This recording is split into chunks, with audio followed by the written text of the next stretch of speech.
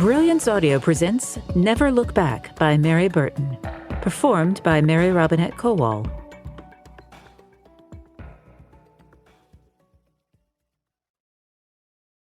Prologue. Nashville, Tennessee. Monday, August 17th, 10:30 p.m. Heat and humidity punched up the bleach's faint scent in the van's dark interior. It made his eyes water, his throat burn, and his palms itch under the latex. Scrubbers and fine brushes cleaned surfaces well enough, but disinfectants seeped into unseen crevices and obliterated pesky droplets of blood. Trace evidence sowed the seeds of a cavalier man's downfall. Perhaps the second dousing of cleaner had been overkill, but his belt and suspenders approach never failed him. He had many faults, but carelessness was not one of them. Better this temporary irritation than a lifetime in a jail cell. He rolled down the driver's side window, knowing next time he would rinse out the vehicle with more water after the bleaching. He turned his face toward the warm, fresh air. He inhaled and closed his eyes, pretending the whoosh of cars on Interstates 24 and 40 was the ocean. Some of his best date nights had been on secluded beaches. He had enjoyed traveling up and down the East Coast because he had decided long ago the women at the beach were the prettiest. Accustomed to warm air and sunshine, they tended toward short skirts and revealing tops and, for the most part, stayed in shape. As much as he loved the ocean, he had sensed it was time to move on to new territory. Maybe it was because he was getting older, but he had felt a pull toward Nashville, his hometown. His parents were long dead. Any friends he'd once had would not recognize him. Repatriation was good for the soul. It reinvigorated the senses, challenged the mind. Nashville, Tennessee, Music City, home of the Country Music Hall of Fame. He had forgotten that it was such an exciting, bustling city filled with beautiful ladies who did not disappoint. What Nashville lacked in beaches, it made up for with out-of-the-way spots. The houses he had found were all located at the end of winding roads on the tops of hills. Their views were amazing. In the 5 weeks he had been back, he had enjoyed 2 date nights with women he had chosen from the streets. Online shopping for a date was efficient, but it also left a digital trail. Old-school cruising left less evidence. Once he'd made his selection, it was off to his hilltop where he and his lady loves had had all the time in the world to get to know each other. Good relationships needed privacy. They could not be rushed. Yes, sir. He had enjoyed 2 very fine dates recently. He should have been satisfied by now. But instead he remained ravenous and craved a 3rd date. He blinked and then rubbed his nose. The smell was fading, which was good. First impressions mattered. The strong scent was due to 2 cleansings in as many days.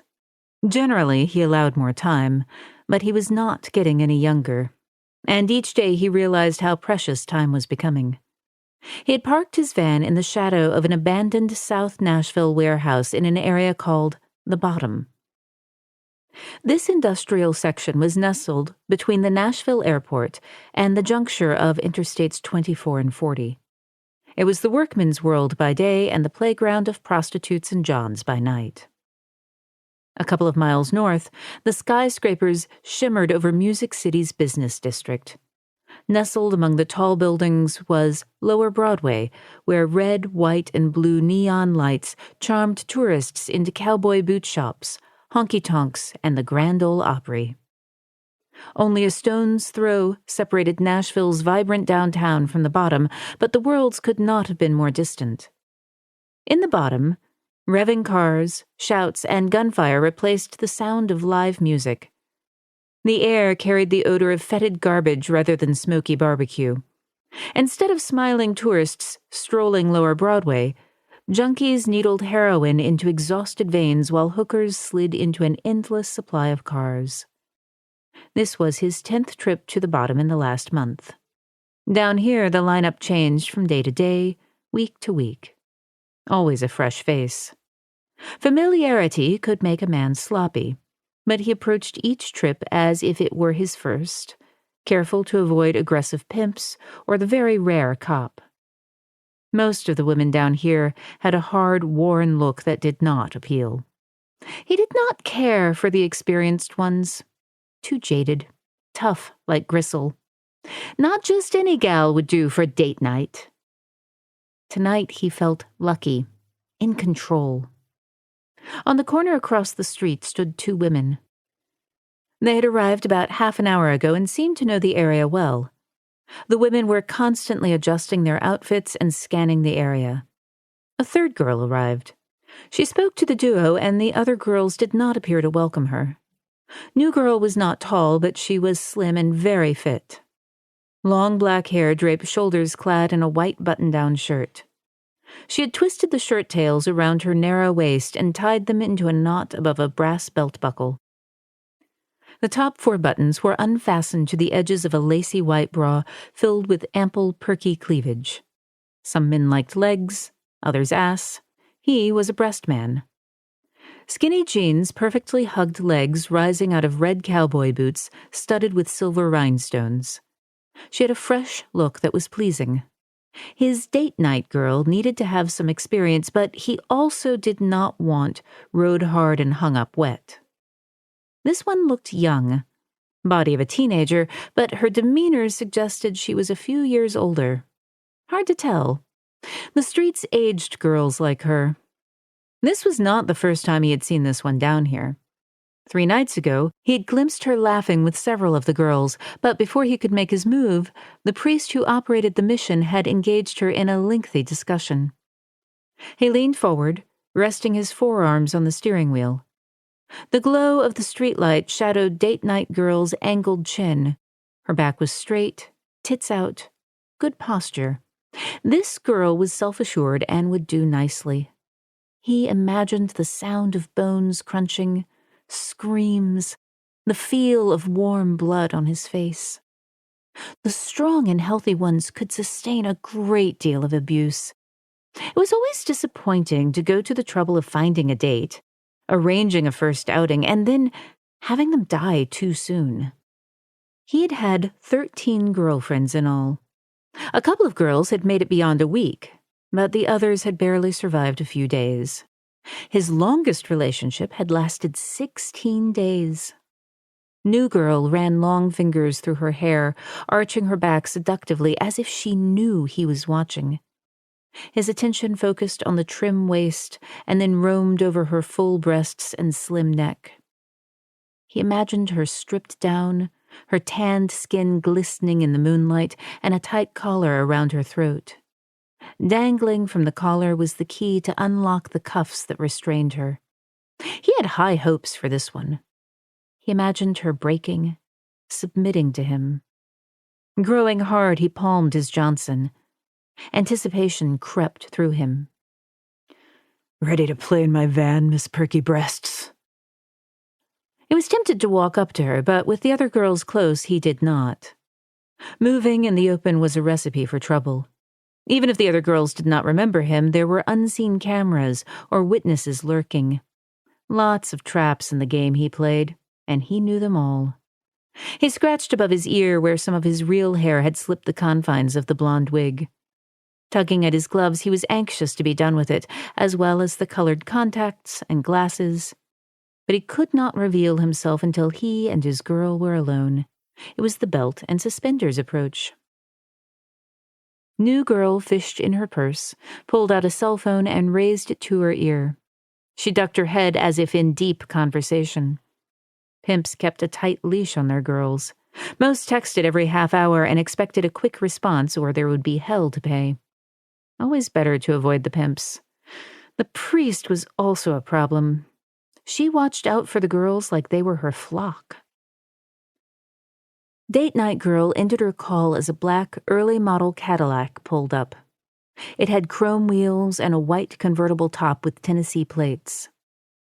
The first 2 girls approached the car and leaned inside to chat with the driver. "Don't you leave me, girl." He whispered the words over and over as anxiety crawled up his back. As date night girl lingered back, The two women laughed at something the driver must have said. The passenger door opened, and the two women slid inside, nestling close to the driver. His date night girl took a step back and watched the vehicle drive off. Ms. Perky Breasts was now alone. Another sign. It was just the two of them. Now or never. He glanced in his rear-view mirror, catching the reflection off the leg restraints bolted to the floor. He checked his driver's side door for the syringe taped to the vinyl. 3 other needles just like it were taped strategically throughout the van. All were loaded with enough ketamine to drop a linebacker. And even if she screamed, the van was soundproof. He had tricked out the vehicle specifically to ensure everything was contained until they reached his place in the woods. He turned the ignition key. The van's engine started. He kept the headlights off as he inched his vehicle out of the shadows toward her. His gaze swept the area one last time, and when certain it was just the two of them, he pulled up beside her.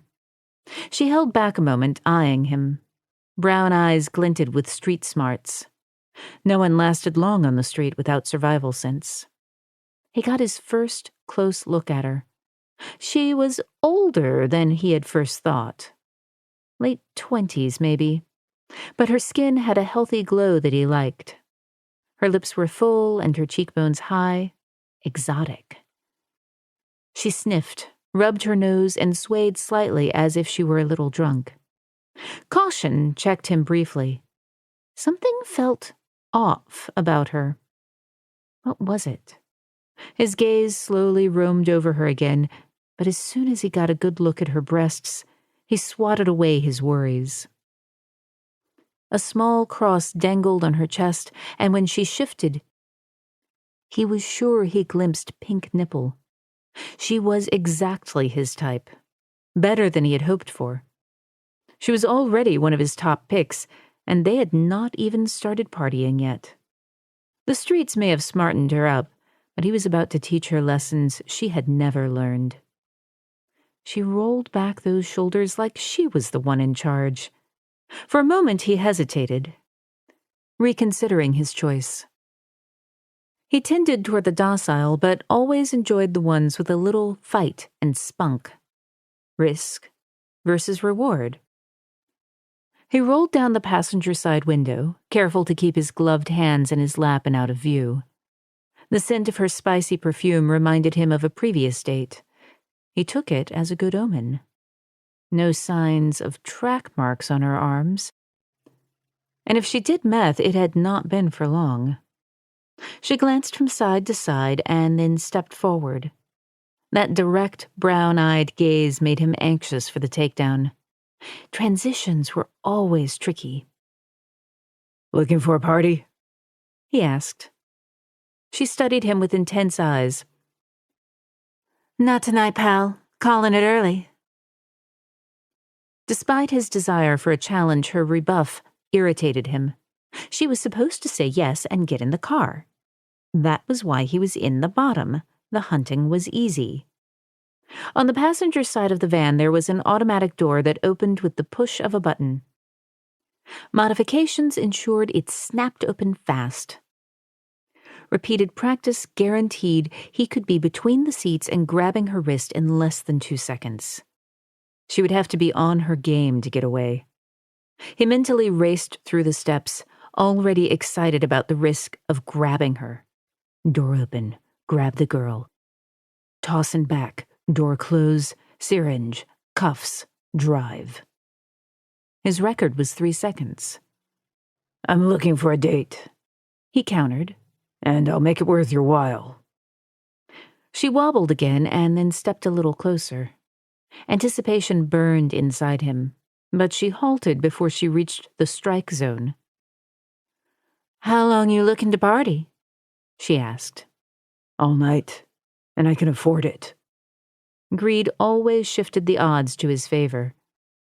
Large round hoop earrings shifted as she regarded him. Her eyes narrowed. She sniffed again.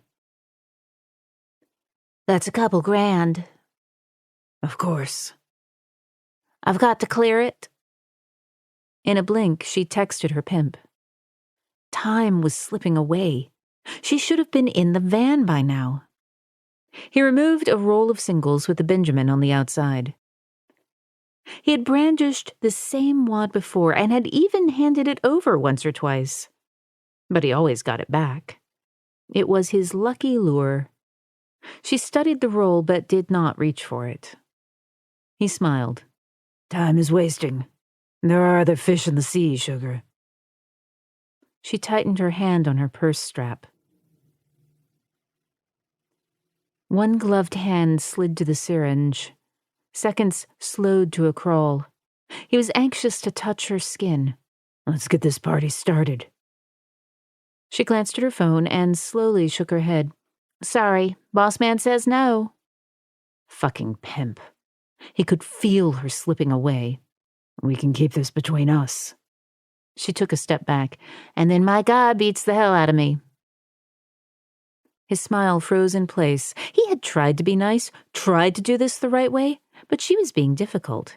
He would show her difficult. He pushed the button, and the automatic door crashed open. His heart pulsed as he ripped the syringe free and bolted between the seats. The needle's tip rose, glittering in the streetlight's glow. He reached for her arm and manacled his fingers around her wrist.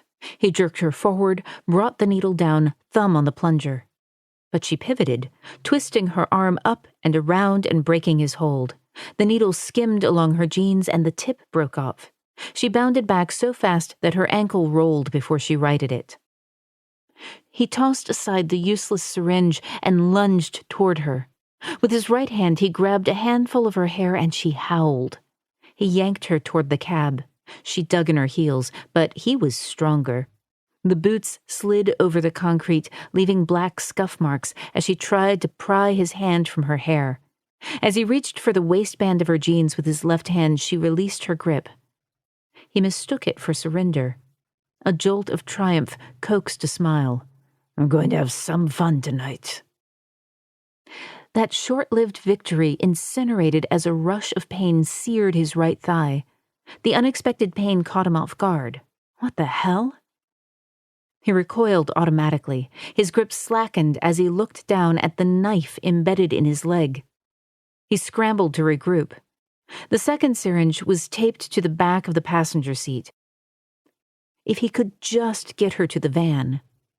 With a grunt, he tightened his hold on her hair, closing the distance to the door.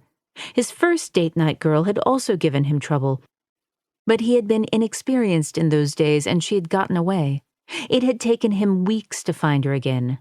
This one would not escape. Screaming, she gripped the blade handle, rotated it, and tore into fresh flesh. His blood was on her hands, her face, and his chest. He dragged her toward the car as rage raced through his veins like liquid lava. Punishment. She needed to learn her place.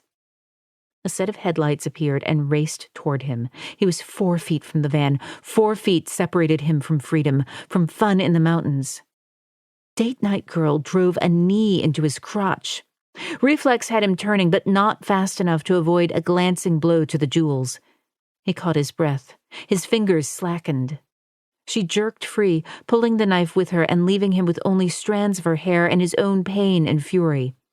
She stumbled back, her eyes locked on him as she gripped the handle. Go after her or get away? The question repeated in his head over and over as the headlights grew brighter. A horn blared. Beep, beep. He growled his frustration. He hated relinquishing control, but knew he had to cut his losses. The hairs on the back of his neck rose, just as they had when dear old Dad's mood had shifted. He had survived at this game long enough to know when to fold. Always another day to fight. He jumped into the van and slid behind the steering wheel.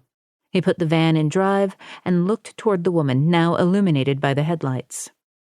Date night girl stumbled backward, teetered in her red-heeled boots so wildly her right ankle bent sideways and would have snapped if she had not corrected quickly. Those perky breasts heaved up and down as she gripped the knife. There was always a tomorrow. Revenge was sweet. He punched the gas and drove. Tires peeled against the asphalt. The automatic door banged closed. A rushed glance in the rear-view mirror caught the girl one last time. She had pulled a gun and stared at the van as if trying to memorize his plates. He rounded the corner as his brain fixated on staying free.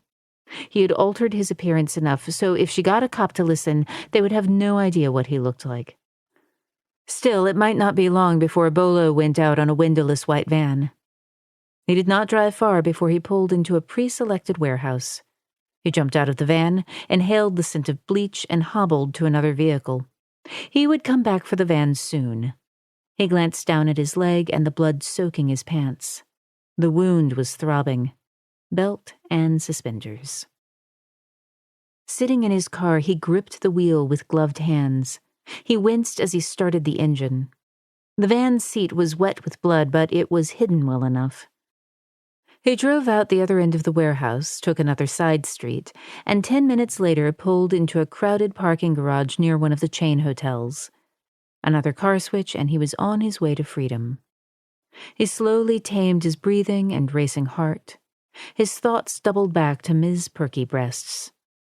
No one got the better of him. He would find her, and she would feel his fury in every bone and nerve in her body. By the time he was finished with her, she would beg him for mercy. Chapter 1. Monday, August 17th, 10:45 p.m. The van's wheels screeched around the corner, and as its headlights faded, Melina tightened her fingers on the SIG's grip. She shifted the weapon's sights away from the now empty road toward the second vehicle. In the pregnant moments filled with blinding light, adrenaline, and pain, she could not determine if the driver of this second car was the cavalry or a friend of Loverboy's. The car's front door opened, and a female driver rose up, hands held high. "It's me, Sarah." Panic sharpened Sarah Beckett's characteristically serene voice as she stepped forward. In her mid-30s, Sarah ran The Mission, a kind of halfway house for prostitutes. The girls on the streets called her the mother of lost souls. Headlights silhouetted Sarah's shapeless blue shirt, worn capris, and god-awful Jesus sandals. Red hair coiled into an unruly topknot already ringed by too many escaped curls. "Are you all right?" Sarah demanded. Melina's hands trembled as she lowered her gun. "Yeah, I'm fine. You saved the day." Sarah reached for her, but Melina pulled back. "You're bleeding. Let me help." "It's his blood, not mine." Her scalp hurt. Her ankle throbbed. She had lost a chunk of hair, and in a day or two her wrist would be bruised, but otherwise no worse for wear. "Where the hell did that van come from?" Sarah asked. "Parked in the shadows. No one saw him. Where are the other girls?" Melina scanned the streets for any sign that he might return. "Back at the Mission. They're fine." "Good." "You shouldn't have been here alone." "I called you, didn't I? I figured a minute or two out here would be fine." "It wasn't fine." Sarah raised a trembling hand to Melina's hair. "What did he want?" "To kill me." Sarah fisted long fingers more accustomed to cupping a chalice or playing the piano at Sunday service than throwing a punch. "This was a stupid idea." Melina tamped down the adrenaline swelling in her throat. "Dangerous, maybe. Not stupid." "Jesus, Mary and Joseph, you're covered in blood." Blood coated her skin and her clothes. She hoped the guy did not have HIV or hepatitis. "I need to call the cops." "My assistant already did," Sarah replied. "Sam knows about this?"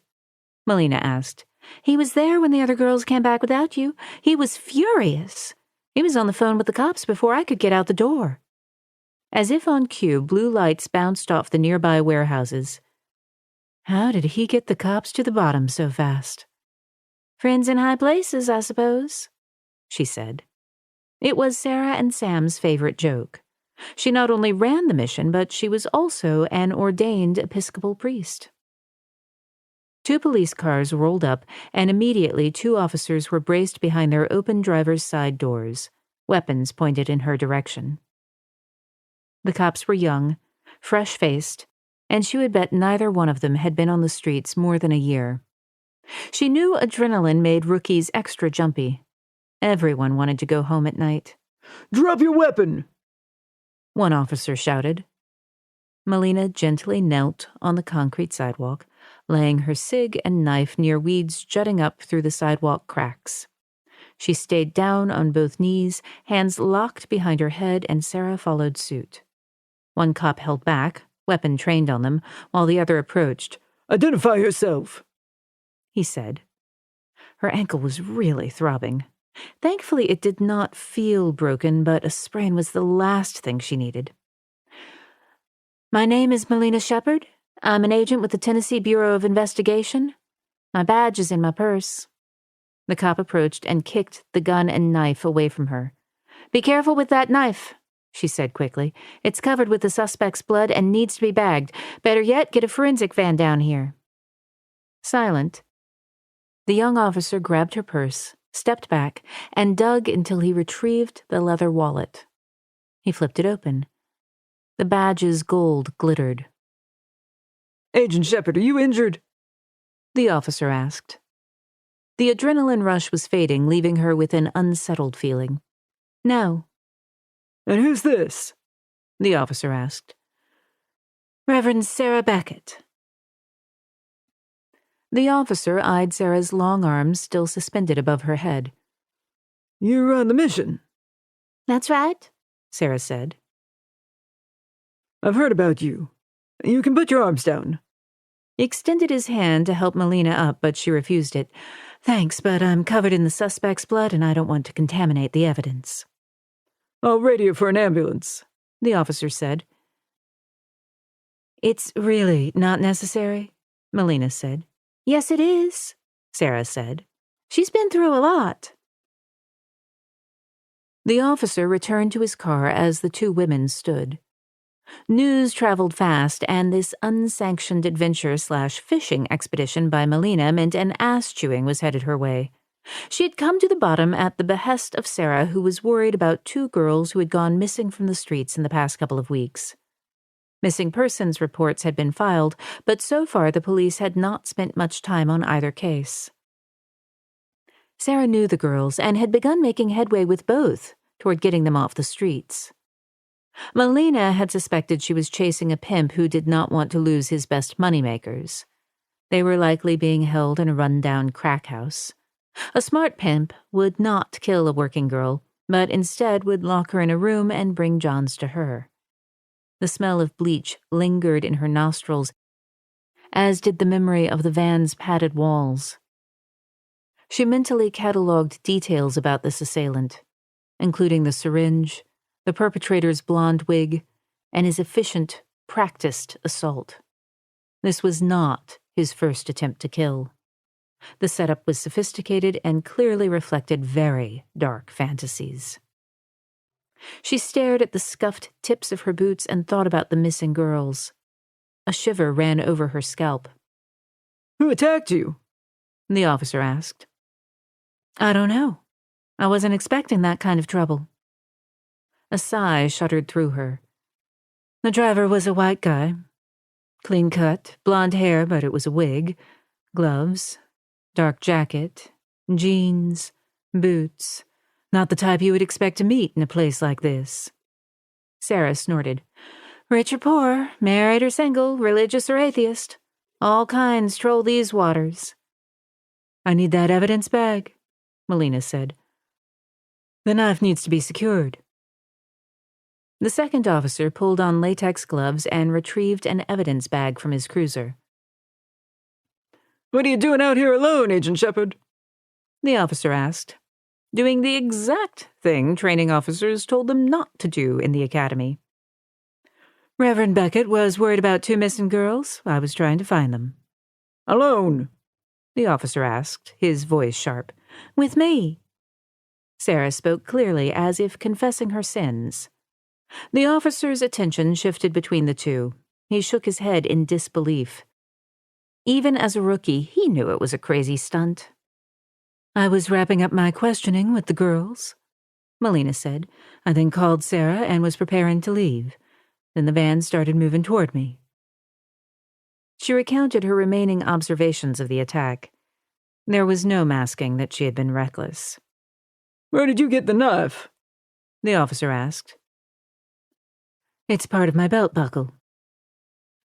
She rubbed her hand over the red scratch marks now marring her olive skin.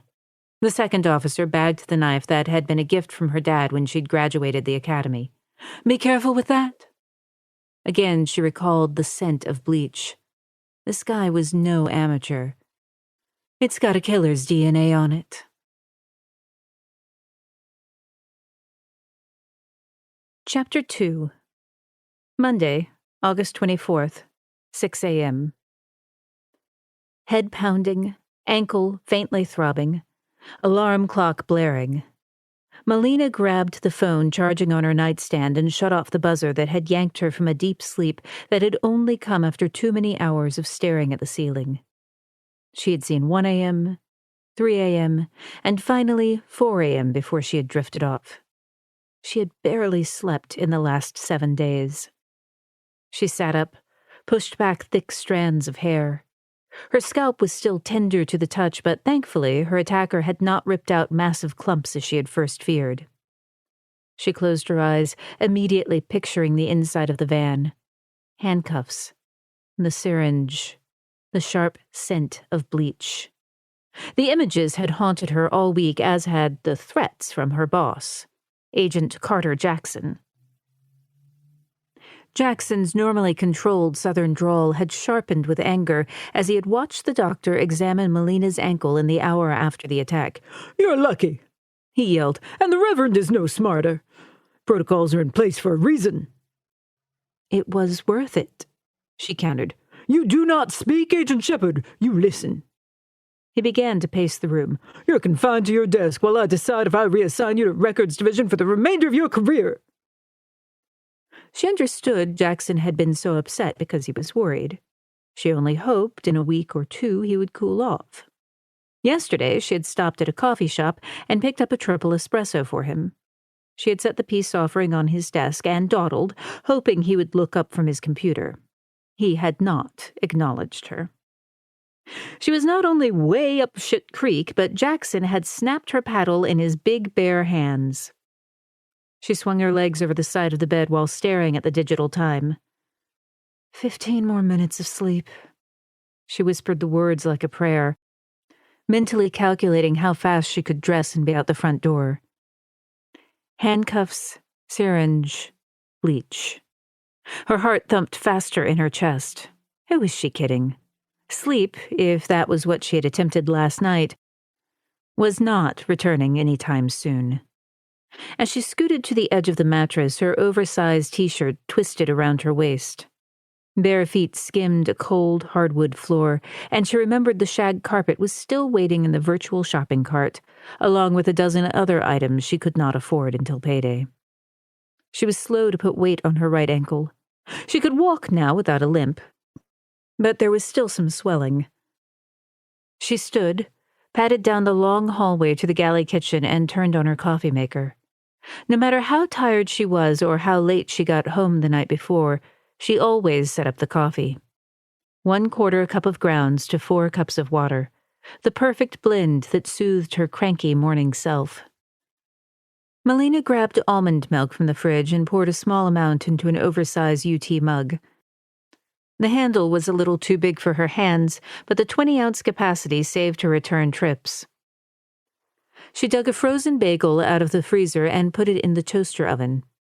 10 minutes at 350 degrees promised what would taste like an almost freshly baked bagel. A scratching sound at her back door had her turning to see a cat peering under the edge of her blinds. She retrieved a can of tuna fish from the cupboard and tried not to get the contents on her hands as she placed it onto a clean plate. She unlocked the patio door, secured with 3 locks her father had installed. She tiptoed barefoot toward the patio table where the small calico cat patiently waited for her daily meal. It's the good stuff, Wild Kitty, Melina said. I promise no more generic brands of tuna. She had learned that lesson when the cat had taken one sniff and pushed the plate off the table. Snob. The cat now took a nibble as if testing. Satisfied, she began to eat, growling as she bit into large chunks of tuna. How did the saying go? Dogs have masters and cats have staff. She carefully ran her hand down the cat's back once or twice, knowing any more displays of affection would not be appreciated. Eat up, kid. See you tomorrow. The cat did not even look up. Melina retrieved yesterday's dish and went back inside and set the plate in the dishwasher. She filled her mug to the brim with coffee and headed toward the shower. She switched on the tap and, as it heated, sat on the side of her bed and read emails on her phone. Agent Jackson had sent her a text last night, demanding an early morning meeting. Shit. This was day 7 since her encounter, and she had no idea what Jackson had planned for her next. She pressed the hot mug to the side of her head.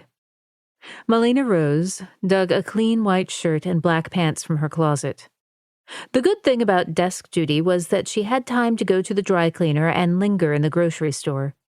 It was nice to have a stocked kitchen and a dresser full of clean clothes. The extra workouts had been a bonus, too. If her schedule got any more consistent, she was going to go insane. She shrugged off the t-shirt and stepped into the shower. Carefully, she dunked her head under the spray while avoiding the sensitive spots. Stupid stunt. Juvenile. Dangerous. Agent Jackson's words rattled in her head until she finally tuned out the sound of his voice. She had screwed up. Time to move on. He would get over it.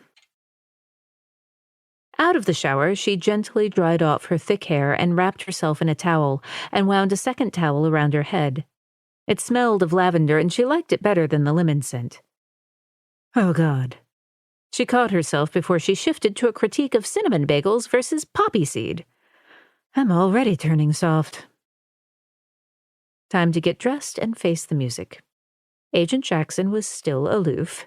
When he passed her office, he sometimes stopped and shook his head, but he did not bother to engage.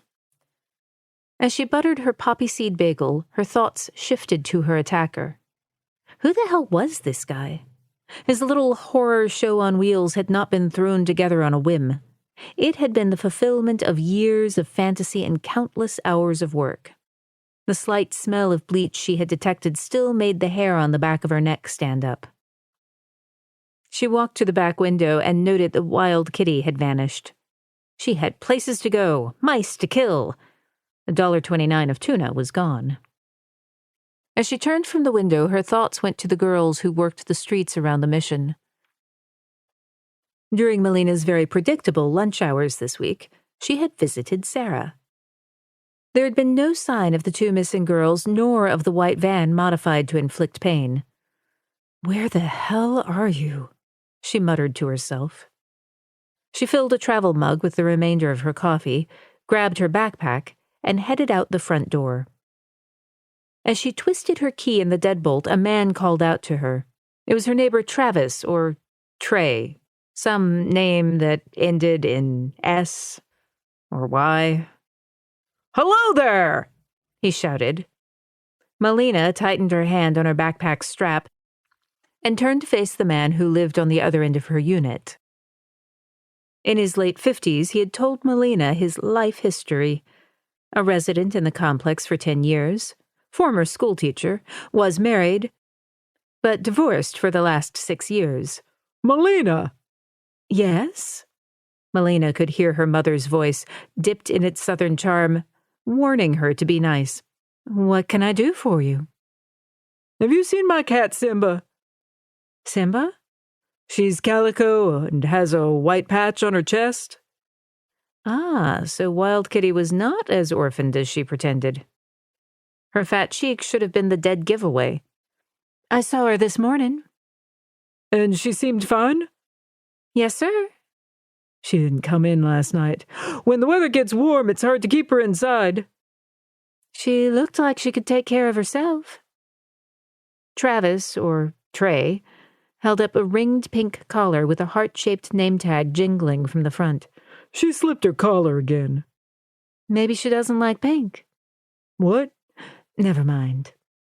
She's a little too independent for her own good, he said. I'm afraid a wild animal is going to hurt her. If you see her, bring her home to me. I have a bag of dried kibbles for her. I'll let her know. When Melina reached her car, she noticed a trio of cigarette butts. They were behind her car, and she imagined someone leaning against her bumper, staring toward her unit. There was a faint hint of pink lipstick on each filtered edge. The guy next door dated a lot of women. Maybe one had been out here waiting for him to return from his bartending shift. She leaned against her trunk, staring toward the line of townhouses. It took time to smoke 3 cigarettes. 15 or 20 minutes if rushing, longer if killing time. So, who's being watched? Frowning, she slid behind the wheel of her car. The engine fired and she backed out of the spot and headed toward the office. At least the white van driver had not been wearing pink lipstick. 15 minutes later, Melina arrived at the Tennessee Bureau of Investigation's offices on R.S. Gas Boulevard. The road into the complex wound over a lush, rolling landscape past modern buildings that contained TBI's Nashville offices. The Tennessee Bureau of Investigation was the state's primary criminal investigative agency. Agents investigated crimes related to drugs, corruption, organized crime, terrorism, and fraud. Down the road was another building that housed the state medical examiner's office. Juxtaposing the modern buildings was a third building. The Freemasons had built the colonial revival stone structure circa 1915 to house their widows, orphans, and elderly. Later incarnations included a tuberculosis home and a foster home for boys. She parked, showed her badge at the front desk, and made her way to her office. She dumped her backpack in her chair and glanced at her clean desk. She missed the chaos of reports and files piled up and around her desk, as well as the dust on shelves filled with well-worn technical manuals and the odd certificate of merit. This organization stuff had to stop. A sharp knock on her door had her looking up. Her boss, Carter Jackson, filled the doorframe. A full, dark mustache matched thick hair threaded with silver at the temples. He was wearing his customary charcoal gray suit, light blue shirt, and red tie, but he never looked fully comfortable in it. She imagined when he got home at night the tie was the first to go. He was nearly 40 and divorced and had made a name for himself a decade ago when he had broken up a nasty human trafficking and drug ring. For his efforts, he had been awarded a promotion, which came with a desk job. He never made a comment about leaving the streets, but she knew he missed the work. Shepard, you were born with the lucky horseshoe up your ass. Jackson's gruff comment was a welcome change from the stony silence. Only one? That knife you stuck in your attacker delivered a nice DNA sample. I had the DNA tested fast-tracked. She had detailed all her recollections of the van's interior.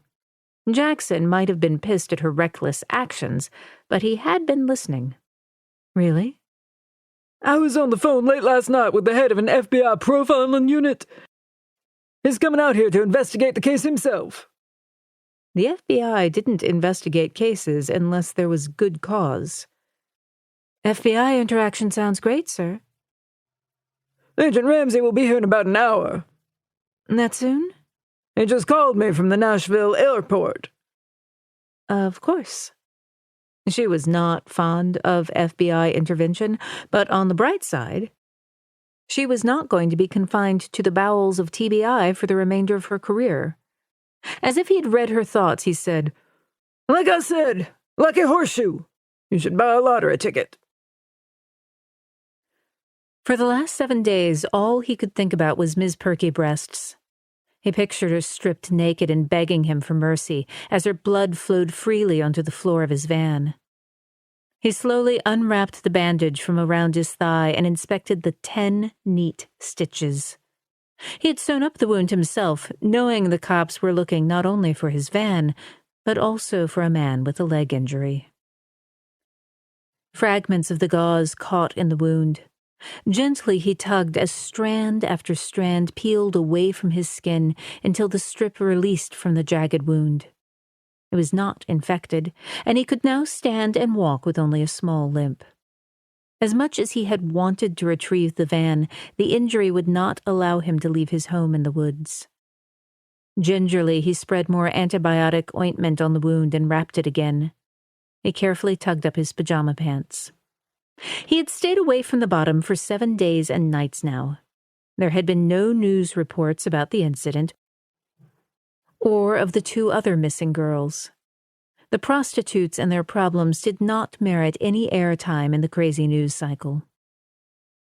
His luck was also holding in regard to the van. According to the transponder he had affixed under the front axle, it remained in the warehouse. Coffee in hand, he stepped out onto the porch of his cabin and stared out over the woods that ringed the edge of his property. He loved the woods, and staring at them never failed to calm him. He took a sip and settled back into a rocker, and then glanced toward the empty one beside him. Ms. Perky Breasts should be sitting there with him. He had cooled off a lot in the last week, and he no longer dreamed of peeling her skin from her body.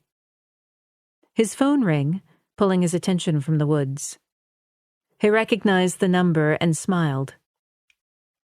Hey, sweetie. Hey to you, Grandpa. How are you doing? I'm doing just great. He rose and walked to the railing. You packed and ready for boarding school? Yeah, can't wait. Mom is driving me crazy. Give your old mom a break. It's hard seeing someone you love leave. I'm grown up. What's the surprise? He chuckled. There's a lot you need to learn about the world, Sue. I guess. How are you feeling? Are you taking your medicine? He had been diagnosed with cancer months ago. The pending surgery promised to leave him neutered and possibly incontinent. He would no longer be the master of his life. He was not going down that path. Like clockwork. When do you go into the hospital? Never. Soon. Are you coming to Parents' Weekend? I wouldn't miss it for the world. Great. I've got to go, but I just wanted to call and let you know I'm thinking about you. Love you, kid. Me too, Grandpa. They ended the call and he refocused on the woods. He had loved a lot of women in his life, and he was sad to see them all leave.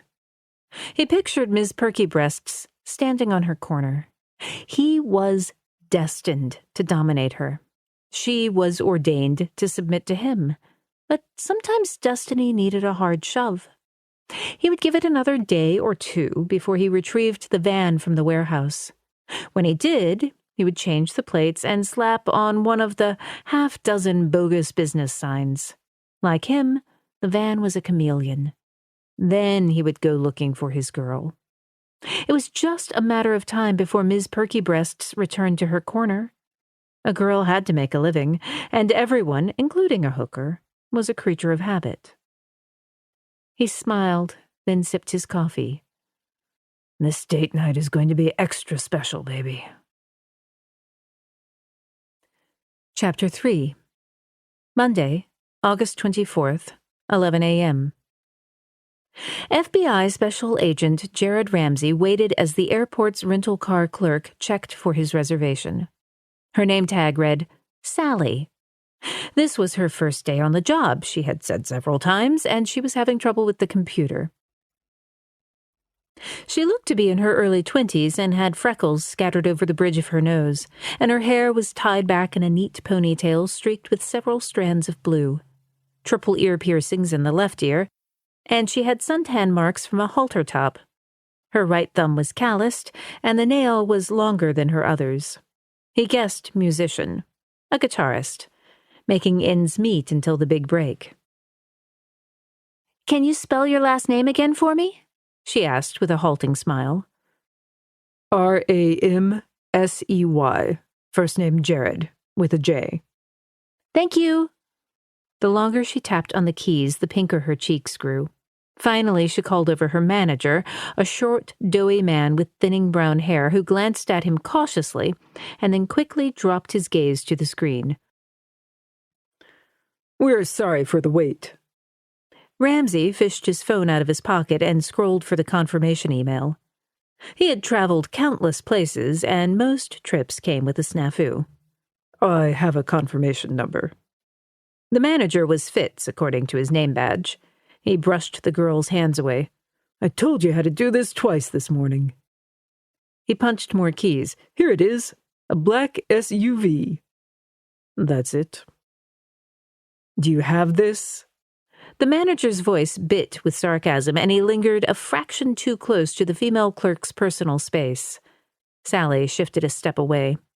The manager was likely in his late 40s, and Ramsey guessed he had spent his career processing thousands of car rental orders.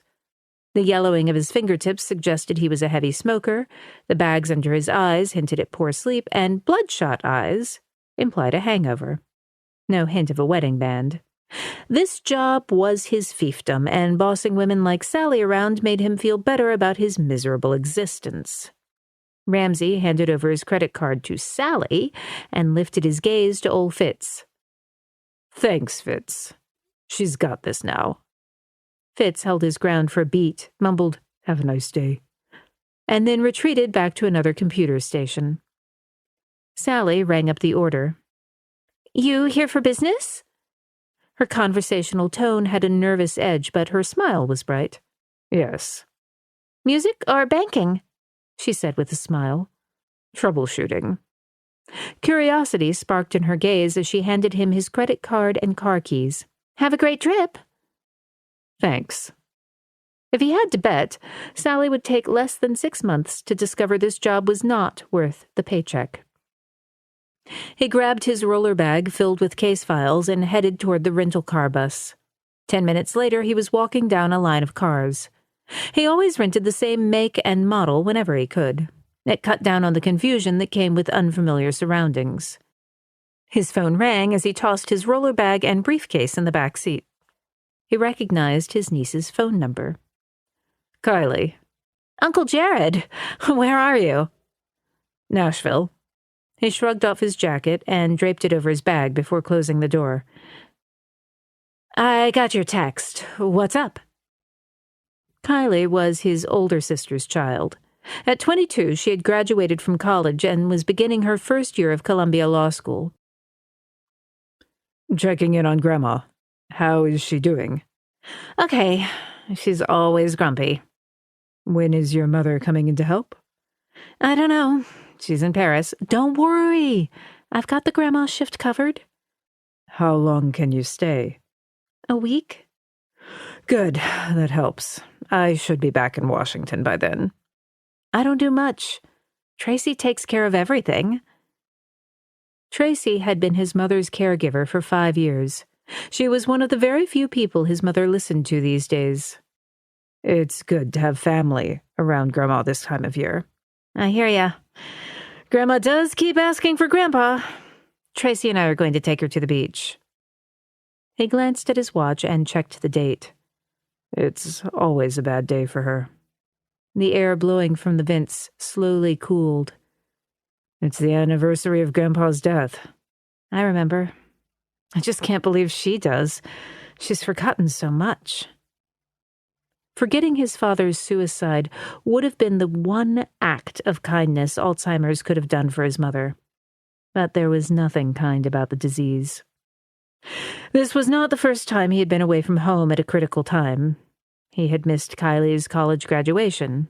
That had caused a blow-up with his sister and renewed her complaints about his job. Can I talk to Grandma? Let me check. Silence and then muffled conversations between Kylie and his mother. She doesn't want to talk to you or anyone. 6 years ago, he had walked into the family home and greeted his mother, and she had started screaming. She'd called the cops. That was when he'd realized she was really sick. Her memory had flickered on and off until finally it had not returned. He had been one of the first people she had forgotten. I'll be home in a few days. Can you hold down the fort? You know I can, she said. Thanks, kid. Back at you, old man. Touché. She was laughing when she hung up. He locked away thoughts of home and shifted to the task at hand. It was never a good day for anyone when Ramsey or one of his crew left their Quantico headquarters and visited their jurisdiction. He chased the worst of the worst serial killers.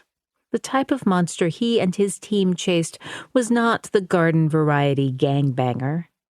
Their prey included predators who ate their victims' flesh, sold children for sex or murder, and dismembered and mutilated bodies of the living and the dead. No one wanted to believe the creatures Ramsey hunted were real.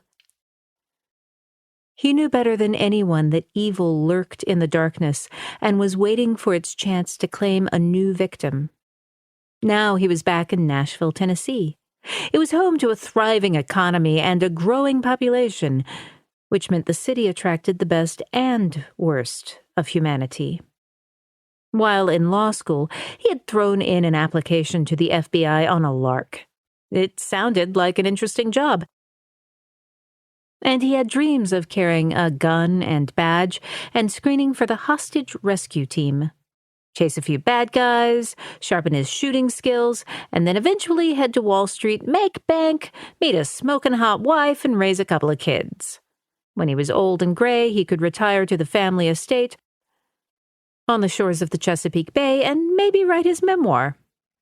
Then fate stepped in and punched Ramsey right in the mouth. Ramsey's old man, who had been a gentle soul more interested in his birds than the boardroom, had trusted the wrong man. Stuart Klein, a talented lawyer and accountant, had lured his old man into a quagmire of investments that toppled a fortune that had taken 3 generations to build. Ramsey's father, unable to face his son and his board of directors, shot himself in the head 2 weeks after Ramsey graduated law school. Klein earned only 17 months of jail time in a minimum security prison with cable television and conjugal visits. Newly minted law degree in hand and more pissed off than Ramsey could put into words, he joined the Bureau's white-collar crime division. He knew numbers, understood the legal system, and had grown up in the rarefied world of old money. He had a natural talent for reading people, dissecting their moves and hearing the meaning behind their words. Ramsey's success in white-collar crime had caught the attention of his supervisors, and he had been transferred to the criminal division. He recognized the transfer for what it was. He was a chess piece in a game bigger than white-collar crime. The best press followed the sexier hunt for serial killers, and he had the chops for the work. The killers he and his hand-picked team chased were soulless, narcissistic sociopaths who did unforgivable things to a human body. Ramsey drove across town and wound his way toward the TBI offices. He found a spot close to the entrance. He shrugged on his coat, brushed the sleeves smooth, and checked his tie in the reflection of the vehicle's glass. He grabbed his briefcase before entering the building. He showed his credentials to the TBI officers stationed at reception. I'm here for Agent Melina Shepard and her supervisor, Agent Carter Jackson. The officer called up to the investigative offices and informed him Shepard would be right down. A few minutes later, elevator doors dinged open, and a trim woman stepped off. She wore black fitted pants and a white shirt, and her dark hair was pulled back in a tight ponytail that brushed her shoulders.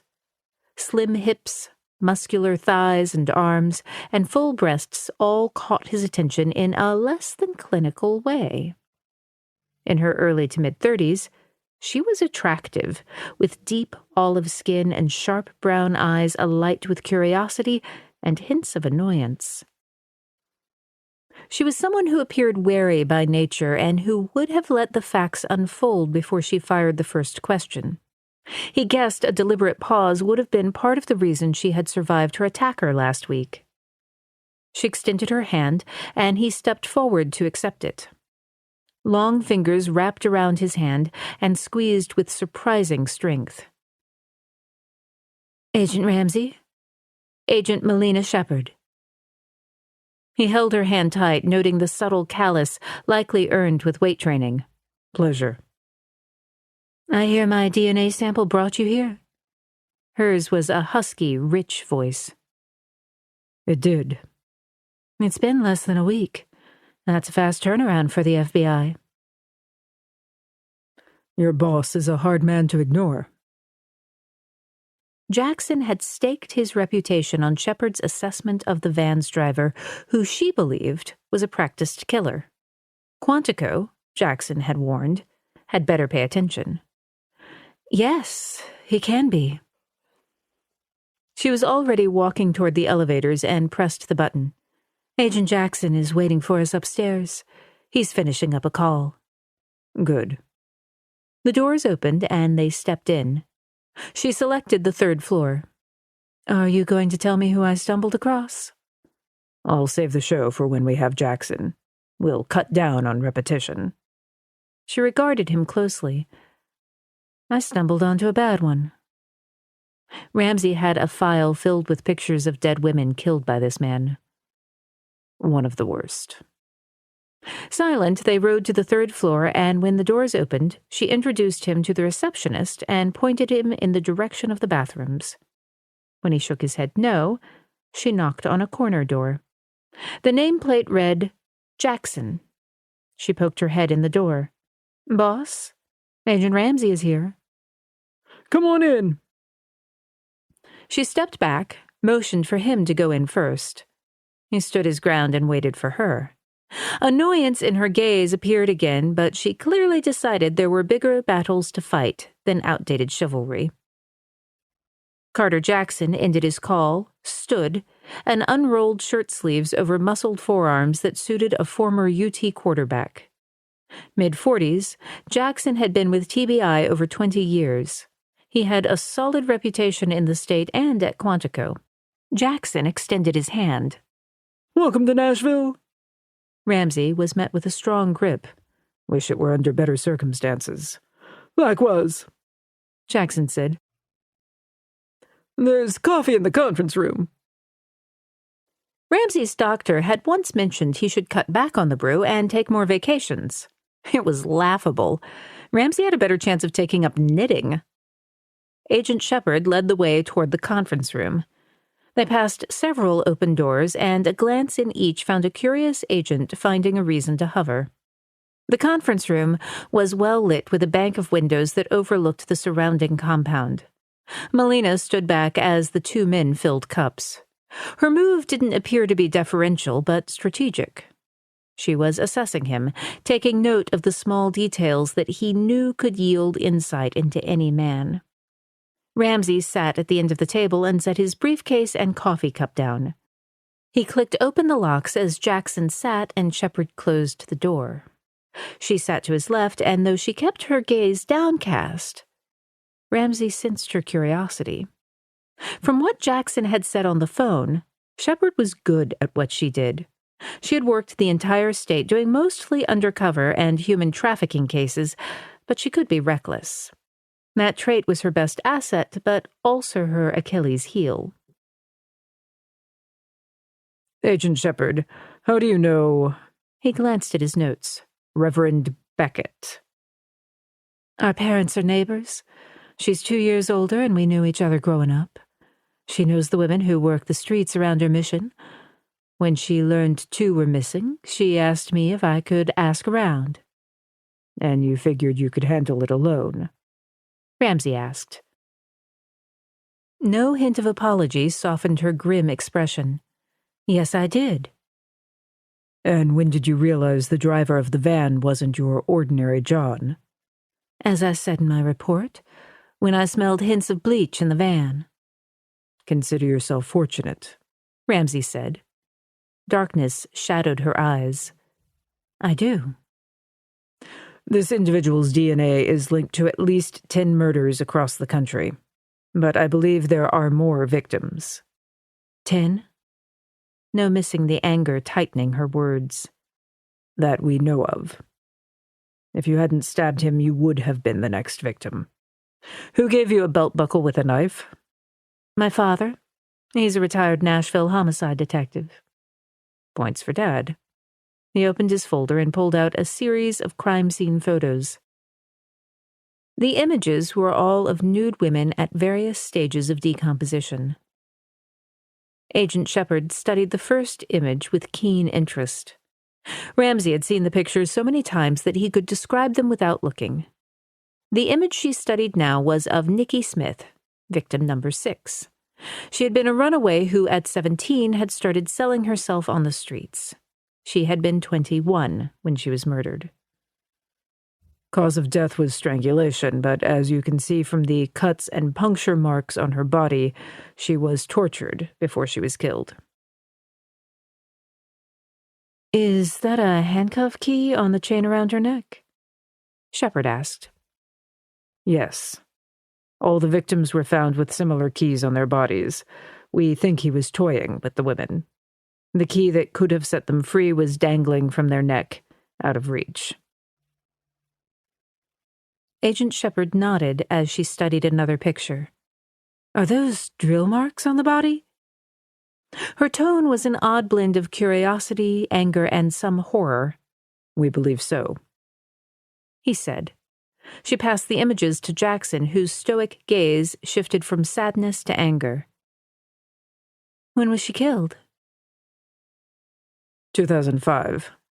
Her body was found on the side of a rural road in Maryland. However, she worked the streets in Baltimore. She'd been missing for a week. The next victim was found 2 years later in South Carolina. Again, young woman, tortured and strangled. Does he have a type? Shepard asked.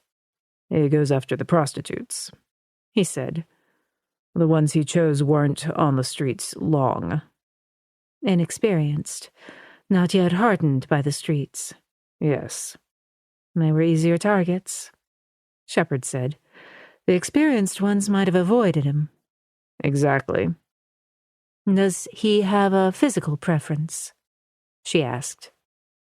He searched in his file for a one-page compilation of a series of photos that was of all the victims' faces taken within 1 to 2 years before their deaths. Some were high school yearbook pictures, others were DMV, and a few were grainy snapshots. Agent Shepard's gaze moved from face to face, methodically scanning the images. Dark hair, olive skin, brown eyes. You fit his profile perfectly, Ramsey said. He didn't choose me at random? No. Lucky me. If it hadn't been you, it would have been someone else. The 2 missing girls that Sarah Beckett has been searching for look like these women, Jackson commented. Do you think the van driver is connected to the 2 missing women? Ramsey asked. Since I'm not a fan of coincidence, I'd say yes, Jackson said.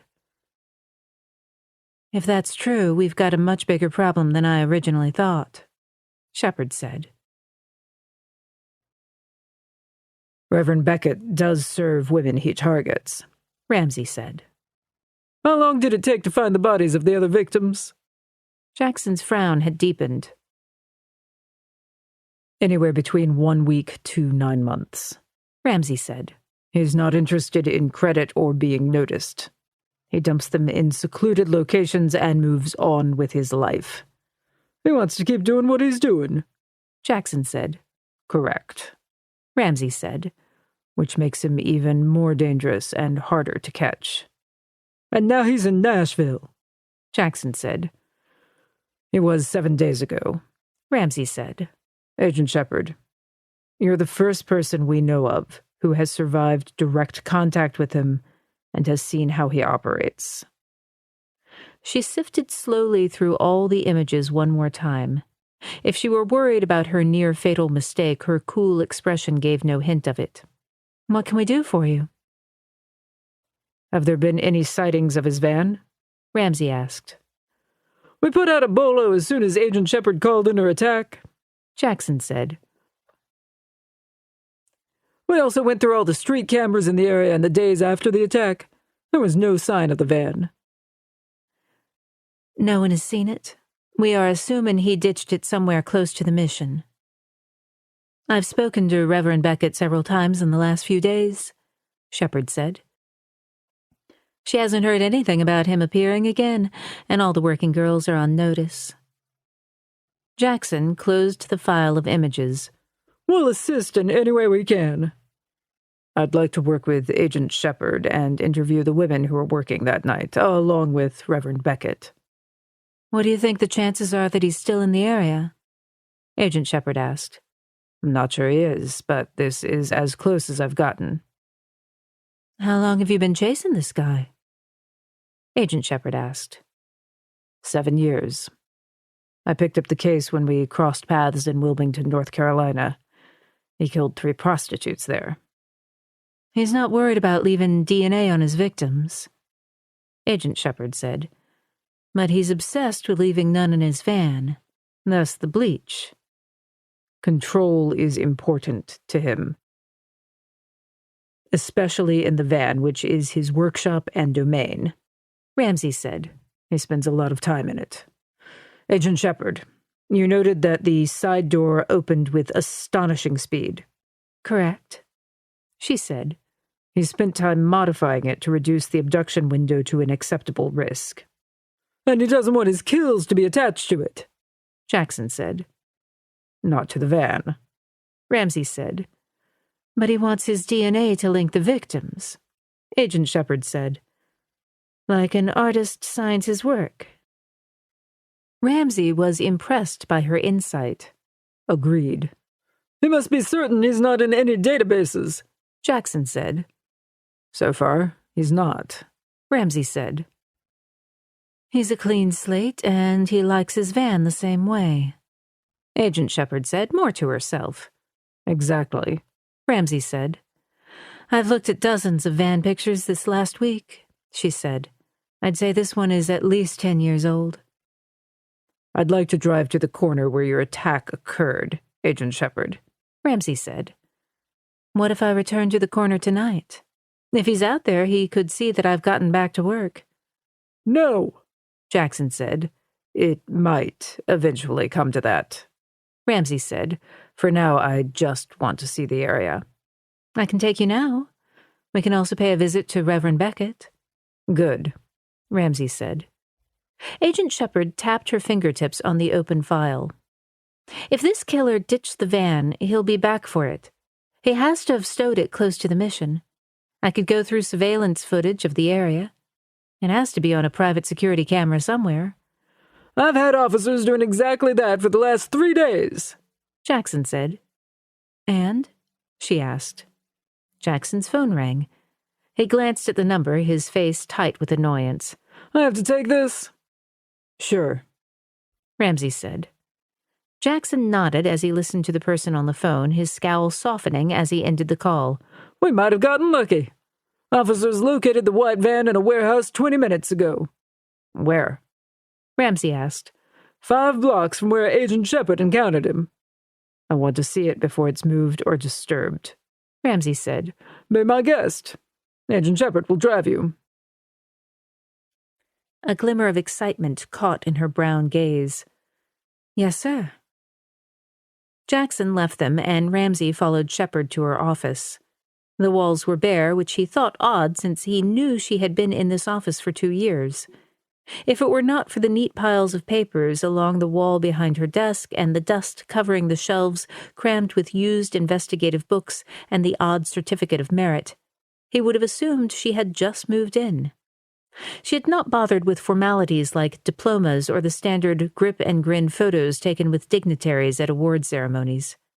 He had read her jacket and knew she had been awarded 2 accommodations which were nowhere in sight. He was not sure yet if she saw them as an unnecessary bother or if she was making a statement. He guessed the latter. Why were you out there alone?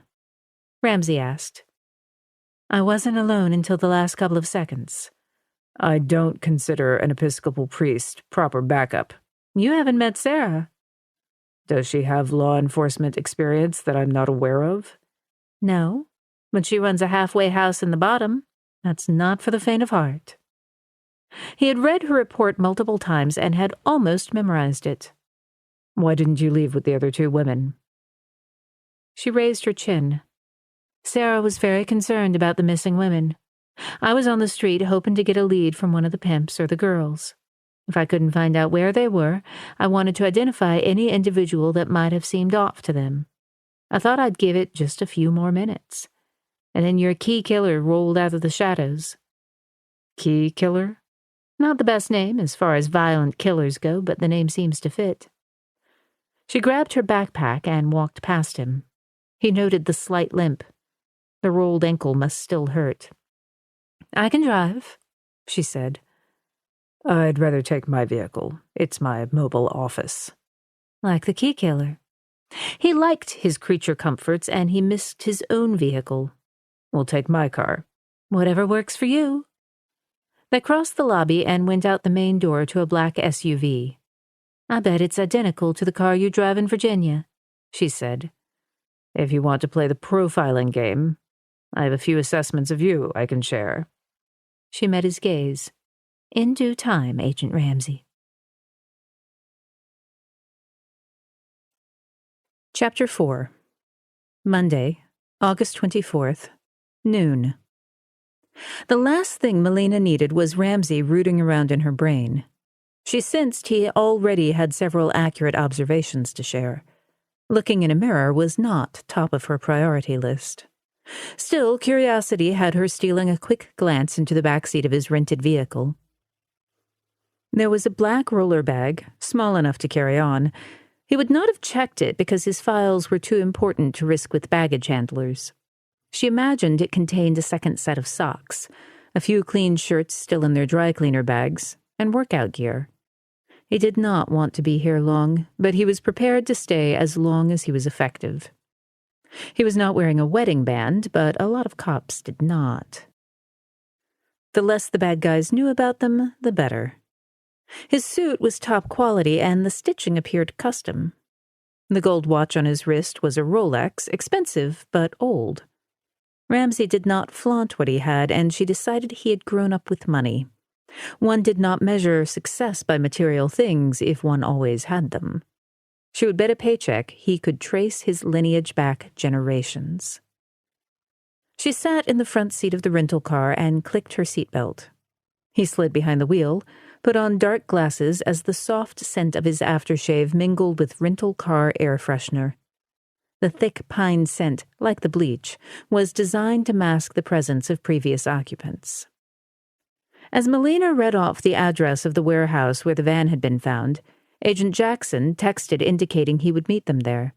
She acknowledged his message before punching the street number and name into the GPS. This was the part where she was probably supposed to make small talk. Nope. She was going to let him go first. How long have you been with TBI? Ramsey asked. His tone was smooth, but the words were as practiced as a concert violinist's notes. She imagined the honed script that came with an FBI badge. He was close to 40, which suggested he had worked with countless local law enforcement officers just like her. 7 years, she said. Most of it was in the Knoxville office. Where are you from? She had one foot in the doghouse with Jackson and the other ready to race into this investigation. She reminded herself that her goals did not involve staring at the 4 blank walls of her office. Nashville? My parents still live here. As I mentioned, Dad's former law enforcement and Mom's a retired schoolteacher. I have an undergraduate and master's in psychology. I thought I wanted to be a social worker, but found I didn't have the temperament to hold hands and talk about feelings. Nice to be back home. He almost sounded sincere. It is, she said honestly. Mom makes enough food at Sunday dinner to fuel me for a week. When he did not comment, she asked, What's your story? Your accent has a very slight southern drawl. A small smile tugged at the edge of his lips. I thought I'd lost it. Nashville has a way of re-energizing the faintest Southern accents. He nodded as if making a mental note. I'm from Virginia. Grew up near Alexandria. Lots of tourist stuff. A lot of traffic even then. It's worse. They wound their way around the Beltway and soon found themselves headed toward the industrial South Side. He moved down a series of side streets until they rounded a corner and came upon the collection of police cars. "Are you sure no one else survived the key killer?" she asked. "Guys like him don't come out of the womb knowing all the tricks of the serial killer trade." Killers evolved. Initial crimes were generally petty, peeping toms, small fires. However, over time they honed their skills, graduating to animal cruelty, rape, and murder. Like everyone else, killers practiced and learned by trial and error. Modifications to the key killer's van had likely been ongoing as the killer learned, adapted, and evolved. "If we can identify him," Ramsey said, "we'll most likely find someone who got away." Catch-22. The woman could lead to this killer, but we can't find her until we find him. I had an agent search the crime reports in Georgia, South Carolina, Maryland, and North Carolina.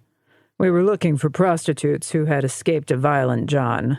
There were many, but none mentioned a van. You said 10 victims? So far I count 5. Where were the other women killed? 3 in Atlanta between 1999 and 2004, and 2 in Savannah, Georgia, in 2002. That's a rather defined area, she said. Serial killers often have geographical preferences. Even truckers, pilots, and salesmen have territories or routes. Yellow crime scene tape now roped off a generous area around the open bay of a gray warehouse dotted with signs reading, "For sale." Ramsey parked behind a marked car and the two got out, meeting in front of his vehicle before walking toward the uniformed officer controlling access. Each showed their badge. The officer noted both of their names in a log that tracked everyone coming and going beyond the tape that Ramsey now held up for her to duck under. The warehouse was dimly lit, but she could see the outline of the windowless van shadowed in the far north corner. It looked just as it had when it had emerged from the shadows toward her. Her nerves tightened as she imagined what would have happened if she had not broken free. Melina handed Ramsey a fresh set of latex gloves, and then she slid on a pair as Jackson walked up. She offered him a set, and he did the same. Their footsteps fell in time, echoing up toward the rafters of the large room.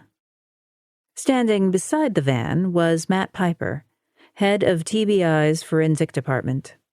He was a tall, lean guy in his early 30s. He wore khakis and a blue button-down with the department's emblem over the right breast pocket. He wore his hair short and neatly combed, and his shirts and pants creases were sharp. The laces of his shoes double-knotted, and his nails neatly trimmed. "Agent Ramsey, this is Matt Piper, head of the forensic team," Jackson said. Ramsey extended his hand. "Good to meet you."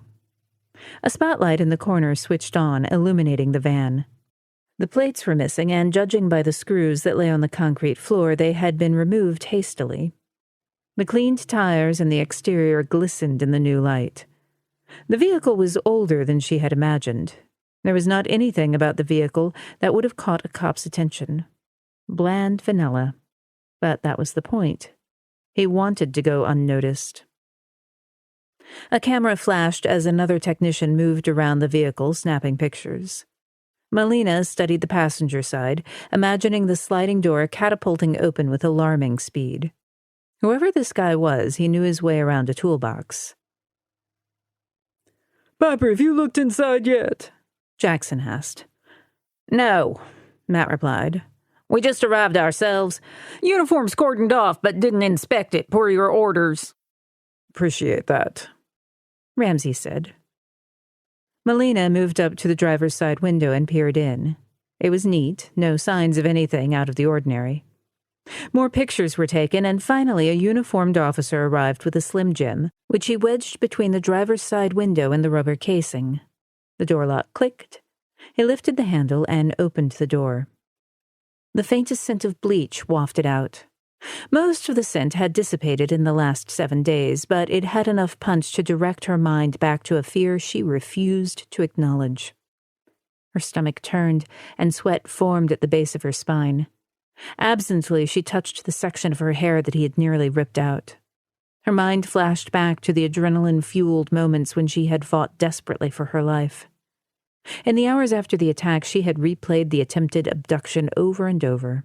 She prided herself on being alert, but that night she had let her guard slip. Ramsey pressed the van's power door button. The door snapped open with an uncommon speed, making Melina flinch slightly enough to bring her back to the moment. "He was out the door in a matter of seconds," she said clearly. 10 confirmed kills, Ramsey said. "It takes practice." "Yes, every move was choreographed," she said. Another light in the warehouse switched on, and this time she had her first fully illuminated look at the cargo bay. "You did retrieve the syringe from last week's crime scene, correct?" Ramsey asked. "Yes," Melina said. "The contents are being analyzed," Jackson said. "We should know in a day or two."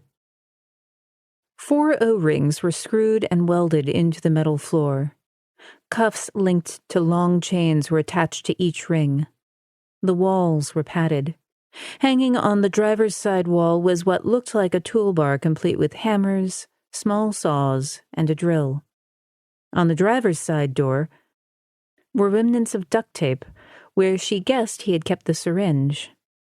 It was a do-it-yourself torture van, and she had been less than 4 feet away from being trapped inside here. Melina smoothed her hands over her pant legs. Her father had always told her a good cop kept their emotions in check no matter how bad it got on the streets. "Don't ever let them see you squirm. Do whatever you need to do to hold it together, and later, in private, you can deal with it." When she had asked him how he dealt, he had laughed and pointed to his garage, filled with woodshop equipment and lopsided handmade furniture her mother refused to let him bring in the house. "We know this killer has been active for at least 20 years, Ramsey said. "And over that time he's moved between at least 5 jurisdictions. The only jurisdiction to give him a nickname was Atlanta. There he was the Riverside Ripper, because the bodies had been found near rivers or bodies of water. All collected evidence and did their investigations, but no one came close to catching him."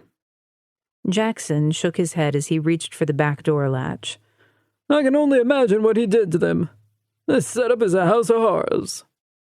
Melina glanced up and caught Ramsey's reflection in the rearview mirror. Tension etched his features. She held his gaze a beat and then looked away, hoping her complexion was not too ashen. "I saw the sketch you created with the forensic artist," Ramsey said. "It's not very detailed," she said.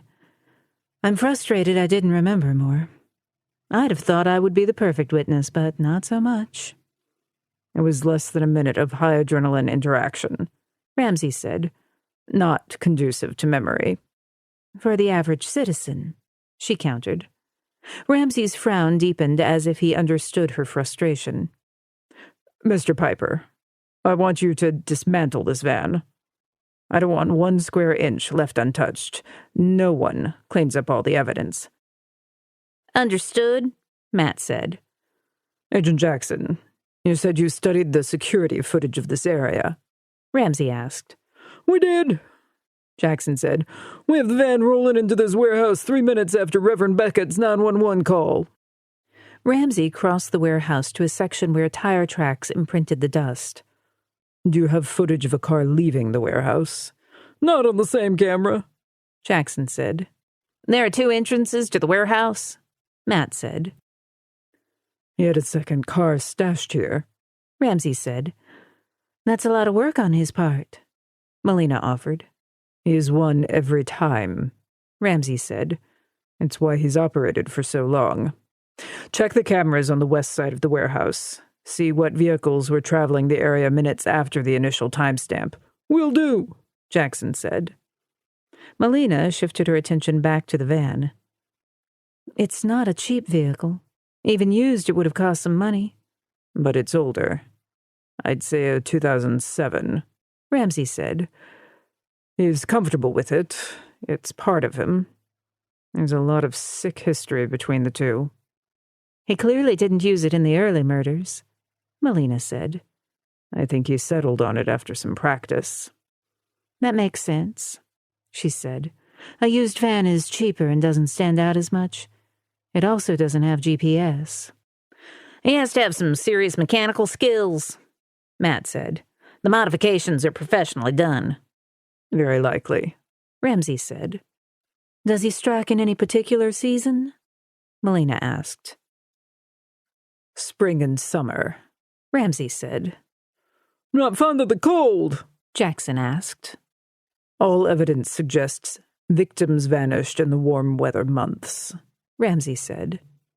She stepped back from the van, feeling a familiar tension ripple through her as she walked around to the driver's seat. You said he's not in CODIS. Have you uploaded his DNA to an open-source site and traced him through a possible relative? When we matched the DNA on your knife, that idea came up for discussion, he said. Tracing criminals via DNA and family lineage was a new technique and still required a judge's approval before a law enforcement agency could traipse through family trees. Ancestry is a hot topic these days, Melina said. As an adoptee, she had always had an interest in ancestry sites. However, she rarely discussed this with anyone because she was never comfortable sharing anything more personal than her favorite football team, barbecue joint, and country music band. The real personal stuff stayed locked away. It's worth a try, Ramsey said. I have an agent at Quantico who's used this technique on another case. The ideal match in an ancestry search was a sibling, half-sibling, first cousin, or parent. That was the DNA equivalent of hitting gold. The further back the matches went, the more family trees branched and would have to be built out. But it was a start. Melina had had her DNA analyzed about a year ago, but could not force herself to look at the results. As far as we know, this guy has not struck for almost 5 years, Ramsey said. We thought he might have died or just gotten too old. Now we know he's still active and in your backyard. And thanks to you, we might just catch this guy. Tell that to my boss, Melina said. A faint smile tipped the edges of his lips. I'd like to meet Reverend Sarah Beckett. The mission is right around the corner.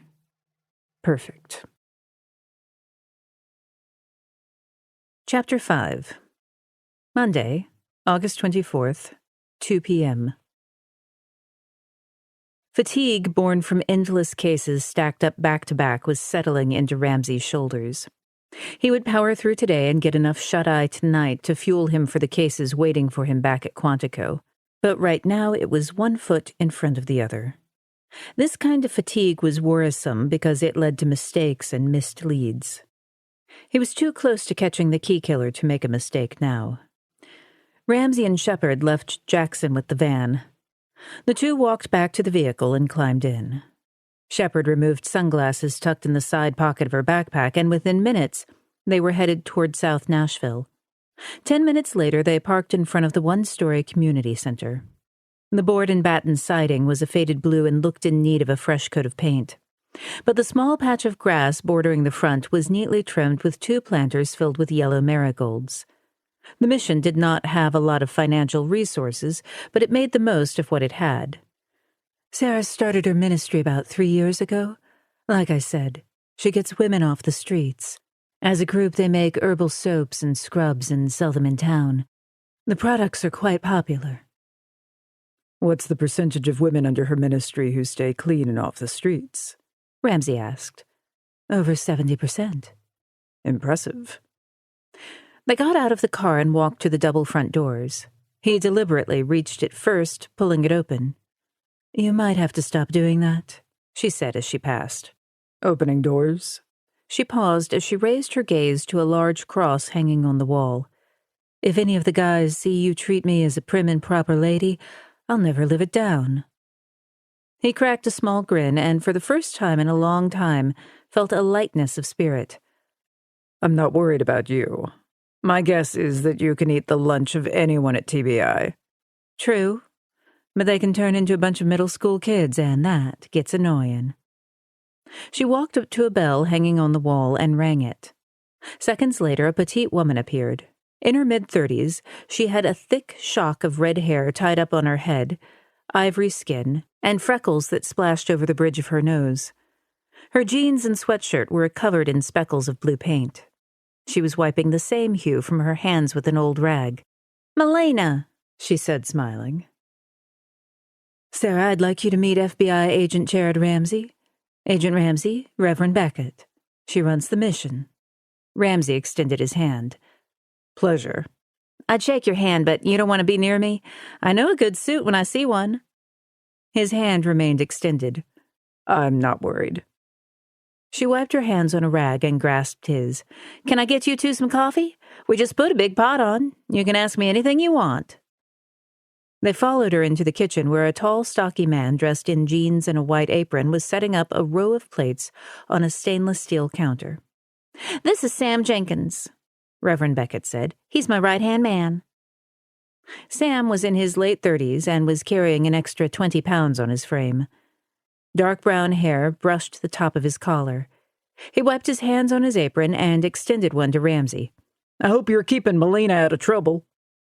Shepard shot him a look that was both familiar and irritated. "Sam!" Grinning, Sam held up his hands. "I'll get it. Official business." Shepard's cheeks burned as her shoulders stiffened. "Agent Shepard is the reason I'm here. She tangled with a man I've been chasing for years." Frowning, Sam poured 3 cups of coffee. "We heard all about it. Some of the residents are still upset. Hell, I'm still upset." Shepard cleared her throat. "What are you doing now?" Sam's brow rose as if he knew she was trying to divert the conversation. "We're setting up for a catering class. The goal is to teach the residents practical job skills. In this town, someone's always looking for food service workers. Melina's one of our best instructors." "What do you teach?" Ramsey asked. "Self-defense," Shepard said. "And cake decorating," Sam added. "She makes one hell of a sugar flower." Shepard groaned. "You're killing me." Sam winked. "What? Can't wield a gun and a piping bag?" Ramsey did not comment as they all took their coffees and left the kitchen, finding their way to a small conference room. The walls were decorated with large snapshots of residents in the kitchen, in Bible study, and in self-defense class. His gaze was drawn to the latter, keying in on a picture of Shepard wearing sweats and a determined grin as she flipped a man nearly twice her size. Reverend Beckett closed the door and sat. "There's been no sign of the 2 missing women. Melina is called twice a day to check." "Are you sure they didn't leave town?" Ramsey asked. "It's not unusual." "Both women have children, which I know doesn't necessarily mean they'll stay, but both were making progress toward getting clean." "Easy to fall off the wagon," Ramsey said. "Failure rate with addicts is high." "I've considered that, but I don't think that's the case. Something feels really off about this," Reverend Beckett said. "Do you have pictures of the missing women?" Ramsey asked. "I do." She reached in her pocket and pulled out 2 images printed on computer paper. "I take a picture of every woman who enters the program here. It's not only for identification purposes, but I also document it as their before picture. You'd be amazed at some of the transformations."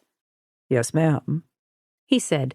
"Anyway, I also try to collect a full history, but they aren't always forthcoming at first, and others tend to tell you what they believe you want to hear." Ramsey studied the unsmiling, drawn faces. Both women had shoulder-length dark hair and appeared to be in their early 20s. "Did any of the women mention the man in the van?" "A few girls remembered seeing it 2 weeks ago. They all joked that he was a virgin, meaning he's never paid for sex in the bottom before. I didn't even remember the van until Melina's encounter with its driver," she said. "All of them thought there was something off about the guy." Ramsey wondered how many of the women really remembered the van after Agent Shepard's attack by the key killer. Memories were a tricky thing. They were easily suggestible and not wholly reliable. The women's fear of a killer hunting women like them could easily inject itself into their subconscious and taint their recollections. "And you think the missing girls got into that van?" he asked. I'm not entirely sure. I do know the usual girls on the streets are present and accounted for as of yesterday. That was because the killer did not have his van. It was his base of operations. Without it, he might be sidelined until he found another. That might have bought them a little time. "What did the girls say about the van?" Ramsey asked. Like I told Melina, it was driving around the bottom. This van never stopped, but it passed by enough that it was noticed. "You said they considered him a virgin. Anyone get a look at the driver?" he asked. Reverend Beckett lifted her cup to her lips. They described a man with black hair. The guy who came for me was wearing a blonde wig, Shepard said. "Reasonable that he's altering his appearance on a regular basis," Ramsey said. Some thought he might have been a businessman or a nice guy from the suburbs. She made air quotes with her hands. They get types like that. Men who want to try the forbidden fruit but haven't quite summoned the nerve to cross the line. "The women have seen this behavior before. What bothered them about him?" Ramsey wanted specifics, which generally supported real memories. Reverend Beckett cradled her cup. He stared at them for a long time, gave them the creeps, she said. "They've all been stared at before," Ramsey said. My boss said the same thing. The ones who survive life on the streets develop a sixth sense. They know when something is off. Without it, they don't last long. "Can you clarify?" Ramsey asked. One girl said he was wearing gloves and sunglasses. It was hot and dark. "Did anyone see his face?" Ramsey knew he was likely repeating Jackson's interview, but sometimes a day or two could jog something loose. Even if the memories were not wholly accurate, they could have enough elements of truth to lead to something more substantial. Not that I know, but I'll keep asking. "Where did they see him?" 7 blocks from here. He was on Southside Avenue across from the tire store. A clatter from the other room had Reverend Beckett rising. I've got it, Shepard said. Be right back. We're mixing up the oils for a new line of hand soap, Reverend Beckett said. "How long has Agent Shepard volunteered here?" Ramsey asked. For a couple of years. Did she tell you we grew up in the same neighborhood? "She did." Both our moms were teachers and both our dads cops. She's genuine. She'd do anything for you, but she takes too many chances. "Does she say the same about you?" he countered. Reverend Beckett grinned. 2 peas in a pod. "What are the names of the missing women?" Ramsey asked. Delia and Joy. Each uses the last name Smith, but I doubt it's either of their real surnames. "Has anyone been by their residence?" Delia lives on the streets. Joy stays in a small room over her sister's garage. I did contact Joy's sister, but she's not seen Joy in 2 weeks. "What's the sister's name?" he asked. Emily Ross. I can pull up her contact information for you. "That would be appreciated." Shepard reappeared. It was Sadie. She dropped a tub of coconut oil, some spillage. Sam is cleaning it up. I asked Sadie if she would talk to Agent Ramsey. Sadie takes our mission work to the streets, literally. She's out there almost nightly making sure the girls are eating and getting medical attention if they need it. She was out there the night Melina was attacked. Steps echoed in the hallway moments before a short, heavy-set woman with short, cropped hair appeared. The woman appeared to be in her mid-30s. She had blotchy skin, and discolored teeth indicated a prior meth habit. Her eyes were clear, but Ramsey had no way of knowing if she was totally clean or for how long. As if reading his thoughts, Reverend Beckett said, "You can't work in my shop if you're using. I have mandatory random drug tests for everyone. If you pull a positive, then you have to leave until you can prove you've been clean for 90 days. Sadie tipped her chin up as she reached for a rumpled packet of cigarettes in her back pocket. I've been clean for 5 years, 2 months, and 7 days. We're very proud of her, Reverend Beckett said. Why were you on the street with Agent Shepard? Ramsey asked. My friend Fiona and me used to work the streets with missing girls, and because we still know all the players well, we offered to stand on the street corner with Melina. Did you see the van? He asked. No, we left right before he approached her. You left Agent Shepard alone. An intended accusation rumbled under the statement. Sadie shot Shepard a hard look that looked more sad than angry. She said she had it under control. I told them to leave, Shepard said. I just wanted a few more minutes out there. Like I said before, I had a feeling. Describe it, Ramsey said. There are nights when the vibe feels off, like when the air shifts before a storm comes. Not very scientific, he said. You've never operated on a hunch? Shepard asked. Ramsey didn't respond. Facts, Agent Shepard. Turns out I was right, she said. Only the storm wasn't the one I was expecting. What were you expecting? To see Joy or Delia, I guess. Maybe their pimp. Reverend Beckett, did you see the van? He asked. All I saw was the man trying to pull Melina into the van, Reverend Beckett said. I was too busy freaking out and blaring on the horn to get a good look at him. Was this your first time out there alone, Agent Shepard? Ramsey asked. She shifted, took a sip of coffee. No, it was my third. I'd met up with the gals twice the week before, but we never saw the van. Does Agent Jackson know this? No, she said. Whether it was that last night or the week before, the killer had noticed Shepard, and Ramsey could see why she would be noticed. Despite her edgy street vibe, there was something about her that was hard to ignore. Have you seen any signs of a man loitering around since that time? Anything that felt off? He asked. Not around here, Sadie said. Rev, what about you? Reverend Beckett's brow furrowed. I've seen no odd men, at least no more odd than usual.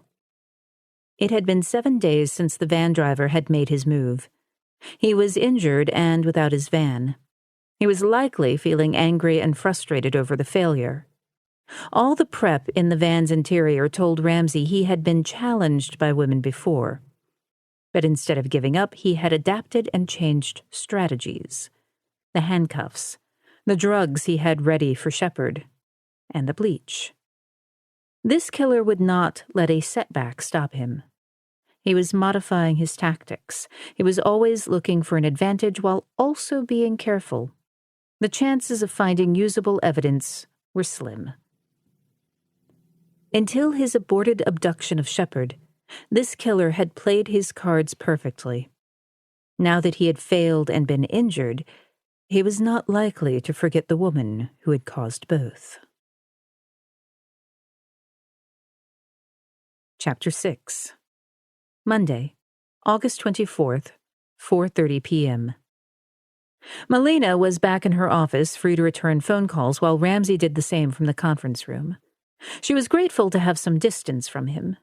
He was intense and not easily approached, and small talk was not her friend. Ultimately, he would evaluate her work on this case and report back to Jackson. She scrolled through the messages and returned her mother's call first. "Mom," she said, trying not to sound impatient.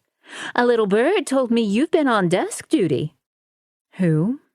She rose and looked around the office.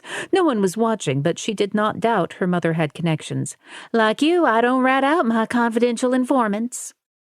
Melina heard the smile in her mother's voice and decided to dial back the tension in her own tone, or her mother would lock in like a guided missile. "How's Dad?" "On the mend." "Did you throw away the old ladder?" Her newly retired father had decided he was perfectly capable of putting siding on their 30-year-old house, regardless of his 70 years. He had fallen off the rickety ladder 2 weeks ago and broken his foot. His doctor had said he would fully recover unless he pestered his wife too much and she killed him. I tossed it in the garbage the day after the fall. I wanted to set it on fire, but we're in a drought. Good call. Can I do anything? Nothing time and a little bourbon for me won't fix. Quirky inside jokes brought down Melina's blood pressure because they reminded her that she had family behind her. Despite a couple of moody teenage years, she had always cherished her place in the Shepard clan. Her mother understood all this and clearly suspected that desk duty meant something had gone down. "I'll be by on Sunday," Melina said. "If you can manage it. I know work gets busy." "Never that busy." "Bring a few good war stories home to your dad. You know how much he enjoys them." This current case was right up his alley.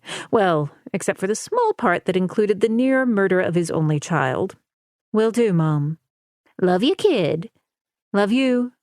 She hung up, knowing she had hit the jackpot when Molly and Hank Shepard had adopted her.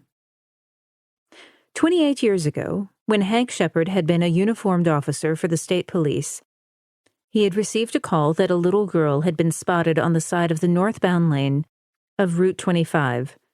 He had been 5 minutes out and had responded.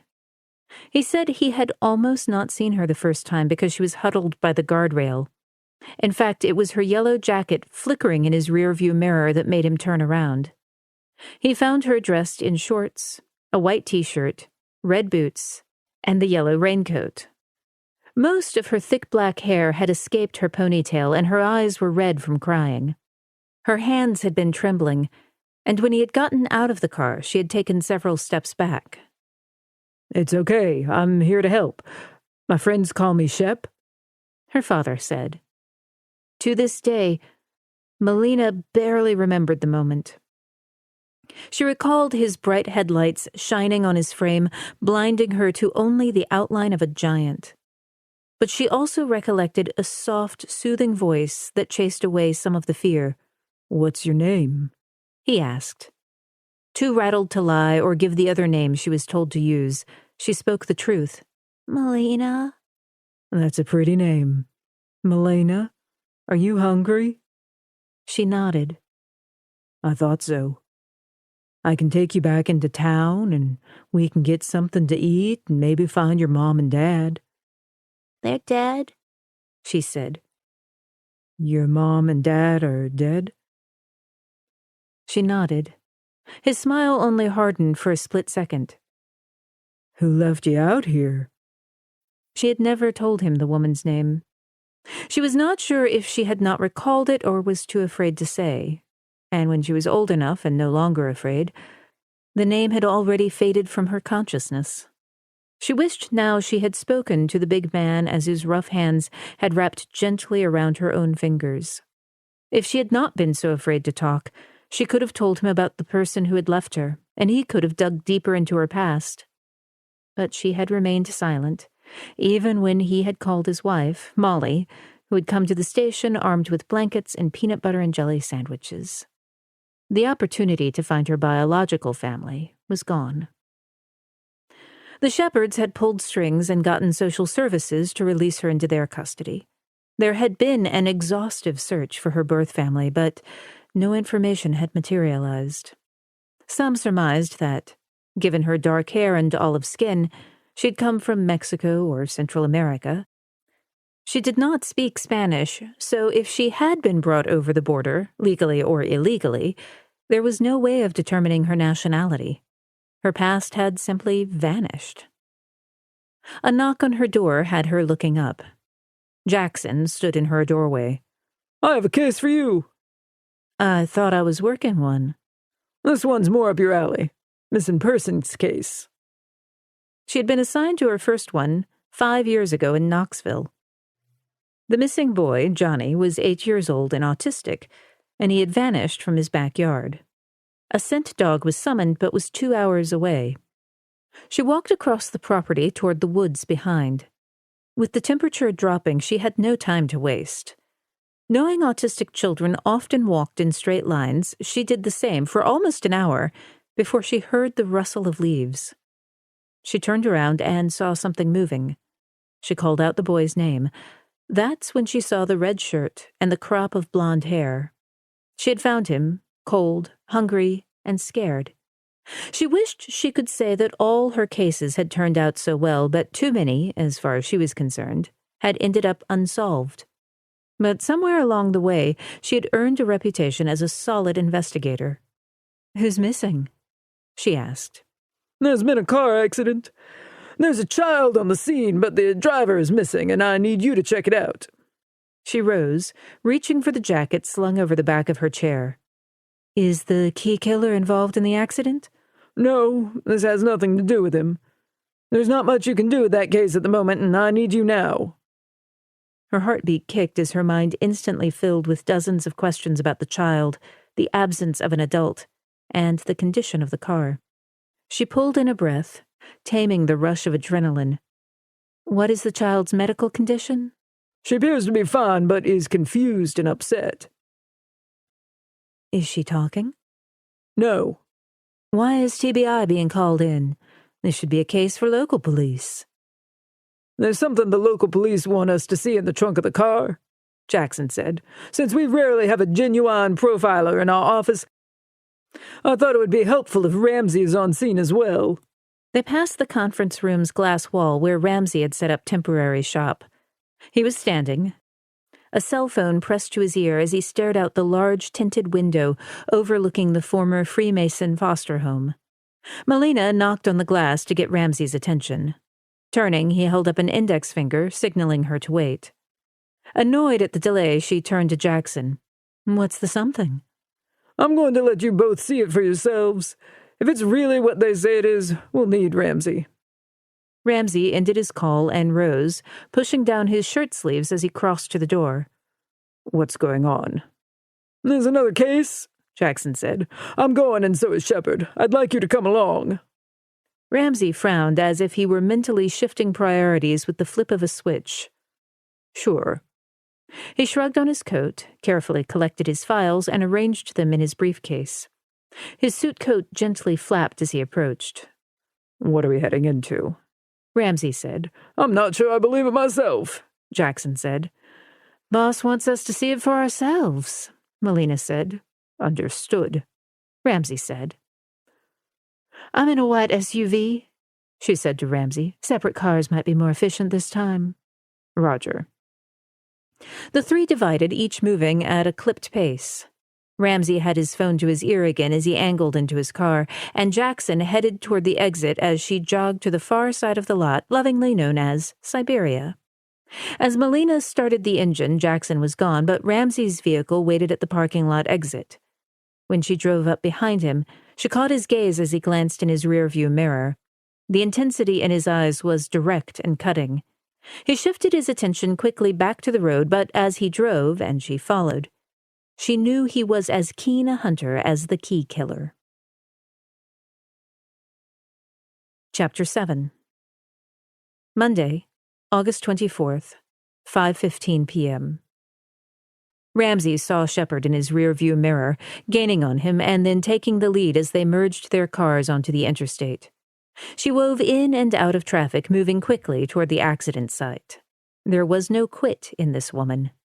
When he was not trying to keep up, he recognized some of the scenery, but found the metro area had changed since his last visit 7 years ago. More buildings, strip malls, and people on the road than he remembered. But a growing local economy drew more residents who strained roads and local infrastructure. He missed the slower pace of yesterday. But as his dad used to say, nothing stayed the same. Shepard skated through a yellow light that turned red quickly. He stopped, watched her car turn left and out of sight. A text from her hit his phone. It contained the location of the accident. He plugged it into his GPS, and when the light finally changed, he followed the prompts, which guided him into a residential neighborhood. The houses were small but stylish. Many had front porches deep enough for 2 rockers. The yards were filled with tall, mature oak trees and green lawns faded by the August heat. He guessed this neighborhood had been built in the late 1940s. He spotted Cox Road, the location of the accident, and took the left despite the GPS's warning to reroute. He savored a moment of superiority over the machine until the road dead-ended into a wooded cul-de-sac. Cursing, he threw the car in reverse and was ready to rush back to the main road when he caught the flash of blue lights on the other side of a bank of trees. GPS had been right. The road was divided by a narrow stand of thick trees. GPS reactivated, he turned the car around, got back out on the main road, and this time allowed the GPS to take him around the block until he spotted the other side of Cox Road. After a curve in the road, flashing blue lights signaled a collection of cop cars up ahead. He nosed his car in at the back of the line behind Shepard's, shut the engine off, and got out. He clipped his credentials to his waistband and strode toward the group of uniformed officers, standing by a late-model Ford SUV that had slammed right into a collection of mature trees. The front end had taken a direct hit, totaling the car. Smoke and steam hissed from the engine, but there was no fire. He squared his shoulders and headed toward a big burly man dressed in a brown and tan sheriff's uniform. The officer was talking to Shepard and Jackson. There was more salt than pepper in the sheriff's hair. A paunch and deeply lined tanned skin placed him in his late 60s. Judging by the way the sheriff glared at the wrecked car, he was counting his days to retirement. Shepard cleared her throat as she looked at Ramsey. "Glad you could join us." Got turned around a bit, he said with a slight grin. "Ah." She turned to the man beside her. "Agent Ramsey, I'd like to introduce you to Sheriff Alan Jones." The sheriff's scowl deepened as he took Ramsey's hand. The old man arched a brow in a way that was supposed to make Ramsey feel like a rookie, fresh from the academy, an outsider. Take your pick. Ramsey had seen it all. "Agent Ramsey is working with TBI on another case," Jackson said. "He's here to offer his expertise." "Lucky for us," Sheriff Jones said. "Agent Jackson said something about a missing driver?" Shepard's tone was crisp. Sheriff Jones shook his head. "Correct. No sign of the driver. The minor has been transported to the hospital. The EMTs took the girl away about 15 minutes ago. She suffered only minor cuts and bruises, but the EMTs wanted the doctors to do a full workup, just in case." She glanced toward the mangled gray car. "How old is the girl? What's her name?" "She says her name is Elena Sanchez. Says she's 6, but she looks younger." "Did she say who was driving the car?" Ramsey asked. "She won't say. We barely got her to tell us her name. She doesn't seem to trust cops too much." He looked around at the cul-de-sac with the car jacked up on a 2-foot-high stump covered in tall grass. The front section was molded around a big oak. "Who called it in?" he asked. "Neighbor closest to the crash," Sheriff Jones said. "The woman heard a car screech and passed, and then a loud bang.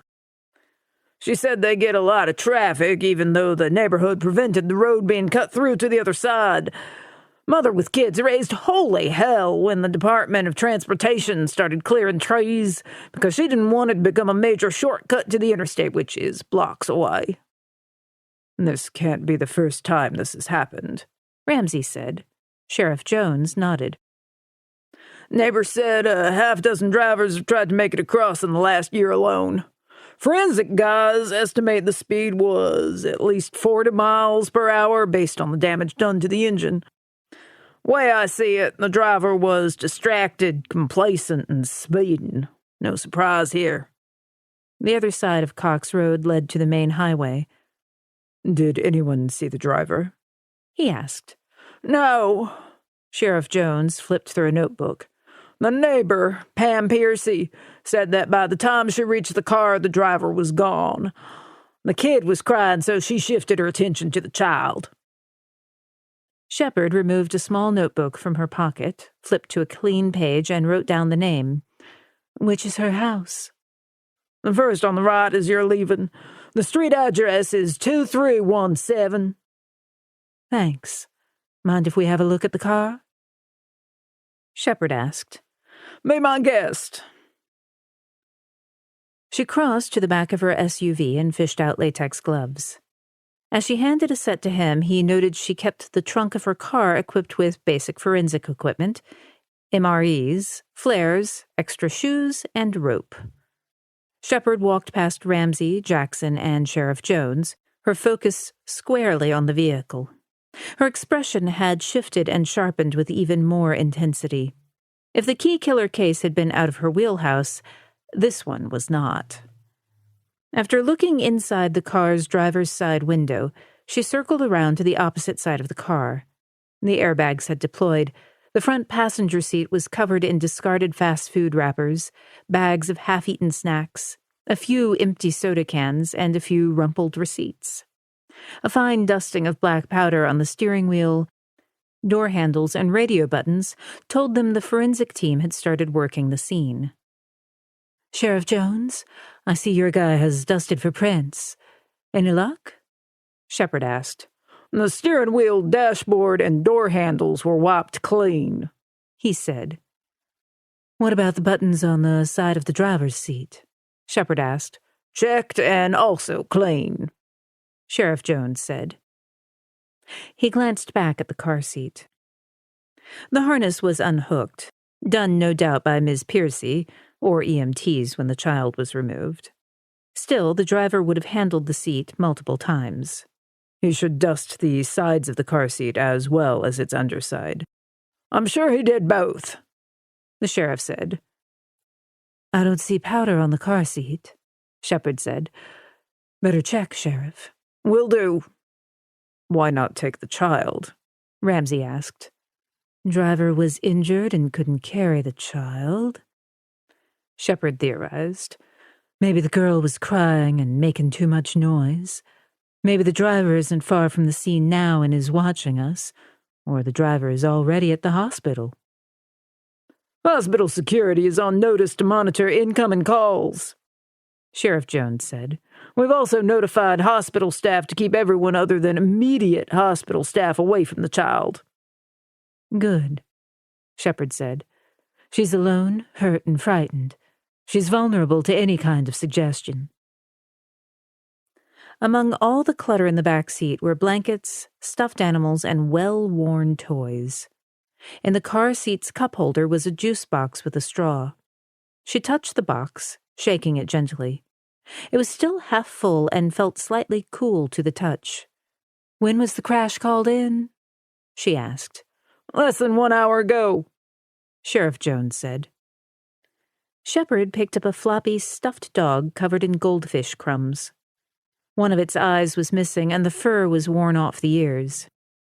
She brushed off the crumbs.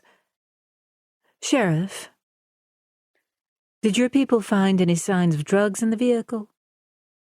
A spent joint on the passenger side floor, he said. The driver was worried about the cops, Ramsey said. Over a roach? Shepard asked. The driver was worried about something bigger than that. Sheriff, we're out here because Agent Jackson said we needed to be.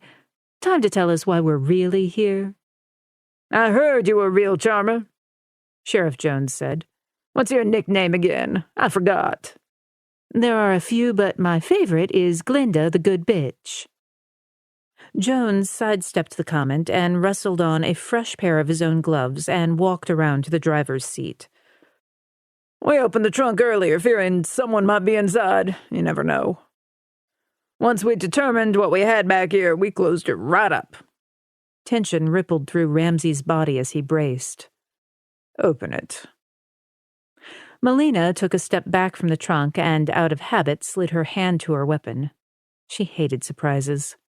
The last time she had found a surprise in a car trunk, she was responding to a call from the Virginia State Police. A Stanton man had abducted his 3 children and was believed to be en route to Tennessee. When she received word that the car had been spotted, she caught up to the deputies just as they pulled the man out of the vehicle. They then opened the trunk and discovered the 3 children, ages 2, 3, and 4. All 3 girls were badly dehydrated and had to be rushed to the hospital. The youngest did not survive. To this day, she could still smell the combined stench of urine, vomit, and cheese crackers. The latch popped, and the wide trunk lid slowly opened. The large interior was crammed full of an assortment of junk, just like the car's interior. There were a couple of large black roller suitcases, a small red cooler, a few garbage bags, and what looked like a large jar underneath a quilted blanket. A strong chemical smell emanated from the trunk and was enough to make her raise her hand to her nose. "It smells like formaldehyde," she said. "I noticed it as soon as I opened the lid."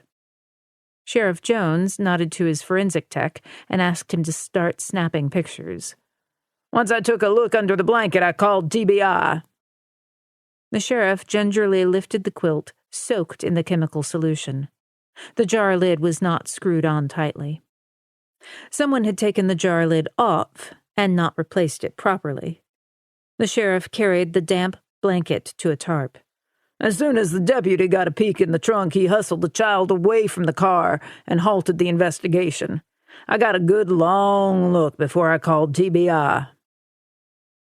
In the right corner of the trunk was a large old pickle jar with the label still attached to the front and back. The top lid was green, and the glass was clear. At first, she thought what she saw floating inside the jar was some kind of pickled vegetable. The sheriff grabbed the jar and, turning his face away from the contents, held it up for Melina and Ramsey. The sunlight caught the jar and reflected off the dusty glass, forcing her to refocus. When she did, she realized why she was here as well as the FBI. "May I?" Ramsey reached out for the jar. "Be my guest," Sheriff Jones said. Ramsey tilted the pickle jar back until the dusty glass caught evening light that illuminated the interior. The murky liquid made it difficult to identify what was floating in the jar until he leaned it forward and one of the objects settled on the glass. It wasn't filled with pickles. Floating inside were human fingers. "Jesus H. Christ!" Jackson said. "Sheriff, have you asked the child about the jar?" Melina asked. "Not the kind of topic I want to bring up with a kid. That'll be your job," Sheriff Jones said. "Got it." The digits appeared to be all ring fingers, and they floated as Ramsey moved the jar from side to side. Several were shriveled with a pale, ghostly gray color and appeared to be from different individuals. Only one had nail polish on it, and it looked relatively fresh. 6, Ramsey said. 6 fingers in the jar. 6 females? 6 males? Both? Melina asked. The fingers are small and appear to be female, but DNA testing will confirm that, Ramsey said. "Are they trophies?" Jackson asked. That's exactly what they are, Ramsey said. Some killers collect their victims' jewelry, underwear, driver's licenses, or shoes. This individual keeps fingers. Her breath trickled through her clenched teeth. She stepped back and looked at the car's California plates. "Sheriff, have you run these?" "Of course. The car was reported stolen 16 days ago from San Diego, California. I've put in a call to the local San Diego police and have asked them to locate the owner." We need to get the fingers to the medical examiner's office and have them determine if there are any usable prints, Ramsey said. We might get a hit in APHIS.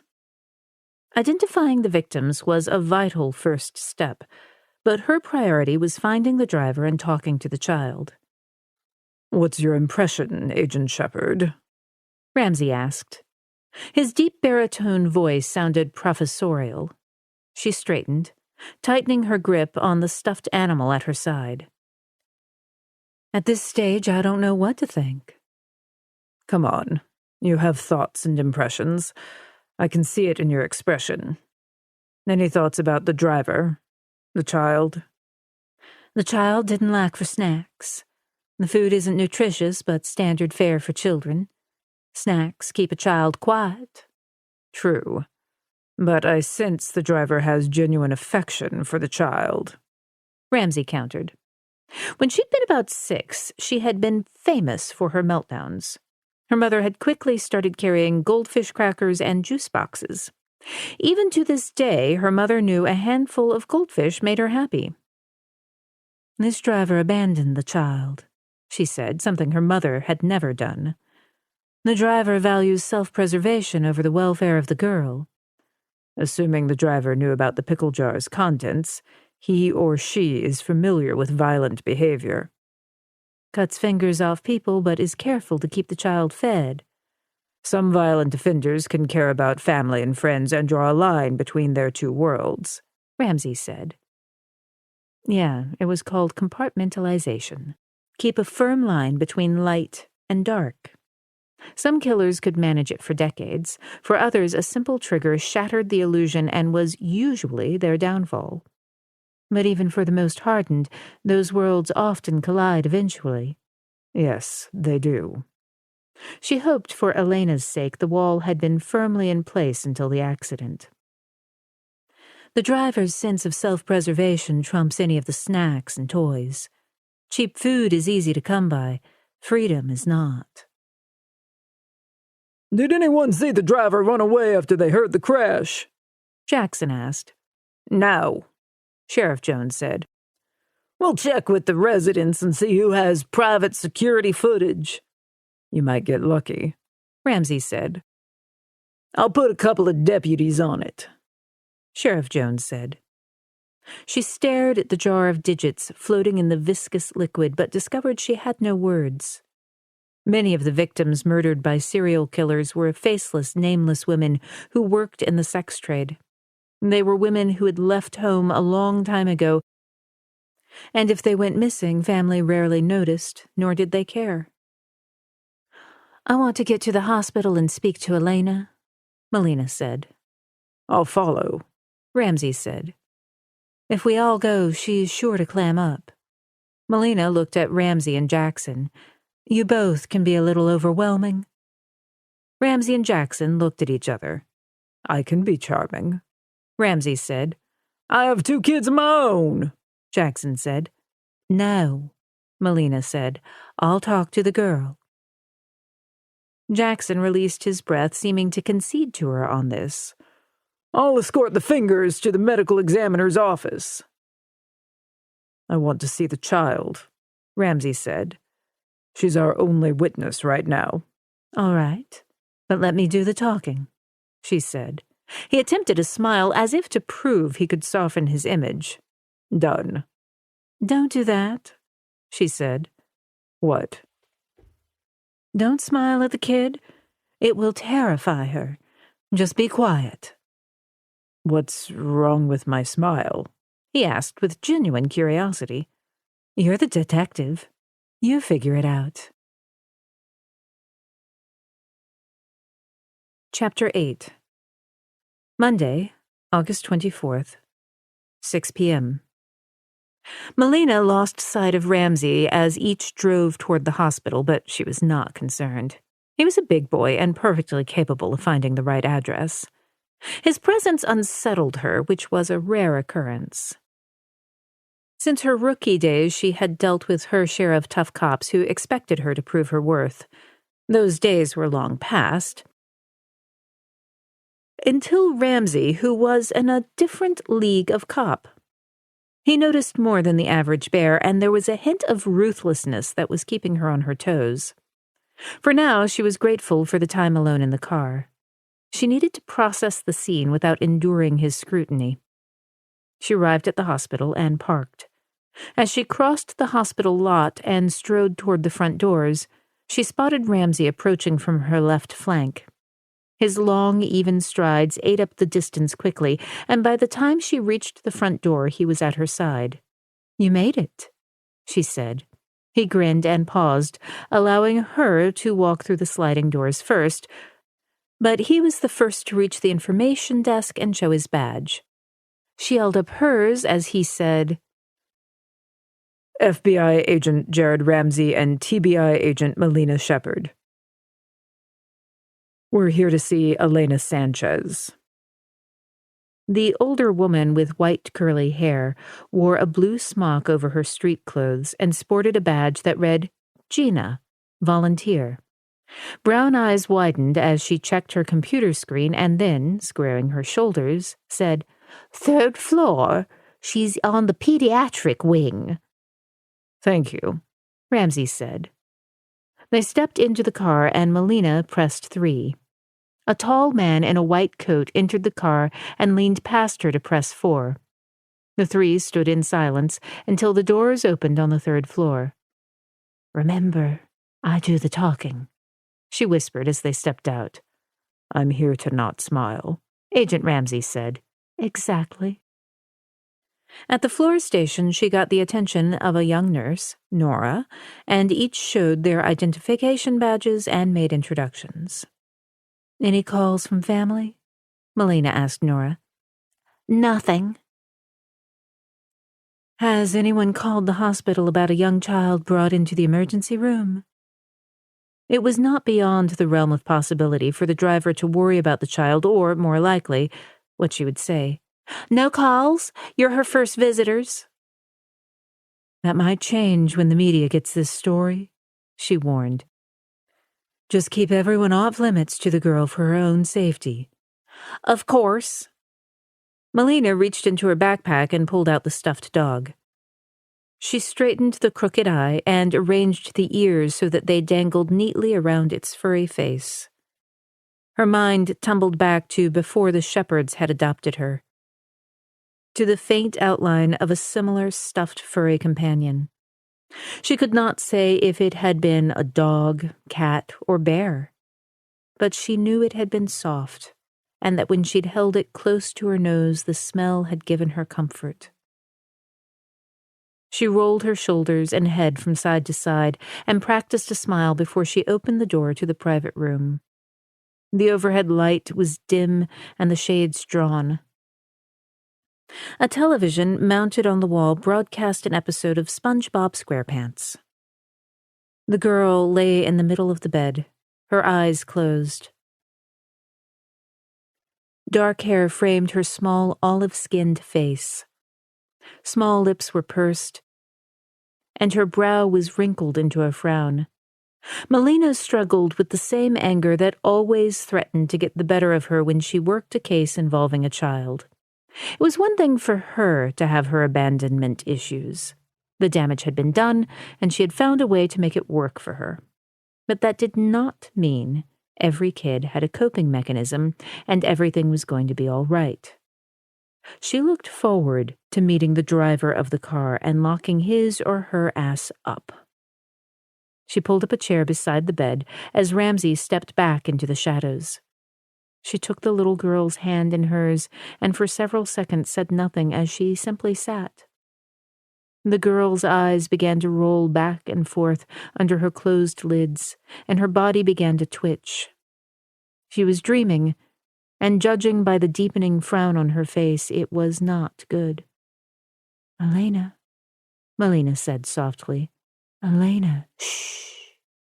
The girl shook her head, and a soft cry escaped her lips before her eyes popped open and she looked around the dimly lit room.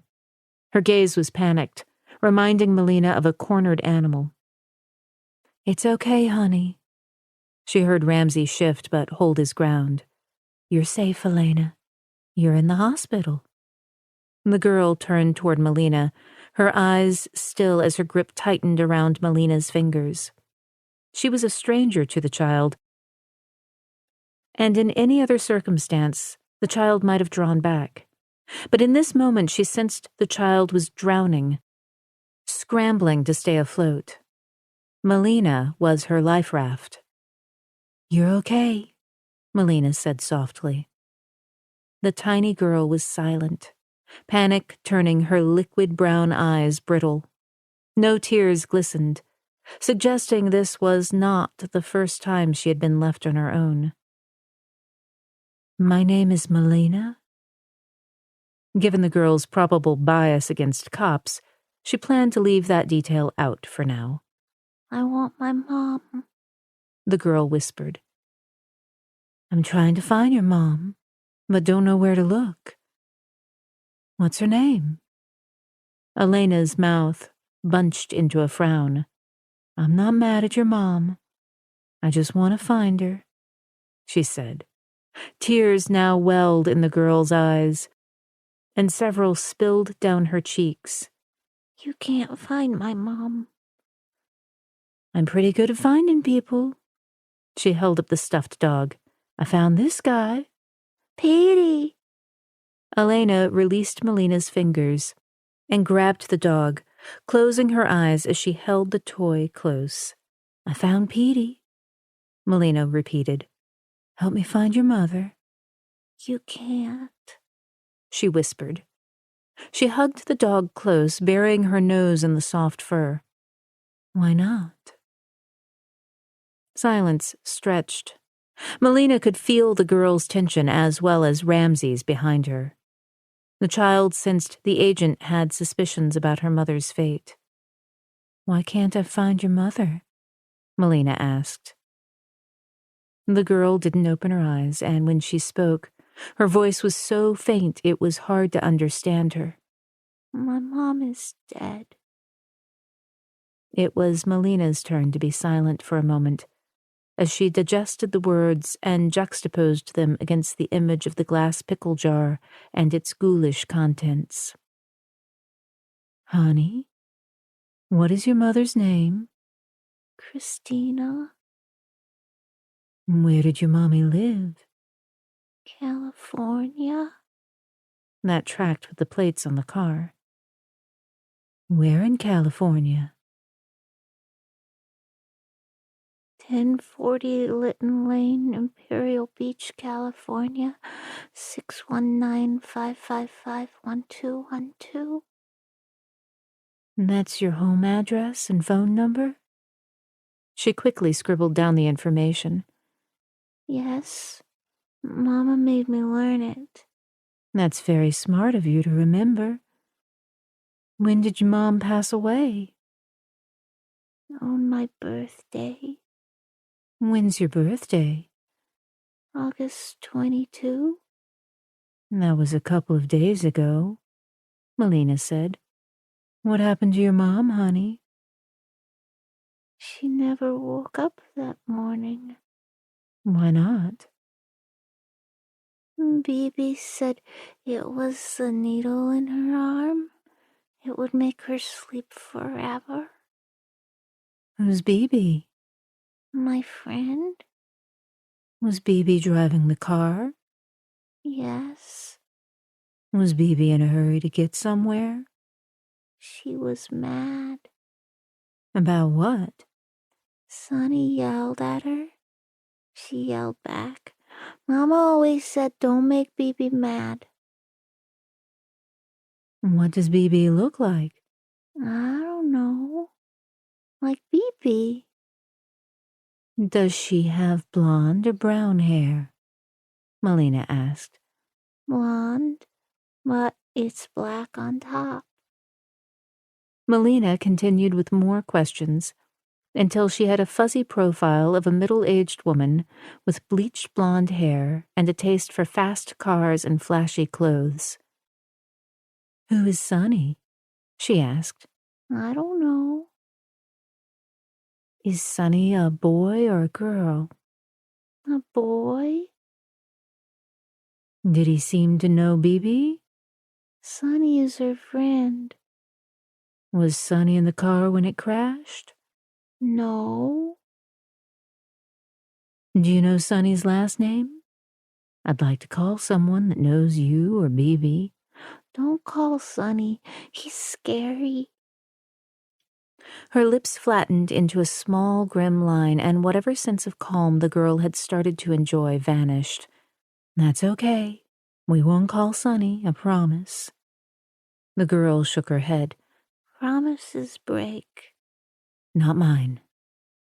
Melina's clear, direct tone did not allay the child's fear. Where is Bibi? She had to run for help. She told me not to worry and she would be back. The girl twisted the fur on the dog's floppy ear. Do you know why the car wrecked? Bibi was driving really fast. Did she try to stop? Melina asked. I don't know. We just hit something hard. Who left a kid in a wrecked car? Bibi sure as hell had not called the cops or paramedics. Melina smiled at the girl. Bibi was right. Help did come. She sent me. The girl studied her, and though there was no hint of a smile, some of the tension straining her face eased. I'm tired. I want to go home. I'll find Bibi, okay? The girl nodded. Until I do, you stay here with Petey and watch SpongeBob. Will you come back? Skepticism and hope both flashed in the young gaze. I will be back. And remember, Elena, I always keep my promises. The little girl's lip stuck out and trembled. I don't believe you. 6-year-olds should not know that kind of distrust, but too many did. Melina tugged off her watch and handed it to the girl. Keep this for me, and you can give it to me when I get back. It's mine? Until I get back, then I'll need it. Elena traced the clock's face with her small index finger. I'm going to keep it if you don't come back. At this stage, she did not want to ask the child about the jar of severed fingers. If the forensic team and medical examiner couldn't tell her more, then she might have to ask the child about them. I know. You're a smart girl, but I'll be back tonight. Okay. Melina patted the girl on the hand, smiling even as she pushed back fresh waves of anger and frustration. She rose, and as she turned, the girl grabbed her hand. See you soon, Elena, Melina said. As she moved closer to the door, Ramsey ducked out of the room and waited for her in the hallway. You okay? He asked. I'll be better when I get my hands on Bibi and Sonny. She lived for the moment when she could lock handcuffs around the wrists of scumbags like them.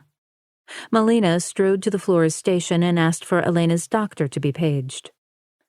She and Ramsey waited less than a minute before a woman dressed in scrubs appeared. In her early 30s, she wore her blonde hair in a French braid that accentuated a strong jaw. Wire-rimmed glasses magnified green eyes reflecting annoyance and fatigue. The doctor crossed to Melina and Ramsey. I'm Dr. Savannah Lawrence. I'm Elena's doctor. Ramsey extended his hand and introduced himself. Melina followed suit. Can you give us an update on the girl's health? She sustained a contusion on her chest, but it was likely caused by the seatbelt at the time of the impact. MRI showed no head or back injuries. What about signs of sexual assault? Melina asked. Anger climbed Dr. Lawrence's face, bringing color to an otherwise pale complexion. I did examine her. From what I can see, she's never been sexually active. She hoped the doctor's assessment was totally correct, and they had gotten to the girl in time. The police forensic technician came by earlier and took her fingerprints. Do you know more about the girl's identity? Dr. Lawrence asked. The prints are still being processed, Ramsey said. As soon as we do, we'll let you know. Dr. Lawrence shook her head. She's a sweet kid. At that age, they all are, or would be if they had a decent parent or guardian. Melina recalled her mother's stories about how she had been holy hell in the months after her adoption. It was as if she had been testing her parents' promise to raise her. I can keep her here for a couple more days, but the hospital will discharge her once she's medically cleared. They'll need the bed. I've already placed a call to social services. Understood. Melina handed Dr. Lawrence a business card. But do me a favor and don't move the girl without calling me first. The doctor read the card and carefully tucked it in her breast pocket. Of course. It was not lost on Melina that Elena's story was so similar to her own. She acknowledged her instant dislike of Bibi and would find a way to lock it away. When the time came to interview Bibi, she needed to maintain distance and perspective. Her emotions could play no role in the interrogation. After the doctor left, Melina and Ramsey walked to the elevators. He reached for his phone. I'll text the FBI office and see if we can find the address the child gave us. I'll also have them search for the child's birth certificate and the mother's death certificate. We might get lucky. Melina glanced at her wrist and remembered she'd left her watch with Elena. She fished out her phone and checked the time. It's almost 6:30. The car Bibi was driving will be towed to the TBI forensic bay this evening and gone over tonight, but I'm not expecting much of a preliminary report until at least tomorrow morning. The prints from the severed fingers should be processed fairly quickly, Ramsey said, but may take a little longer. The medical examiner would feed the usable prints into the Automated Fingerprint Identification System, or AFIS. From there, they would be cross-checked against a database containing millions of prints in a matter of hours. I have a couple of hours of daylight, so I'm headed back to the crash site to start knocking on doors. I'll also call Sarah and see if any of the girls on the street have any news about our guy. Understood. When I have an idea on the victims, I'll contact you, Ramsey said. Thanks. Absently, she rubbed her bare wrist, adorned only by the faint tan line left by her watch. No time for a quick session at the gym tonight, which was too bad. Nothing like driving a roundhouse kick into a punching bag to work shit out. Why'd you give your watch to that child? Ramsey asked. It looked expensive. Her mother normally would not have been thrilled to know she had handed off her college graduation present. But given the circumstances, she'd understand. Trust always comes with a risk. A ghost of a smile tipped the edges of his lips, but it looked rusty. The deep lines around his mouth and the crow's feet feathering from the corners of his eyes suggested frowning was his default expression. You don't strike me as the trusting soul. That coaxed the day's first and likely only real smile. Oh, I'm not. I'd hate to lose that watch, but in the big picture, it's a small risk. Chapter 9. Monday, August 24th, 7:00 p.m. By the time Melina left the hospital, her stomach was grumbling and she was craving a burger and fries. Some cops drank when they were stressed, others smoked, some worked out. Breaking a sweat did wonders for her, and it was her go-to vice. But when she could not work out, she ate. Thankfully, her fast metabolism burned through the high-fat calories found in a cop's standard takeout meal. Her metabolism still worried her mother, who warned Melina that one day she would not be able to wolf down a second burger or have a late-night bowl of ice cream. Today, it was a burger, fries, and a vanilla shake from a drive-thru.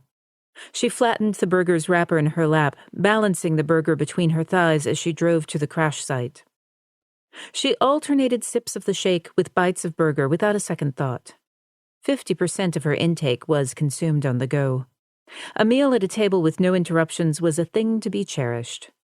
At least this grub was warm and did not come from a vending machine. She had polished off the burger and sucked on the straw, always important to end the meal on a sweet note, as she pulled onto the correct side of Cox Road. Ramsey had made a wrong turn and ended up on the other side. Had Bibi done the same but was traveling too fast? She drove to the crash site. The car had been towed away, and all that remained were the red flares that had burned down to black ash. She shut off the car and stepped outside. The air was thick with a coiling humidity, and the evening sun still tipped the mercury well over 90 degrees. The summer heat in Nashville could be brutal. Most visitors pictured the cooler temperatures of the Smoky Mountains, which were a couple of hours east. She shrugged off her jacket and tossed it on her driver's seat before locking the car door. The fresh strand of yellow crime scene tape stood still in the motionless air. She ducked under the tape and looked again for skid marks. There appeared to be none. Bibi had been rushing, maybe worried about her encounter with Sonny. Had she been talking on the phone? Yelling at Elena? Distracted by the jar in the trunk? Whatever was going through her mind, she had not seen what was coming. She reached the edge of the woods and looked back. 20 feet away, she spotted very faint tire marks. Melina walked heel to toe along the length of the faint skid mark. Less than 10 feet long. This had not been a frantic stop. She studied the distance to the woods. It was maybe 20 feet. There were equations that could determine how fast the car had been traveling based on the distance and the damage to the car. Mr. Brewer, her 9th grade math teacher, had always warned her that there were real-world applications for algebra and geometry. His terse, "You will be sorry," lectures had not motivated her beyond a B-, but now she might concede she owed the guy an apology. She got in her car, pulled around, and nosed the front of her car toward the marks. Guessing that Bibi might have been rushing, she punched the gas until her speed reached 40 miles an hour. When she reached the existing tire marks, she hit her brakes, stopped. She parked her car on the side of the road, got out, and walked to the tire impression she had made. Next, she studied the tread left presumably by Bibi. They were almost identical, suggesting Bibi had been traveling at about 40 miles an hour. It was not an excessive amount of speed, and she had stopped well short of the woods. There was no way she could not have seen the dead end. Maybe she had been spooked. Maybe she was being followed and knew she could not turn back. Cornered, she had chanced driving through the woods, never expecting the tree trunk. She looked down the tree-lined street to the houses. Had Bibi been visiting someone on the street? She walked to the end of the skid marks and nudged the burned-out police flare with the tip of her boot. She followed the tire marks off the road into tall grass and surrounding stumps. From the road, she could understand why someone desperate to get away would try to cross it when the other side was visible 100 feet away. Pushing through waist-high grass and scrub, she followed the tint markers left by the forensic tech and trailing Bibi's escape. Sweat collected between her breasts and shoulder blades. She shoved up her sleeves and kept walking. It took almost a minute before she reached the final yellow marker. She found herself standing on the cul-de-sac where Ramsey had dead-ended earlier. This street, like the one on the other side, cut through a middle-class neighborhood made up of small clapboard homes. Unless someone had seen Bibi running or a security camera had picked up her escape, she was in the wind. Time to knock on doors. She picked the first house on the right. There was a blue Chevrolet parked in the driveway. The house was one level and had an exterior porch running its length. There was a planter filled with bright yellow pansies. Both the yard and house were well cared for. The porch was swept and the windows clean. This person was meticulous, which made them a better witness candidate. She rang the bell. Inside the house, the steady clip of footsteps drew closer before the door snapped open. The woman standing on the other side of the screened door appeared to be in her late 60s. She wore a floral sleeveless dress and her gray hair was pulled back into a neat ponytail. "May I help you?" The woman's rusty voice was laced with a deep Tennessee drawl. Melina held up her badge. "My name is Agent Melina Shepard. I'm with the Tennessee Bureau of Investigation. There was a car accident nearby, and I was hoping you'd let me ask you a few questions." I'm Carolyn White. I spoke to the Nashville police this morning. I didn't have much to say. Did the officer ask you about the accident? He did. I saw the police sirens and lights. Sounded like it was quite a big fuss. We have cars get fooled by Cox Road all the time. Both sides were supposed to be connected, but the folks on either end protested, myself included, because we didn't want to turn it into a speedway, which is exactly what it would be. Anyway, there are maps that show it connects. Ms. White, were you home this morning? Ms. White pushed open the screen door. I was, But why don't you come in so I can pour you a glass of water or tea? It's blazing hot out here, and you look like you're about to burn up. Thank you, ma'am. She stepped inside, cool air chilling her skin as she scanned the small living room. It was decorated in a kind of country charm decor that included overstuffed furniture, lots of ruffled pillows, and more pictures of children and grandchildren than she could count. All these kids had plump faces and wide grins. The images stood in stark contrast to Elena's drawn features. She looked toward a kitchen as she also noted there was a hallway to her right. "Do you live alone?" I do, she said as she waved Melina toward the kitchen. I've been in this house for 36 years. My Silas and I raised our 4 children here. The air conditioning was still cooling her skin as Melina walked into the kitchen. A pot rack hung over a small island made of the same brown wood as the cabinets. Most of the beige countertops were covered with rows of cookbooks, an Elvis cookie jar, and an assortment of appliances. Ms. White offered Melina water or tea, and Melina opted for the former. When she accepted the glass and drank, she was amazed how good it tasted. "Thanks. That hit the spot." Good. Got to take care of our police. "Did you hear the accident?" I might have. I had the news on, but I didn't have my hearing aids in yet. The television was turned up. Used to drive my husband nuts, but he's gone, so I turn it up as loud as I want now. Anyway, I thought I heard a thump around 11 a.m. I should have gone to look, but they were doing a story on the Prince and Princess of Wales, and I do love that British royalty. You didn't see anyone run past?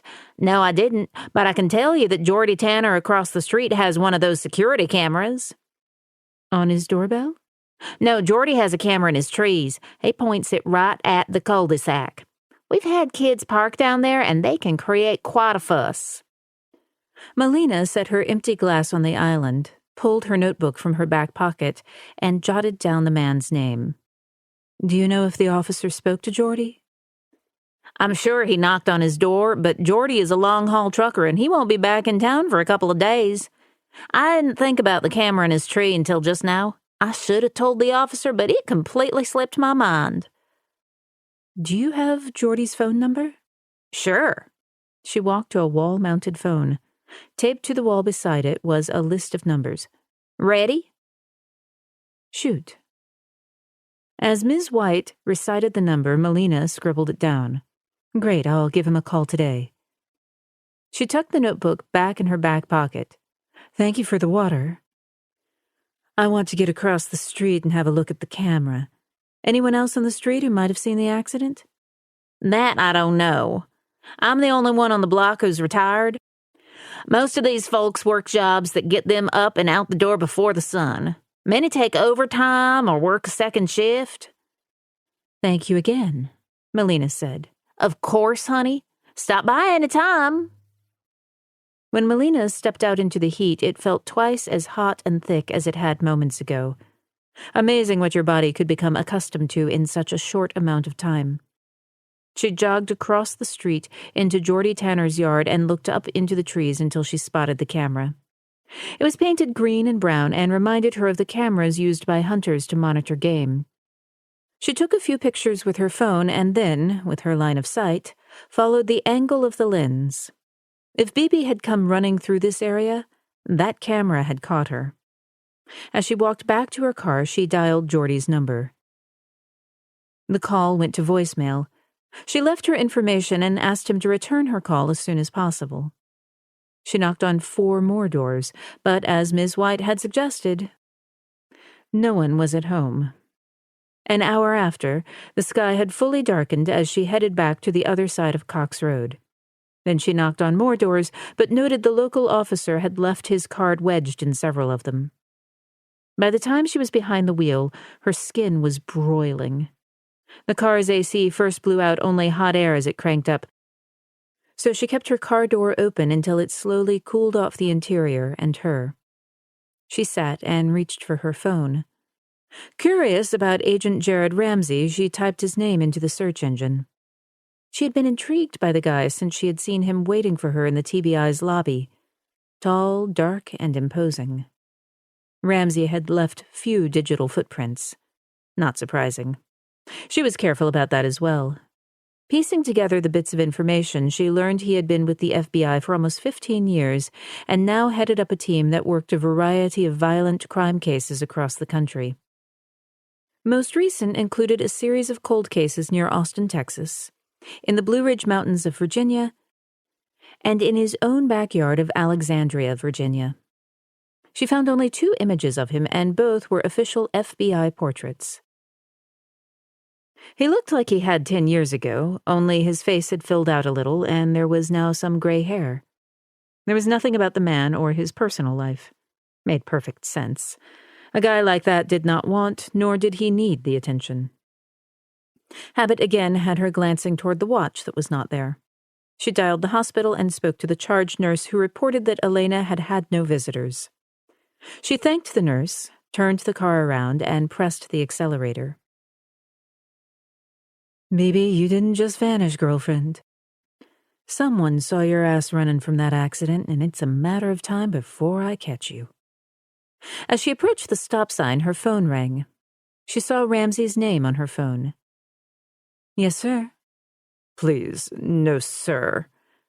Normally, his voice was rough like sandpaper rubbing against wood. Nothing like the polished suit, tie, and shoes that cost more than she had spent on rent last month. This time he sounded almost chagrined by the title. Sorry, force of habit. I just canvassed the homes on Cox.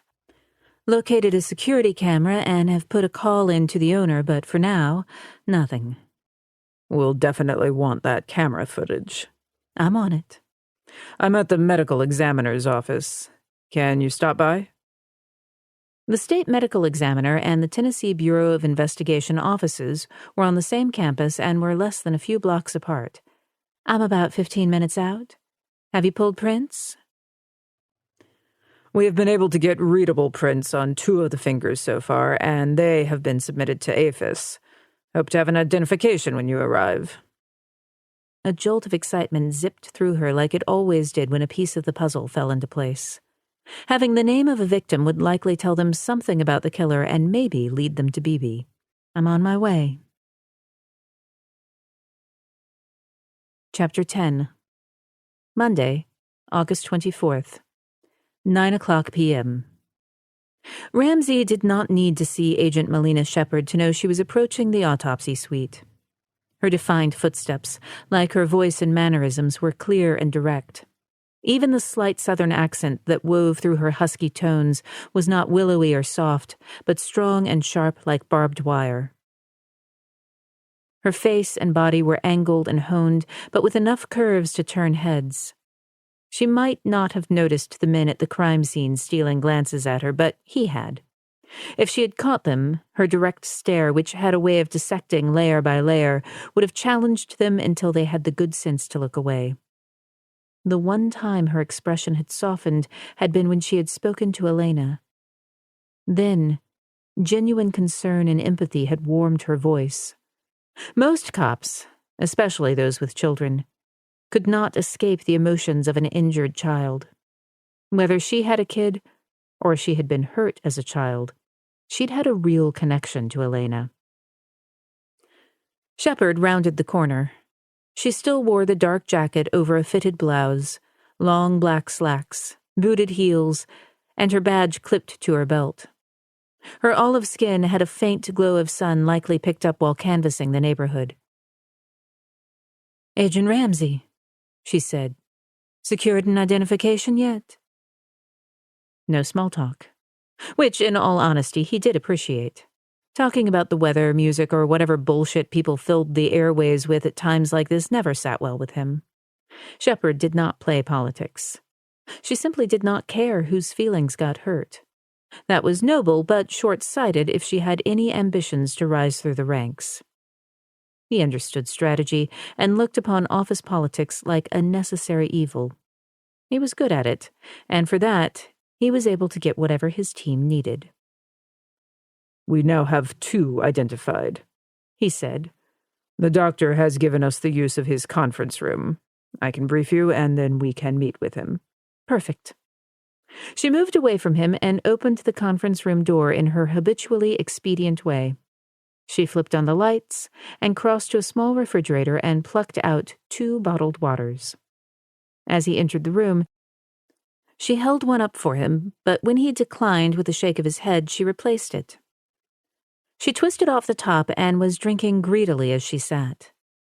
He took a seat and pulled the tablet from his briefcase. I've been in contact with my agents at Quantico who fast-tracked the identification of the prince. She removed a notebook and a pen from the backpack slung over her shoulder. I suppose we're lucky this killer opted to save fingers and not ears. And why ring fingers? Other than the obvious symbolism of love and romance? Ramsey asked. Left ring finger is supposed to be a direct line to the heart. It's not a random choice, Agent Shepard. He's arrogant or a fool. Otherwise, why save such telling evidence? He preserved mementos precisely because they can be easily identified. Taunting the law? I think so. Jesus. She shook her head, then finished off the bottle. What do you have? He pulled up emails from Agent Andy Jameson, who worked on the VICAP database. These are from Andy Jameson at the Bureau. She tracks monsters with her computer. That's efficient. Andy is good at her job. When I told her that we have 6 severed fingers, she dug into her database and found 1 hit immediately. The VICAP system relied on local law enforcement to input the data from their local violent crimes. Does she have any cases involving missing ring fingers? No cases submitted with that particular detail. If this killer moved from jurisdiction to jurisdiction, a cop might not find it odd enough to bother with a VICAP application. Shepard frowned. I get it. Especially if it's a small locality with minimal staff. Andy identified Cindy Patterson, age 38, as one of the victims who has an arrest record. Patterson was murdered December 2007. She vanished after a concert at the arena in Kansas City, Missouri. According to statements, her friend saw her leaving the venue about 11 p.m., and she was walking toward a parking garage. She insisted she was meeting her date and would be fine. Did they ever ID the date? No. None of her friends reported ever meeting the guy. He was apparently from out of town, and Cindy hooked up with him in a bar. Bottom line, she never made it to her car, which was found by police in the parking garage after she had been reported missing. Shepard tapped the side of the empty plastic bottle. Was her body found? 2 days after Patterson vanished, the area was hit by a wicked ice storm that dropped 2 inches on the area. Over 250,000 homes and businesses were without power, with downed trees everywhere. Meaning the search didn't really get off the ground. Ramsey heard the frustration in Shepard's voice. Delayed, at best. Nothing really thawed out until the following spring when her body was found 30 miles outside of the town. Remains were badly decomposed, but the medical examiner did get DNA from the teeth that eventually identified Patterson. Were the police able to determine if the ring finger was missing? Out in the open, animal activity does a number on a body. The remains were badly compromised. We might not have connected Cindy to this if not for her arrest record. What was she arrested for? Shepard asked. He pulled up the mugshot. Cindy had been blonde with blue eyes and a long, narrow face, full lips turned down in a frown. Drug dealing and fraud. She wasn't a Girl Scout, which meant she also wasn't on anyone's priority list. Medical examiner was able to find the hyoid bone in the neck and determined it was broken. Although strangulation isn't quick or easy, it's personal and doesn't leave ballistic traces. Cindy's sister, Robin, stayed in contact with police and tried to keep the case active, Ramsey said. But it's impossible to compete with the growing caseloads and budget constraints. Exactly. We get to tell Robin Patterson her sister was murdered by a serial killer. She rose and grabbed another water from the refrigerator. One quick twist, and the bottle top opened. Anyone else in Cindy's life other than that mystery date who might have been a suspect? She ran with a rough crowd, according to her file. And as Shepard sat down, he said, There's a second identification. Her name is Nina Hall, age 39. Maybe we'll get lucky and see a connection between the two women. That might be difficult. The victim was last seen in Portland, Oregon in November 2009, leaving a popular night spot called Sugar. Our boy has a thing for musicians? Maybe. He pulled up her picture, revealing a blonde woman with a round face, bright smile, and sparkling eyes. He likes blondes? She queried. Perhaps. 2 is enough to hint at a pattern, but not enough to confirm it. Nina Hall was the same age, height, and build as Cindy. And like Cindy, she vanished from a gathering of friends after midnight. Was she found in a field? No. In her own bathtub. He swiped to a collection of crime scene photos. She leaned forward. Her eyes narrowed as she studied the woman lying in her tub, head tipped back, dull eyes peering out of drooping lids. Her left hand draped over the side, sans the ring finger. There isn't a tremendous amount of blood, Shepard observed. She widened the image with the swipe of her fingers and enlarged the woman's neck. She was strangled. Her heart stopped beating, and when the finger was removed post-mortem, only a small amount of blood was involved. Correct. The single amputation struck the local homicide detective as odd, and he made a note in the file. He even called around to other jurisdictions in his state and asked if they'd seen a similar case. The general consensus was no, so he didn't submit a case to VICAP. He was assuming this killer only operated in Oregon. It's flawed logic, but nothing to be done about it now. Drawing in a breath, she sat back. Which leaves us with several women yet to be identified. A knock on the door had them both shifting attention from the tablet to the newest arrival, Dr. Josh Connor. Tall and lanky with a runner's build, Connor was in his mid-30s and had a pleasant face. Brown hair offset inquisitive green eyes. Shepard rose and extended her hand. Agent Melina Shepard. We met last year. I was working a child abduction case. The doctor wrapped long fingers around her hand, studying her face a beat.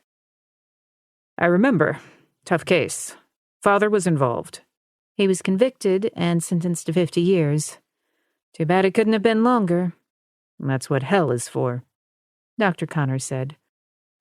I'd rather not wait for hell, Shepard said. Justice in this world is far more satisfying. Ramsey agreed, but kept his thoughts to himself. Back in the autopsy suite, an overhead examination light shone down on a stainless steel table that butted up against a station equipped with a sink, a series of swing spouts, hoses, and electrical outlets. Lying on the counter was a sterilized blue pad and an open pack of autopsy equipment, including scalpels, bone cutters, scissors, a basin, and a bone saw. A full complement to dismantle a body. Normally, there was a sheet covering the body. Today, it was a disposable blue pad covering 6 wrinkled ring fingers lined up in a neat row. Dr. Connor handed out latex gloves, and once he'd donned his pair, he pulled back the covering. The scent of formaldehyde lifted into the air. The fingers looked remarkably small. Dr. Connor knitted his hands together. As we all know, 6 examples of digitus medicinalis, or fourth fingers. They're all from left hands. He picked up the first finger and pointed the severed edge toward the light. Note that the skin and bone are slightly pinched, but the actual bone is smooth. This suggests something sharp, perhaps bolt cutters, which compress and then slice. If the killer had used a different implement, such as a saw, it would have left a much different impression. More jagged, Shepard said. Exactly. Dr. Connor held out the finger. This kind of clean cut would also have required some strength. A weaker person would have worked the handle of the cutters repeatedly, leaving more tears and marks. Our killer is a physically strong man, Shepard said. I'd say so, Dr. Connor said. Ramsey inspected the severed digit. Over the years, he had seen dozens of ways humans could mutilate and dismember each other. The only way to professionally process and then proceed was to remain distant from the fact it was human. The doctor placed the finger back in its original position on the table. Symbolically, the right hand is considered the physical hand and has greater visibility, Ramsey said. The left hand represents character and beliefs, romantic promise, chastity.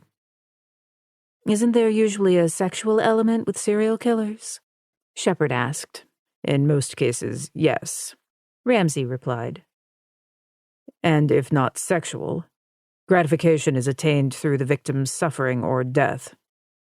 This guy has a complex with the ladies, she challenged. He could see her cheeks flush as if she were trying to control her temper. Most would not have noticed the subtle change, but he did. What kind of sexual fantasy expresses itself this way? It's important not to prejudge, Ramsey said. If you get angry, it could cloud your judgment. Funny, I find anger fuels me, she said. Anger is easy, Ramsey said carefully. Dispassion takes practice. Shepard shoved out a sigh. You're saying if our killer quacks like a duck and walks like a duck, he might not be a duck? If you mean he's not sexually motivated, then yes. Fair enough. She shifted her attention back to the doctor. Which two fingers belong to Cindy and Nina? Cindy Patterson's is the one I just showed you, Dr. Connor said. And Nina Hall's is the one to the right of it. And the other four? She asked. What can you tell me about them? The next three appear to be a little more recent, maybe in the last 5 or 6 years, and the last finger is very recent, as in the last couple of weeks. Shepard rocked back on her heels. Could it be Christina Sanchez? She asked.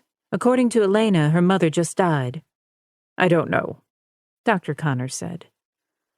Hopefully we have a missing persons case on file. Were all the fingers removed post-mortem? Shepard asked. Yes, Dr. Connor said. Shepard reached for her cell phone. Though two similar victims are not enough to establish a firm pattern, we can still reference their profiles. Given that set of guidelines, we're looking for a deceased Caucasian female, potentially blonde and in her late 30s. Can't speak to the hair color, but age sounds right, Dr. Connor said. I can tell you this office has had no female victims that were brought in with missing fingers for as long as I can remember. If the victim hasn't been brought here, then area cops don't know about her either. Doesn't mean there wasn't a missing persons report filed. As Shepard tapped the phone against her thigh, it chimed with a text. She glanced at the number and frowned. Excuse me. She opened the phone. Agent Shepard, this is Richard Barnard, Elena Sanchez's caseworker. The hospital wants to release her by Wednesday to one of my foster families. Call me at your convenience. She read the text aloud, straightening her shoulders and rolling her head from side to side. If he had not been paying attention, he would have missed a series of expressions implying distaste for social services. As a cop, she clearly understood foster care was a better alternative than BB. However, he believed she personally loathed the option. The girl needs to be with people who can care for her, he said. I realize that. She shoved her phone in her pocket and refocused on their case. Anything else you can tell us about these women? Shepard asked. Not at this time, Dr. Connor said. You identified 2, that's a start, she said. We have 2 families to notify. Maybe when we talk to them, we'll discover more information about the women. She ripped off her gloves and tossed them in the trash can. Thanks, Doc. Without another word, she walked out of the suite and into the hallway. Dr. Connor shook his head. She's upset. She's not upset. She's pissed. How do you know? Death notifications put cops in a foul mood. As Melina stared out the large glass window that overlooked the parking lot and the rolling land beyond it, she pulled in a couple of deep breaths. What she would not give for a few rounds in the ring right now. She just wanted to pound something. The autopsy suite door opened behind her, and she heard Ramsey's steady, methodical footsteps. If she had to wager, she would bet the guy had ice water in his veins. He studied everything with such an exquisite detachment that she found herself envying him. "Were you ever in foster care?" he asked. The 1-2 punch of a question brought her thoughts into sharp focus. Where'd that come from? "I'll take that as a yes." It's a none of your damned business kind of response. "A yes." She readied a couple of verbal jabs, but caught herself. Agent Ramsey was the senior officer, and the last thing she needed was a pissing match with him. I was only in for a couple of weeks, but that was enough. "How old were you?" I was 5. "Almost the same age as Elena." Yeah. "Where were your biological parents?" He had the good sense not to refer to whomever had brought her into this world as Mom and Dad. Those titles she reserved exclusively for the Shepards. I have no idea. My mother left me on the side of a dirt road about 20 miles outside of Nashville in the middle of November. "Who found you?" Local sheriff? "What are the chances?" Pretty damn slim, but he found me. She remembered the cold and the fear burrowing into her bones. She'd hated crying even then, but she could not stop bawling as she stared up and down that dark road. And then there had been the sight of headlights. All in the space of a second, hope had collided with terror. What if it hadn't been her mother coming back for her? Even then, she'd understood not to trust everyone. She often looked back and wondered how she could have missed that monster who had given birth to her. But a child, alone and afraid, would have given anything to be back with the devil she knew. "And he turned you over to foster care?" Yeah. What I didn't realize was that he went home and told his wife about me, and the next day the two were at the courthouse petitioning the judge to release me into their custody. A day later, they picked me up. "Elena's case touches a nerve." You could say that. She managed a slight grin. But don't worry, I'm dialed in. I'll find Bibi, the killer obsessed with fingers, and the key killer, even if it means turning over every rock in Nashville. It was 9:30 when Bibi arrived at the East Nashville bar. She was glad for its stale, smoky air and the scent of booze. Her body ached as she angled her lean frame around the tables and sat in a back corner booth. A sigh leaked over her lips as she relaxed back against the worn red leather. She had been lying in her motel room for the last several hours and could no longer stand the 4 walls. They were starting to remind her of prison. She raised her hand, motioning to the gray-haired, tatted bartender with a smile. She adjusted her silk top and reached for lipstick in her purse. He looked her way as he finished wiping down the bar and then signaled a waitress to the table. "What'll it be?" the woman asked. "Bourbon, neat sugar," she said.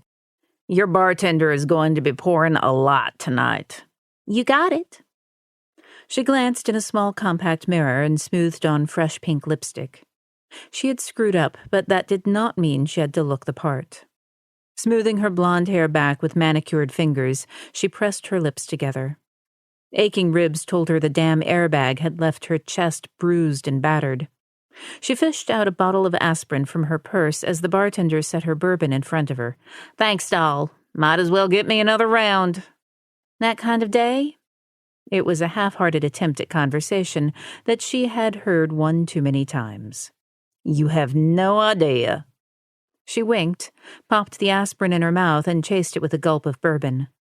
The blend burned her throat, and she would have coughed if her damn ribs hadn't hurt so bad.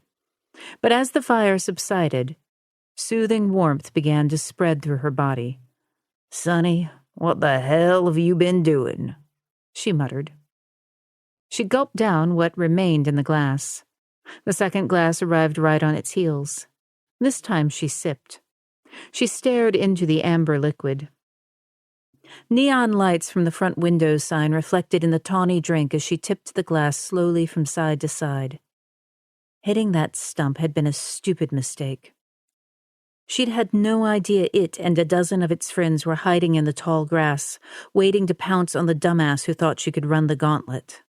But she had been rattled. Images of the pickle jar flashed in her mind. What the hell kind of monster had Sunny turned into? Bibi's hand trembled slightly as she raised to the edge of her blouse. The initial redness on her belly was turning blue. Fucking stump. Shit. Bibi pulled out a packet of smokes from her purse. Lighting the tip of one, she inhaled deeply, savoring the burn in her lungs. When she had seen him face to face a couple of days ago, she had been startled by how big he had become. He had always been tall, but now he was muscular, and any hints of the boy she had known were gone. "I told you when you called last week that I didn't want to see you," Sunny said. "Honey, that hurts. After all we've been through." She had always been able to sweet-talk him. "I want to make things right between us. Get out. I don't ever want to see you again, and stop calling me." He looked as if he was going to hit her, but Elena called out from the car. He looked past her to the child and stilled. "I want us to be a family." He blinked and shook his head. "Go." Irritated, she spoke before she really thought. "I'm not giving up on you, Sunny. You and me and the kid can be a family." That seemed to piss him off. "You're not my family." "We are family. Give me the key so I can get the money out of the safety deposit box. Once we have that, we can do anything." He shook his head, a bitter smile twisting his lips. "You came for the money." "I came for you." "Really? Well, I threw out the key." A smile tugged the edge of her lips. "You never throw out anything, especially stuff I give you. Still have that gold chain ring I bought you in Reno the night you got your cherry popped?" Hints of color rose in his cheeks and he shoved her back. "Fuck off, baby." Baby! Elena shouted. The kid had gotten out of the car and followed her. "I'm right here, baby." As Elena came closer, Sunny looked as if he'd seen a ghost. "Who the hell is that?" Bibi smiled. The kid was the trump card she would play next. She wrapped her arms around the girl's thin shoulders. Elena? "Elena," he said softly. "Looks just like the other little girl we both loved, remember?" Sunny stumbled back, his gaze locking on the child. "Go away. My key, please." He slammed the door in her face. Bibi and the kid had found a motel and cooled their heels for a couple of days. That gave her time to figure out Sunny's habits and schedules. On the third day, when he left for work, she broke into his house. As a kid, Sunny had had a habit of hiding his money in his shoes. She went straight to his closet and searched among the high-dollar country western boots. She quickly found a few $100 rubber-banded around several credit cards shoved in a boot. Shuffling through the cards, she realized none had his name on them. Old Sunny was stealing just like Mama Bibi had taught him. It made her proud. She'd been pocketing the cards when she had spotted the jar. One look at the grisly contents and she'd known Sunny was far more dangerous than she had realized. She ground her cigarette into an ashtray. The bartender brought over another drink and she gulped it down in one swallow. "I like your style, baby. I'll take another." "I'll need a card to keep this tab running." She handed him a credit card. "There you go, doll." As the booze soothed her nerves, her thoughts slowed so that she could process them. She had wiped the car clean of her prints, so the chances of a cop identifying her quickly were slim to none. She had wiped the jar down as soon as she had placed it in her trunk, and if she had not been in such a damned panic after the crash, she would have taken it with her. The little trinkets were her path back to the key. Leaving Elena behind had not been a choice, but a necessity. There was no way she could drag her own battered body away from the wreck and have a kid in tow. Jesus, that kid could scream. Elena was a pain in the ass, but Bibi liked her. The girl was tough and was going to be a ball-buster one day. It was not like she had abandoned Elena or left her to face a pack of wolves. As she'd fled through the tall grass and shrubs, the distant sound of police sirens had mingled with the kids' cries. The cops would see her right away and take her to the hospital to get checked out. There might be a foster home, but Bibi would find a way to track the kid. She no longer had the jar, but if she could get the kid, there still might be a chance to trade with Sonny. When she reached the bottom of her glass, she was tempted to order another drink. She pushed the glass away and asked the bartender for the tab. Drunks got sloppy and ended up in jail. The bartender brought her a slip to sign. The card had worked. Hopefully, she would get a few more hours of use out of it before it popped as stolen. The bartender picked up the slip, glanced at the tip, and smiled. "Thanks, Dee."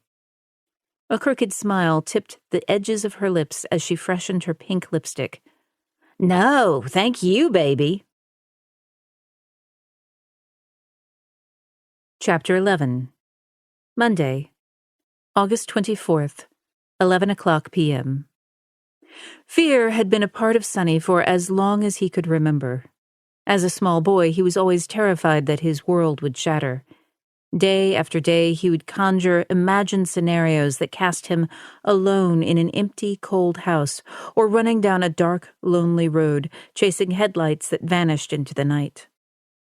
The last few days had been particularly jarring. It should have been business as usual, but the foundation under his feet was crumbling. A girlfriend had once announced he had abandonment issues as she packed her things and left his house for good. She accused him of holding on too tight, that he needed to trust. "Not everyone is out to screw you over," she had screamed as she'd slammed the door on her way out. But she had been wrong. Hell, his last girlfriend, Jennifer, had left him not even a week ago. He had moved on, of course, but as he sat in the tub with his new girl, Tammy, he made a point to savor this perfect moment, which he knew would not last. In the background, the country music playlist finished the last of 20 songs and reset to the first song. Roger Miller snapped his fingers in a steady beat, strummed his guitar strings, and launched into King of the Road. The smooth melody conjured memories of riding down back roads in a blue Cadillac, top down, with the sun warming his face as his outstretched hand tried to catch the wind blowing over his fingertips. But today he resented the uncomfortable reminder that his time was up. Time to move on. Nothing lasts forever. The bathwater was turning cold and the light was fading. The tall candles had melted down to nubs, leaving only a faint glow and a puddle of wax pooled on the vanity. He shifted and tightened his hold around her soft, supple shoulders as he pulled her closer to him. "It's time." She was silent, undaunted by the chilling waters. He knew she enjoyed it as much as he did. Maybe more. He leaned her forward, rose out of the tub, and stepped onto the ice-blue bath mat that matched the towels on the rack and the paint on the wall. He gently laid her back against the edge of the tub and smoothed her blonde hair off her face. The music's novice chords of A-D-E, A-A-D-E, repeated as the song rolled on like a trucker's wheels. Nothing lasted forever. He dried off and dressed in dark jeans, a V-neck sweater, and worn cowboy boots that he had bought in Kansas City 13 years ago. He glanced back at the woman with her arched back, which exposed the delicate curve of her neck. So beautiful. "I know you want to stay with me, baby," he whispered. Silent, Tammy ignored him. He had seen the same look on Jennifer's face. Sighing, he reached in a small duffel and pulled out a favorite pair of bolt cutters. The sharp tip of the shears caught the fading candlelight. He knelt by the tub and gently removed Tammy's hand from the water. "I want to remember you like this, forever." His fingers skimmed over the slim wrist. The pulse that had beaten so furiously when he had first met her had stopped. She felt no more fear. She no longer had to make the rent or worry about her ex finding a prettier version of her, or about her crap boss pinching her ass when no one was looking. He had released her of her burdens. Carefully, he dried off Tammy's fingers. They were long and sensual. Her nails were beautifully manicured and painted a dark blue. "You have lovely hands. It was one of the things I noticed about you." Sonny reached for the bolt cutters and angled the sharp edges on either side of her naked ring finger. He drew in a deep breath and then, with a hard squeeze, clamped the handles closed. The blades cut through the flesh and bone, snipping the finger off in one neat cut. The finger fell to the ground beside his knee. There was little blood. Her heart had stopped pumping hours ago. He gently laid the hand on the surface of the water and watched as a fine ribbon of blood followed the fingers to the tub's porcelain bottom. He fished a plastic bag from his duffel and placed his new trophy inside. He rose and leaned forward to kiss the woman on her lips. "I'm sorry I can't stay," he said. "Darling, it's been real nice."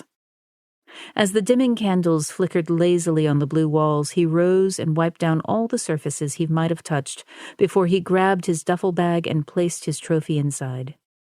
He picked up his iPod, waiting until Millers sang his last note before turning the device off and shoving it in his pocket.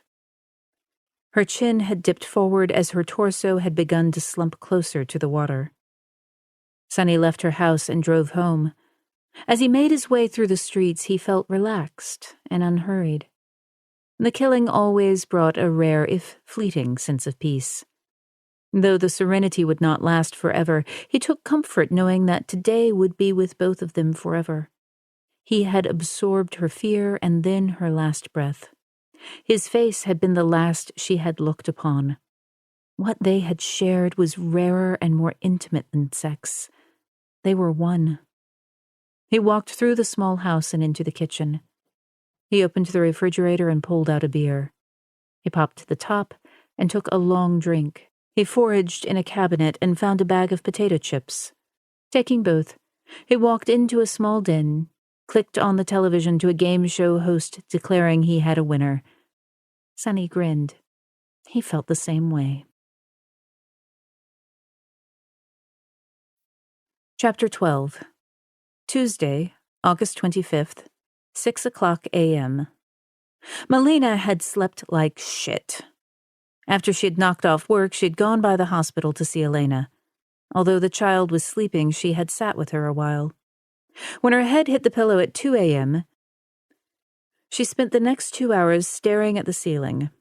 When sleep did come, she dreamed about deserted roads, cold, and fear.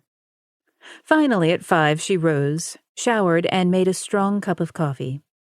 When Wild Kitty scratched at the back door, she made a plate of albacore tuna and sat on the patio drinking coffee while the cat ate. Through the fence, she heard her neighbor call for his cat. Neither she nor Wild Kitty spoke up. She checked her phone. No updates from Ramsey on the key killer or Mr. Ringfinger. She should not expect one, but that did not stop her from checking twice more. She read the local news on her phone, and when the cat finished eating and left, she collected the plate and went inside. By the time she had dressed, it was after 6, and she had headed to the office. As she crossed her apartment parking lot, she noted the collection of 3 cigarette butts by her car. She had made a point to park in a different spot, and again, the lady with the pink lipstick had chosen to stand by her car and smoke. The beauty of being a cop was that her natural suspicions could be satisfied fairly easily. She fished a latex glove from her pocket and picked up the butts, carefully wrapping them up. When she arrived at the office complex, most of the individual office doors were open, and she could hear the tap of keys on keyboards mingling with hushed conversations. Ramsey was already set up in the conference room working. Fatigue scraped her nerves and sent her in search of more coffee to make her more fit to be around humans. Coffee first. Ramsey could wait. But as she passed the conference room, he rose and opened the door. "Mr. Piper is ready with an update." She kept walking. "Let me grab a second cup of coffee, and I'll be right there." After Melina tanked up her to-go cup, she saw Ramsey waiting in the hallway. Silent, she followed, sipping as they cut across to the forensic lab. After showing their badges, they rode the elevator down to the first floor, where the crashed car had been towed. In the open bay on a concrete floor, the mangled metal appeared more snarled and torn than it had on the street. Distracted by Elena and the jar, Melina had not fully absorbed the extent of the damage. The center of the front grille and fender was bent, and the frame was angled out of alignment. The front passenger side was scraped, and the hood was crumpled. "I'll say it again," she said. "I can't believe Bibi was able to run." Adrenaline was pumping, and given the surprise in the trunk, Bibi didn't want to talk to the cops. The echo of footsteps brought their attention around to a young woman in her early 30s. She was tall and slim, with short, light blonde hair. Sharp gray eyes stared out from behind thick-rimmed glasses. "Agents Ramsey and Shepard, I presume?" the woman asked. When both showed their badges, she thrust out her hand. "I'm Agent Henrietta Wagner. Henry to the crew around here. Matt worked until about 5 a.m. and has run home for a shower, but I've been working with him along the way." After an exchange of a few pleasantries, Henry walked them to the front of the car. "Not the worst crash I've seen. If the vehicle had struck the tree on the driver's side, she or he would have been more seriously injured. But as luck would have it, this individual's side of the car was fairly intact." "Too bad. It would have saved us the chase," Melina said. "I've spent the last couple of hours dusting the car for prints, and needless to say, I've pulled many. However, as we learned at the crime scene, none were pulled from the steering wheel or any of the normal places you would expect the driver to touch. But, as Agent Ramsey suggested, we did dust the car seat and pulled up several good impressions from the side and the back buckle. Prints were fed into APHIS about an hour ago, so we are hoping for some kind of hit." Henry walked them over to a table filled with a variety of belongings that Melina recognized from her earlier look in the trunk. "Whoever packed the trunk used every available square inch." "Their entire life was in that trunk," Melina said. She walked along the edge of the table, looking at the contents of one of the suitcases. 8 sets of high-heeled shoes, sparkling tops and dresses, and a collection of black and red lace underwear. "Looks like it. The driver enjoyed high heels, designer jeans, and sequins. There was also a stash of credit cards in one of the bags. They were all reported stolen. There was also a sling and a cane." "Our driver is a grifter or con artist," Melina said. "And likely has an arrest record," Ramsey said. Henry received a text. "Looks like you're right. Our driver does have an arrest record. Just got back the APHIS results. Her name is Bonnie Lynn Guthrie. She's 59 years old and was born in Dallas, Texas." She tapped on a link and turned the phone toward them. "This mugshot was taken in 2014. Arrested for credit card fraud and possession of heroin in Ventura County, California. After her 5th arrest, she was sentenced to 10 years in prison. California cut her loose after 5 years, time served. She's been out on parole the last year." "Has she checked in with her PO recently?" Ramsey asked. "She missed her last appointment with her parole officer. Until then, she had checked in faithfully," she said. "His contact info is in the text." "Can you text me that?" Melina asked. "Number?" Henry typed as Melina recited the digits. "Done." Melina pulled up the image as soon as it hit her phone. A flicker of recognition tickled the back of her brain. She enlarged the face with the swipe of her finger. Old memories reached out from the shadows, and the odd sense of déjà vu grew stronger. She scrolled through Guthrie's priors, but did not see any connection to Nashville. "Do you see something familiar about her?" Ramsey asked. "Not really." She turned off the screen and tucked the phone away. "Henry, anything else you can tell us about the car?" "No evidence of decomposition fluids," Henry said. "I checked after the discovery of the jar and fingers. I did find a small bag of pot. No firearms."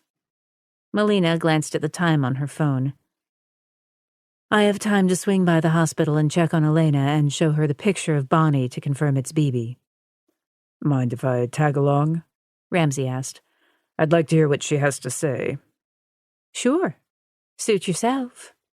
She thought about the pink-tipped cigarette butts in her pocket.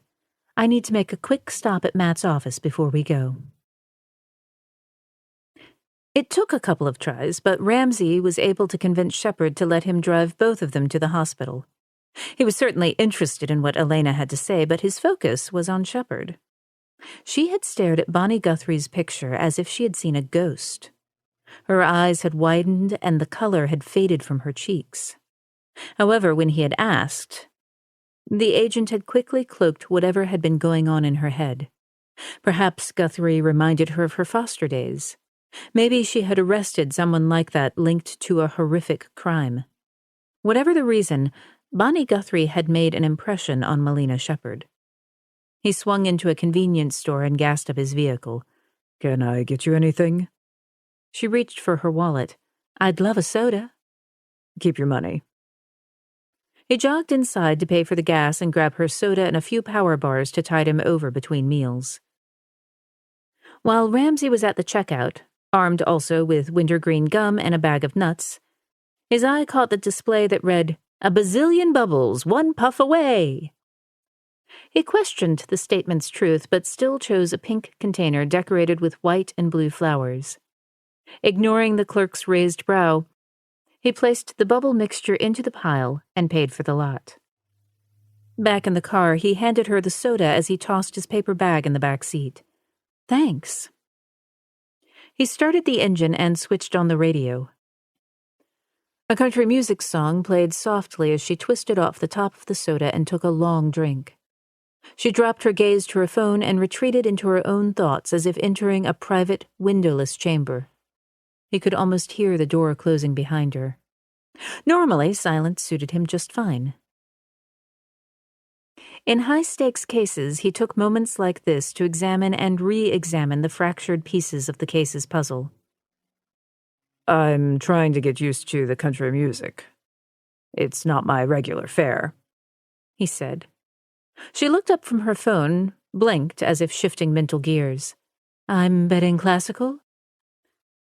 Or whatever kind of music people raised with old money listen to. Old money sounded a little tainted when she said it. Why do you say old money? Your cufflinks and watch look vintage, and you don't strike me as the type of guy who haunts antique stores. Your precise use of the King's English is another giveaway, and the cut of your suit. It's handmade, isn't it? The sharp assessment hit home. And all that says old money. Newly rich can adopt all those traits. You don't seem to acknowledge any of it. New money cares. Old money grows up with the good stuff and treats it like a second skin. What else do you notice? You have a house on the water. Potomac River is close to Northern Virginia, but so is Chesapeake Bay. Your skin is tanned and your hands are weather-beaten. I'm guessing they've been exposed to a lot of sun. Crew or sailing? A smile tugged the edges of his lips. I sail. And you have a dog? She said. Golden retriever? Just a couple of hairs on your pants, which I bet you don't bother to brush off because you like remembering him. My father's dog, Axel, can do no wrong. You should be a profiler, Ramsey said. She closed her phone. Don't all cops have to be to some extent? We have to identify genuine versus deceptive behavior almost every day. True. He slowed as he approached the hospital. You said your mother cooks Sunday dinner, he asked. Mom expects my presence unless I'm in a shootout or tracking a missing person. Arterial sprays also acceptable. He pulled into the hospital parking lot, slid into a spot, and shut off the engine. Nothing wrong with a hot meal. She laughed. You haven't tasted my mom's cooking. Heart of gold, but hide the can opener and dinner is going to be late. Your dad cook? He asked. Yeah, he's pretty good at it. He took a fall recently and is recovering, so she's back in the galley. And if that's not an incentive to get well, I don't know what is. What's your deal, now that we're making small talk? You summed me up pretty well. Harvard undergraduate, Yale Law. Blood's bluer than I thought. Who takes care of the dog? The dog lives with my mother on the Chesapeake Bay. I visited this past Sunday, and he and I went sailing. His name? Romo. After the Dallas Cowboys quarterback? Christ. That's treason in Washington Redskins territory. No truer words. As he got out of the car, he grabbed the brown paper bag from the back seat, and the two crossed the lot to the hospital entrance. He could not say he had broken the ice with Shepard, but there was a small crack. Normally, he did not bother beyond basic politeness when working with local law enforcement.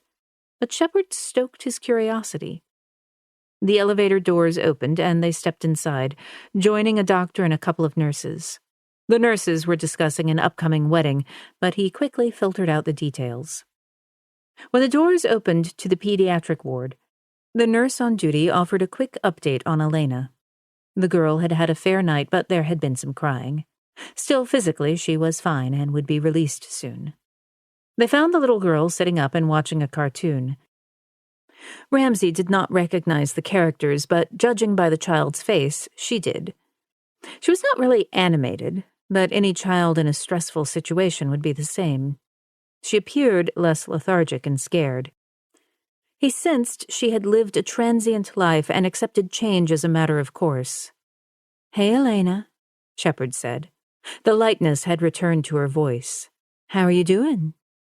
The girl kept her gaze on the television and tightened her hold on the stuffed dog as if she sensed another change was coming.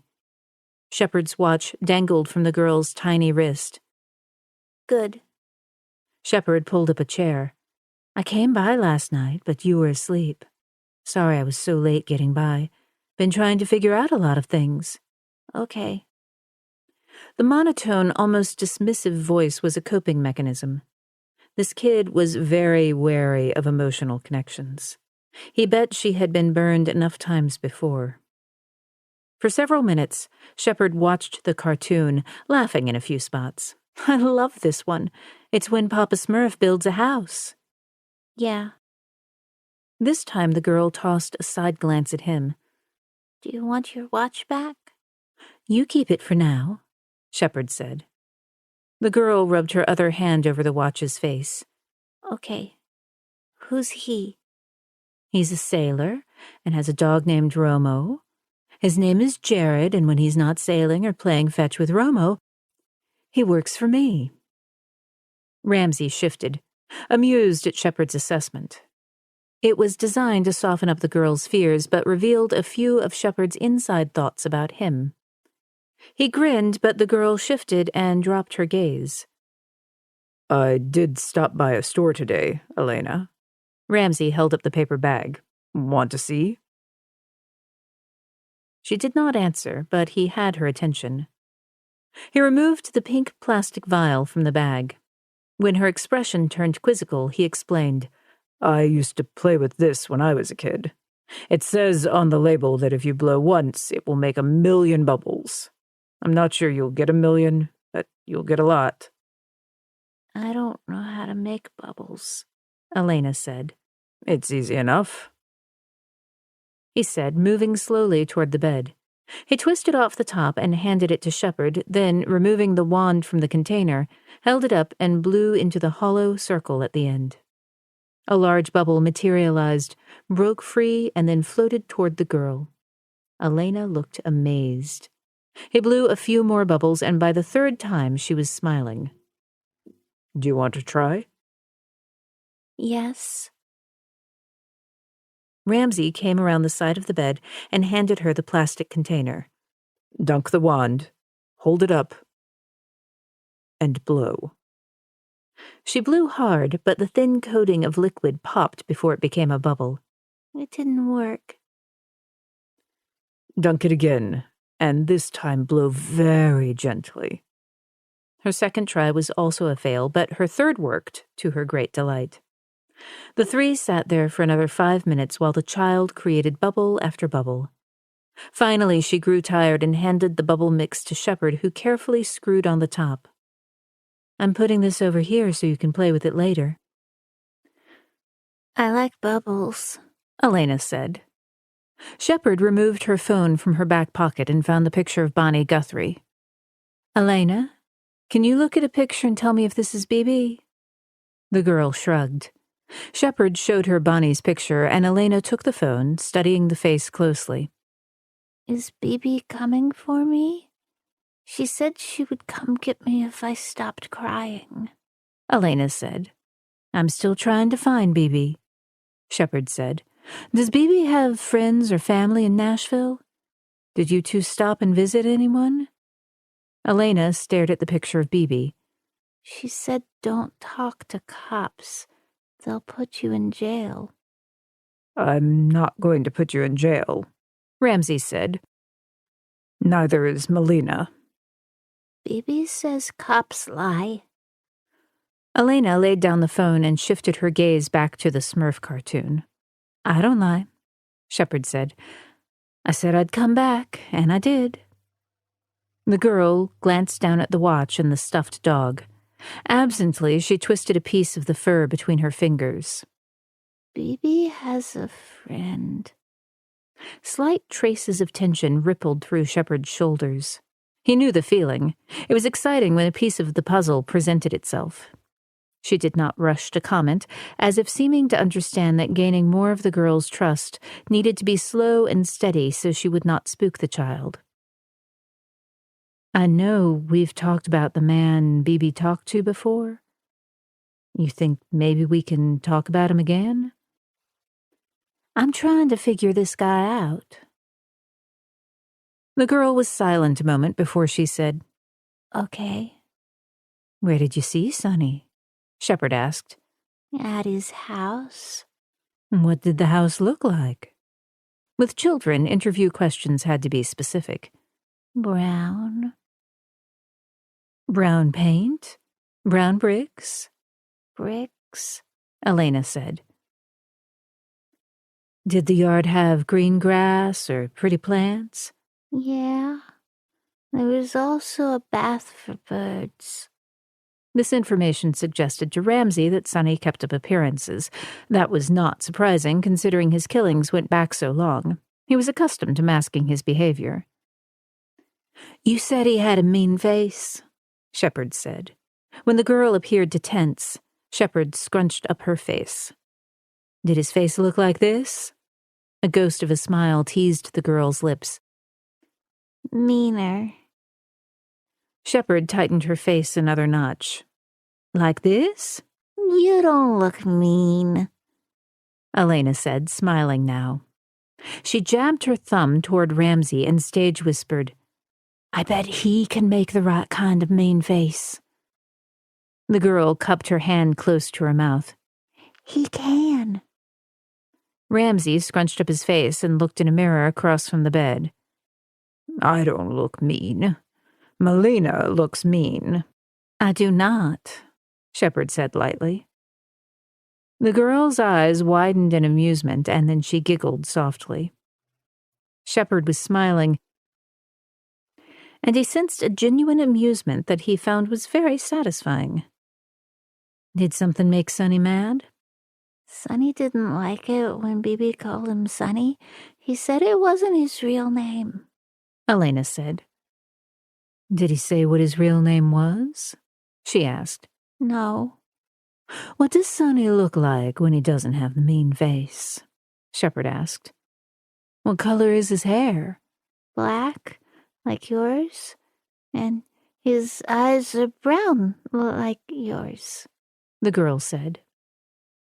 They went through a series of questions until they had a rough description of Sonny. He was likely in his mid-30s, tall, not fat, but not thin, brown hair and eyes, and he had several guitars in his house. It was a start, but with no last name or an address, Sonny would be impossible to trace. "When you were at Sonny's house, did he give anything to BB?" Ramsey asked. No. "Did she go back to Sonny's house?" Shepard asked. The girl shrugged. I don't know. We went to the motel and I fell asleep. Which did not rule out the possibility that BB had left the girl and returned to Sonny's house. The girl yawned. Baby takes stuff all the time from everyone. Did the preserved fingers belong to Sonny? Had Baby taken them for some kind of leverage? He made a mental note to check past known associates for Bonnie Guthrie. "You've been a big help," Shepard said. The girl yawned again and blinked slowly. Okay. When you find Baby, can I leave? "You get to leave here really soon. I'll talk to your doctor again when I come back later. I should know more this afternoon." The girl's eyes widened with panic before she seemed to catch herself. Do you have to leave? Shepard smiled at the child. "I can't find Bibi if I don't leave for a little bit, and we need to find her." The girl frowned. Okay. Shepard smiled at the girl, but as she turned to leave, the girl grabbed her fingers in a surprisingly tight grip. Shepard seemed to tense, as if absorbing the child's desperation. She leaned forward and hugged the girl. The child's arms clutched her neck, and her small frame melted into the agent's. Shepard patted the girl on the back. "I'll be back. I won't leave you hanging." Promise? Elena whispered. "Promise. And don't lose my watch." Okay, I won't. She giggled. Finally, Shepard was able to peel the girl's arms free. And with one last squeeze of the hand, she and Ramsey left the room. Shepard reached for her cell and dialed. After an extended pause, she said, "Mom, this is Melina. Call me back when you can. I have a favor to ask." Ramsey did not speak as the two strode toward the elevator. He pressed the button. You okay? "Sure, I'm fine." You don't look fine. "Save the profiling for the suspects." It doesn't take a profile to recognize your expression is tight and your face is pale. "Don't," she warned. As the elevator doors opened, Ramsey was already texting. I'm having Andy cross-check Bibi's arrest records with the name Sonny. Bonnie Guthrie definitely knows the guy from way back. She gets out of prison and stays in California for a year, and then something happens, and she ends up stealing a car, a kid, and body parts. My guess is the guy has access to money or something of value to Bonnie. Agreed. The doors closed, and she pressed the lobby level. She just didn't happen to find herself in Nashville. She had a plan. I went back and looked at the crash site. There are no skid marks. I noticed that. She was hell-bent on making it to the other side. But why? When Melina and Ramsey reached the first floor, her phone buzzed with a text from her mother. Back home. She and her mom had a system. If Melina called, her mother would text back. Given Melina's job and schedule, texting was the only option that worked. "I'm going to swing by my folks' house and check on my father. If there's an update, contact me." Will do. They drove back to the TBI offices. Melina could ask him about what he was doing next, but she did not care right now. "I'll be back in an hour." Understood. She settled into the front seat of her car, letting the heat from the seat soak into her chilled skin. She was grateful for the solitude. Old, latent fears, long suppressed, grew stronger and crawled from the shadows. They swirled and then joined to create a picture of another little girl standing on the side of a deserted country road. Her heart was racing with fear and dread, and her body was drenched in sweat. Melina raised her fingertips to the base of her throat. Her pulse thrummed under her skin. Unwanted fears of abandonment and loss tangled together and wrapped around her chest. "Nope, not doing this now," she said, "and fuck you, Bibi." She fired up the engine and then texted her mother, alerting her she was coming by for a visit. Chapter 13. Tuesday, August 25th, 11:45 a.m. Ramsey returned to the hotel room he had used last night. He had reserved the room for 3 nights, but there was a good chance he would be extending his stay. The "Do Not Disturb" sign remained on the door, and when he entered he was glad to see the maid had not come. Though he carried all sensitive files and his laptop in his briefcase, he still did not like the idea of anyone invading his space while he was gone. Better to have a rumpled bed and day-old towels.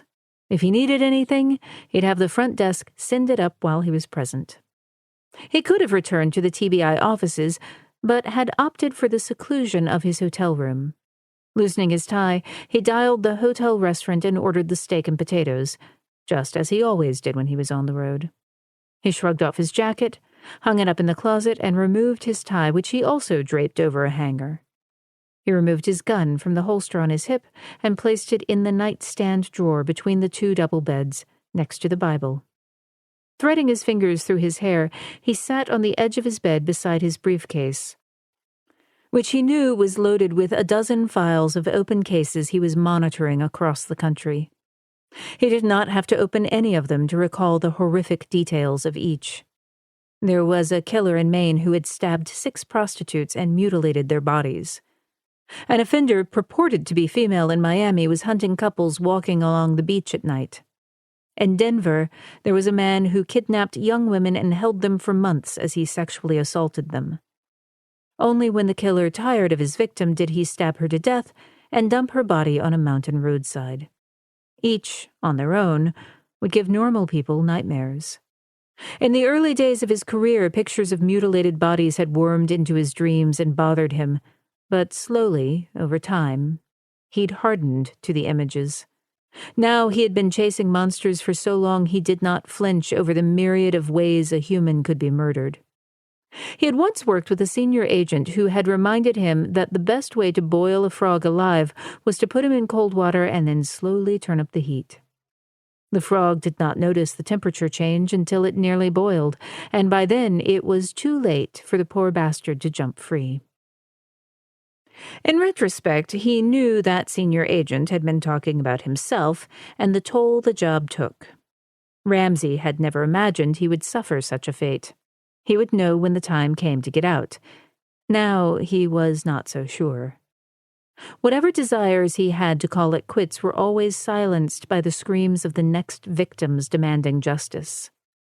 Needing to connect to someone, Ramsey dialed his mother's home number. The phone rang 3 times before his mother's caregiver, Tracy, answered. "Ramsey residence?" "Tracy, it's Jerrod. I'm checking in." "Hello, Mr. Ramsey. Your mother is doing fine. She's actually up."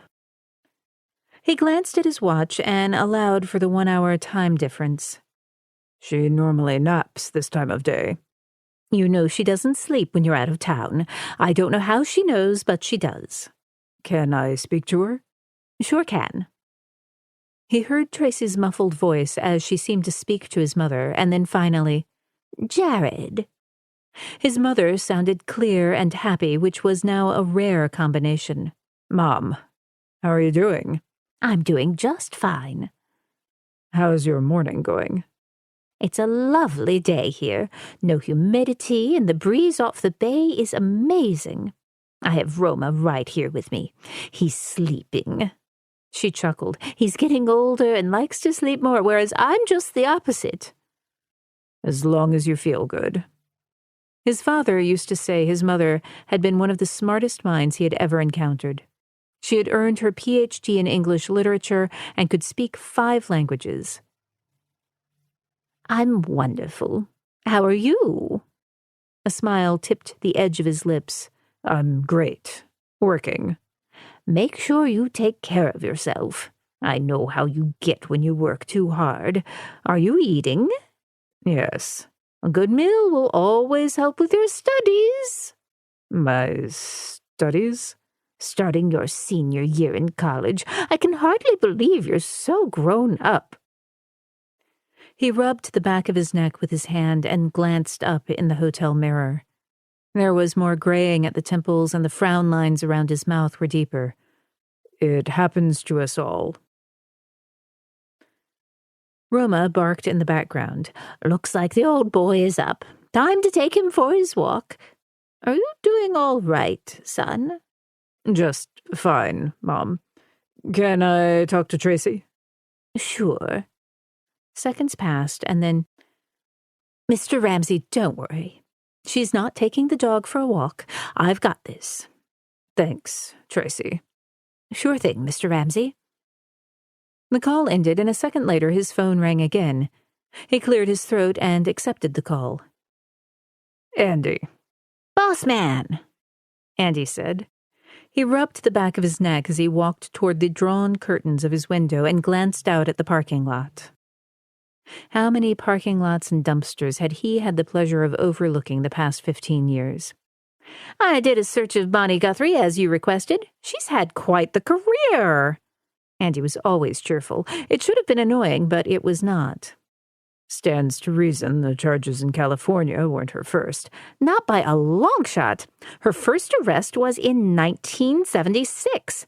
She was 15 and picked up for shoplifting. It was a first offense, so she was let off. It was another 2 years before she was caught stealing again. This time she did a few days in jail. Give me the abbreviated version. She likes to steal. She's made a career of it. She was married for a short time while she was in Texas, but her husband died of natural causes in 1990. After his death, she took off. What about Sonny? Any known associates by that name? I was on the phone with each jurisdiction where she had a record and asked that same question. The only mention of a Sonny came from her most recent California parole officer. He said she referenced Sonny a couple of times and said as soon as she was clear to travel, she was going to see him in Nashville. He stilled. Any other information about Sonny? No. The parole officer said he asked, but she wouldn't say. Nashville had been Bonnie's destination. What about the child, Elena? The girl said her mother's name was Christina Sanchez. Was there a record of Bonnie having a relationship with Ms. Sanchez? Bonnie never mentioned Christina or a child to her parole officer. Was Christina or Bonnie living at the address Elena gave us? Yes. The address is in East L.A., not the best part of town, not surprising. Ms. Sanchez was arrested several times for prostitution and possession. Her offenses were small-time stuff, but she got picked up regularly. Sanchez never did hard time, but she was in and out of jail several times before her daughter was born. Find out who owned the residence where Sanchez lived. Maybe the landlord can tell us something about Christina, Elena, or Bonnie.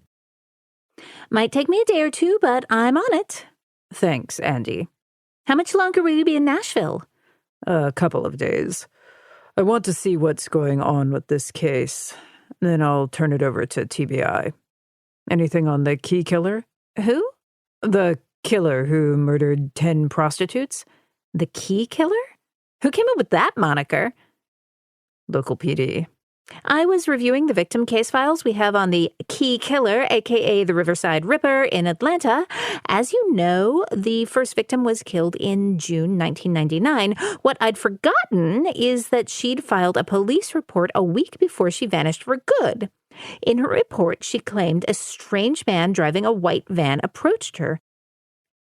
She said he tried to coax her into it with a wad of bills, but her street radar went off. He tried to drag her inside, but her pimp showed up. A week later, she was dead. Shit. He had forgotten that detail as well. Too many damn cases. They were all starting to blend.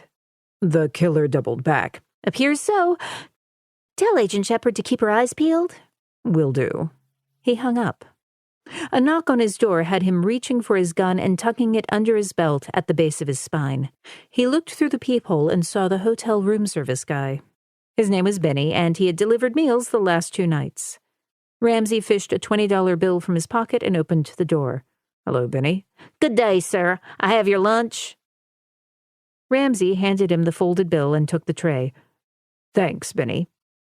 Benny rubbed the bill between his fingers, as if touch might confirm this tip was as good as he hoped.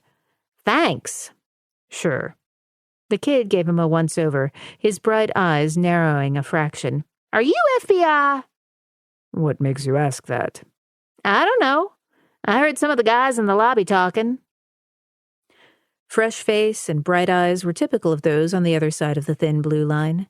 They only saw excitement in all the shit that was on TV.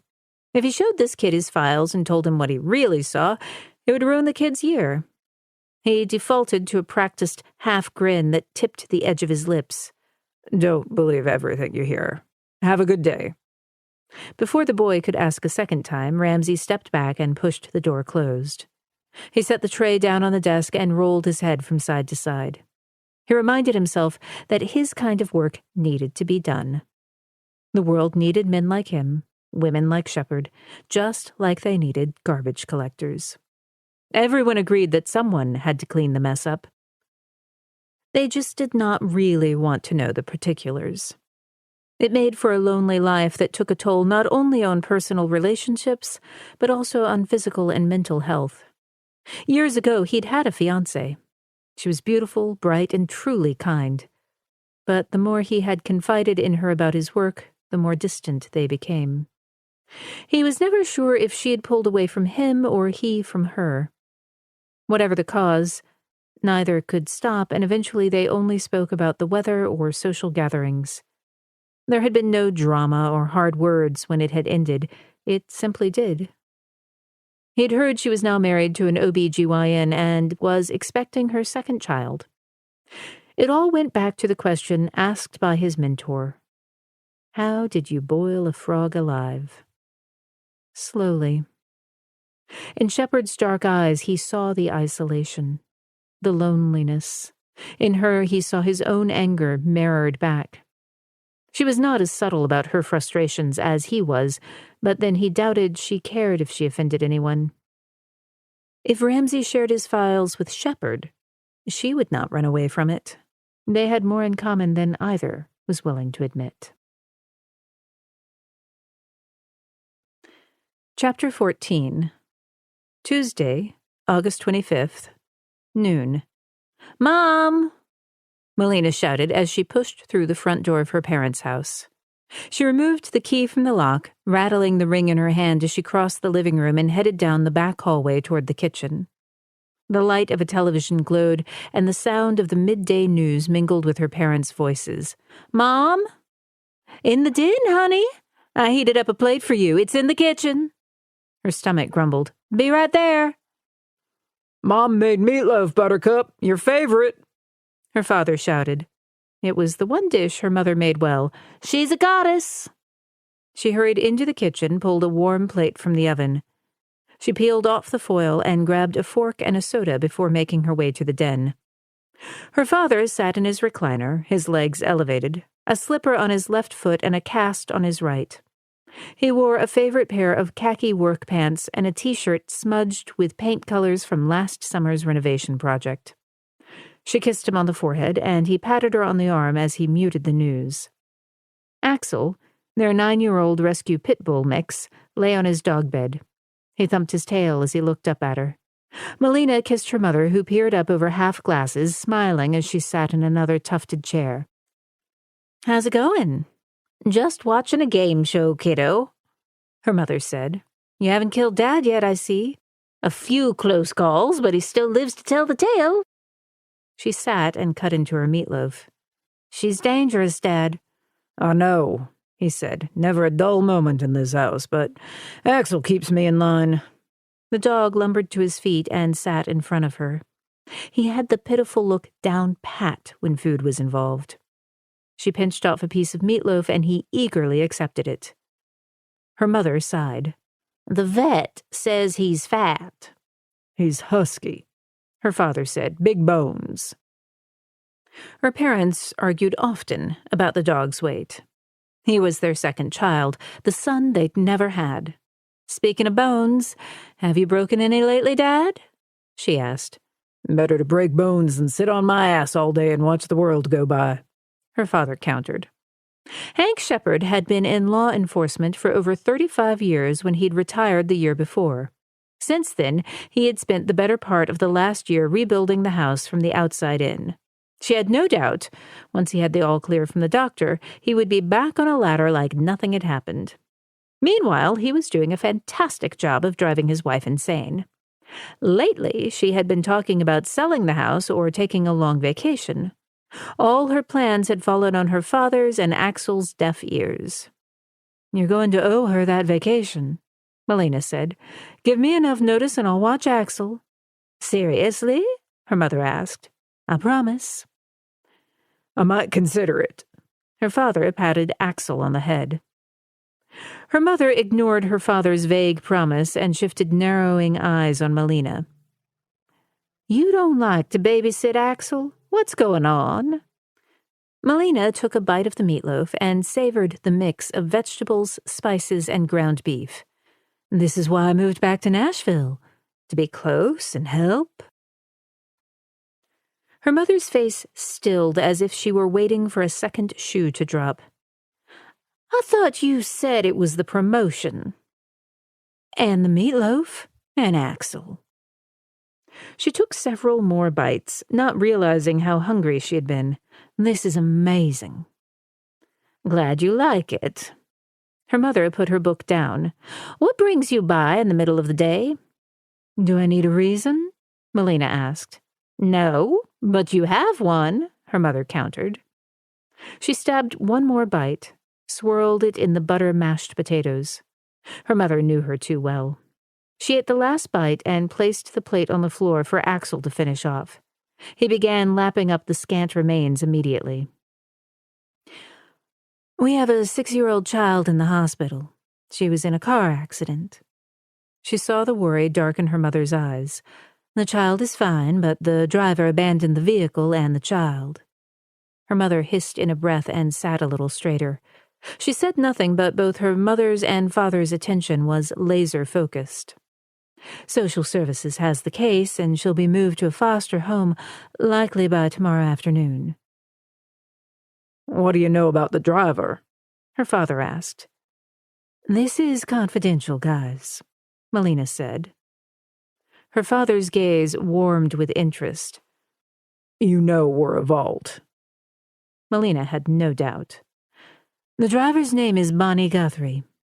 She did time in California, but missed her last appointment with her parole officer. She's not the child's mother, according to the child." "And?" her father prompted. She popped open her soda and took a long pull. She skipped over why Ramsey had originally come to Nashville. "FBI got involved when an officer found a pickle jar filled with severed fingers in the trunk of Guthrie's car. All the fingers appear to be female. The medical examiner has pulled prints. We have identification on 2 of the victims." "It's not like you to discuss your cases with us," her mother said. And here came the part that dug into uncomfortable feelings. "The kid kind of reminded me of myself, the way she was just left." "Aren't the scenarios fairly different?" her father asked. "You always gloss over how you found me, and I've never pressed for details. Now I'm pressing." Her father glanced at her mother, and when she nodded, he sat a little taller. "A call came in that there was a child on the side of the road." "Who called it in?" "We know the call came from a payphone at Stella's Diner. Back in the day, no cells." "I get it. Old school," she said. "Did anyone ever talk to the folks at the diner?" "I did, after I picked you up," he said. "You were standing on the side of the road, hiding behind a guardrail." "I remember that part of the story." "No way I would have found you if someone hadn't told us to look near mile marker 125. His voice grew quiet. "I drove past you twice and saw no sign of you. I decided the 3rd time would be the charm. That's when I saw your yellow jacket. You reminded me of a frightened animal." Her mother rubbed Axel's head in a soft, loving way, as if she were calming that lost version of Melina. "When I reached out for you, you took off running," her father said. "You said I came straight to you." "No. I had to move quickly to snatch you up. You started kicking and screaming, and I held you tight until you calmed down. Must have taken a full 5 minutes. Finally, I think all the trauma just wore you out and you collapsed against me." That's when he called me, her mom said. I met him at the station. Foster care took me, Melina said. For 7 days, her mother said. Took that long for your daddy and me to pull every string we had to get custody. When you went to the diner, could anyone tell you who called the police? Melina asked. The call came in at 10:05 p.m. on a Thursday night, her father said. The restaurant manager didn't have surveillance cameras, and it had been a busy night. There had been an event at the local high school, and the place was packed full of kids and parents. But Brenda, the woman working that night, did remember a woman coming in with a boy. She remembered thinking the woman wasn't a regular customer, and the boy looked upset. Did Brenda say what the woman looked like? Blonde, dressed kind of showy, drove a big car. A faint memory of a car flashed. The vehicle had a wide back seat and was stuffed full of suitcases and garbage bags filled with clothes. Did the woman or boy call? She's not even sure if either one of them made the call. In her words, it was busy as hell, and she didn't know up from down. Anything else about this woman? Melina had pushed aside this story for so long she had almost convinced herself that it did not matter. Now the scant details teased her with a past that suddenly felt as if it mattered very much. Any names? Credit card receipts? None. Paid cash. Didn't leave a tip.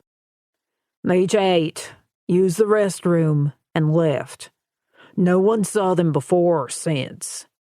How do you know they haven't seen them since? For a few months, I checked in at least once a week. Social services searched for your birth family, but stopped after a few months. I kept looking just in case there was someone who might make a claim on you. Your father knew I wasn't going to let you go without a fight, her mother said. Whoever the woman was, she never came back to Nashville. Her father studied his daughter with the keen eye of a veteran cop. Every so often she caught a glimmer of the badass cop he had been back in the day. Has this case brought all this up? She sighed. I suppose it has. I had a dream last night. What kind of dream? Her mother asked. Being in the back of that oversized car and then getting yanked out and being left on the side of the road. You used to have nightmares when you were little, but they stopped when you were about 10 or 11, her mother said. They never really stopped. I just stopped talking about them. Her mother frowned. You always had the same dream? Yes. Melina did not like seeing her parents' deepening frowns. She had never liked seeing them worried, especially about her. Maybe that was why she had stopped talking about the dream, excelled in school, and been a model student at the academy. Somewhere buried in her subconscious was the idea that if she was not perfect, they would not want her. But it's nothing like it used to be, and these days the dream doesn't bother me that much. I think seeing Elena today just reminded me of how I ended up. Who's overseeing this child's case with social services? Her mother asked. She checked her phone. The guy's name is Richard Barnard? I don't know the name, her mother said. I could make some calls, her father said. That's kind of what I was hoping, Dad. Better I stay out of it since this is an active homicide investigation. Homicide? Her mother asked. That poor girl. Yeah, she said. I'll look into it. Her dad's tone had shifted from dad to cop. I'll see to it she gets the best foster home. Thanks, Dad. Anytime, Squirt. Sonny was glad to be home. It had been nice spending the night at his lady's house, but it was time to get back into his routine. There had been a season when he could be on the road for months and be content. But as he'd gotten older, he liked sleeping in his own bed, liked having his stuff around him. Restless, he shoved the key into the lock and pushed open the door. He dropped his small duffel bag and flipped on the light. The instant his gaze scanned the small living room, he knew something was wrong. He quietly closed the front door behind him and reached for the cig in his waistband under his shirt. He chambered around and very slowly crossed the pine floor toward the couch and the collection of photos he had taken on the road for over 15 years. The house was silent except for the slight hum of the refrigerator. He flipped on the kitchen light and confirmed that the space was as neat and clean as he had left it. He liked a clean house, liked knowing the scent of pine waited for him when he came home. He jiggled the back doorknob and discovered it was locked. Still, the hair on the back of his neck rose, and he could not shake the feeling that someone had been there. "Bonnie," he muttered. She had been calling him for weeks, but he had ignored her. He had no idea how she had gotten his number, but knew damn well how clever the woman could be. Seeing her had been a kick to the gut. It had taken everything to remain calm. Once he'd checked his emotions, he'd recognized that familiar hangdog expression on her face. She'd had a sob story, and when that had not worked on him, she'd cut to the chase. She wanted the key, but once he gave it to her, she would realize he had spent the money. His fingers itched as he imagined wrapping them around her pencil neck and squeezing until she died. Then the kid had gotten out of the car looking for Bonnie. If not for the kid, he would have strangled Bonnie right there.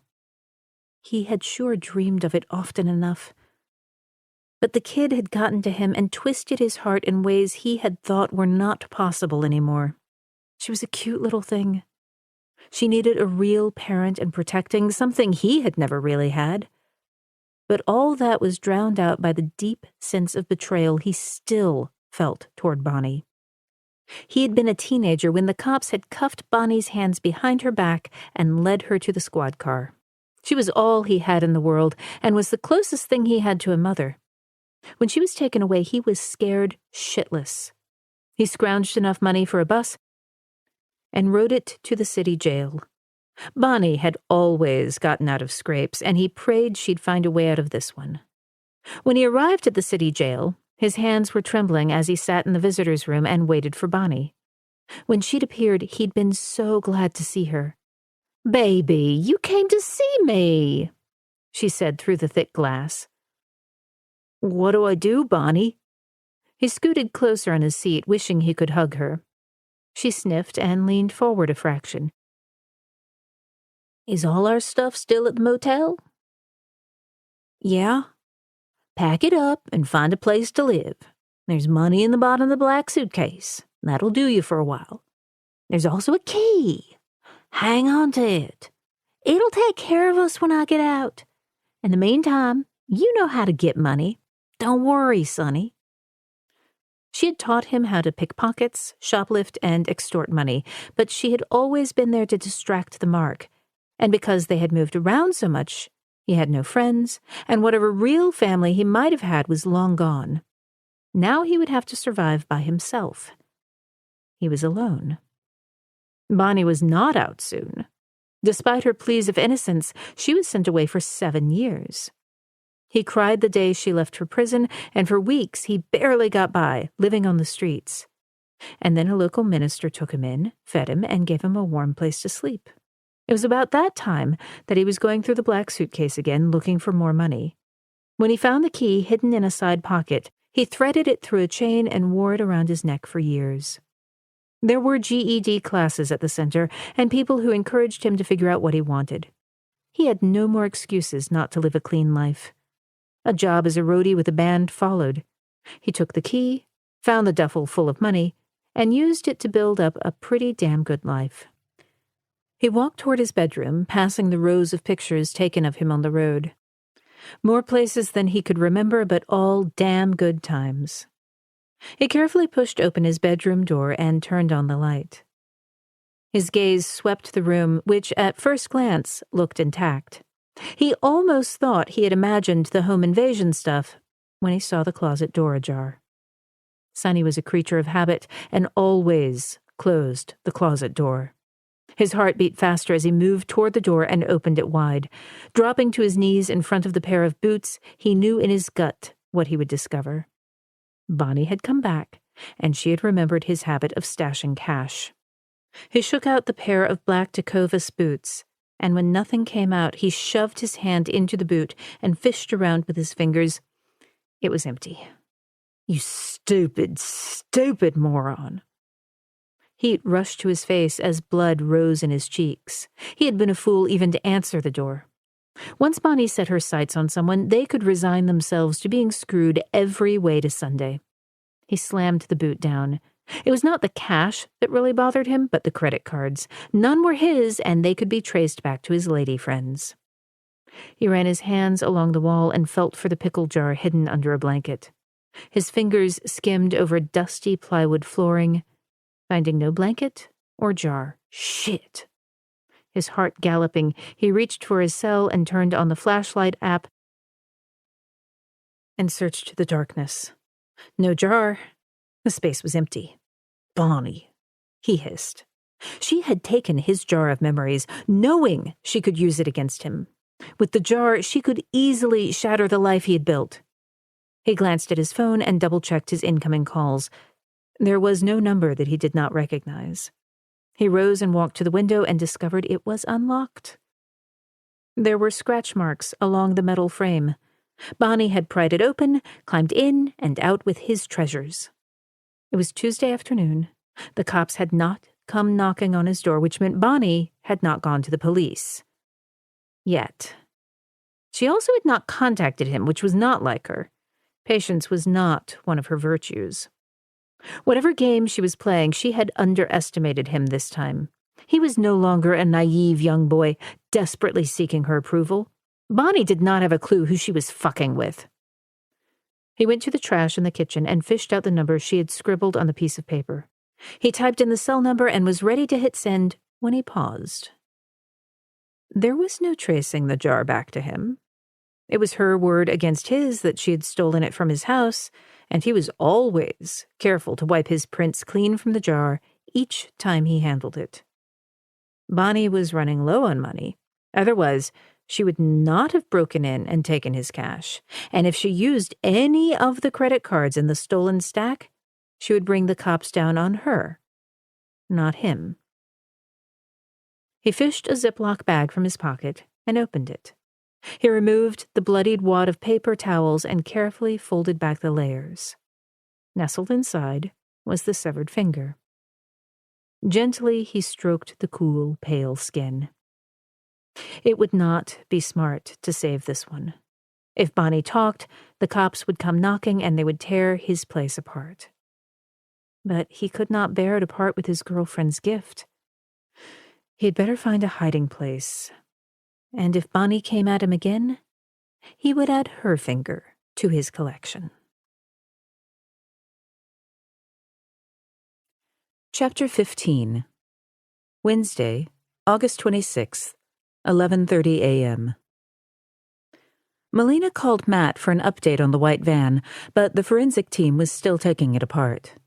Another call to Jackson told her Bonnie Guthrie remained in the wind. She drove to the Mission and parked. It did not take long to find some of the regular girls roaming the streets looking for a John. She crossed the street to where two women stood. They were older, late 20s, and both wore very short skirts and halter tops that barely contained their breasts. Both wore wigs and high heels that made her own feet hurt just looking at them. "Morning, ladies," she said. "I'm Melina." The taller of the two women eyed her carefully. You're that cop? "That's right. I'm friends with Sarah." Just about got your ass dragged in a van, I hear, the woman said. "Correct. Speaking of the van, anyone seen any odd men lurking around?" Both laughed. The shorter of the two lit a cigarette. They're all weird, honey. "Point taken," Melina said. "Anyone hear from Delia or Joy? They turn up?" The women looked at each other and then shook their heads. We haven't seen them, the tall woman said. Melina handed each her card. "If they turn up, call me, okay?"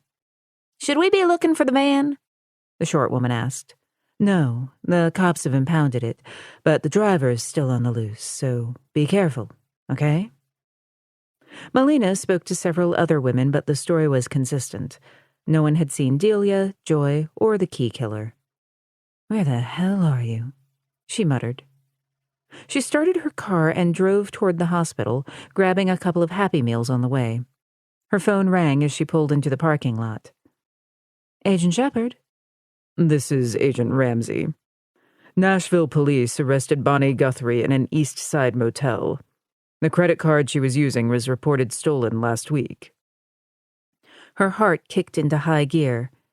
"Have you interviewed her yet?" Melina asked. "No. Thought we could both share that pleasure." "She's at the Metro Davidson Detention Center?" "That's right." "I can be there in 30 minutes. "I'll be waiting." She quickly pulled onto the road toward the detention center. It was 12:15, which put her ahead of any afternoon commuter tangle of cars filling the road. She merged onto Interstate 24 and headed south. She ate both meals as she drove and saved the toys for Elena. Melina pulled into the fenced parking lot of the brick facility and parked. She grabbed her bag and was out of the car, looping her identification around her neck. She found Ramsey standing in the lobby, phone in hand and reading. "Agent Melina Shepard?" she said to the guard on duty. The sound of her voice had Ramsey raising his gaze as the guard waved her through. Without a word, the two passed through another set of doors, checked their weapons in lockers, and then made their way to an interview room. "You said she was picked up in a motel?" Melina asked. "A dive next to a bar called Max's. The clerk said she stumbled in about midnight and wanted a room. He asked for a credit card, and she produced an American Express Gold card." "How did she pay for the drinks at the bar?" "Officers spoke to the bartender at Max's. Her card worked there." "Was it the gold card?" "No." "She was too buzzed when she showed up at the motel to use the card that worked," Melina said. "When Bonnie's card was declined, she handed the clerk another. It was declined. When the third came back stolen, she got an attitude. That's when he called the cops." "So three's the charm with this clerk," she said. He smiled. "She put up quite a fuss. Took 2 officers to get her cuffed. When they searched her purse, they found a stack of credit cards an inch thick and bound together. Nashville PD is checking the cards right now to see when they were stolen." "With her record, she's looking at more prison time." He opened a door. "That's the least of her worries. If she can't prove she has legal custody of Elena, she's facing transporting a minor over state lines, which is a felony." "She's been around the block enough to know what that means." Bonnie would not see daylight for 2 decades if both those convictions held. That kind of time might get her to open up about the pickle jar and Elena's family. "That's the plan," Ramsey said. "Do you want to take point in the interview?" "You're being polite." "You want it," he said. "FBI trumps TBI, and my boss told me to play nice. But yes, I want first crack at Bonnie Guthrie." "She's all yours, then." They were met by a deputy who escorted them to an interview room furnished with 2 chairs in front of a glass partition. They each took a seat. When Melina heard the rattle of cuffs and keys on the other side of the door, she sat straighter, feeling an odd sense of nerves. The door opened to a guard escorting a female inmate dressed in an orange jumpsuit. Her hands were cuffed in front of her, while her head was high, with no signs of contrition in her direct gaze. Blonde, shoulder-length hair draped over narrow shoulders, the edges reaching the top of full breasts. Bonnie approached the chair and looked first at Ramsey. She did not appear impressed and slowly shifted her gaze to Melina. A flicker of interest darkened the woman's green eyes, and a crooked smile tugged the edge of her lips. She sat down, leaned back in her chair, and folded her hands in her lap. "You two don't look like local cops. TBI?" she asked Melina. Ramsey answered. "FBI Special Agent Jerrod Ramsey." "And you, doll? You FBI too?" A grating sense of familiarity scratched the underside of Melina's skin. "Agent Melina Shepard, Tennessee Bureau of Investigation." Bonnie's head cocked as she studied Melina's face. "Melina. That's an unusual name." "Really?" Melina asked. "I never gave any thought to it." But of course, she had thought about her name a great deal. The night she met her father, he had asked her name, Melina. It was the one link she had to her past. Bonnie's smile as she settled back in the chair. I used to know a kid named Melina, but that was a long time ago. Most would not consider Bonnie beautiful, but she was striking. Square jaw, sharp nose, and full lips that curled into a wide smile. Tension coiled in Melina's belly as she stared at Bonnie's face. It was unsettlingly familiar. She suddenly had no patience for nice words or rapport building. You were driving a 2007 gray Ford sedan. Was I? Bonnie asked. We pulled your prints from the underside of a child's car seat, Melina said. Did you? Bonnie had played this game so many times she could keep this going for hours. Melina was not known for her patience. Can you tell me how you came by the pickle jar? What pickle jar, honey? Bonnie asked. Melina sighed. The pickle jar in the trunk of the car you wrecked on Cox Road on Monday evening. We found it and the little girl strapped in her car seat. Bonnie shook her head. I don't know what you're talking about. The prints found on the underside of the car seat match those belonging to Bonnie Lynn Guthrie. The officers here identified you by your prints. You're one and the same Bonnie Lynn Guthrie. Bonnie glanced at her long nails, painted a dark red. The ring finger and thumbnails were chipped.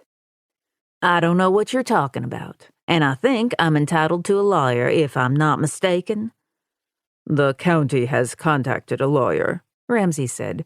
He should be here soon. Well, doll, I tell you what.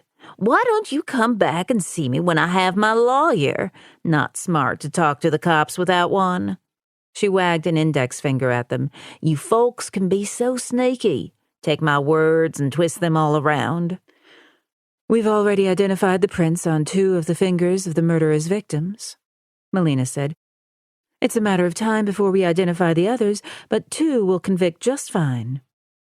Some of the humor dimmed in Bonnie's gaze. Absently, she clicked nail against nail and stared back. Your prints are also on the jar, Melina lied. Bonnie smiled as she rose. I think it's time we ended our little chat. Where did you get the credit cards? Melina asked. I still don't know what you're talking about. The card you gave the bartender was stolen, but it's not been reported yet. The name on the card is Jennifer Brown.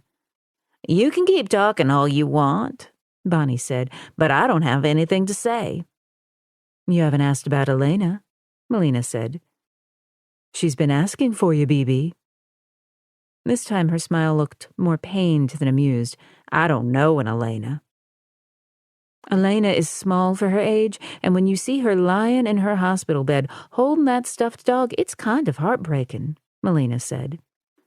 Tension stiffened Bonnie's shoulders, but Melina sensed it had nothing to do with missing the girl.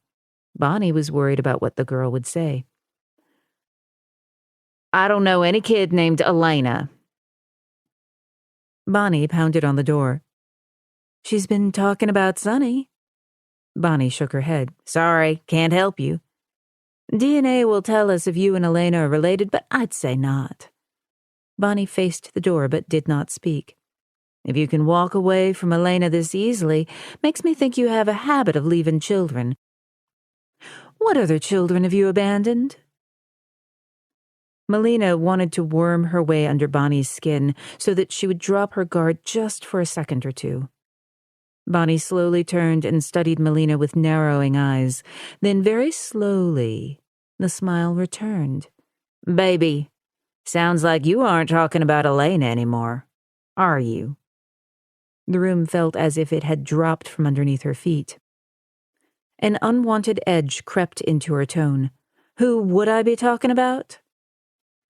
I don't know, baby. You tell me.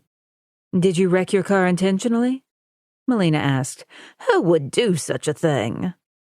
The guard opened the door and Bonnie stepped through it, glancing back and winking at Melina before she vanished. The door slammed behind her.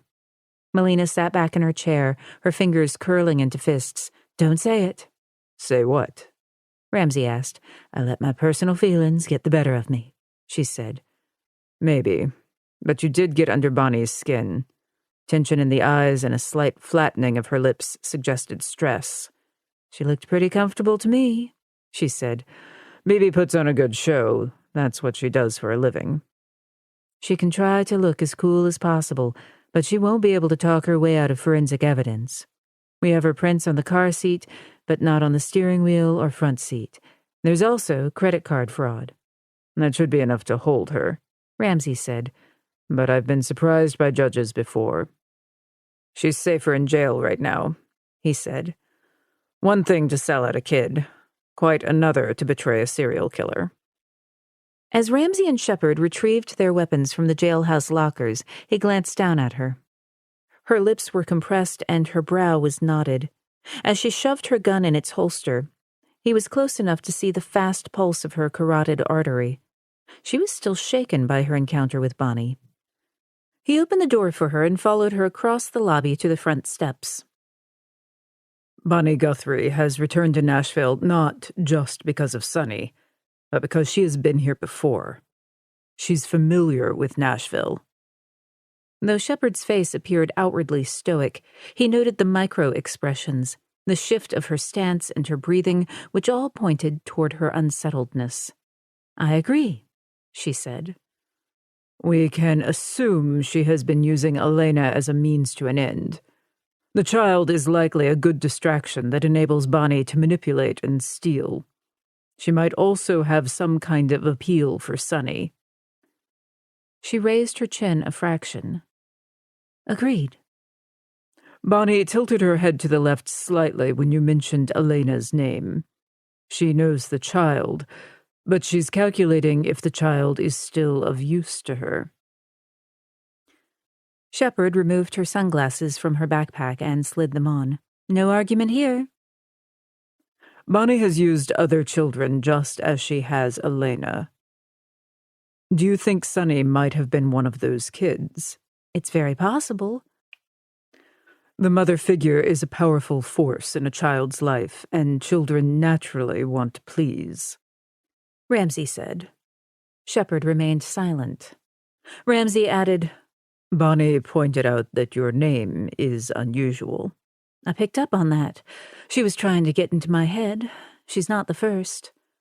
I can dance around this a little longer, but I don't have the patience. He dropped his voice a notch. Is there any way you and Bonnie are connected from back in the day? Was she the woman who left you on the side of the road? Shepard stared at him from behind her dark glasses. I don't know. Maybe. Did she seem familiar? Yes, but this isn't the first time I've looked at a woman and wondered if we were related or if she were the one who abandoned me. It's common for adopted kids to wonder about their birth parents. I don't think she's your birth mother, he said.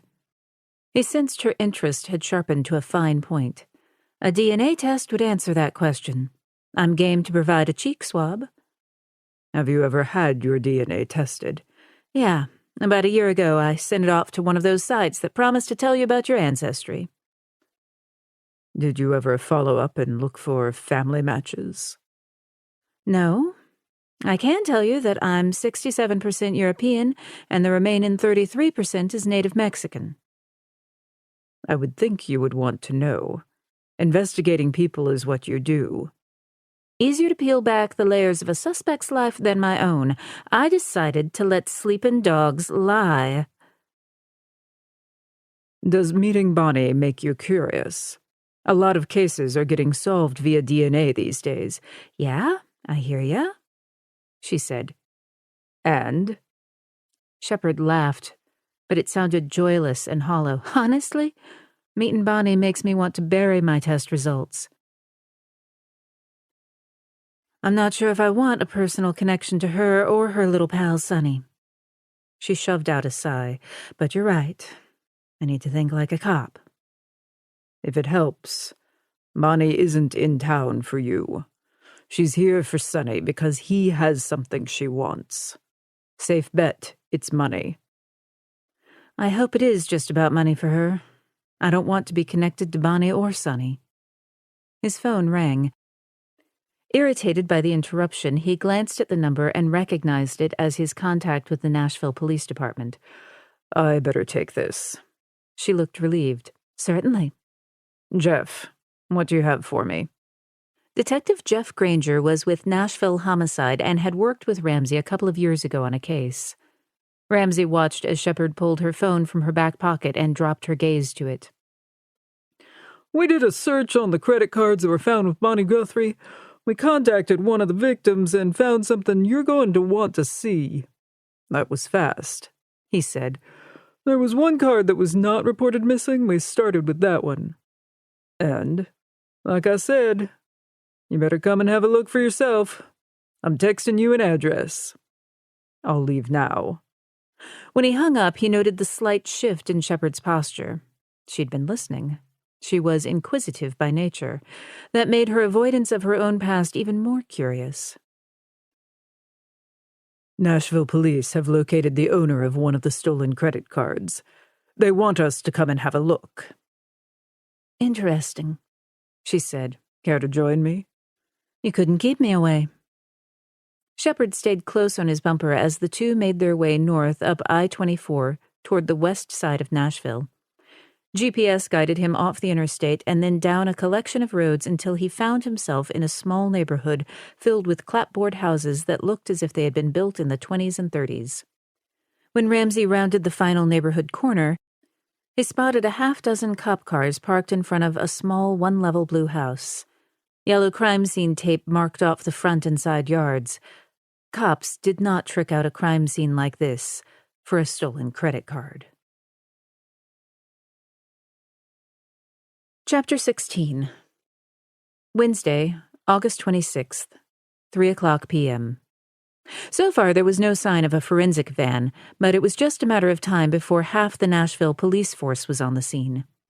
Ramsey parked a half-block beyond the house and then strode back to meet Shepard at the edge of the tape. Things are heating up. She removed her sunglasses and swapped them for a set of latex gloves in her jacket pocket. She handed him a pair and threaded her fingers through her own set. They introduced themselves to the uniformed officer who directed them inside, where Detective Jeff Granger was waiting. You worked with Granger before? She asked. On a task force, Ramsey said. He's solid, professional. I agree. Ramsey's and Shepard's paths had come close to crossing several times in recent years, and he was sorry they had not met sooner. They ducked under the tape and, at the edge of the front porch, slipped on paper booties. As soon as they reached the front door, he stopped. Jesus, Shepard muttered. No one ever got used to the smell of decaying flesh. Some cops developed tricks to beat the stench, but he found rubbing Vicks on his upper lip just coated the rot with a menthol flavor. Eventually, the odor receptors in the nose stopped sending messages to the brain. He stepped over the threshold and paused in the living room. The thermostat was set to 60 degrees, and the house felt like a meat locker. Killer turned down the AC so no one would smell the body, Shepard said. The heat's been brutal the last few days. She searched the premises. Jeff? In the back bathroom, Jeff called back. I'm down the hall. Last door on your right. Ramsey noted the framed wall posters of various country, western, and rock bands. Given that Nashville was the hub for country music, the town had more than its share of touring bands pass through. Detective Granger stuck his head out of the bathroom door. In his late 50s, he had gray hair and a full mustache that made him look a little like the actor Sam Elliott. She's in here. We believe her name is Jennifer Brown. Ramsey moved past Detective Granger and looked into the bathroom. The woman was lying in a tub filled with water. Her blonde hair was tied up in a neat topknot with tendrils flowing down over her shoulders. Large breasts bobbed on the water. She stared sightlessly up toward the tin-panel ceiling, her mouth agape. Purple bruises shaped like fingers ringed her pale neck. Her eyes bulged, and her lips were bloated. Most of the crime scenes Ramsey had seen in the last 5 years had been via photographs. He had always considered himself an active participant, but now realized he had become far more removed. As repulsed as he was by this aftermath of violence, a surge of energy shot through his body. It had been too long since he had felt the rush of adrenaline that came with an active crime scene. He missed it. Shepard stood behind him and asked, "Ramsey, when's the last time you worked a scene like this?" "It's not been that long, if that's what you're asking," he said. "It's been a while for me, too. I find people. And if they turn up dead, I turn the case over to homicide investigators," she said. His gaze dropped to the victim's left hand. The ring finger had been clipped away with a sharp instrument. He guessed shears. "This finger didn't make it into our jar." Ramsey motioned her forward. "The medical examiner will confirm time of death, but I estimate she has been dead for at least a few days." "Jeff?" she said. "Do we know anything about Jennifer Brown?" "We've only just begun to piece together her story. DMV tells me she's 39, 5'8", 130 pounds, green eyes, blonde." "Another blonde," Shepard said. "We know the first two victims were blondes. Coincidence is turning into a pattern." "Ages are all about the same," Ramsey added. "So are the heights and weights. Our guy has a definite type." "Don't they look a little like Bonnie?" she asked. "The forensic team is pulling up," Jeff said. "I'm not sure Bonnie was even in town when this woman died," Shepard said. "Maybe she was in contact with the killer and her text or call set him off," Ramsey said. "Sonny is not going to want to be found." "Believe me, there are plenty of missing persons praying not to be found. It's certainly harder to locate them, but they usually leave a trail." The sound of voices and technicians carrying equipment into the house signaled the arrival of the forensic team. Ramsey and Shepard both headed outside. The air was hot and there wasn't a cloud in the sky.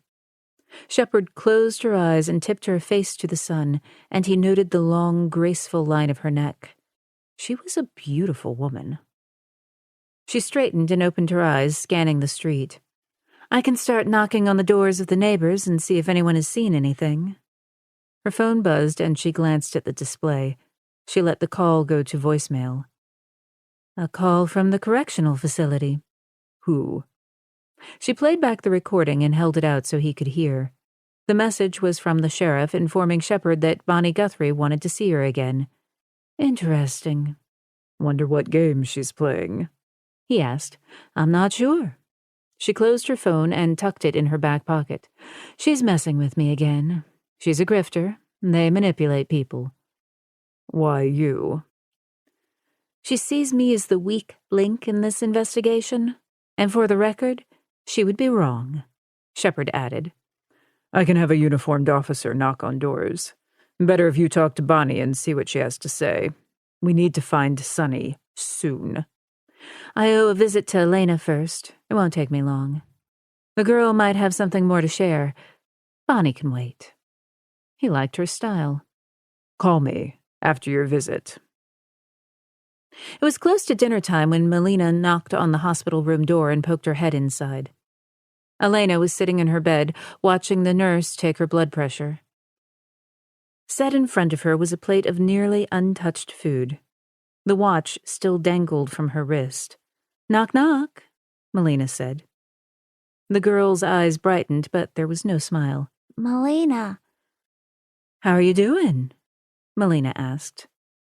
The nurse glanced up from the blood pressure gauge. "She's doing just fine. MRIs came back as well as the blood work. She doesn't show any sign of injury." "That's fantastic." The news meant that Elena would be leaving the hospital today or tomorrow at the latest. But with no custodial parent, Elena would be placed in foster care. Though the foster parents might be well-meaning, they were still strangers. This little girl had seen far too much upheaval in her young life. The nurse removed the blood pressure cuff and stepped back. "Maybe you can get her to eat." Melina lifted the covering over the large plate. "Mashed potatoes? Who doesn't like mashed potatoes? I love 'em." the nurse said. Elena shrugged but didn't respond. Melina set down her backpack by the bed. Let me try. She's all yours, the nurse said. When the woman vanished out the door, Melina walked to the small sink in the room and carefully washed her hands. She dried them with a paper towel and then balled it up. Raising her hand high in the air, she tossed it toward the trash can. It bounced off the rim. Rats. No points for me. She did not speak, but Elena regarded Melina as she picked up the discarded towel and held it out to the girl. Do you want to try? Melina asked. No. She tossed it in the trash. Where are your bubbles? Gone. You used them up? Another shrug. Yeah. Well, I'll have to mention that to Jerrod. He might be able to pick up more. Using the plastic fork and knife, she stirred the melted pool of butter into small bites before she opened the packet of salt and poured it on the potatoes. It's okay, Elena said. I don't need any more bubbles. Why not? It's better to travel light. Is that what Bibi told you? And my mommy. Elena twisted Melina's gold watch around her slim wrist.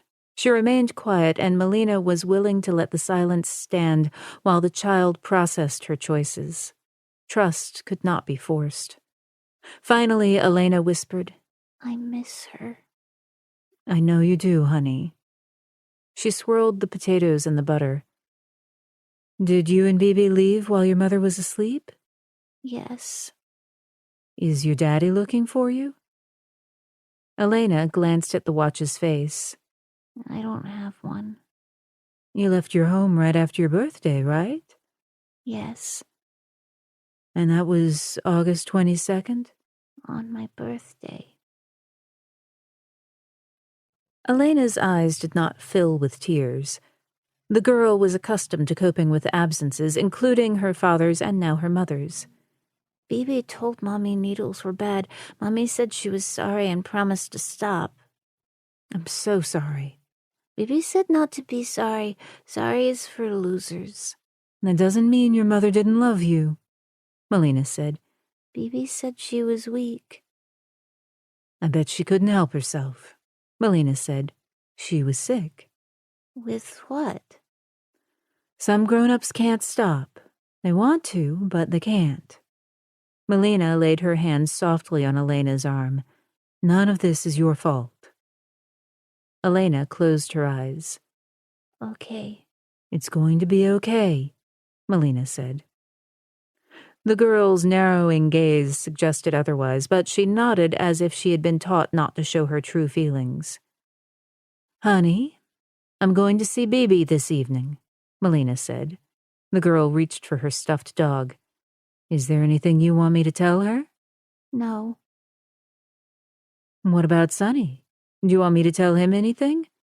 No, I don't like Sonny. He has a mean face, she said.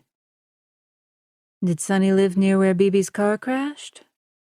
Elena shrugged and kept her gaze down. I don't know. Frustration nipped at Melina, but she kept her tone calm. That's okay. Elena picked at the fur on the dog's paw. She had worn a bald spot. Am I going back with Bibi? No, honey. Why not? Because Bibi is in a little trouble right now. She's in timeout. She's been bad? Yes.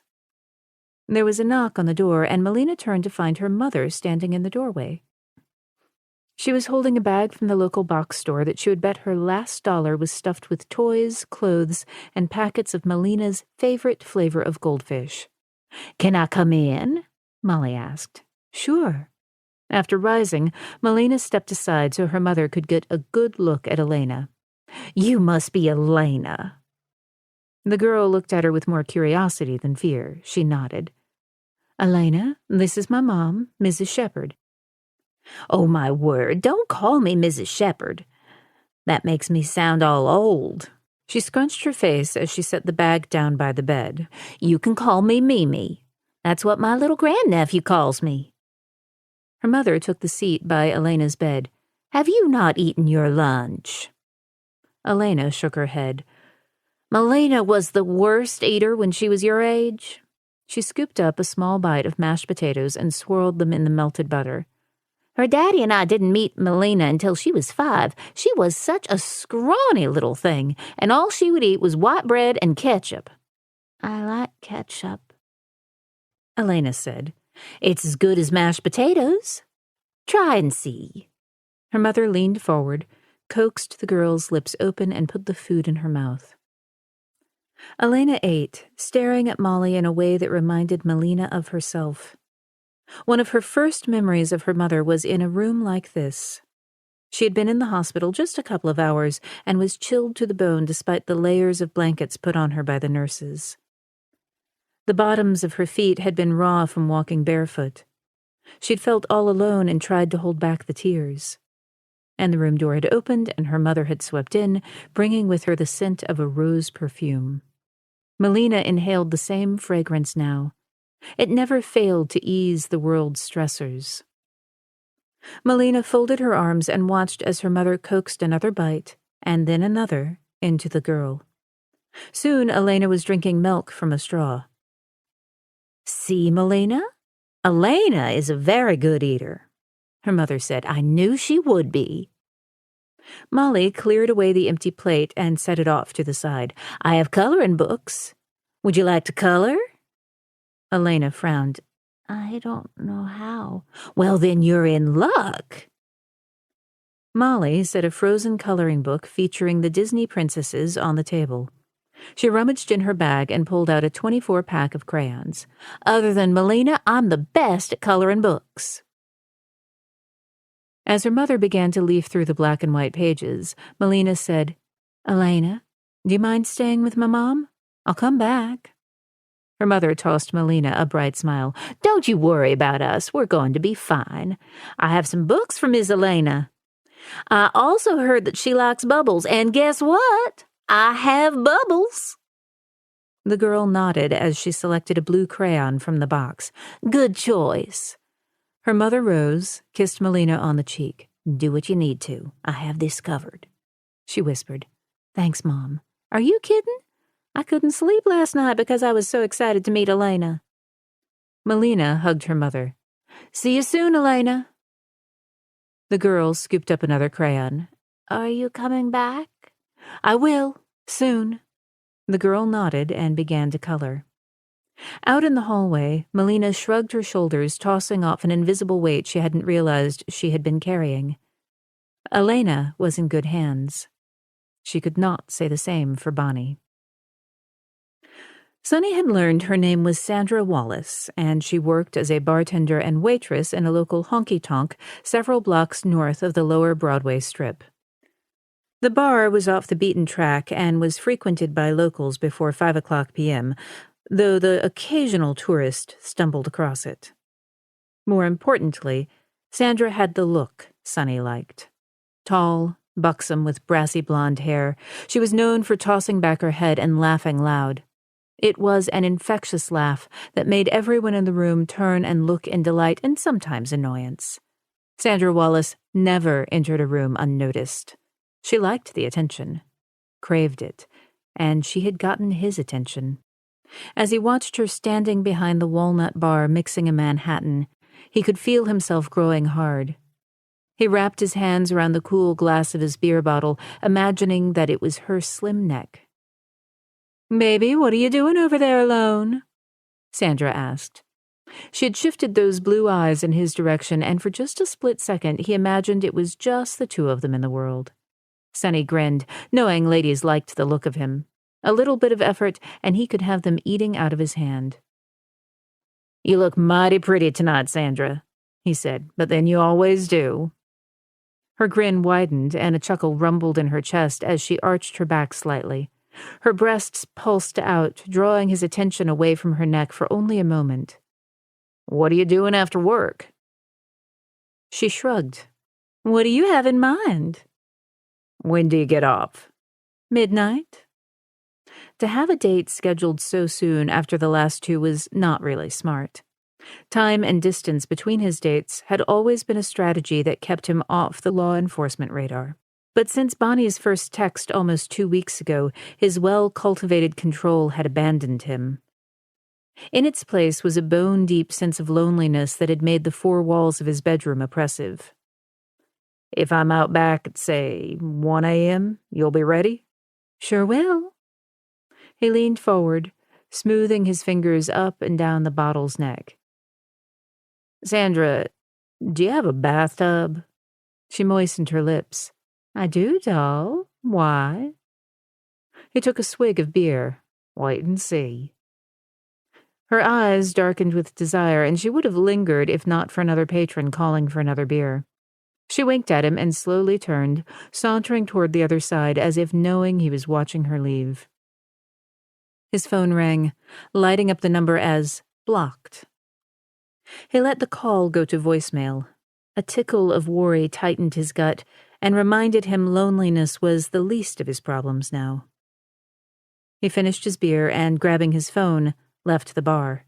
In his car, he played back the voicemail. The sound of Bonnie's voice grated over his nerves, and as tempted as he was to hit delete, he listened. "Baby, you know who this is, and you know where I am. You need to help me." He sat for several minutes before he played the next message. "This is Ralph Hogan.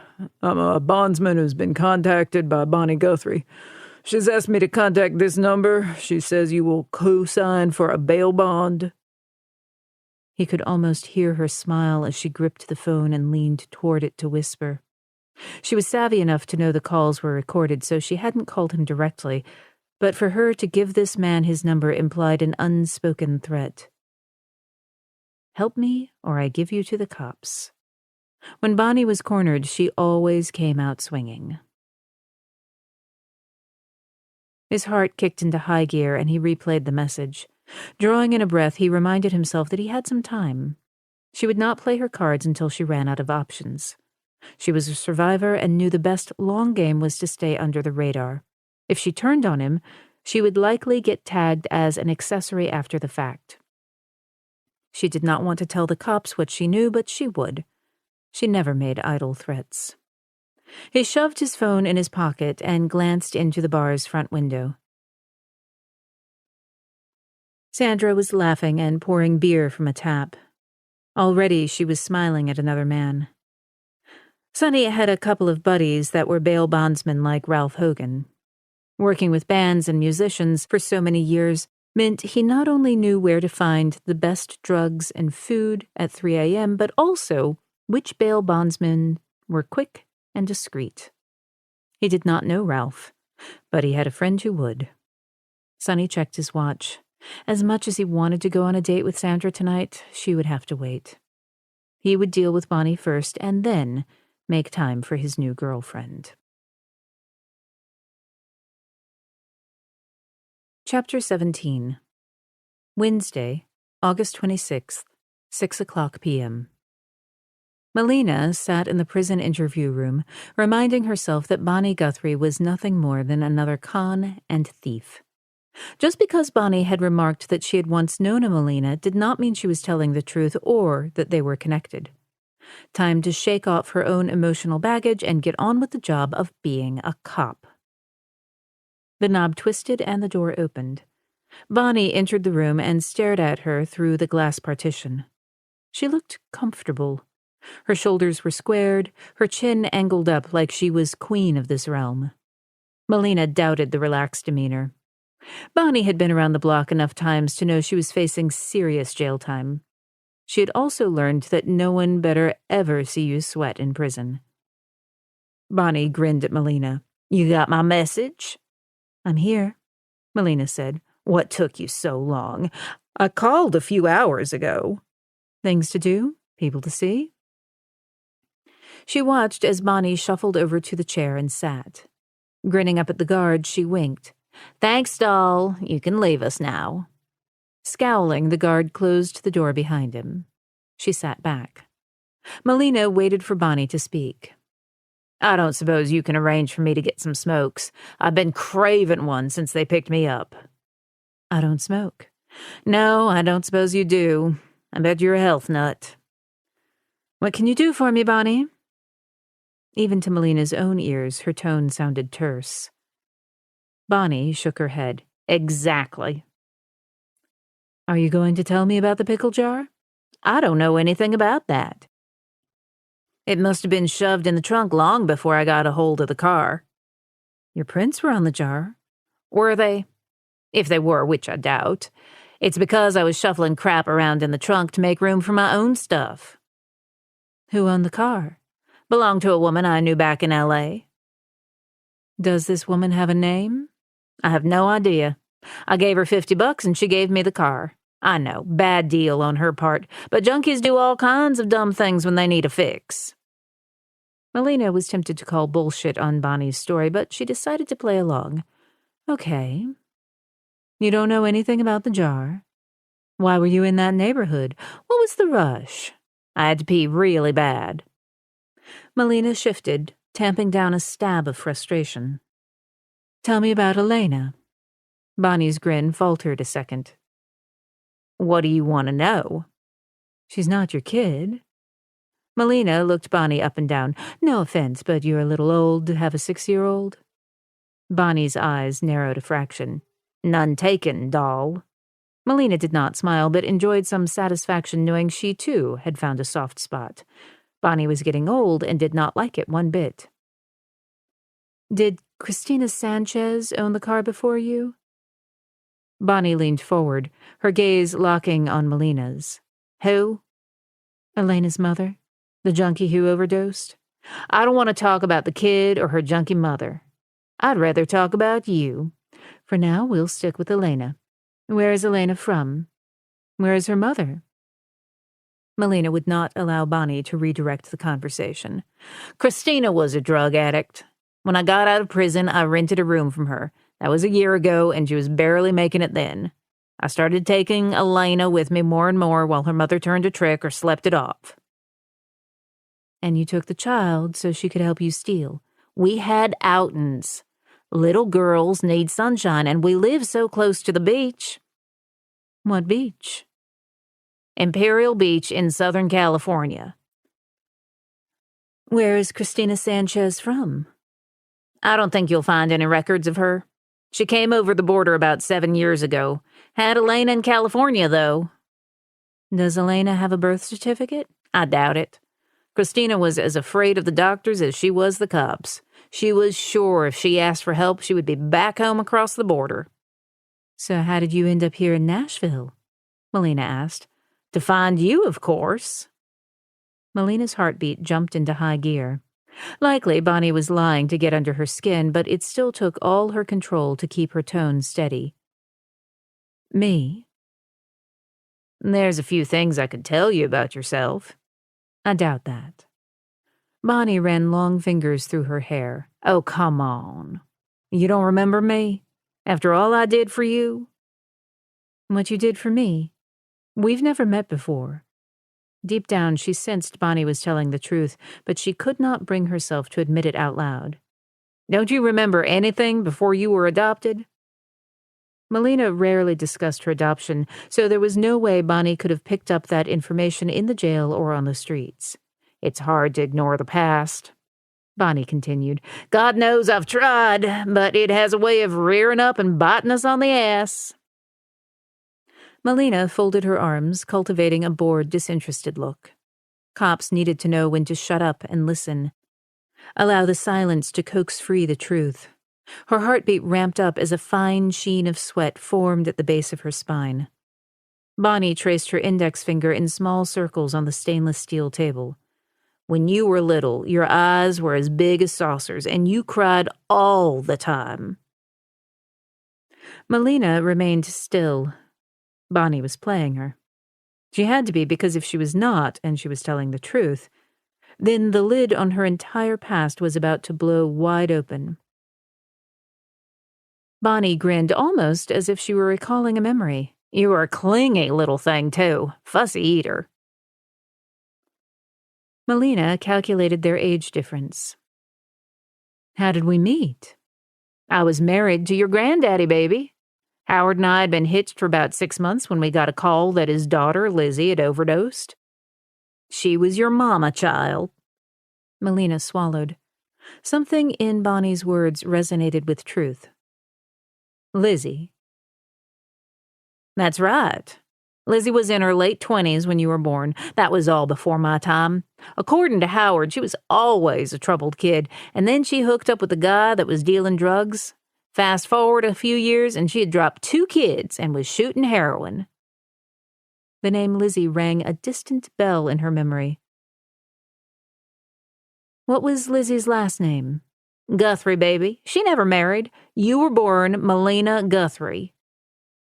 Melina felt lightheaded. All her life she had wondered where she'd come from, and now the answers were coming at her faster than she could process them.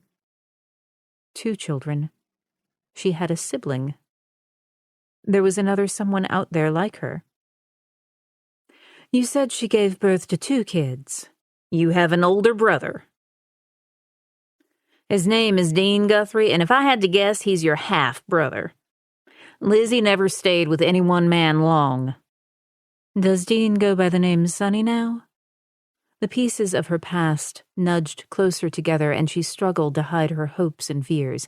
No, Sonny is my nickname for him. Melina remained silent as she processed. Her half-brother was in Nashville, and there was a good chance he was a killer. Her mouth felt dry. Is Dean using his real name? Bonnie grinned. No, and I have no idea what name he's using now. I just call him Sonny. But none of that is important to this story. I'd say the name of my half-brother is very important. Melina tapped an index finger on her thigh, careful to keep the twitch hidden from Bonnie. According to your police record, you're quite the con. Oh, I'm the best, she said, smiling. But cons don't always lie. At least the good ones don't. Okay, I'll bite. How did I end up staying with you? Your mama overdosed when you were 5, and Howard was not too keen on taking in a couple of kids. Bonnie did not take her gaze off Melina. But I've always had a soft spot for children. I could never have any of my own, and taking the little ones under my wing fills a part of my soul. You took Sonny and me. That's right. Howard and you didn't live happily ever after, otherwise I'd not have ended up in Nashville. She stopped short of mentioning she had been abandoned. Melina could not know for sure yet how much of her story was bullshit. We were a nice little family for a few months, but Howard had a bad ticker. He dropped like a stone one day, and it was just Sonny, you, and me. How'd you get to Nashville? Melina asked. We were headed east. I had friends in Virginia. Bonnie laced her fingers together and leaned forward. One thing I've never been able to figure out. What's that? We stopped on the side of Route 25. It was the middle of nowhere. In fact, the next stop was a few miles east. I got out to pee, and when I came back to the car, you were gone. I searched for hours. Who found you? Images of a darkened road edged to the front of her mind. She imagined the bright stars in the sky, the gravel cutting into her slippers, and the hoot of an owl. Raw terror had stolen the wind from her lungs, and she could not bring herself to scream. She countered Bonnie's question with, You're saying you didn't leave me. I'll admit you were screaming like hell and would not stop. That's part of the reason I pulled over. Hard to reason with a little girl when you're standing in the way of what she wants. I never had much luck winning over those of the female persuasion. Men I can handle, but not women. You abandoned me because I was crying. No, that would be criminal. I came back to the car and you were gone. Bonnie shook her head. But to this day, I still don't know how you were found. I asked Sonny, but he said he never knew. Bonnie was lying. The woman had abandoned her on the side of the road, and because she had not mentioned a call to the police from the diner payphone, Melina realized the only other person who would have known she'd been dumped would have been the brother. Sonny or Dean or whatever name he was using now. I'm sorry I lost track of you. I was so tired. That's no real excuse. I should have been more careful. And just like that, you kept on driving. Good Lord, no. I drove around looking for you. I was coming up on the spot where I left you when I saw the flash of the cop's car. I knew you were in safe hands and thought you'd be better off if you weren't living on the road." Blood rushed to Melina's temples, and her heartbeat nearly drowned out her own voice. "What about my brother? Did you desert him too?" "We stuck together for a long time. Like I said, I can handle men." A memory like a snippet of film suddenly flashed. A little boy handed her half of a peanut butter and jelly sandwich. "I made it with extra jelly," he said softly. Melina shifted in her seat. "I know I failed you both in different ways, and taking care of Elena reminded me of my mistakes. But when I saw that picture of you in the paper and read the story about you finding those poor children locked in the trunk of a car, I knew I had to come see you. I knew if I found you, Sonny would be close. He always looked out for you. I was hoping we could all make amends." She remembered the cigarette butts clustered by her car. They'd all been tipped in pink lipstick. Bonnie had been watching her apartment for a couple of days. "You sound sure of Sonny." "I know Sonny better than anyone." A part of her wanted to believe Bonnie, and another part prayed she was lying. "No one has ever identified himself to me as my brother." Bonnie looked oddly satisfied with her new captive audience. "He wouldn't do that." "Why not?" "He knows himself well enough to realize you would be safer if he kept his distance." She thought about the fingers in a pickle jar. If Sonny had been the one who had collected them, then her half-brother was a serial killer. Melina made a note to do a search on Dean Guthrie, who she guessed was in his mid-30s. Whether or not Dean or Sonny was family, he was likely a killer. "What name does he use now?" Bonnie shook her head, and the grin returned. "You asked me that before, but I can't give away all my secrets, baby. I have to keep some of my cards close to the vest until we can make a deal." "If I start digging, I'll find out if you're lying to me." "Oh, I'm not lying.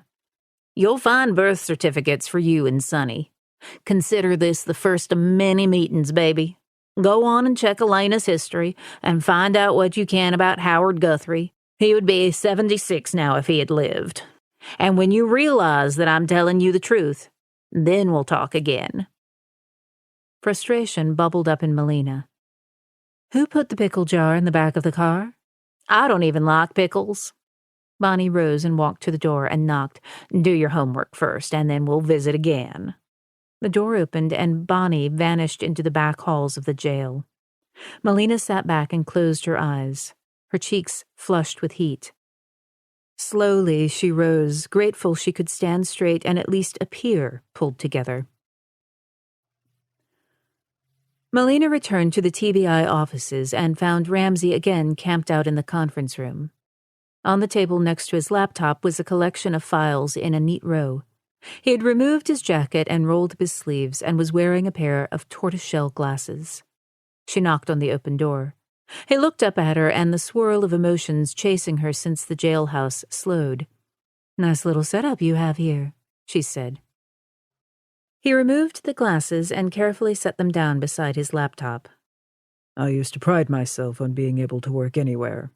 Back of car, hotel room, fast food restaurant. But the last few years since I've been overseeing the team, I stay in Quantico mostly. It's a challenge to concentrate without the creature comforts." From her perspective, he looked focused. "You seem to be adapting well." "Managing." He studied her closely as he sat back in his chair. "How did it go with Bonnie?" She pulled out a chair and sat.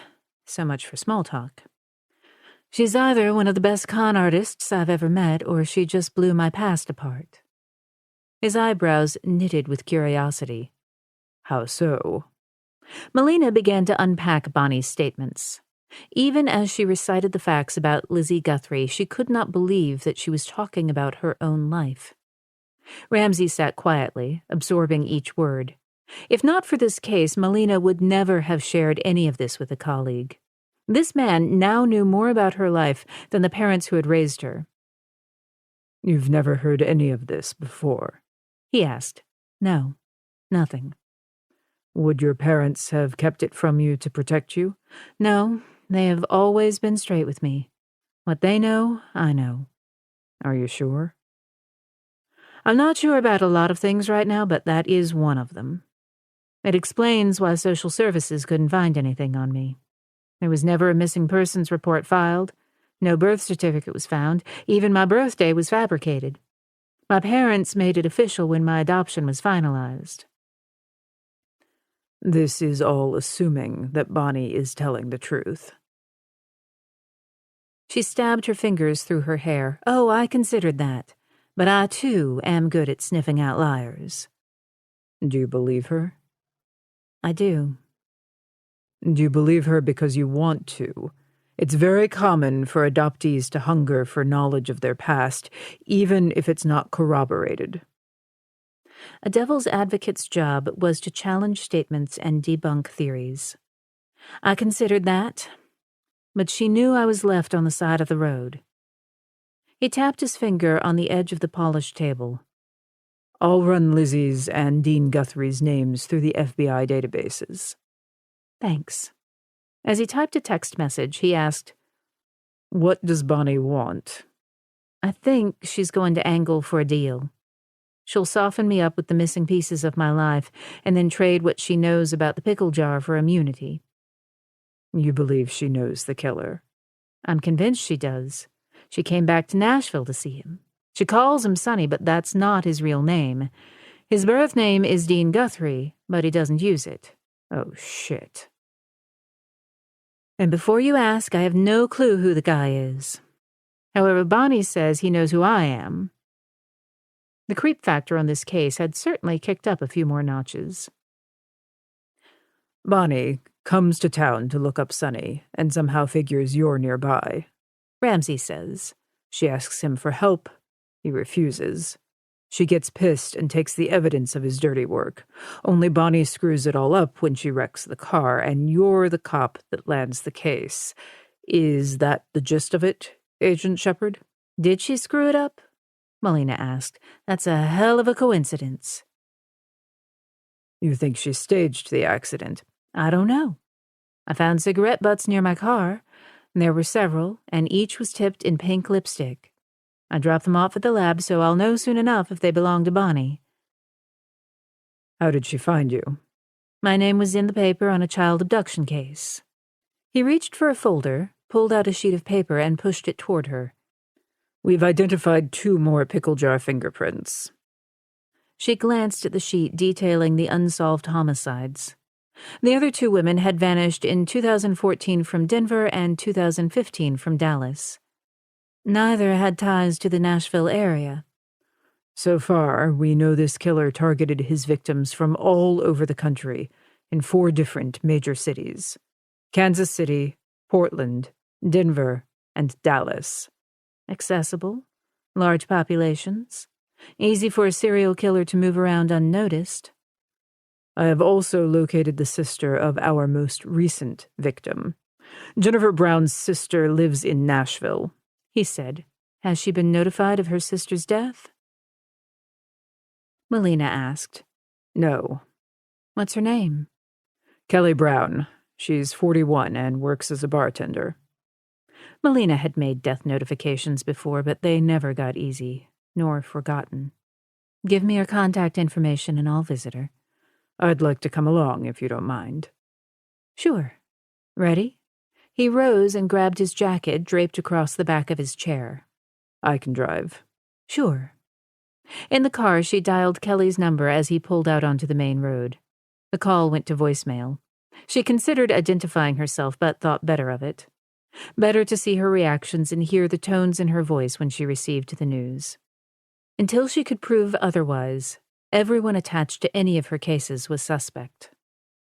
Ramsey crossed town in 20 minutes and followed the GPS to a small neighborhood. The houses were modest and one level, dating back to the turn of the last century. Their best days were long gone, and their residents were not likely far behind. He parked in front of a white clapboard home with a small front porch. The summer heat had baked out the grass to a light brown, giving it the texture of straw. There were 3 vehicles in the driveway, including a low-riding black 4-door and 2 trucks. On the side of the house was a rusted bike with a flat tire, and a collection of stacked clay flower pots that looked as if they had not been used in years. Out of the car, Melina stood shoulder to shoulder with Ramsey as they studied the dwelling. Ramsey unbuttoned his jacket, and she pulled back the front of her jacket to slightly expose the holster and weapon underneath. Cops could tell a lot about people by their homes. They all had to make snap judgments about the occupants based on 100 different details, all processed with each step toward the front door. Home visits could be surprisingly deadly. A warrant for unpaid parking tickets could lead to a shootout because the occupant was hiding drugs. Domestic disputes could also turn deadly, and cops had to worry not only about the abusive spouse, but also about their codependent victim who did not want to see their loved one in handcuffs. She walked up the slate sidewalk, knitted together with weeds and scrub grass, and stepped up the 2 porch steps. Ramsey remained a couple of feet behind, one foot poised on the bottom step and the other on the ground. On both sides of the door were windows, each draped in thick, dark curtains. She rang the bell but did not hear the chime echoing in the house. She pressed it again and then banged hard on the worn, screened door. It took several harder knocks before she heard footsteps moving toward the front of the house. A flutter of curtains to her right had her standing back and just to the left. The door opened to a woman with tangled, long blonde hair, a pale, round face, and bloodshot eyes smudged with yesterday's mascara. She regarded Melina as she swiped back hair from her face. An oversized red t-shirt hung over faded jeans. "What's this about?" she said. Melina held up her badge and identified herself. Ramsey did the same. "This is about your sister, Jennifer." "Oh, shit. What's she done now?" Kelly asked. "Your sister was found dead in her home," Melina said. Kelly pulled off a rubber band ringing her wrist and tied up her hair. "How could Jennifer be dead? She's been clean for 5 years." "Shit. Did she have a relapse?" "She did not die from an overdose," Melina said. "The circumstances are suspicious." Details about the homicide scene, and especially the removal of the ring finger, would not be released until the killer was caught. "How did she die?" Kelly's gaze sharpened, cutting away all traces of fatigue. "We can't say right now. Was there anyone in her life who could have harmed her?" "Shit. Are you saying it was murder?"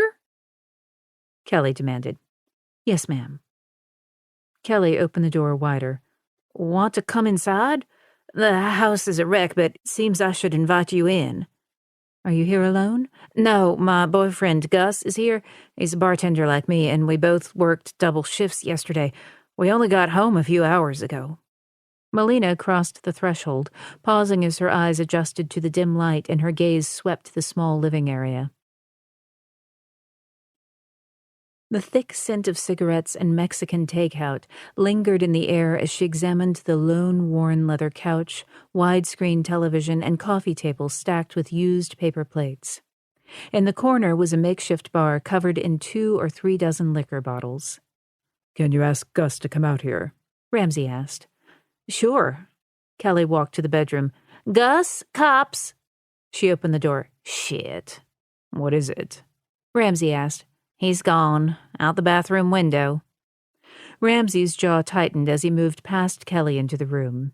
When he returned, he asked, "What's Gus's last name?"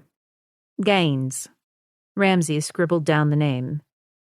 "Is he wanted for anything?" "No doubt." Kelly picked up a few of the paper plates and dumped them in an overflowing kitchen trash can. "I can call Gus and get him back here?" "Do it," Melina said. Kelly dialed the number. She sniffed. The phone rang. She held out the phone so they could hear. "It's going to voicemail." Ramsey took down the phone number. "Where does he work?" "Pete's Bar, like me." She shoved her phone in her pocket. "Can I get you a coffee?" "No, thank you," Melina said. "When is the last time you saw your sister?" "About 2 weeks ago," she said. "We had lunch." "Do you keep up with her?" "Yeah, we try. Busy lives get in the way." Was Jennifer dating anyone? Ramsey asked. She dated Kyle about 6 months ago, but he moved back to California. He wouldn't have hurt her. He's such a stoner, I don't think there's an aggressive bone left in his body. What did your sister do for a living? Melina asked. She was a tour guide when she wasn't following one of her favorite bands. She was a groupie, Melina said. Yeah, though she thought of herself as having higher standards. Who did she follow? Melina asked. I'm not sure of the latest band. It changed with her mood. You said she'd been on the road? Melina wasn't fooled by Ramsey's silence. He was processing every detail about Kelly and her house. Yeah, she'd been on tour for most of the spring, traveling around the country. She'd only just gotten back a few weeks ago. She told me the tour went fine. Sometimes groupies can cause trouble for the band, but she said this go-around it was pretty smooth. No troubles. And like I said, she has been clean and sober for the last 5 years. She and Ramsey would be meeting with the medical examiner in the morning. It was standard to run toxicology tests, which would determine if Jennifer had been truthful with her sister. Kelly sat down on the couch and rubbed her face with her hands. I'm still trying to wrap my brain around what you just told me. I mean, she was only 39. Shit. Can I see her? I can arrange a viewing with the medical examiner, Melina said. Moments like this could be the most telling.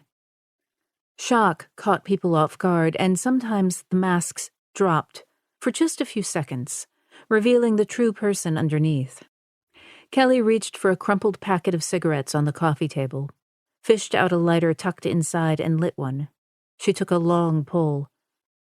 You haven't told me how she was murdered? We have to wait for the medical examiner's report. Are you telling me you won't tell? Kelly demanded. You must have some idea. I'd rather have the official story and let the medical examiner explain it to you, Melina said. Kelly inhaled and shook her head as she blew out smoke in a quick breath. Shit.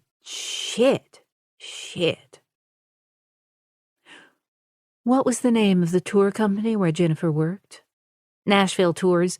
She gave guided tours of the city. She could tell you anything and everything about the area. Anyone on the tours give her trouble? Ramsey asked. Not that she mentioned. What about parents or friends we could talk to? Melina asked. Dad's been MIA since we were kids, and Mom died a few years ago. Cancer. It's just the two of us. Me, now. She raised a trembling finger and pressed it against her brow as if her head was throbbing. Do you have the name of her boss? Melina asked. She rose, and with the cigarette perched between her lips, she rummaged through the junk drawer of a desk until she found a dog-eared pamphlet. She handed it to Melina. I'm not sure of his name, but you can find their offices at the end of Lower Broadway facing the Cumberland River. They're in a small trailer, and if you arrive early or late in the day, the 2 red tour buses are parked out front. The killer they were chasing had already proven he had a particular type that Jennifer perfectly matched. Whether he had first spotted her on the tour or somewhere else, Jennifer had landed in his crosshairs and was now dead.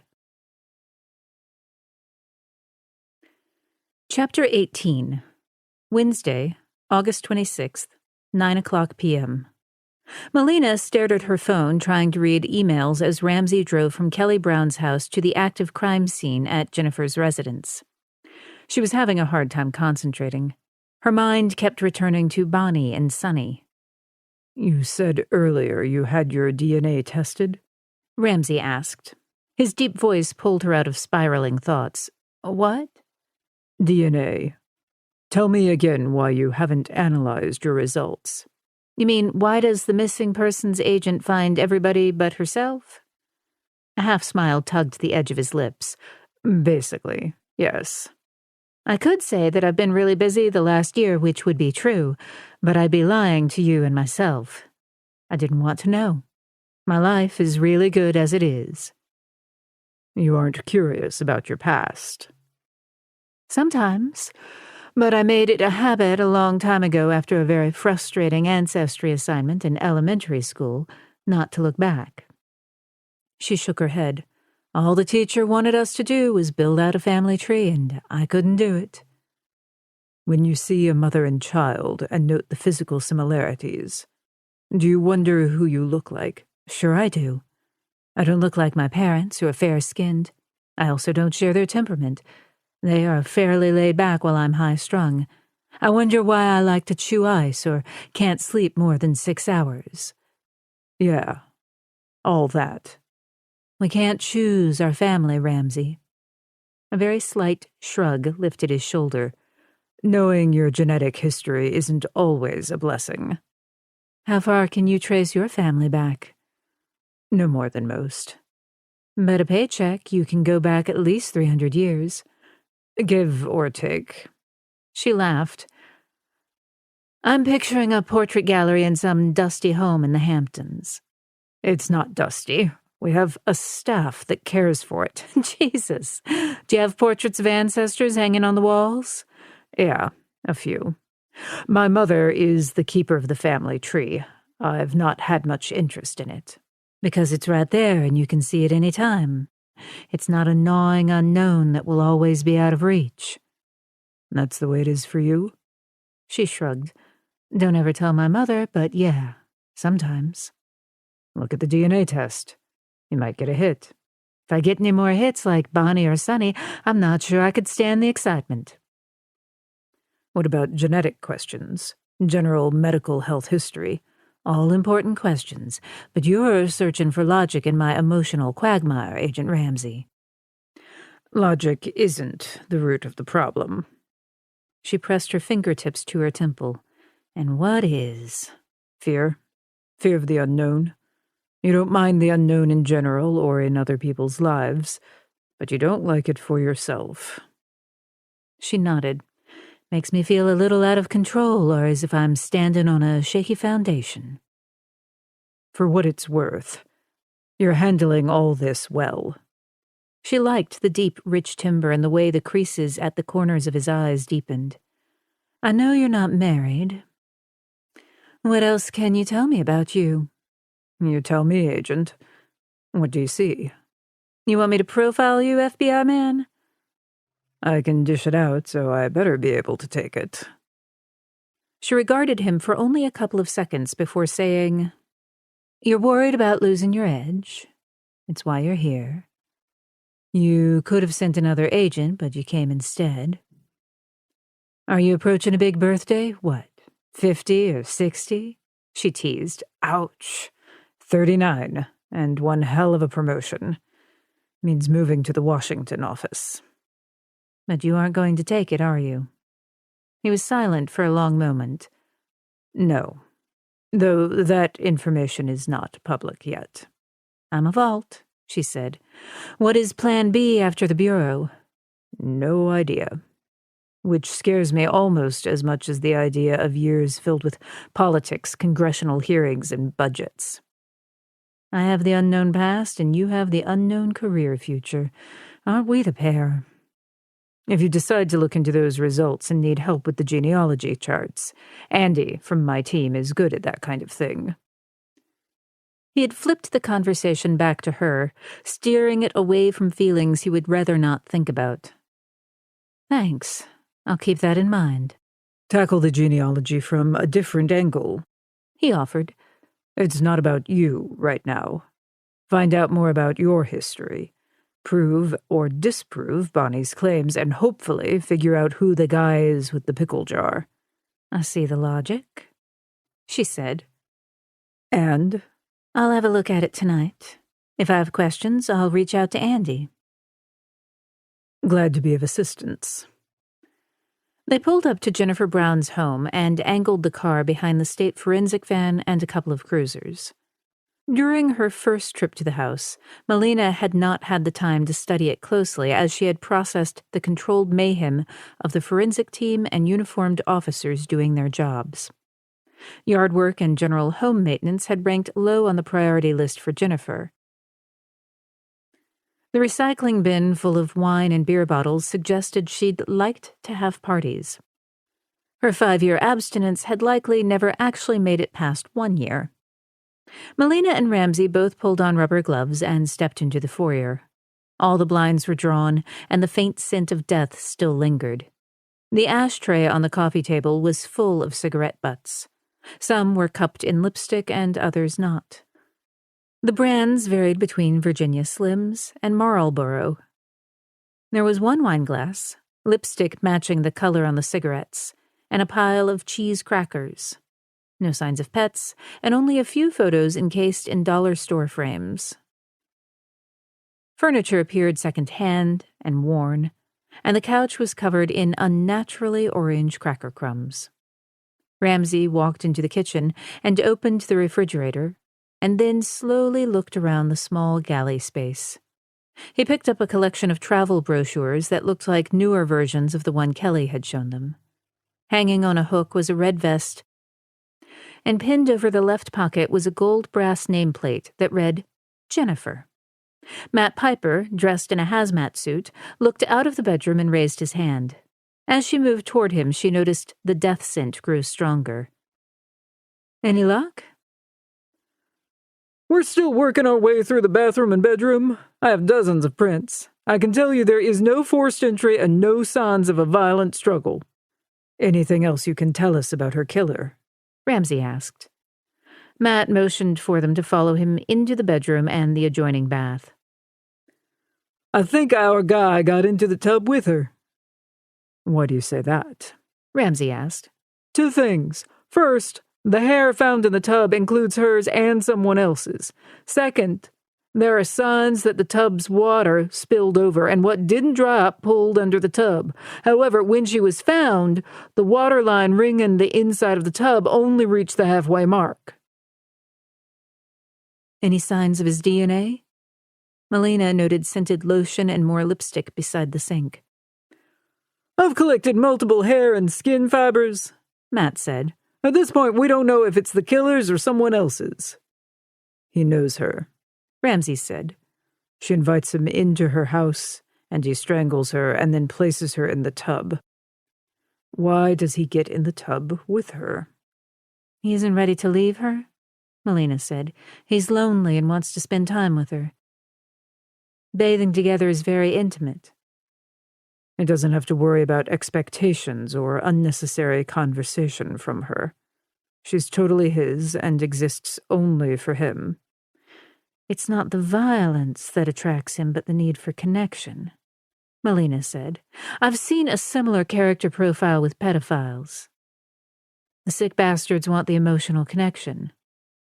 And he takes the 4th finger on the left hand, Ramsey said, which is supposed to be the direct line to the heart. She glanced at her hand and traced her naked ring finger. Bonnie had been in Nashville to find Sonny, and though Bonnie had not admitted it, it wasn't a huge leap to assume she had stolen the jar filled with fingers from Sonny. And if anything Bonnie had said about Sonny was remotely true, he was her half-brother. I would bet he's charming, Ramsey said. He woos his victims. Why force them when you can coax them into your arms? He's moderately, if not very, attractive. The lack of struggle with his victims is a big part of the reason he has stayed under the radar. If he sticks to his pattern, then he'll only kill once in the Nashville area, Melina said. Ramsey shook his head. If he keeps to his pattern. A half-sibling hit in the ancestry world is akin to hitting gold. Whatever DNA we pulled from the crime scene that we think belongs to this guy should be compared to mine. If we can confirm he's my brother, we might be able to use that to our advantage. Resting and meticulous wound care had paid off for him. Though the gash was still tender, he was now mobile and ready to make his next move. Now 9 days after nearly snagging his dream date, he drove to the bottom in a rented dark blue 4-door sedan ready to get his van. But as soon as he approached his warehouse, he spotted the notice on the front door. Crime scene. Shit! He shouted. As he drove past, he was careful to keep his head ducked. There were always cameras watching. How the hell had they found his van? Angry now, he blamed this mess on Ms. Perky Breasts. She had hurt him, and she must have told something to the cops about his van, and they had found it. He needed to figure out who Ms. Perky Breasts was, find her, and make her pay. He circled the block for almost an hour, but he found no sign of the girl she had been with last Monday night. A week was a long time for girls like Ms. Perky Breasts. He dreaded the thought that she had moved on or found a new corner to work. He drove around the block again and decided any girl at this point would do for now.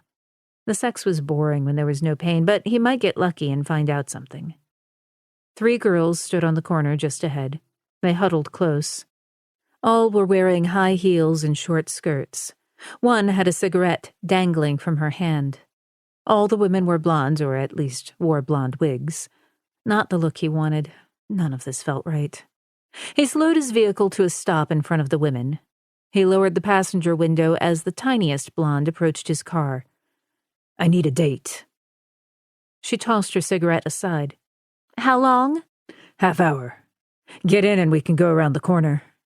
Her smile told him she liked the idea of staying close. A quick turnaround meant she could find another client quickly. He bet she thought her evening was looking up. They agreed on a price, and she slid into the front seat, locking in her seatbelt. As promised, he drove to a darkened alley. He shut off the engine and killed the lights. "Take the wig off," he said. She hesitated and then pulled the blonde wig off. Dark hair tumbled out. It was not as lush as Ms. Perky Breasts, but it was better. "You like it?" She tousled her hair with her fingers. "Yeah." She unhooked her seatbelt and twisted in the seat toward him. Her gaze dropped to his lap and, not seeing signs of an erection, she licked her lips and rubbed her hand over his crotch. The sensation was pleasant enough, so he nodded, giving her the go-ahead to unzip his pants. She pulled his cock free and took just the tip while looking up at him. He imagined Ms. Perky Breasts chained to the floor of his van.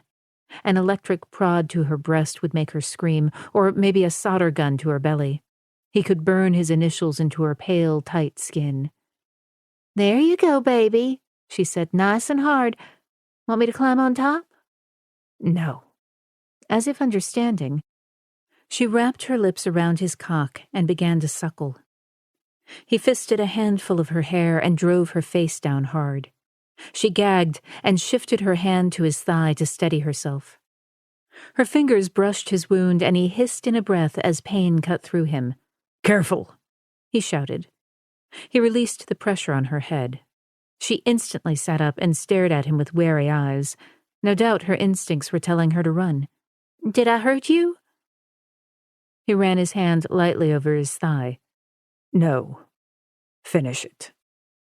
She moistened her lips, hesitated, and then went down on him again. He grabbed her hair with both hands this time and twisted the strands until he knew it hurt. A whimper rose in her throat. Her suffering excited him, and he gave in to the pleasure and coiled his hand tighter around her hair. Finally, he came in her mouth. She choked, trying to catch her breath. If he kept her like this, she might suffocate. Suffocate. It was too easy a death. "Swallow it," he ordered. When she complied, he let her up. She drew in a deep breath and pressed her back to the passenger door. She was smart enough not to complain. He zipped up his pants and then fished a couple of $20 bills from his pocket. "I'm looking for someone. Tall, lean, dark hair, doesn't dress like a hooker. She was on your corner Monday night a week ago." "I don't know her." She eyed the bills. "I could ask." "I can do my own asking." "You a cop?" "No." He folded the bills neatly in half, creasing the edge to a fine point. "Who else would know about this woman?" "The best person to ask is Sarah. She runs the mission. She knows almost all the girls." He handed her the bills. "Get out." She quickly opened the door and stumbled into the alley. His headlights turned on with the engine, catching her slim frame pressed against the wall. Even if she remembered him, he had altered his appearance enough to throw any cop off. He backed out of the alley, turned, and headed back toward the city. He needed to get a van. Buying a van in the Nashville area was not a smart idea. He decided to return to Atlanta, Georgia, to the dealership he had used when he had bought his old van. Maybe it wasn't smart to repeat past moves, but he was willing to risk it. The rental car created a digital trail, but he was not worried. In all his years, the cops had never come close to finding him. Chapter 19. Thursday, August 27th, 6:00 a.m. Bonnie Guthrie smiled as she signed her name on the bail bondsman's paperwork. The bail bondsman's name was Ralph, and he reminded her of a guy she had dated when she'd lived in New York during a summer of decadence after leaving home for good. Ralph stacked his papers into a neat pile. "It shouldn't be much longer, Miss Guthrie. I'll deliver this check to the magistrate now, and you should be out real soon." "You're amazing, doll." She ran her fingertips lightly down her breasts. "Do you need a ride?" Ralph asked. "A ride? That's full service." "We're accustomed to transporting our clients to a destination within 20 miles. "Well, that would be lovely." She winked. "Remind me to write an online review for you." "Always appreciated. The judge wants you back in 2 weeks for a preliminary hearing." "I'll be here," she lied. The truth was she planned to find Elena. Sonny did not know it yet, but his future was tied up with Bonnie and that little girl. And once he had Bonnie and his sister back, he would stop doing whatever it was with the severed fingers. The boy had never been right after she had dumped Melina, but she had never figured he was this messed up. All Sonny had to do was produce the key, and the three of them would have enough money to live in style in Mexico. She could have told Melina the name Sonny was using now, but she had kept quiet to protect him. They could search Dean Guthrie all they wanted, but it wouldn't lead them to Nashville. She might be partly responsible for his messed up mind, and she had a chance to help him, the kid and herself. Win-win for everybody. Ralph escorted her to his car and opened her door. She slid into the front seat, showing him the full length of her tanned legs. She was glad to be out of jail. "Doll, I'm starving," she said. "What say I treat us to breakfast?" Melina hustled back to her townhouse after an early morning run. It would have been smarter to catch some shut-eye in the few hours she had, but she had to burn off steam. Her mother used to say Melina needed to run to get the wiggles out. She kicked off her shoes and opened a can of tuna fish. She set it out on the patio table for the neighbor's cat. She switched on the television to a weather channel that offered the right amount of background noise so that she did not feel alone. As coffee brewed, she opened her laptop, then she poured herself a cup and dumped in 2 teaspoons of sugar. As she sipped her coffee, she clicked on the DNA website and logged onto her account. Her name appeared, and beside it in red letters were the words, "New information." "New. That can't be good," she whispered. If her job had taught her anything, it was that the situation could always have more surprises. She held her breath as the icon bounced back and forth before the section opened. She scanned the list and saw that she had several fourth-cousin matches. The initial burst of excitement faded as she calculated that tracing those relatives would mean going back to their shared great-great-grandparents. It was possible, but would take a ton of man-hours. Still, she clicked on the cousin located in Ohio. He did not have a picture attached, but she noted he was 62 years old. The next cousin was not much more promising. She lived in North Carolina and was in her early 70s. No picture attached to her profile either. She fished out her phone and pulled up Andy's contact information. She wanted to ensure that Andy was cross-checking her DNA against the killer's.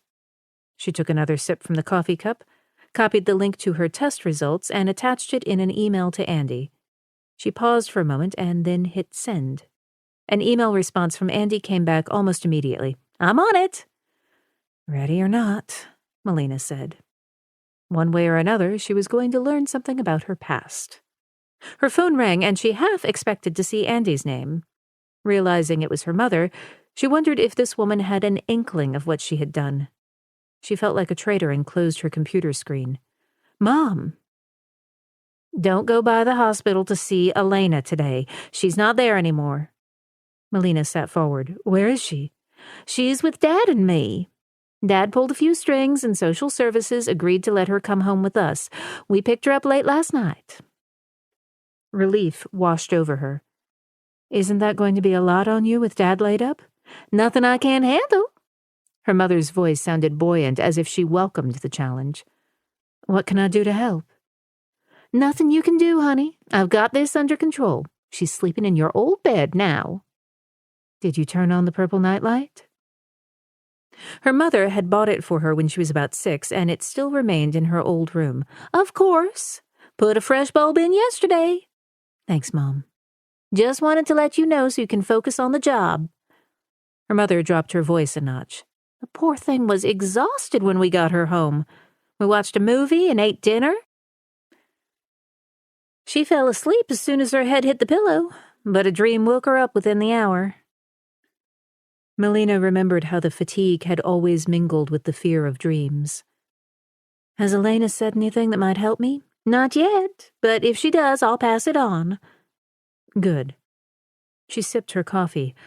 I look forward to catching this guy. Ramsey met Melina at the TBI offices. He had 2 coffees waiting, one for himself and the other for her. He had already learned Agent Melina Shepard was more approachable if caffeinated.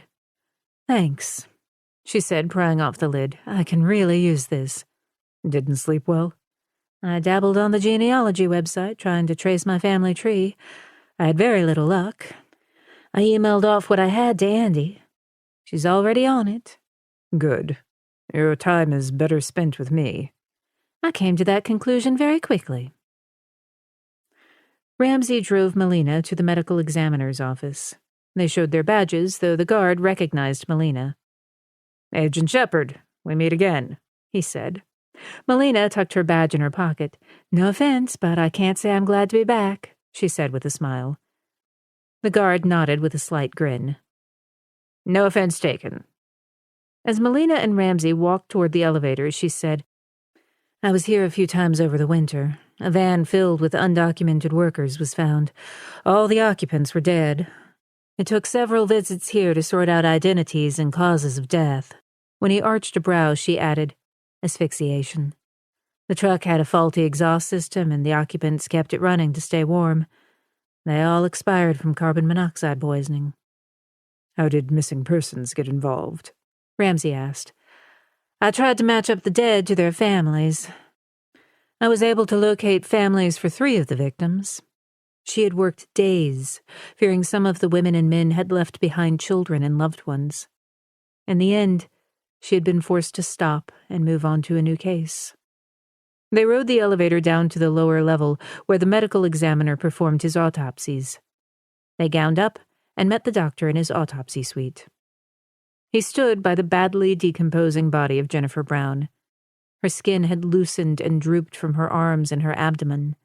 The decaying process had also darkened her skin and shrunk her cuticles, which gave the impression that her nails had grown. Her left ring finger was missing. Her head rested above the block tucked under her neck, arching her bruised chin upward. Her blonde hair was brushed back and her eyelids were closed. We were just about to start, Dr. Connor said. Thanks for waiting on us, Ramsey said. After seeing that jar full of fingers, I'm happy to expedite this investigation, Dr. Connor said. How long has she been deceased? Ramsey said. I took her liver temperature, and I estimate she died last Monday to Wednesday. Over a week, Melina said. She died before Bonnie stole the pickle jar. Are her prints a match to one of the unidentified fingers? Yes, the doctor said. Cause of death? Ramsey asked. Dr. Connor moved to the top of the table. He tilted the head, angling it so that the bruised neck was exposed. Unless I find evidence to the contrary, I'd say strangulation. The bruising around her neck is defined, Melina said. It's consistent with a chokehold. Yes, that's exactly what happened, Dr. Connor said. Sometimes you see shadow bruising that indicates the killer had to adjust his grip because he didn't have the strength to maintain the initial chokehold. But in this case, I see none of that. I suspect this killer is physically fit and strangled her without hesitation. Dr. Connor then repositioned the head and reached for a scalpel. He positioned the sharp blade at the top of the breastbone and made the Y incision between and under the breasts. For the next hour, Melina and Ramsey watched as Dr. Connor inspected and weighed the organs, took tissue samples, and then examined for signs of sexual assault. As he had theorized, the victim had been healthy and there were no signs of intercourse.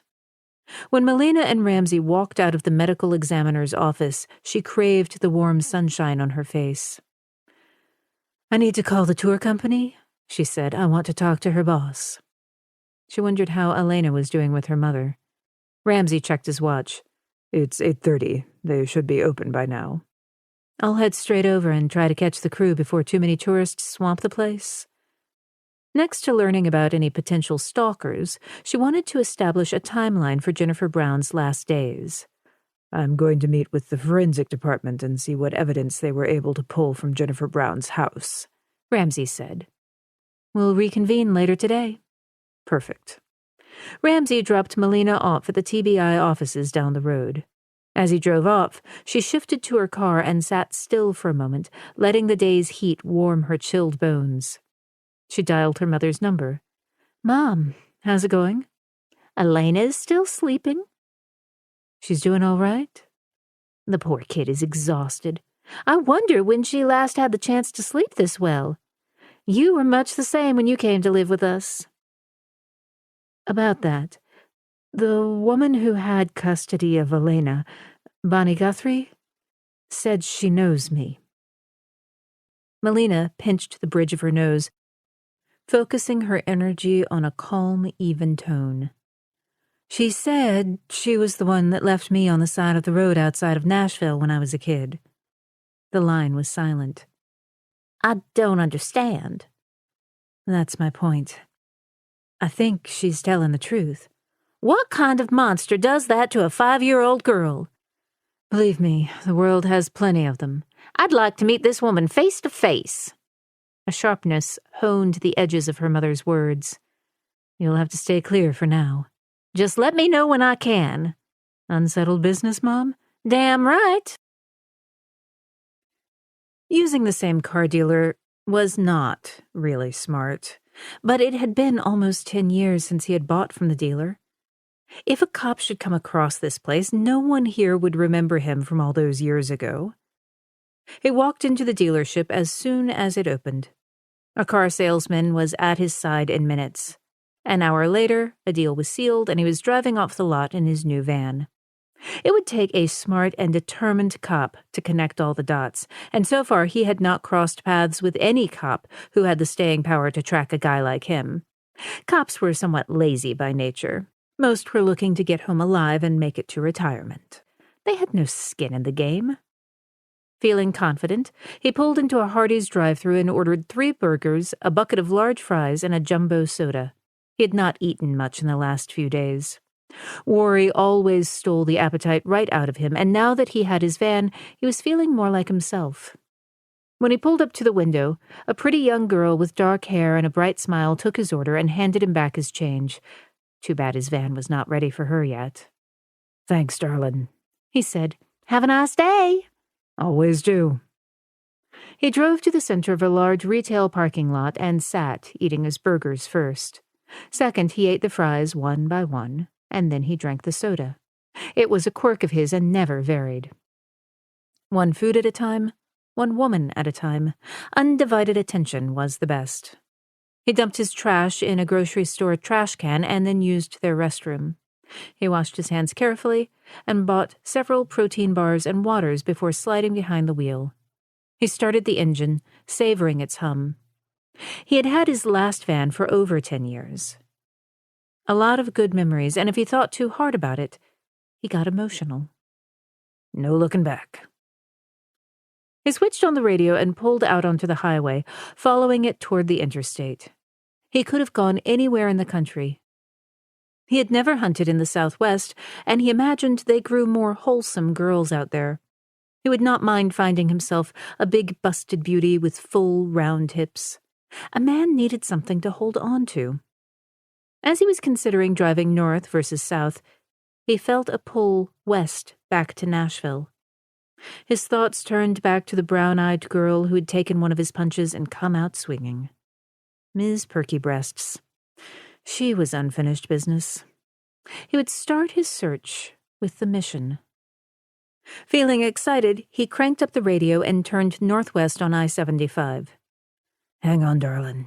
Daddy's gonna fix his van up just for you, and once I find you, we're going to have the best party you ever did attend.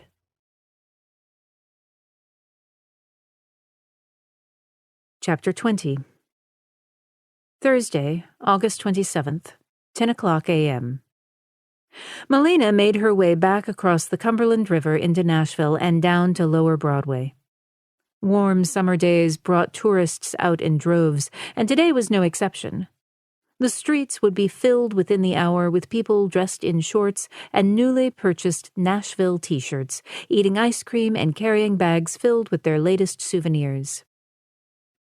She drove down the center of Lower Broadway until it fed into First Street, which skimmed along the Cumberland River. Melina found parking across the street and jogged quickly to the Nashville Tours address. As she drew closer, she saw the red, white, and blue trailer. Open flags flapped by the front sales window, occupied by a guy who looked too old to be summer help. Gray hair swept back in a ponytail with a matching handlebar mustache made him look like a walrus. She waited as a couple of women dressed as tourists paid for the 10 o'clock tour. When they were done, she held up her badge. "I'd like to ask you a few questions about Jennifer Brown." I have a few questions myself, the man said. She didn't show up for scheduled tours, and I haven't seen her since. "What was the last day you saw her?" He shoved out a sigh as he stared at a paper calendar in the booth. Sunday, August 16th. She worked double shifts that day. She was supposed to work a big tour the following Monday afternoon, but didn't show. So if you see her, tell her she's fired." "Your name, sir?" she asked. "Sean Terrell." He dropped his gaze and shuffled through the morning receipts. "I own Nashville Tours." "Sean, Jennifer was murdered." Sean's sour face softened as he lowered the slips of paper. "Dead? Shit. I thought she just blew the job off." "We believe she died sometime around August 17th or 18th. And you're sure you saw her on the 16th? "Yeah. She picked up her paycheck."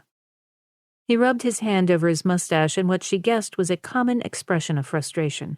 "She could be a flake, but was nice to everyone. Who would want to kill her?" "That's what I'm trying to find out.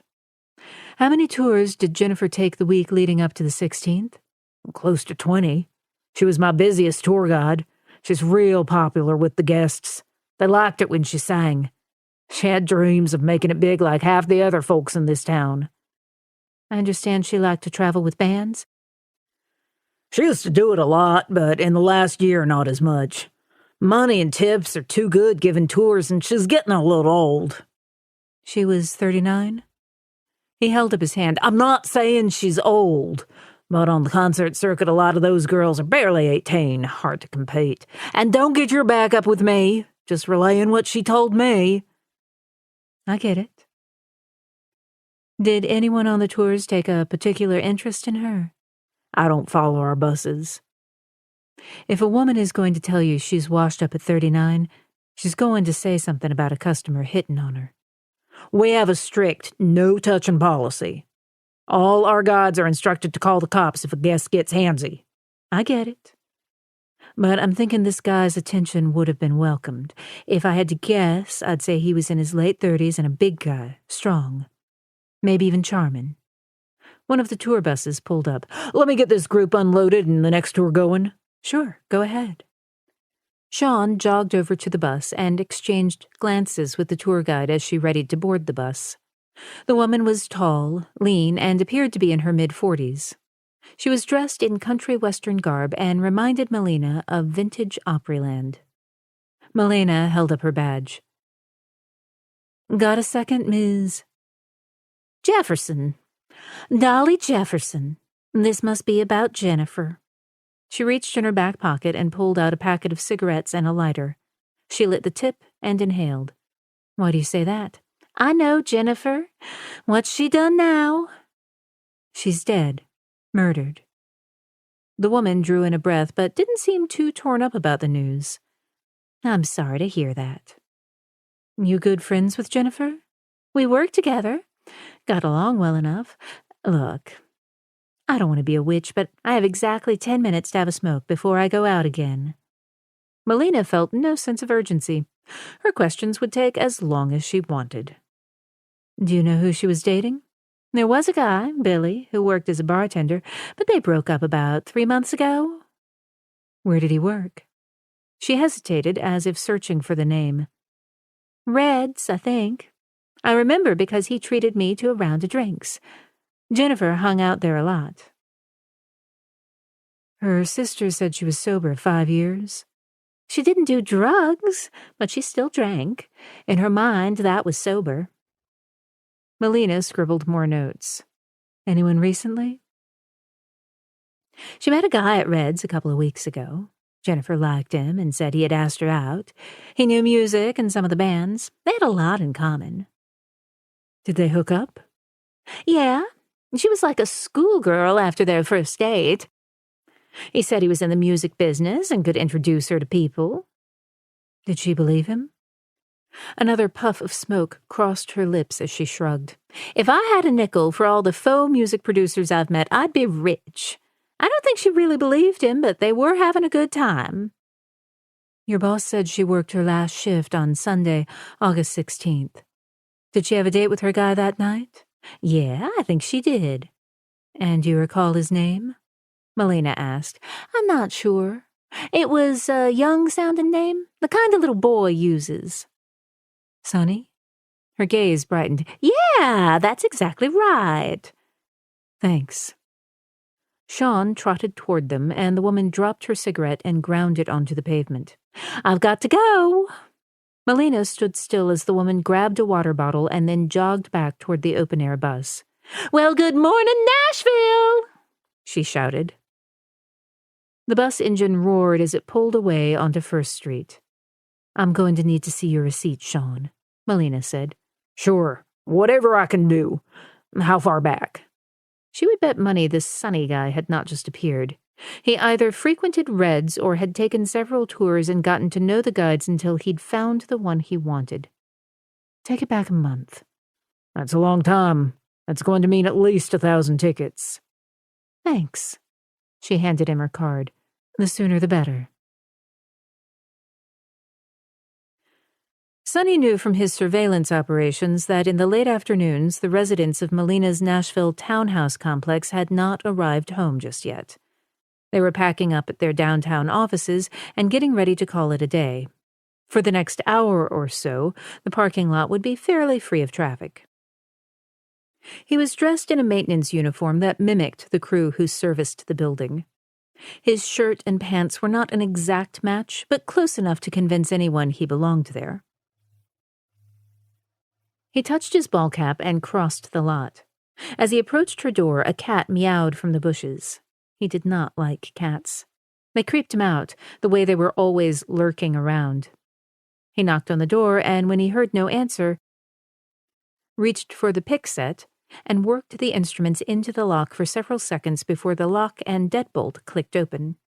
He quickly pocketed the set and, grabbing his toolbox, hurried inside. "Maintenance!" he shouted. No answer came, but he still moved cautiously, peeking into the living room and beyond it to the galley kitchen. He moved up the stairs to the second floor. There were 2 bedrooms on this floor. One housed 2 road bikes and some camping gear and served as a makeshift storage room. Steps away was the second room. He set his toolbox down and crossed to Melina's unmade bed. He raised her crumpled pillow to his nose and inhaled the faint scent of jasmine shampoo. It was a nice, soft scent that he never would have put with a woman like her. Carefully, he replaced the pillow exactly where he had found it. He knew she was the type of woman who noticed the small details. He was the same. They shared the same quirks and mannerisms. So much alike. So much shared past. Crossing the standard beige carpet, he lifted his toolbox and headed down the stairs to the kitchen and opened the refrigerator. She kept a small bottle of milk, a carton of eggs, and a few apples. The pantry was filled with a few staples, including a dozen cans of tuna fish. When he closed the door, his gaze was drawn to a picture of Melina taken with an older man and woman. She called them Mom and Dad, but they were not her real parents or family. He was her family. He snapped a picture of the image. He took a video of the entire residence. He had been keeping tabs on her for years, but this was the first time he had stepped into her space. Not wanting to intrude was important to him, but until Bonnie left town, it was best he kept a closer eye on his kid sister. He sat down on the leather couch, glanced over the article in the open forensic magazine, and then toward the television. A click of the remote brought up a home decorating channel. She was not any more interested in picking up a paintbrush or making curtains than he was, but images of cozy homes comforted her. He was exactly the same. Stress always sent him into furniture stores, where he wandered from room to room, imagining what each piece would look like in that nice, cozy home he was building just for the two of them. He leaned back on the couch, closed his eyes, and smoothed his fingers over the plush leather. They had been apart for too long, and it was time their family reunited. Only then would he feel whole. The complication now was Bonnie. So far, she was keeping her mouth shut and had not told the cops about the jar. But he was too smart to believe that Bonnie was finished with him. She had said she wanted to help him and to make things right. He did not believe her. She would never leave until she had what she wanted. Bonnie was also enjoying jerking him around. She had always gotten a kick out of hearing him say he needed her right before she took off. A part of him still wanted her to stay. Still savored the way she kissed his cheek when he had been good, and a part of him wanted to be a family again. Sonny cursed. He knew women like her broke men's hearts for sport, and he was finally smart enough not to let it happen again. He should have killed her when he had the chance, but the kid had stopped him. He did not know where Bonnie had found the girl, but damned if she was not a carbon copy of Melina. "Fuck you, Bonnie," he muttered. "You're not going to play me." This time would be different. He was in control. He drew in a breath, smoothing his hand over the sofa's creased, worn leather. He shifted his thoughts back to Melina, his sister, his blood. This was where Melina sat when she was home. He imagined for a moment what it would be like to sit beside her like he used to. The sense of peace was fleeting because, as always, images of Bonnie crept back into the dream. Bonnie had ruined everything in his life he had loved, and this time it would be different. Pushing to his feet, he removed a small camera from his toolbox. Carefully, he crossed to an air vent in the wall, unfastened the screws, detached the grate, and placed the camera just inside.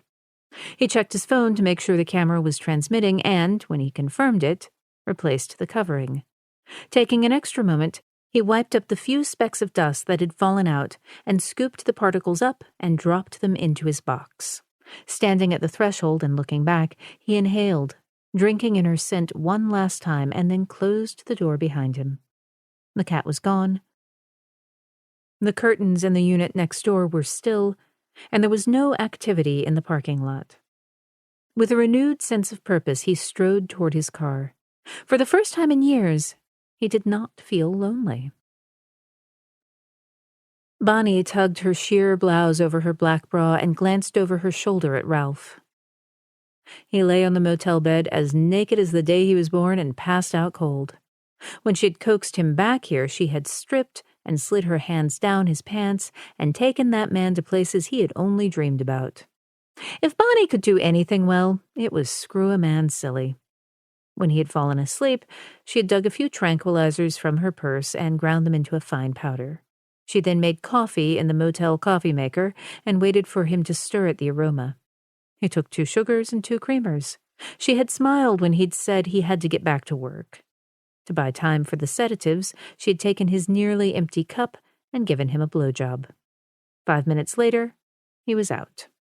She had done the same with her late husband. There were times when he had gotten drunk and had been ready to wail on her, Sonny, or Melina. She had protected those kids then, not only because she liked them, but also because they did not need the cops on their doorstep. All in all, she had done a good job until she had fucked up with Melina and then later Sonny. Maybe she was getting sentimental in her old age, but she had a chance now to make it right for both of them. She rummaged in his pants pocket and dug out his keys and wallet. She fished out the bills and a credit card and left the rest for him. She liked Ralph and did not want to put the old boy through a trip to the DMV for a replacement license. That was just plain cruel, even for her. She figured he would be out for 12 hours before he woke up and reported it.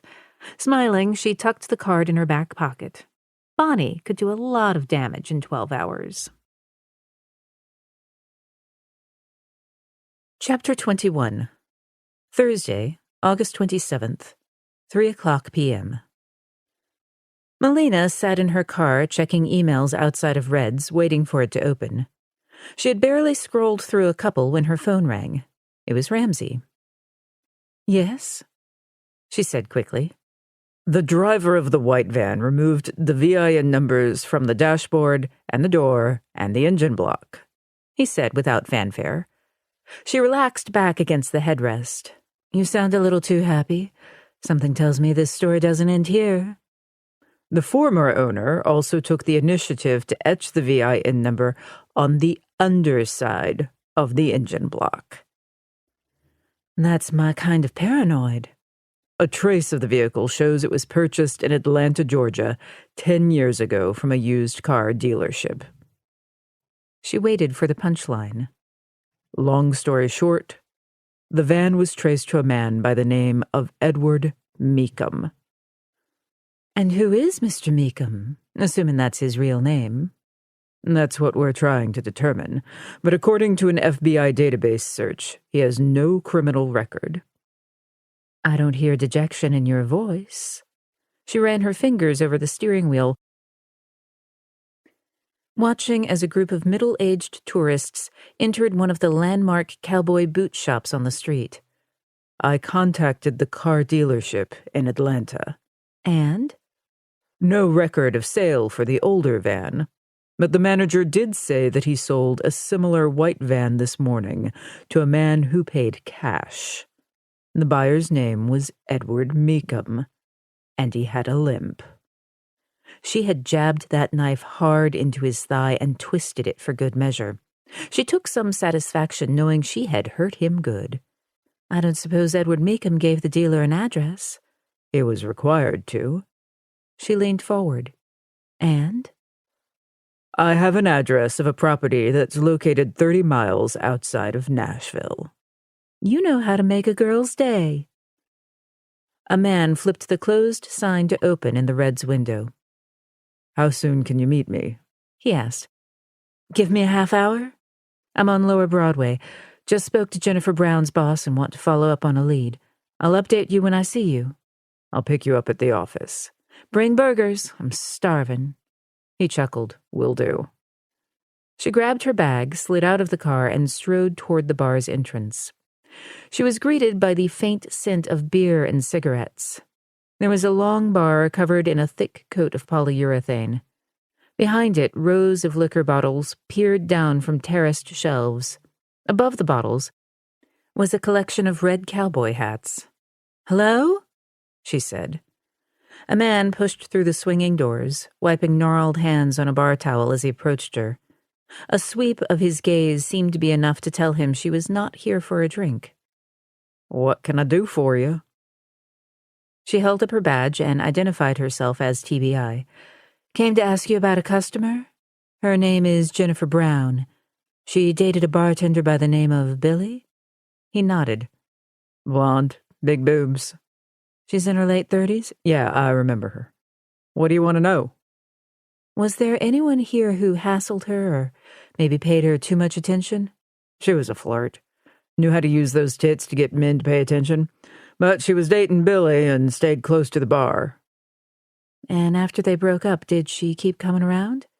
"Yeah. Saw her in here about 2 weeks ago. She left with a guy, but I couldn't tell you who he was." "You have surveillance cameras in here?" "I do, but the recording only lasts 2 weeks. "She was last seen on August 16th. That will put us in that 2-week window. I need you to pull it for me." "What's the deal? Is Jennifer in some kind of trouble?" "Someone killed her," she said. Shit. Yeah, shit is right. She removed a business card from her wallet. Call me when you have those recordings later today. Sure. She stepped outside in the bright sunshine, her gaze skimming the businesses around Red's. How many had surveillance cameras?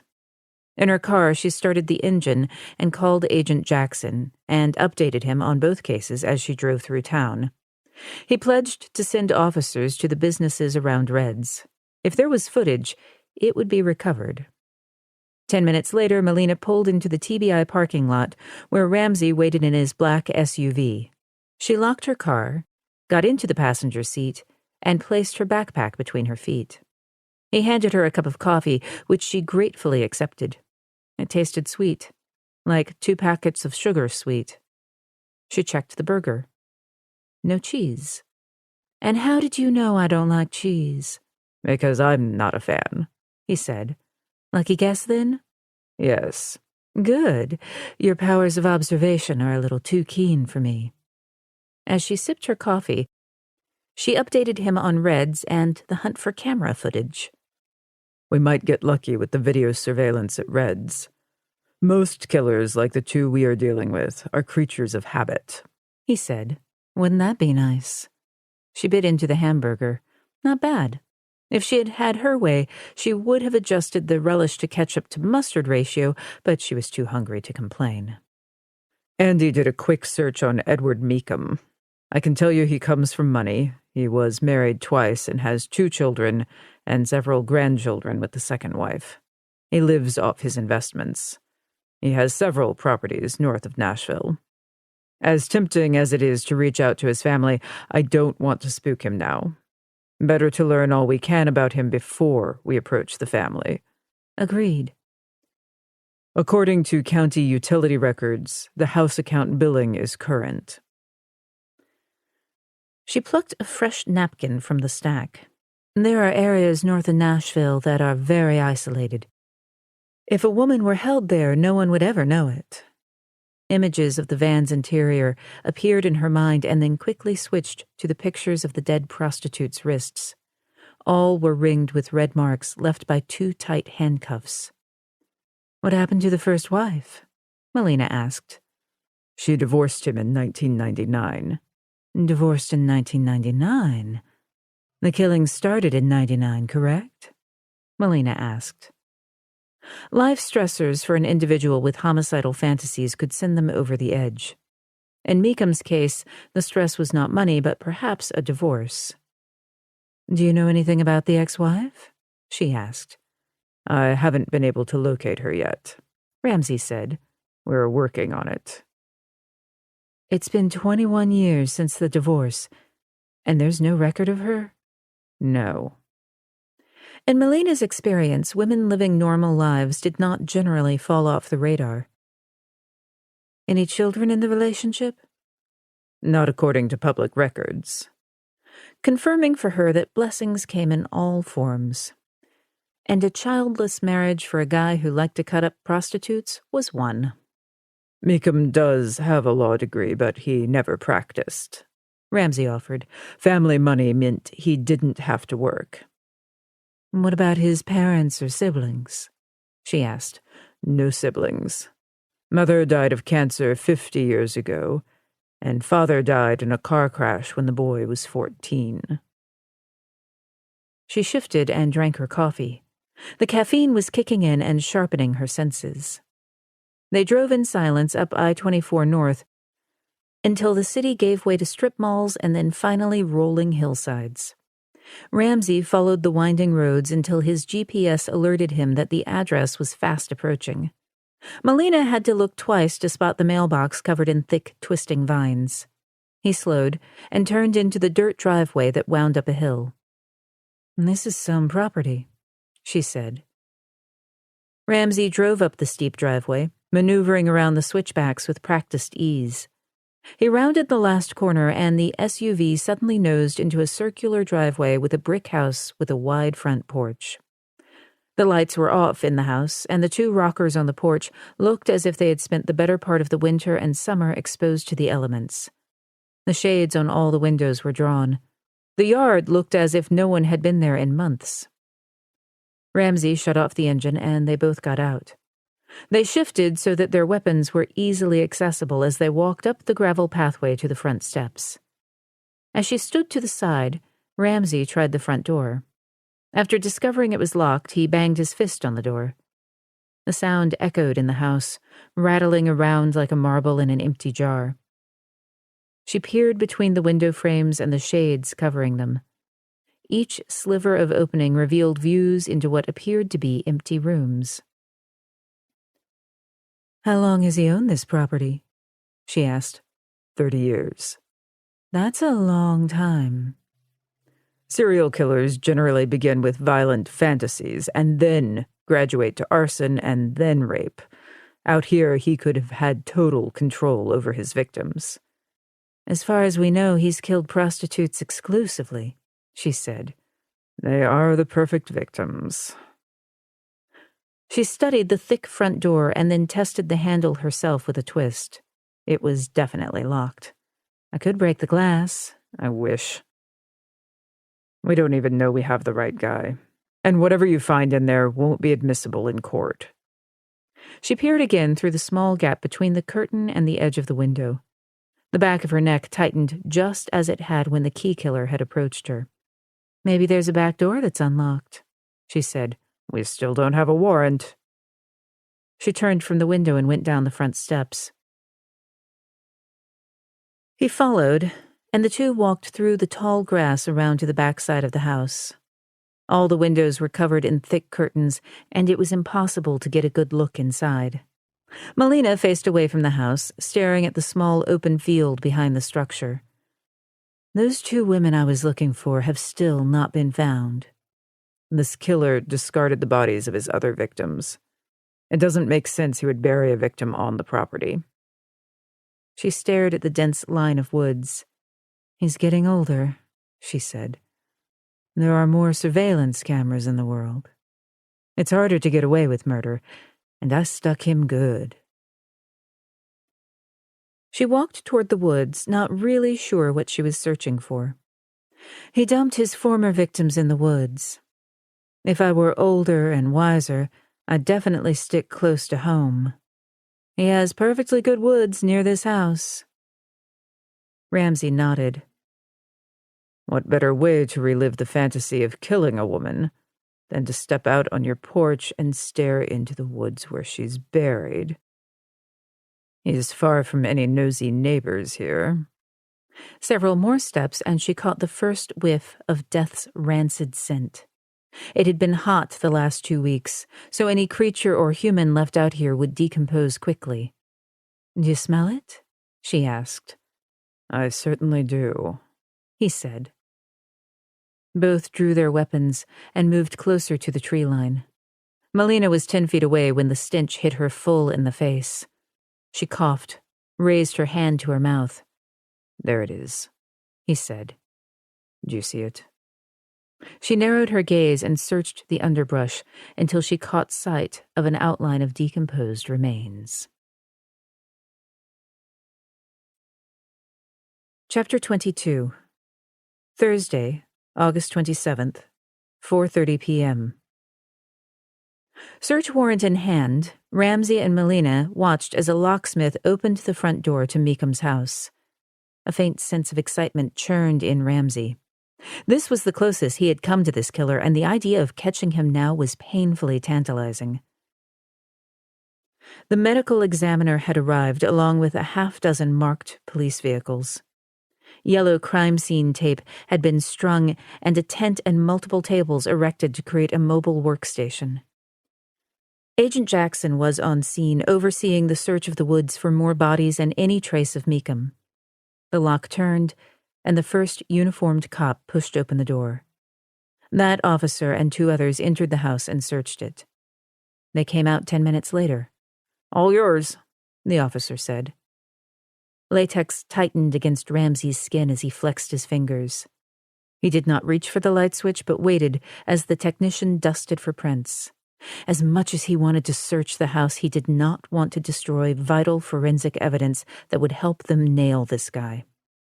When the scene was all clear, the two walked through the first floor into an outdated kitchen that looked out over a den and a tall fireplace. She ran her finger over the counter, collecting a thick coating of dust. She opened the refrigerator, which released a stale, musty smell from no use.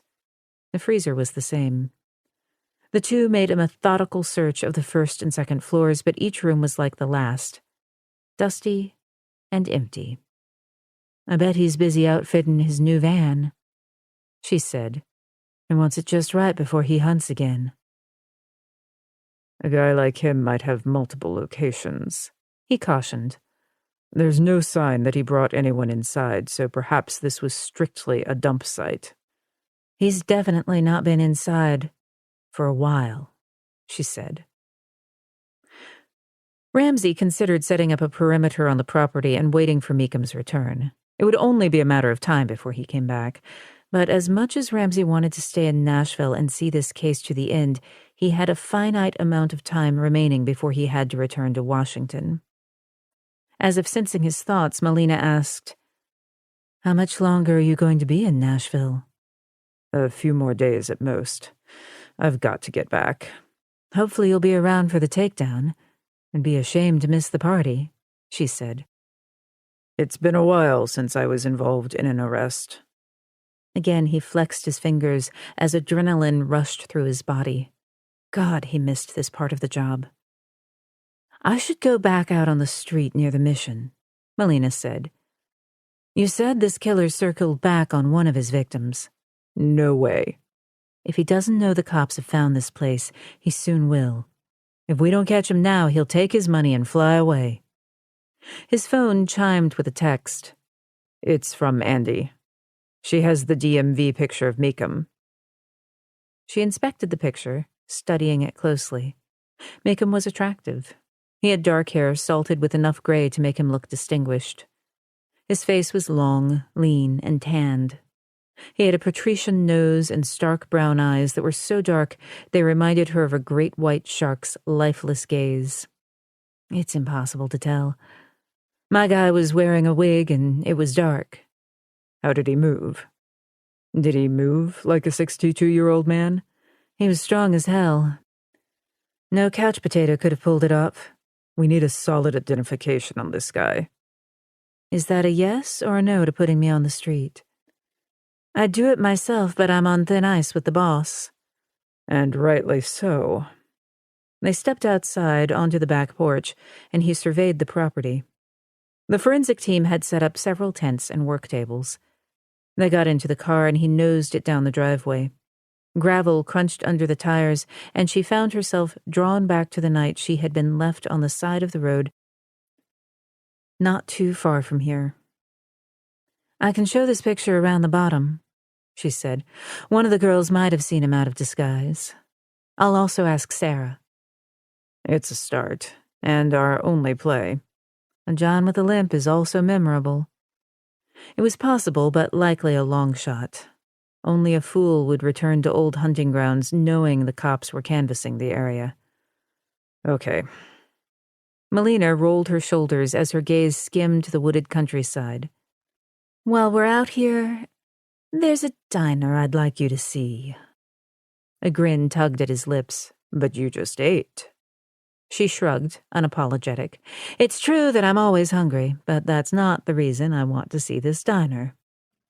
When I was a child, whoever called the police and reported I was on that roadside did it from that diner. Seems plausible that Sonny may have been back to it." He understood the reasoning behind the visit, but he wanted to hear her thoughts. "Explain." Bonnie commented that Sonny was sentimental, couldn't let go of the past. Maybe that's where he goes to mourn the sister he could not save. Like you said, killers are creatures of habit. Melina and Ramsey arrived at the diner just before the dinner crowd would be coming through.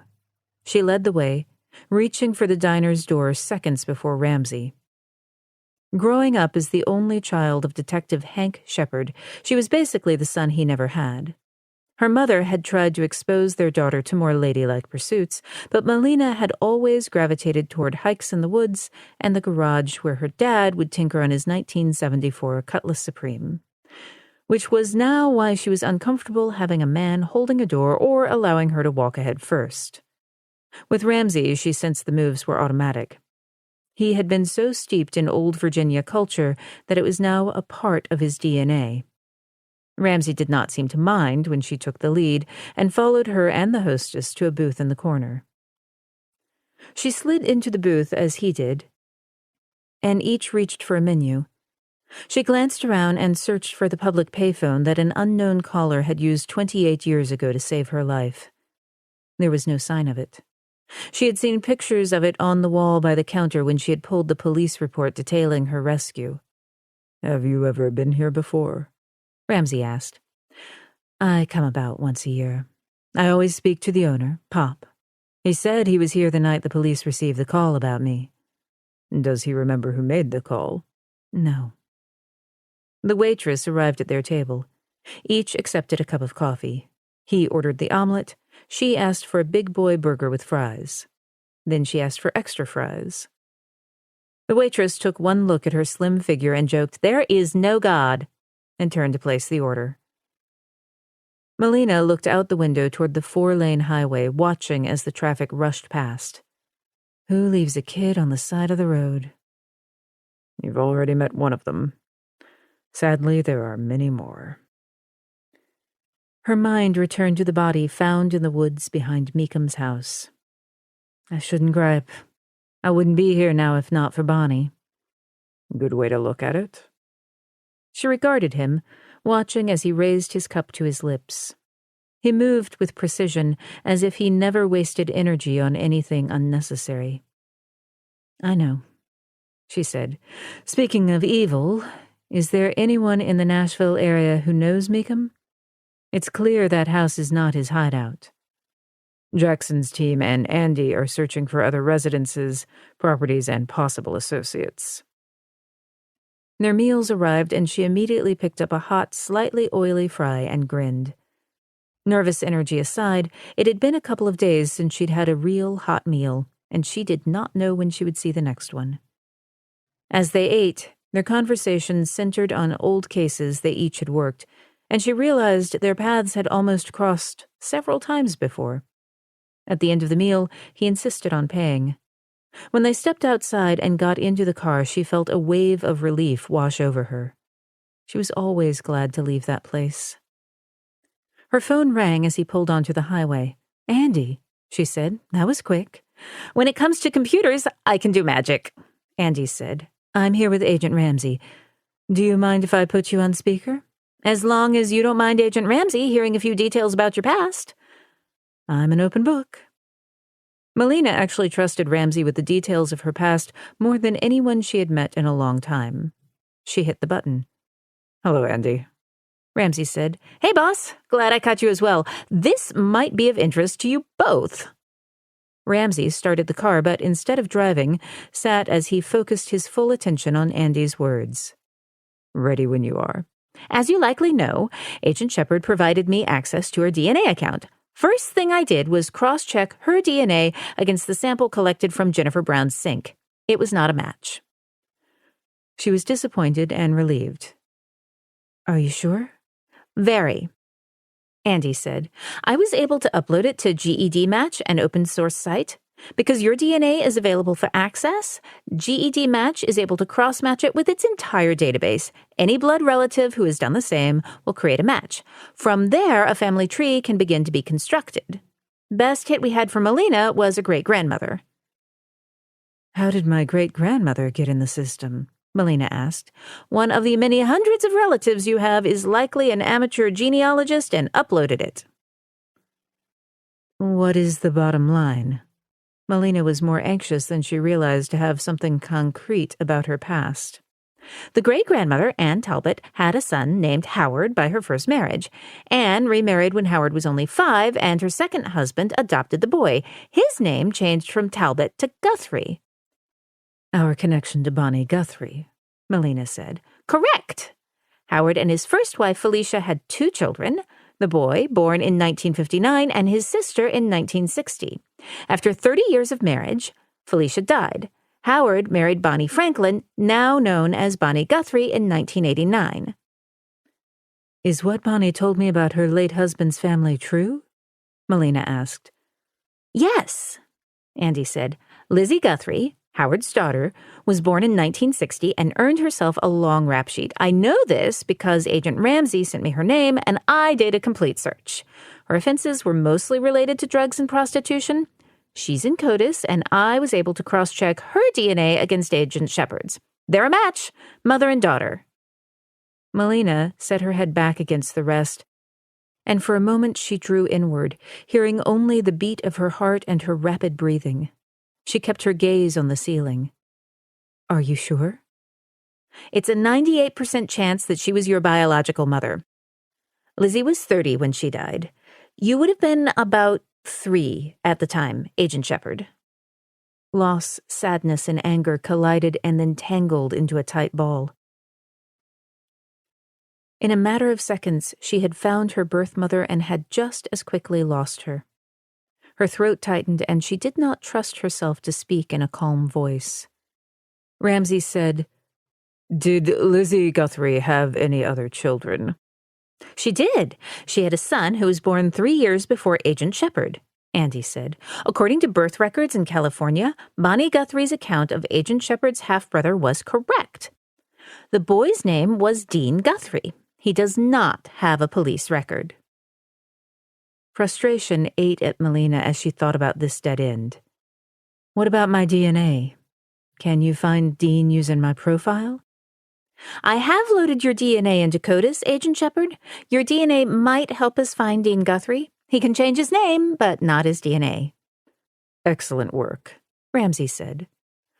Melina remained silent, trying to process what amounted to family information overload. Andy took another long pause and said, One last detail. Your original California birth certificate states you were born September 2nd, 1987, not August 1st. My parents didn't know my vital statistics. Knowing my mother, she picked the date because it had a sentimental reason, Melina said. Computer keys clicked on the other end of the line. When your birth mother died, Howard and Bonnie took custody of you and your half-brother. You lived with both until Howard died of a heart attack a year later. This all fit with what Bonnie had told her. The woman traded on lies, but she also knew when to use the truth. According to Bonnie, she retained custody of me? There is no filing with the California courts regarding a custody order. Bonnie's first arrest was in 1976 and then nothing until 1992. She received a speeding ticket in Tennessee. She was given a court date but didn't appear. My dad found me in November of 1992. Bonnie was headed east on Route 25. Melina smoothed her hands over her thighs, letting her mind trip back. A distant audio memory flashed. Gravel kicked up under tires. A car engine roared. She watched the car drive away and in the back window saw a face. The details of that face narrowed into focus. The child, a boy, was screaming and pounding on the window. She kept Dean and put me out on the side of the road like a dog. Melina was amazed. Her voice sounded so matter-of-fact, even distant. It appears so, Andy said quietly. Bonnie was arrested in 2000.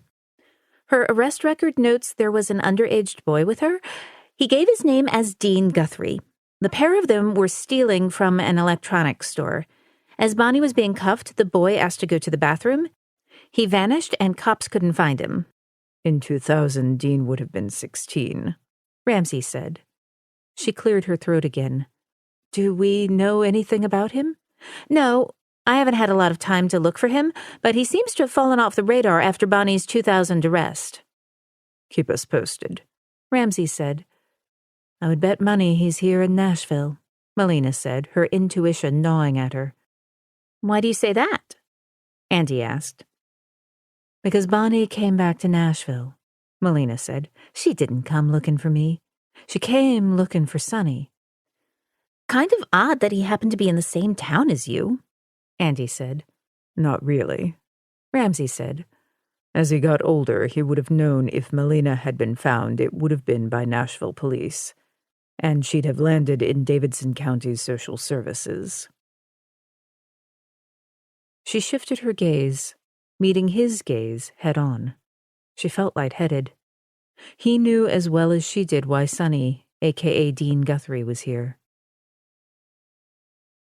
He's here because you're here, Ramsey said. For more years than she could remember, she had wanted to peel back the veil on her past and know where she came from, but each new layer of history brought with it a new set of problems. Melina ended the call, doing her best to not show her emotions. You okay?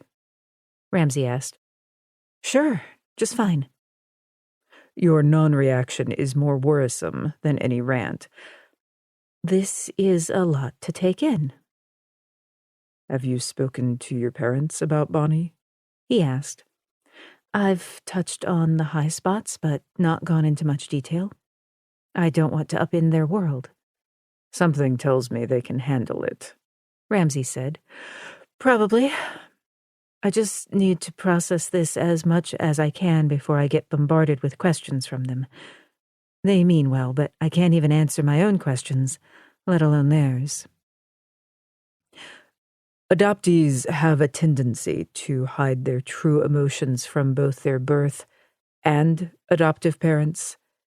They become a kind of peacemaker who does their best to not upset the apple cart. I've read all the psychology books, she said.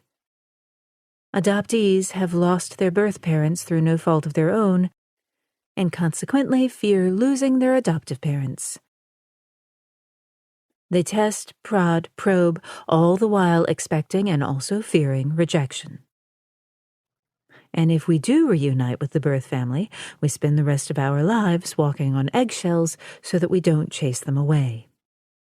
She shifted in her seat as if his scrutiny was too much to bear. You've put a lot of thought into this. Too damn much. But my observations about adoption and adoptees are not relevant right now. What matters is Elena and finding Sonny. The more I consider Jennifer Brown's crime scene, the more I'm convinced Sonny is suffering with serious abandonment and anger issues, Ramsey said. Melina pictured a young boy who watched Bonnie driving off, knowing his sister was on the side of a deserted road. He must have been traumatized. The fear he had felt as a boy grew into rage as he became a man. He's killing Bonnie over and over. I think that's exactly what he's doing. Ramsey put the car in drive and pulled out onto the main road. For several minutes, neither spoke as they wove their way back to Nashville. All the unknown pieces of her past were falling into place and creating a very sad and dark image. She tipped her head back against the headrest. New birthday, a birth mother, and now a half-brother who is likely a serial killer. So how's your family doing? He shook his head. You can't pick your family. That's for damn sure. Chapter 23. Thursday, August 27th, 6:00 p.m. Bonnie was good at figuring things out. Her first stop was the hospital. She knew walking in and asking about the kid was not going to get her anywhere. So she made a quick stop at a uniform store located across from the hospital and bought a pair of scrubs. She pulled around the side of the building and changed into the scrubs and then drove to the hospital. The success of a con depended on confidence. If you believed your story, the chances of someone else buying into it were good. She rode the elevator to the pediatric wing. There were several nurses at the central station. They might give up information on the kid, but chances were slim. All the new federal regs made everyone paranoid. The rattle of the wheels drew Bonnie's attention to an attendant pushing a food cart. Older, with stooped shoulders, he was perfect. She snatched a clipboard from a side cart. As he loaded a tray with an untouched yogurt and banana beside a plate of meatloaf and mashed potatoes, she came up to him, smiling. Such a waste, she said, all that food. I hear ya, he said. Happens all the time. Could feed an army on the unopened food alone. I know. She glanced at her clipboard. I'm here to do a follow-up with Elena Sanchez. She's checked out, he said. Social services came. A foster mom, I think. Darn. I was hoping to do a quick mental health analysis. County has implemented a new policy. I'll contact the agent in charge of the case. Again, she glanced at the clipboard as if trying to remember. Melina Shepard. She should know. Her mother took the girl. Bonnie pretended to write on the clipboard. Right. The Shepards are good people. She thought back to the article she had read about Melina. There were family details, but she could not quite remember. Thanks, doll, she said. At the information desk, Bonnie asked if there was a computer she could use and was directed to a small room reserved for family members of patients. She now had everything she needed. She searched Melina's name. When she had been in California, all she had had was Melina's first name. But how many Melinas could there be in Music City? Turns out, a few dozen. She'd searched each one and come up empty. Then she'd come across an article on Agent Melina Shepard with the Tennessee Bureau of Investigation. The instant Bonnie saw the picture of the young agent featured in a news article, she knew she had found her girl. Now, as she searched Melina Shepard, she skipped all the blah-blah information about her investigative successes and looked for information on Melina's family. Bonnie found it in an article that mentioned Melina's father was a former detective with Nashville Police. Mother was a former school teacher. She typed Detective Shepard, Nashville Police. A few more clicks, and there on the screen was Hank and Molly's address. Bonnie scribbled it down and then mapped the directions on the phone she had stolen from Ralph. Outside, she hurried around the building, dumped the clipboard in a trash can, and in the car changed out of the scrubs into her clothes. The drive took 20 minutes, and as she got closer to the residential neighborhood, she followed the street signs until she spotted the one-story brick rancher. She drove slowly by the house and down to the end of the street. The neat lawns with their neat flower beds and 2-car garages irritated Bonnie. A few yards had bikes propped against the side of the house, and others had kiddie pools in the backyards. It all screamed family. Shit, Bonnie, Melina, and Sonny would all still likely be a family if Melina had just been good that day. Hell, she had tried to reason with the kid that night in the car. She had given her crackers and cookies and then bribed her with $5 if she would just shut the hell up. But Melina had wanted out of the car. Bonnie had not enjoyed the 3 days of nonstop driving either, but she had been willing to suck it up to get across the country. Sonny had managed fine with the long drive, but Melina kept melting down, demanding to be let out. Finally, Bonnie had granted the little brat her wish. Bonnie circled around the block and looked toward the shepherd's house. She spotted a woman passing in front of the window, and just behind her was Elena. Bonnie kept driving. She had confirmed Elena's location, and she knew the address and basic setup of the shepherd's house. She dialed Sonny's number. He picked up on the third ring. "What the hell do you want?" Sonny demanded. "I haven't told the cops anything because I don't want them to lock you up," she said. "I really care about you, Sonny." Silence. "You haven't been quiet for me. You don't want to be nailed as an accessory after the fact." "I kept quiet for you, not me, baby." "You always put yourself first, Bonnie." He sounded sure of himself. "You're out of jail, and I know you well enough to know you want to stay out. I got you out. We're done." She stopped at a stoplight. Up ahead were directional signs to the interstate that could take her far away from all this. "I want to make things right between us." "There's no making things right." "I saw the way you looked at Elena. She looks so much like Melina, doesn't she? It's like having your baby sister back." He didn't speak, but she could hear his breath. He was listening.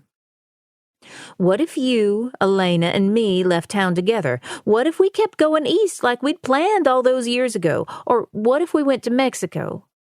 "My life is just fine without you. Is it, baby?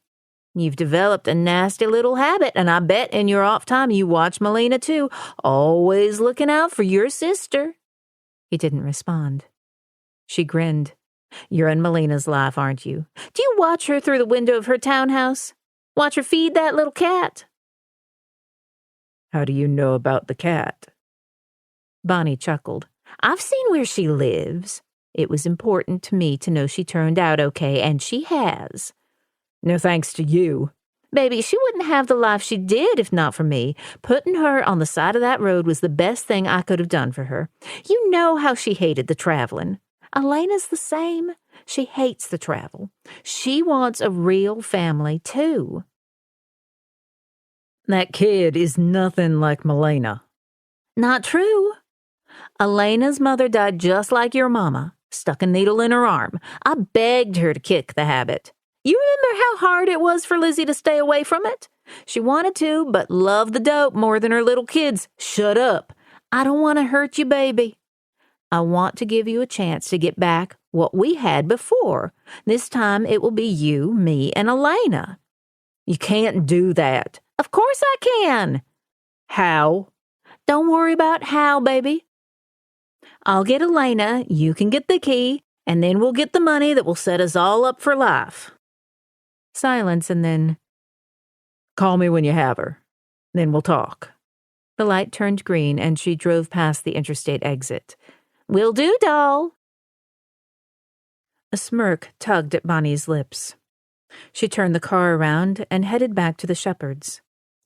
On her way, she stopped at a drugstore and bought a few things for Elena as well as a blue gift bag. Putting the toys in the bag, she drove to the Shepards. She parked in front of the neat little suburban house. Time to test the waters and see what these folks were made of. Out of the car, she picked up the gift bag and, squaring her shoulders, walked up the sidewalk to the front porch. She rang the bell and widened her smile. When the door opened, the woman stared back at her with open suspicion. "I'm here to see Elena," Bonnie said. "Who are you?" "I'm Bonnie," she said. "I'm like a grandmother to her." Inside, she heard a television playing a cartoon. "Elena loves the magic tree house. She likes the idea of traveling through time." The woman blocked Bonnie's view with her body. "How did you find my address? I'd like to see her," Bonnie said. "I want to tell her how sorry I am. It'll take more than an apology to make amends for leaving her in a wrecked car, Bonnie." The woman tightened her hand on the door as if ready to close it. Bonnie could feel her temper rising. "Call Melina and tell her I'm here. She'll want to talk to me." The woman reached for her phone in her back jeans pocket and texted a message. "Molly?" Elena's voice drew Bonnie's attention back to the hallway behind Mrs. Shepard, and she saw Elena for the first time in a few days. Bonnie realized how much she really had missed her. She liked the kid. She was quiet, and she listened when Bonnie needed her to distract Mark. "Bibi?" Elena asked. Bonnie heard the excitement mingled with trepidation in the girl's voice. She understood both emotions. People naturally craved the familiar, even when it was not so perfect, and the fear was justified. "Hey, kiddo! How are you doing?" Mrs. Shepard shifted her stance, blocking Bonnie's view of the girl. "She's doing fine." Bonnie's smile faltered. "I'd like to see her." "Over my dead body," Mrs. Shepard said. "Now get off my property." This wasn't over between them. It couldn't be. She owed it to Elena and Sonny. A car pulled up in front of the house, and she heard a car door slam. She turned. Melina strode toward the house, her face as pale and tight with anger as it had been when she was a little girl. This was going to be fun. The summer sun was dimming as Sonny walked to the back of the house, where he knew a sliding door fed into a small patio. He had been by the house several times and was familiar enough now with the patterns of the neighborhood to know that after midnight he would not be bothered. With Bonnie's promises still clattering in his head, he knew he needed to relax, calm his rattled thoughts and nerves. Bonnie was promising him a family, a sister and a mother he could love. He glanced down at his trembling hand before he curled it tightly into a fist. He wanted that family so badly, and he wanted to believe Bonnie, but she had burned him so many times. Her promises were always too good to be true. He hurried up to the back door and was pleased to see she had not fixed the light he had broken a few days ago. He removed a small screwdriver from his pocket, popped the lock, slid open the door, and quickly stepped inside. He did not need a light to make his way through her house. This was not the first time he had inspected the interior. He knew the small kitchen was to the right, living room to the left, and down the hallway was the bathroom equipped with a large clawfoot tub. He walked down the hallway and entered the bathroom. He switched on the water, running his hand under the hot tap. Steam rose up, fogging his glasses and the mirror. He checked his watch, noting it was almost 8 p.m. and she would be home soon. He had meant to meet up with her last night, but he had been dealing with the bail bondsman. By the time he'd made all the necessary arrangements for Bonnie, his window of opportunity had closed. Maybe it was better that they had not hooked up last night. He removed the sharp garden shears from his pocket and set them carefully on the counter beside the sink. As he scrolled through his playlist on his phone, he tried to imagine the perfect song for them. All his girls had a song, and Sandra would be no exception. A car pulled into the driveway. He shut off the water and pocketed the phone. As a precaution, he made sure the small window in the bathroom could be opened. Had not Bonnie always taught him to have an exit strategy? Bonnie, fuck. Was there never a time when she was not in his head? As the night air, thick with humidity, blew in the cracked window, anticipation surged in him. He flexed his fingers, anxious to hold her neck in his hands and watch the panic flare in her gaze and slowly trickle away. Sandra's laughter, ripe with desire, echoed from the hallway, and he thought for a moment she might be on the phone. And then he heard a man's deep, low voice. Shit, shit, shit. Who the hell was the guy? He could stick around. Maybe he could get the drop on the guy and Sandra, but an extra unplanned person created a risk he did not want to assume, especially with Bonnie running around capable of shooting her mouth off. Moving swiftly, he climbed up on the toilet seat and hauled his leg over the side of the windowsill. He swung the second leg over and dropped 5 feet to the ground below. But his foot landed wrong and his ankle rolled. He felt a sharp pain and prayed he had not screwed himself. A couple of tentative steps proved it was a serious strain at best. Figuring out how bad would have to come later. The lights in the house clicked on, and he hobbled toward the small grouping of houses that backed up to Sandra's. 50 paces ahead, he knew there was another street that fed into the public parking lot of the grocery store where he had left his car. Shit, shit, shit. This was all Bonnie's fault. He had been on his game until she came to town. Like all the shit that had happened to him, Bonnie was at the root of it. Until she was dead, he would have no peace. Chapter 24. Thursday, August 27th. 7:00 p.m. Melina's nerves were wound tight as Ramsey drove toward her parents' house. They were 2 houses away when she spotted Bonnie standing on the porch. Melina unlocked her seatbelt and reached for the door handle before the car had stopped. I still can't believe she had the guts to come here. Hold on, let me stop the car. Ramsey barked as he angled the car near the curb. How does she know where my mother lives? Where I grew up? Tension tangled with anger and rippled through Melina's growl. Remember, this is about Elena, not you, Ramsey cautioned. I get that. Her fingers pulled up on the door handle as the tires came to a stop. Making Bonnie suffer is just going to be a bonus. Out of the car, Melina marched across the lawn with a hand on her weapon. What are you doing here? She demanded. Bonnie smiled. I just came by to see Elena.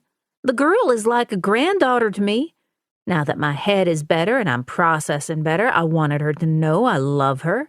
But your mother wouldn't let me get close to her. Good for her. I have every right to see the girl. I'm all the family that poor little baby has. Bonnie said. You have no right, Melina said. You do not have custody of Elena, and if you did, I would be standing in front of a judge right now getting your rights revoked. Ramsey came up behind Melina. Time to move along, Ms. Guthrie. You're out on bail, and I can have that rescinded with a phone call. Bonnie hesitated. She was a woman accustomed to pushing her luck and dancing on the line separating freedom and jail.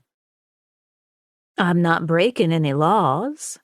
Try trespassing, Melina said. Bonnie looked around. I don't see any signs, but I'm a reasonable person. I don't see why you have to be so nasty. You haven't seen how nasty I can be, Melina said. Bonnie's grin faded and her features hardened. Before she could respond, the front door opened. Her mother's silhouette appeared behind the screen. There was no sign of Elena. The gift bag dangled from Bonnie's fingers as she sauntered across the lawn toward her car. I came to do a good deed and check on the child. I'm sorry to have troubled you. Don't come back, Melina said. I love Elena. I loved you, Melly. The nickname sent a quake through her body as distant memories of the endearment surfaced. Bonnie had hit another nerve. Bonnie loves Melly Belly, Bonnie said in a sing-song voice. I sang that as I rocked you in my arms. She said, eyeing Melina closely. You remember me calling you Melly, don't you? Melina's shoulders grew even more rigid. Is that supposed to make me cry, or embrace a tender moment we once shared? You do remember. I can tell by your face. You could always hide your feelings from others, but not from me. Melina shifted to offense. What is the name Sonny is using now?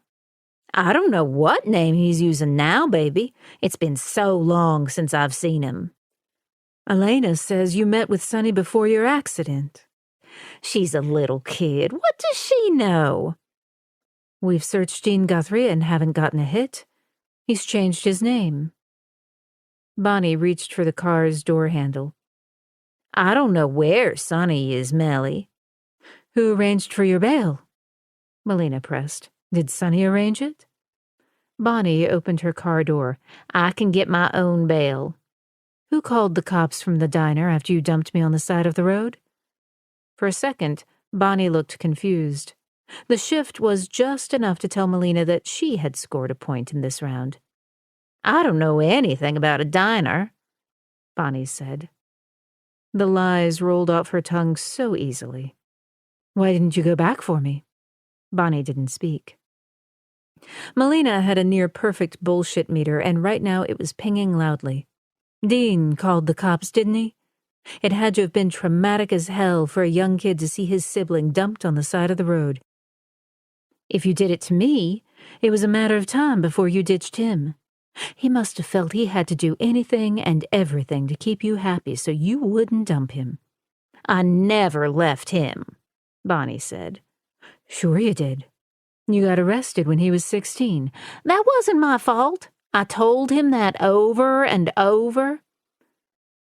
That arrest report said you were skimming credit cards. It's risky, given your record. You must have known you'd get caught eventually, and then end up doing serious prison time. He must have known that and begged you to stop. You should write fiction. Bonnie's grin dimmed. I wish to God it were fiction, Melina said. A police cruiser pulled up just then. The officer got out and walked up toward Ramsey, who spoke to him in a low tone she could not hear. He must have been really good at whatever crime he did for you to stay in your good graces. You taught him well. You make me sound like a monster. Bonnie looked directly into Melina's eyes. If it weren't for me, you'd have rotted in foster care. Melina said nothing. She was a good cop, and a good cop knew when to shut up and let the suspect talk. Howard and I were packed and ready to go to Hawaii when we got the call that Lizzie had stuck a needle in her arm for the last time. She was DOA when the paramedics transported both of you to the hospital. Social services was circling and ready to scoop you up.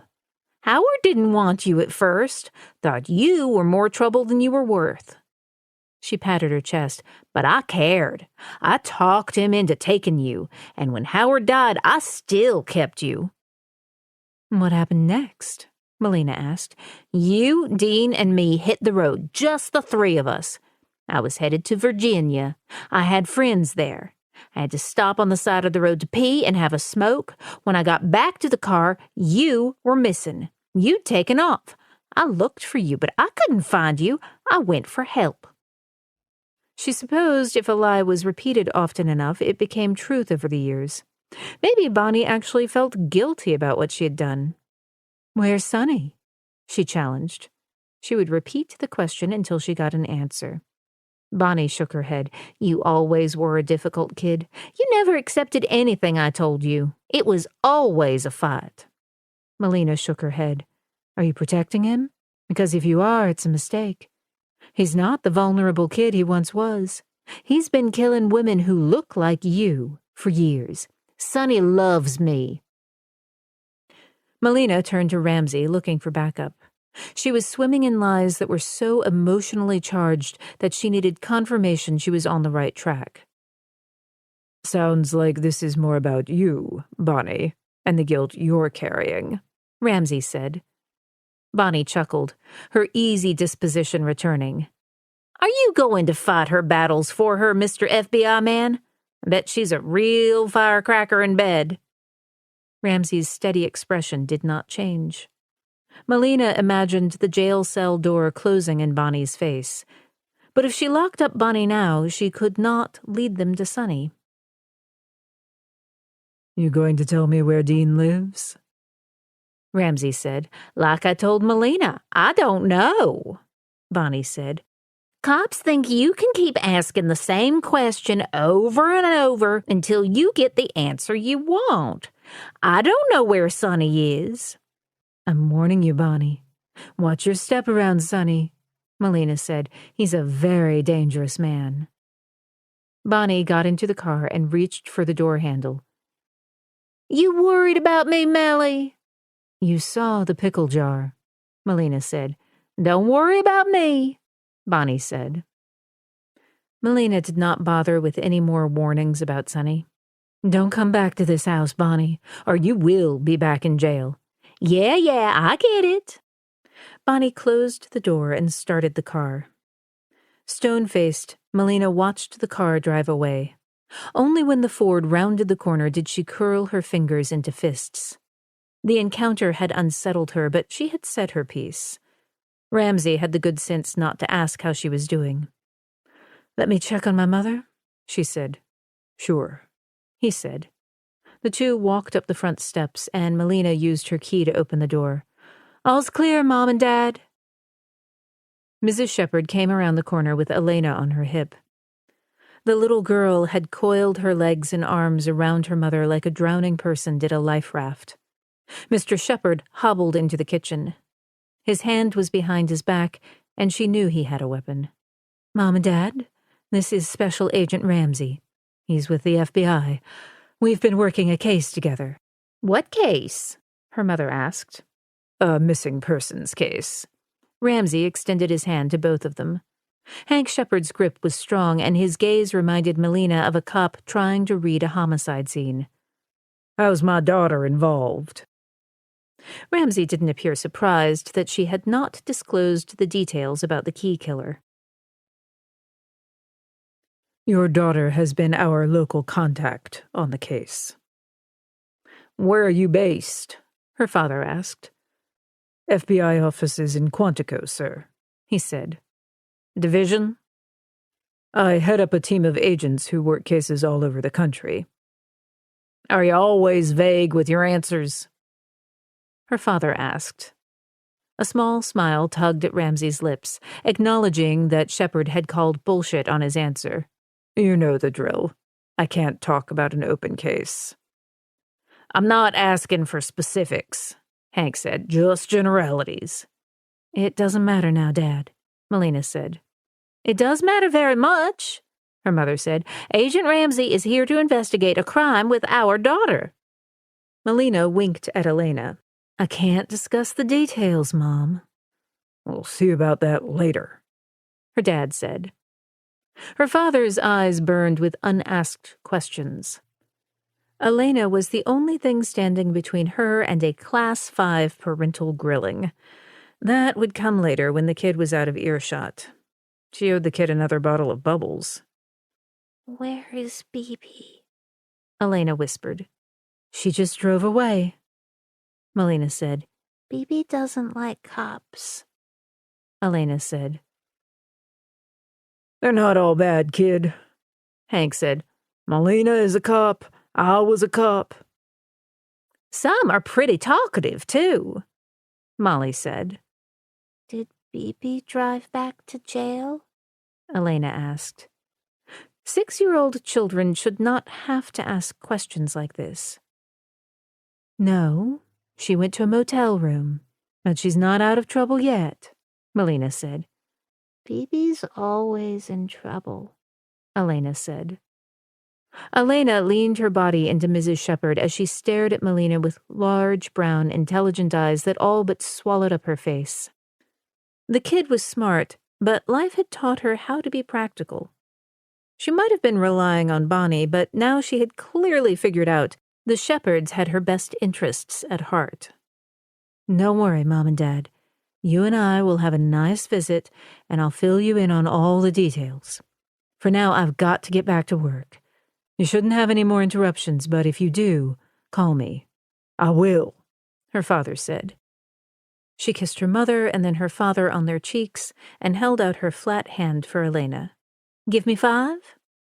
The girl's eyes softened and she raised her hand, ready to smack it toward Melina's. Just as Elena was about to connect, Melina jerked her hand. One more time. Be quick this time. This time, the girl's little hand connected with Melina's with a hard smack. Good job. See y'all soon. Can we do bubbles? Elena said. Ramsey nodded. I'll get a case of them. Elena smiled. Melina was grateful Ramsey was driving. Her nerves were shot, and she did not release the breath she was holding until they pulled out of her parents' neighborhood. How are you doing? He asked. Outstanding, she said. It's understandable that Bonnie upset you. I've been living with Bonnie leaving me on the roadside since I was 5 years old. Don't worry about me. On the positive side, I like your parents. None of the other agents had met her parents. I've always kept a firm line between my private and professional lives. Now that line is blurring. Both your parents look like they can take care of themselves. Dad's in his late 60s. He's recovering from a fall off a ladder he had no business being on. How's he handling retirement? Getting old sucks, but he's tough. Yeah, I could see that. He misses the excitement of the job. He's not worried about going to the mat or pulling his weapon.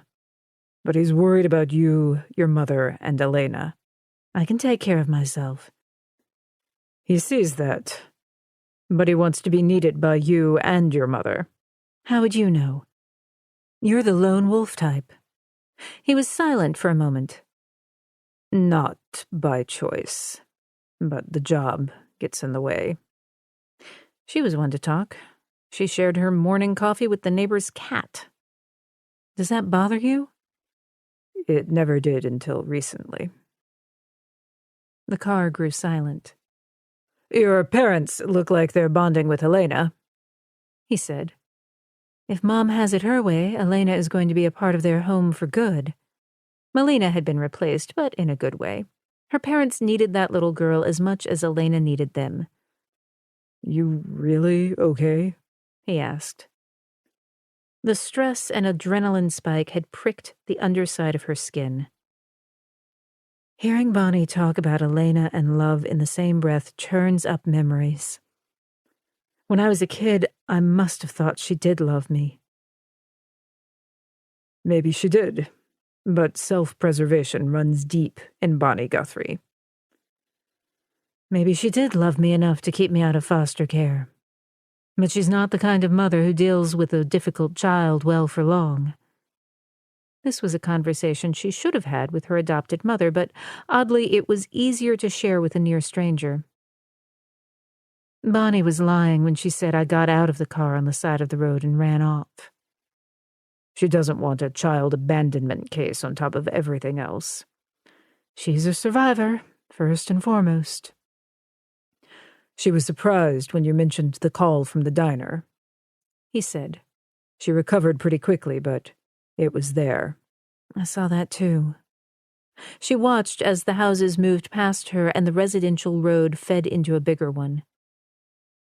She's protecting Sonny, and he's still the little boy who wanted Bonnie to love him. Love and need tangled up and knotted in a tight ball with anger, she said. Chapter 25. Thursday, August 27th, 8:00 p.m. Ramsey drove, feeling Melina sink deeper into her thoughts as she sat in silence. He rifled through his best comforting words of wisdom, but they all fell short of the mark. He wanted to help her, but did not know how. Her phone rang, and she sat forward, clearing her throat before saying, "Agent Shepard." He noted a shift in Melina's body language as she tilted her body forward. "Text me the address? We're on our way." In a blink, her melancholy mood had vanished, and he was glad she sounded more like herself. "What is it?" 911 call came in at 7:15 p.m. A woman reported a break-in. The officer who visited her realized this wasn't an ordinary B&E. The intruder drew a warm bath and left behind a pair of garden shears. "What?" "Yeah. Looks like Bonnie is pressing Sonny's buttons." Ramsey increased his speed and rerouted to the new address. The home was very similar in construction to the last victim's house. 1 story, brick. "I have Sandra Wallace's DMV picture," Melina said. He glanced at the picture. Wallace was 38, blonde and buxom. "Our guy is sticking to his pattern." "Yes, he is." Out of the car, Ramsey followed Melina up the front steps and into the house.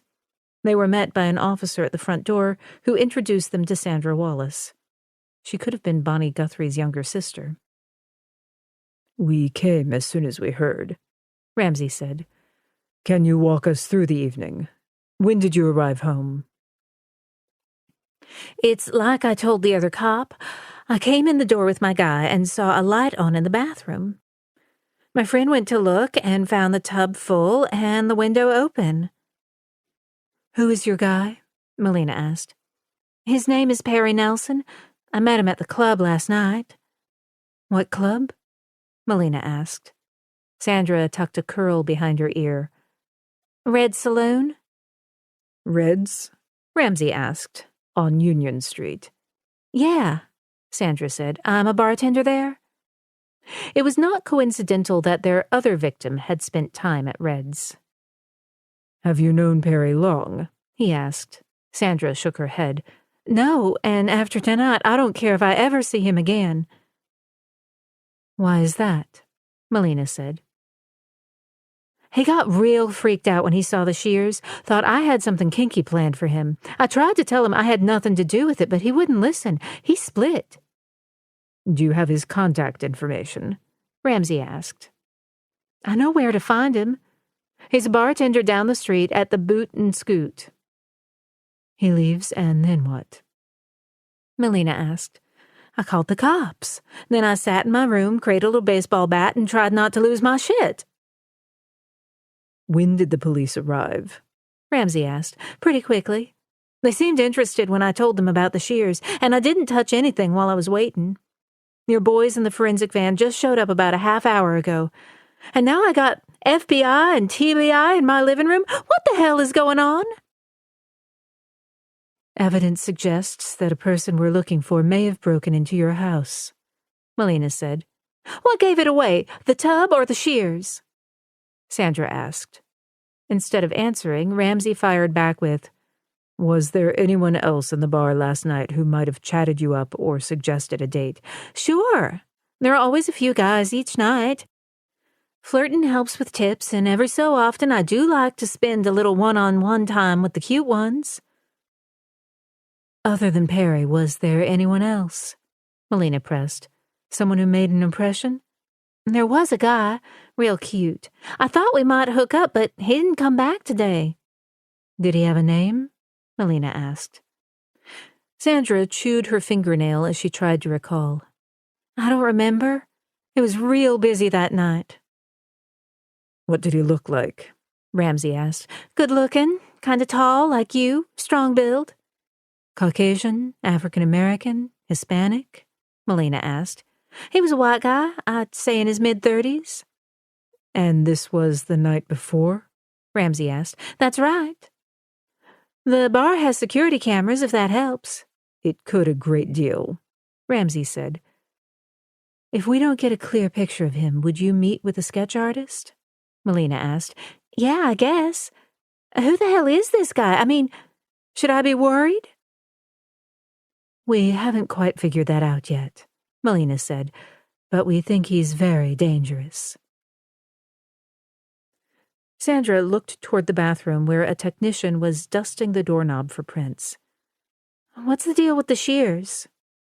"Still working on that," Ramsey said, dodging the question. "Mind if we have a look around the house?" "Be my guest." When they had arrived at the last crime scene, much of the water had all but drained from the tub. Now they had a chance to see this killer's ritualistic room setup firsthand. Both Ramsey and Melina pulled on latex gloves and stood at the threshold of the bathroom. A large clawfoot tub that appeared original dominated the room. Black and white tiled floor, a small pedestal sink, and a mirror that covered a medicine chest set into the wall. The space was fairly large, considering the house could not be more than 1,200 square feet. There was a window that opened onto a small backyard ringed with trees.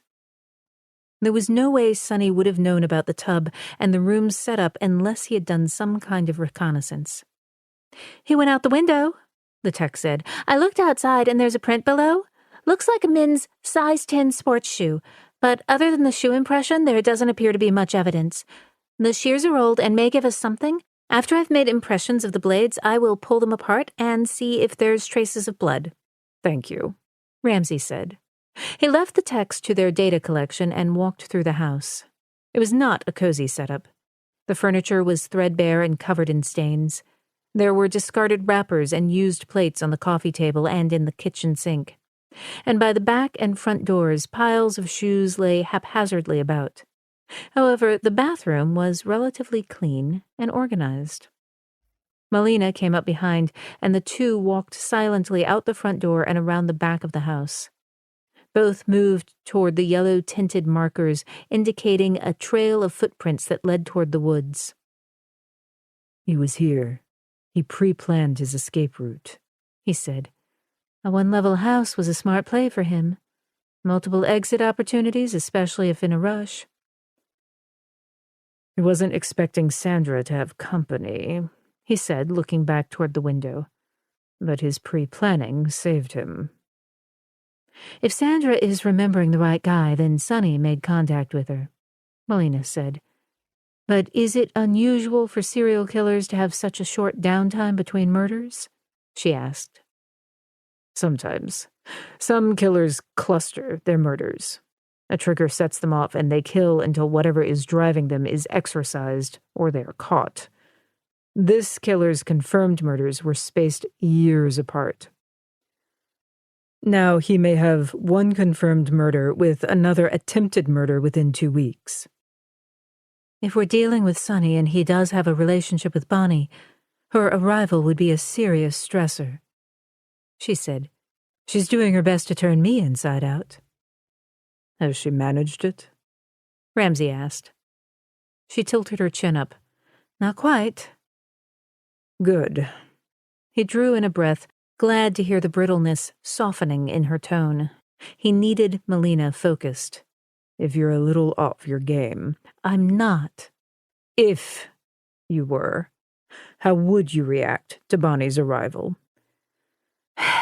Anger, fear, and frustration are powerful motivators.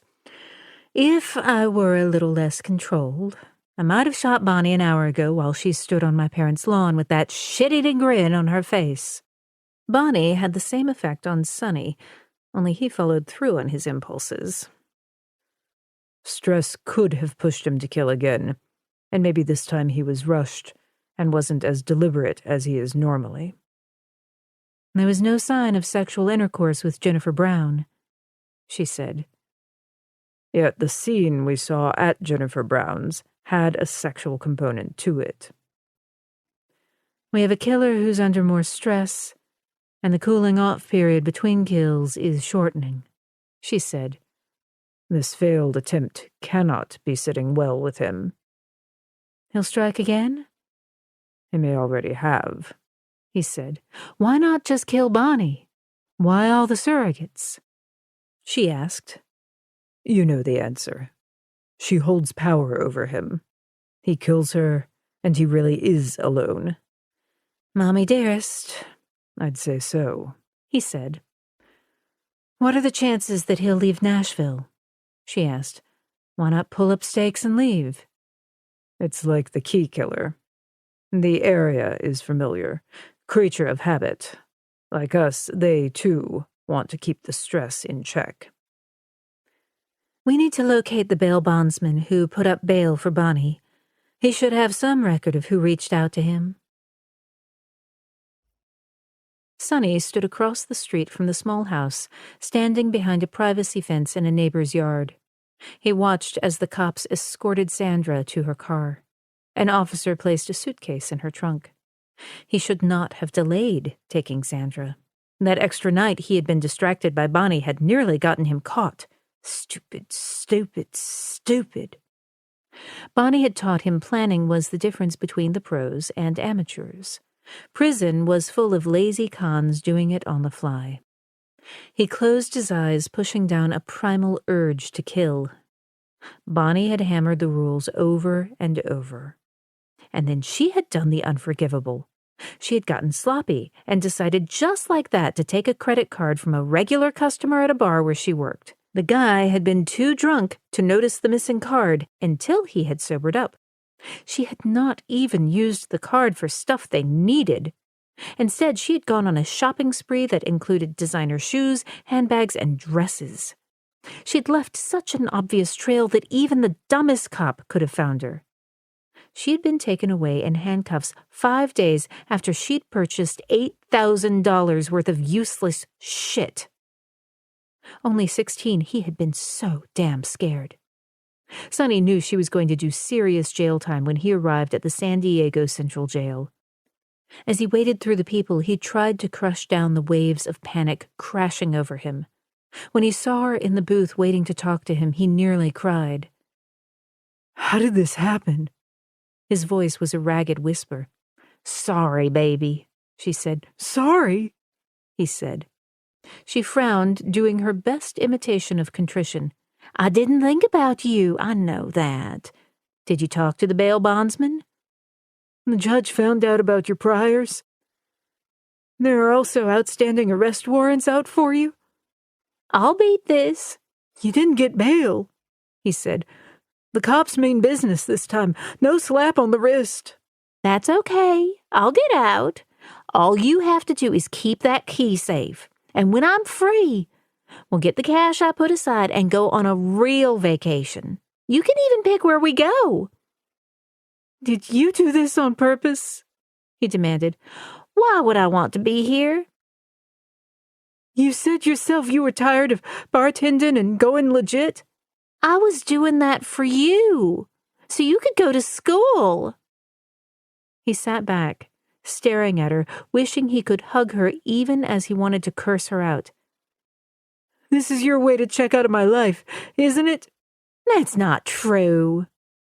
The buzz of conversation in the visiting room was drowned out by his pulse thrumming in his temple. His vision narrowed and his palms sweat. Fuck, She was doing her version of leaving him on the side of the road. It had been a long time since he had felt that raw kind of fear, and shame on him. It was not the last time Bonnie would sweep into his life and make a fool out of him. Fuck her. She would not use him again. He would use her and all the others like her. He deserved to be fucking loved. He inched back from the fence, feeling as if the noose were tightening around his neck. It was not the cops he was worried about, but Melina. She was smart, cunning like him, and no one could possibly understand him better than she. They were cut from the same cloth. He jogged to the back fence, slipped through the gate, and carefully relocked it before getting into his car. How many times had he sworn he would never ask Bonnie for help? How many vows had he made to never ever trust any of her deals? And yet here he was, wanting what she was offering. But this time it would be different. He was different. Maybe he could have his clean slate with Bonnie. He was sorry that fresh start would not include Melina. That dream had sustained him for years. But dreams had to change. Life went on. Getting back with Bonnie and Elena was all that mattered now. They were his future. Chapter 26. Friday, August 28th, 1:00 a.m. Melina's eyes stung from fatigue when she opened the front door of her townhouse. The surveillance footage from Sandra's bar had arrived at her office shortly after 9, so she and Ramsey had ordered Chinese food and spent the evening eating stir-fried beef with mixed vegetables, shrimp fried rice, and egg rolls as they watched the footage. After an hour, she began to recognize the regulars at Red's. Mr. Handlebar Mustache, Mr. Urban Cowboy, and Mr. Baseball Cap, as she now called them. They always entered the establishment around 10 or 11, and all had paid extra close attention to Sandra. Melina was able to grab a clean screenshot of the first two, but Mr. Baseball Cap kept his face turned from the camera. Both Ramsey and she studied this man. The night Jennifer Brown had last been seen in the bar, Mr. Baseball Cap had appeared briefly, and again, he had been careful not to show his face. Melina dispatched several local detectives to canvass the surrounding retail outlets to see if they had cameras. Mr. Baseball Cap might have been careful in Red's, but sooner or later he would have to let his guard down. For now, she was glad to be home and have a few hours of much-needed sleep. She locked the door behind her and then placed her keys and backpack on the kitchen counter. As she laid her weapon on the counter, a tremor slithered along her spine. Instead of releasing the grip, she held on tight and turned on all the lights.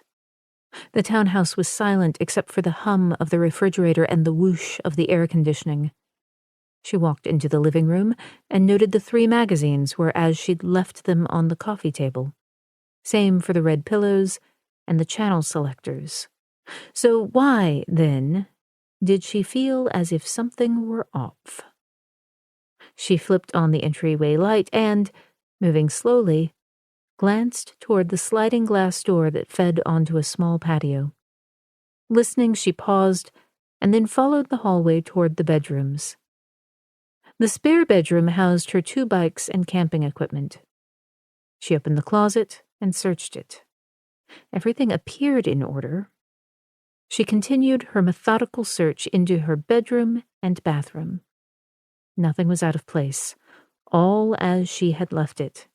And still she felt the very strong sensation that something was definitely not right. She was more paranoid than the average guy, but she was not average. She was a cop, and the best cops embraced those unexplained feelings they could not shake. Better cautious than dead. The goal was always to go home at night, and now she was home, and still jumpy. She double-checked the patio door one last time, and the security lights her father had installed kicked on as Wild Kitty strolled out of the bushes. Smiling, Melina holstered her weapon and opened a can of tuna before she exited the door. She set the can on the patio table. The cat jumped up, meowing. I know, I'm late. She petted the cat, taking extra time to rub between her ears. It was her favorite spot. Finally, satisfied she had been properly acknowledged, she ate. Melina stood in the warm night air and stared up at the stars in the sky. My best friend is a cat. It was not lost on her that the longest relationship she had ever had outside her parents was with a feline that did not even belong to her. She closed the sliding door behind her, locked it, and wedged the security bar in place. Slowly, she released the grip on her gun, and tossing one more glance around the fully illuminated townhouse, she returned to the kitchen. From the freezer, she grabbed a double-stuffed crust pizza and popped it in the oven. She never had the patience to preheat the oven, which meant she was not giving the frozen disk its culinary due. In her bedroom, she turned on the hot water, stripped, and then stepped into the shower. The liquid heat pushed against her skin, chasing away some of the chill that had settled in her bones.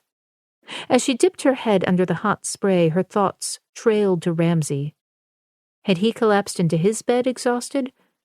Or was he reading one of those half-dozen case files? Her money was on the files. She tried to imagine the touch of his hands on her skin and the sensation of his body pressed against hers. Maybe when this case was over, she would ask him up for a drink, or, better yet, sex. It had been a long, dry spell, and good sex with an interesting man was welcome. Her phone rang. She shut off the water and grabbed a towel and dried off her hands as she hurried to her bed. She picked up the phone on the fourth ring. She glanced at a number she did not recognize, but that was par for the course when she was running an investigation. Agent Shepard. Silence settled on the line. Irritated, she shoved back a lock of thick, wet hair. Is this Sonny? More silence, and the line went dead. She tossed the phone on her bed. Damn it, she muttered as she hurried back to the tiled floor and dried off. Minutes later, she was wearing sweats and a t-shirt. Wet hair coiled up, she snatched up the phone. No voicemail. It could have been a wrong number or a robocall. She rarely got either, but it was possible. She tucked the phone in her waistband. The smell of processed pepperoni and cheese lured her into the kitchen, and after grabbing a hot mitt, she removed the pizza. She divided it into quarters and dragged 2 hot pieces onto a plate. Sitting at the small dining table, she took a bite and glanced at her phone. She took several more bites until she had polished off the second slice. Good enough to fill her belly, but not tasty enough for the other half. Melina went to her computer and searched the number in a reverse phone directory. It came back as a burner. Not the kind of news she wanted. She ran her fingers over her damp hair, heart pulsing in her neck. Whatever hope she had of sleeping tonight had evaporated. The idea of watching television or reading a book had no appeal. What to do? She muttered. In her bedroom, she changed into jeans, a button-down shirt, and boots. Her gun back on her hip, she was out the door 2 minutes later. Ramsey was sitting on his hotel bed, a cold convenience store beer in hand, and watching a rerun of a sitcom that was not nearly as funny as he recalled from 20 years ago. Maybe times had changed. He sure as hell had. Either way, the dated costumes and humor were irritating. As he reached for the remote, his phone rang. It was Shepard. He tossed the remote aside and swung his legs over the side of the bed. "Shepard," he said. "What are you doing?" "Watching a bad show." "Want a beer?" He glanced at the half-consumed beer. "Sure." "I can be there in 5 minutes." "Great." He hung up and poured his beer down the sink and stashed the other 5 in the small mini-fridge. As he tucked in his shirt, there was a knock on his door. Habit had him reaching for his weapon on the nightstand and peering out the peephole. Shepard was staring directly at the door as if she knew he was checking out his late-night visitor. She held up the 6-pack and grinned. A smile tipped the edges of his lips and he opened the door. He did not speak as he stepped aside and nodded for her to enter. Her damp hair smelled of roses or lavender, and her skin looked dewy and moist. His mind jerked to her standing naked in a shower. "I couldn't sleep," she said. He shut the door. "Why?" Her shoulders rose in what he now saw as a nervous habit. Dead prostitutes, severed fingers, 2 killers who haven't been stopped. You pick. She handed him a beer and then twisted off the top of another. "Do you often have trouble sleeping?" he asked. "You don't?" She took a pull, and his gaze was drawn to the slim line of her neck. "I've never slept well." She dug her finger along the label of her beer bottle. "I had the sensation someone had been in my townhouse. I searched it from top to bottom. Nothing. Then I received a phone call with no one on the other end. It was from a burner phone." "It upset you?" "More like pissed me off. But after my encounter with the key killer, I've been a little touchy." She set her beer down by the television, and gauging by your reaction, I might be a tad paranoid. "I don't get amped up." "Oh, really?" She paused, as if choosing her next words carefully. "I'd rather not be alone tonight." He understood the need to connect, to feel not alone all the time. He set his beer down and crossed to her. "What did you have in mind, Agent?" His deep tone sparked heat in her cheeks. She cleared her throat. 3 guesses, and the first 2 don't count. "Say it," he said. "I want to have sex with you." His gaze darkened. "Are you sure?" "Oddly, yes. Very. What about you?" "This moment has crossed my mind once or twice." That coaxed a smile. "Really? You were thinking about me?" "Yes." "Doing what?" Instead of answering, he reached for the clip, holding her hair up, and tugged it free. The damp curls framed her face and brushed her shoulders. He ran his fingers through her hair. "It's as soft as it looks." "Is that all you thought about doing?" Her voice had grown husky. "Not all." "What about this?" She reached for the top button of her blouse and slowly undid 2. As she reached for the 3rd button, he took her hand and pulled her toward him. "Are you in a rush?" "Depends." "We're not going to rush this." It was not a request. He was practical enough to know life was going to pull them apart soon enough. He wanted to savor her. He cupped her face and kissed her on the lips. She leaned into the kiss. Energy radiated through her, and he sensed she was lowering her guard to him. He liked that she had decided to trust him. He deepened the kiss, savoring the taste of her mouth. He tasted beer.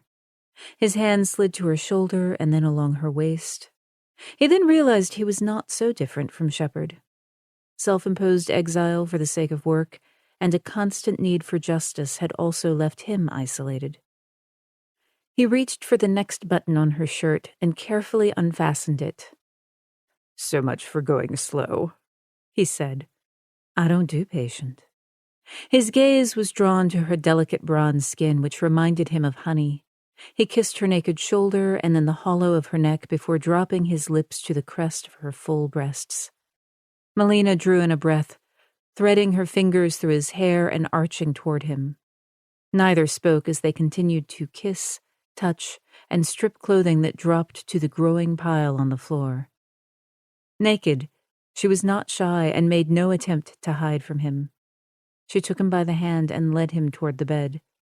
With the goofy sitcom now muted but still playing in the background, she crawled to the center of the bed and propped herself up on both pillows. Ramsey's grip on his control shattered.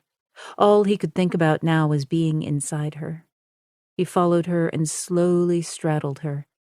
She shifted, moving him to her moist center as he slid inside her. She drew in a breath, rubbing her hands over his back and then over his buttocks as her excitement rose. He waited as her body adjusted and then very slowly began to move. She arched toward him, wrapping her legs around him and pulling him in deeper. There were always real monsters in the shadows, waiting for Ramsey to lower his guard so they could claim another victim. He had been warned by a veteran officer that he could not save everyone, and to try to do so would be his ruin. He consciously chose not to heed that advice. All could be saved. His duty was to be forever vigilant in the hunt for monsters. But in this moment, he let his guard slip.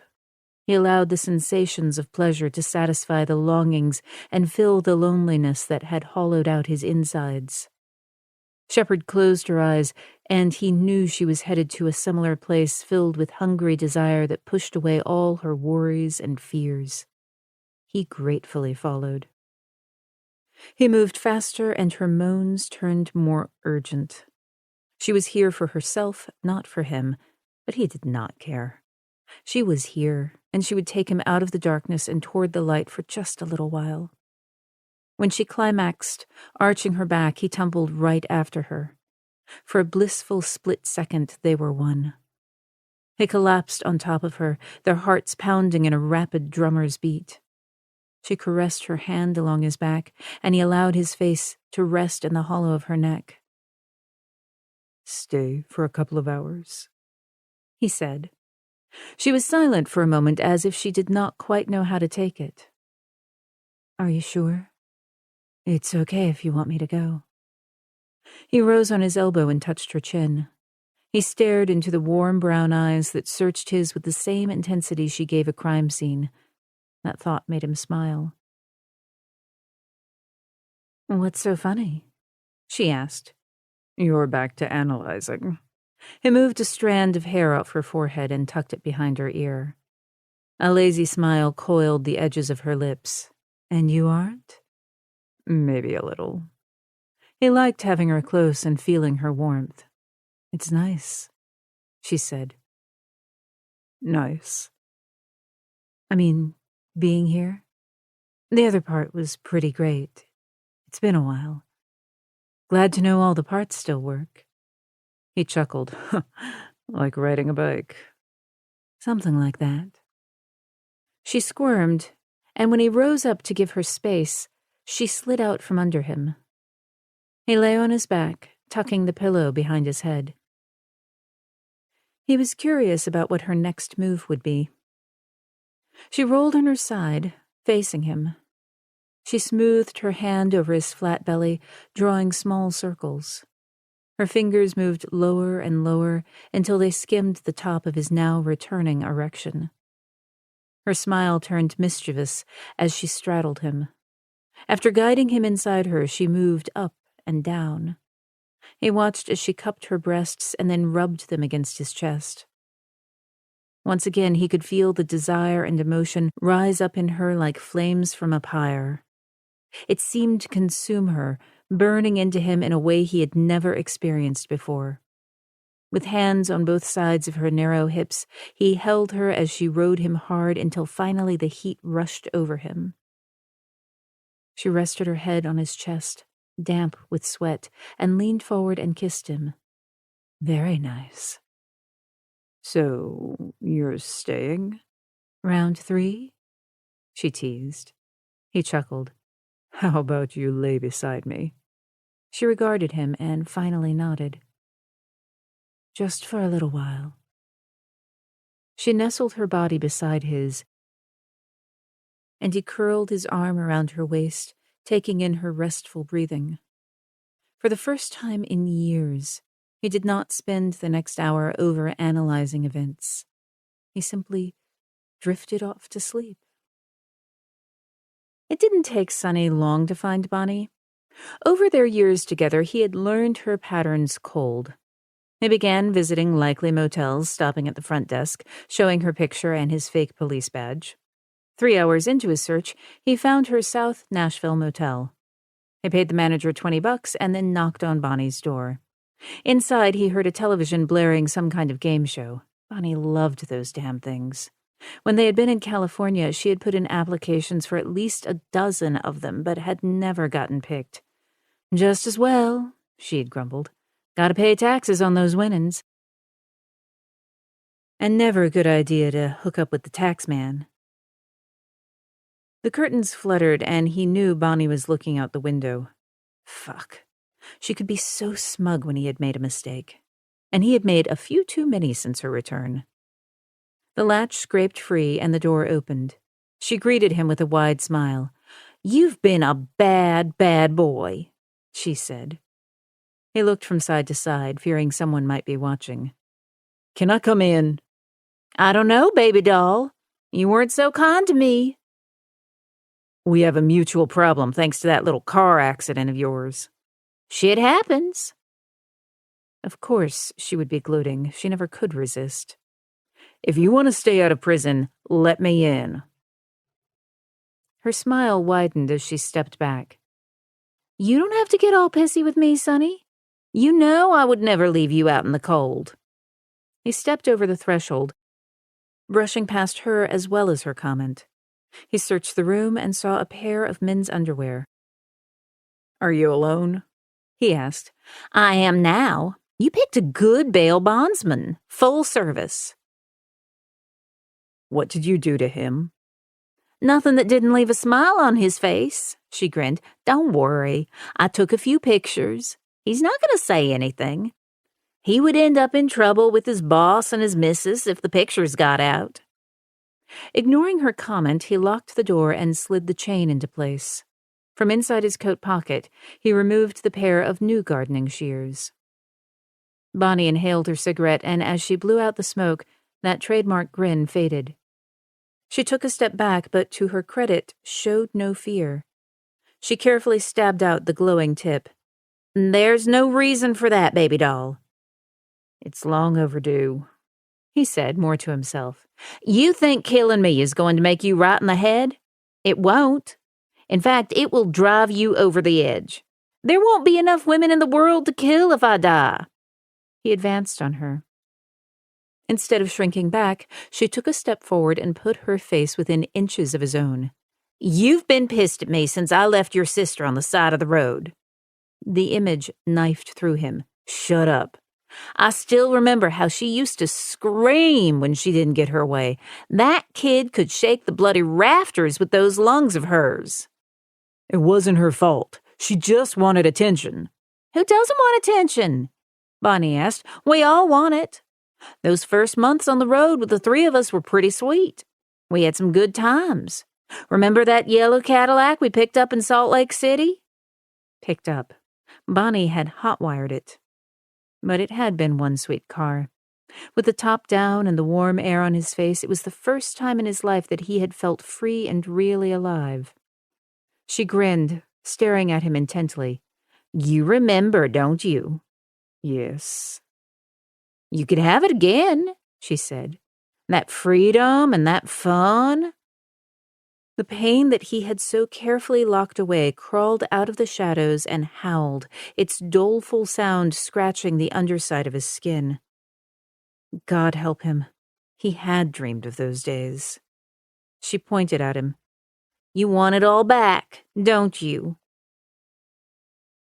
He dropped his gaze, feeling weak and ashamed. Yes, he wanted it.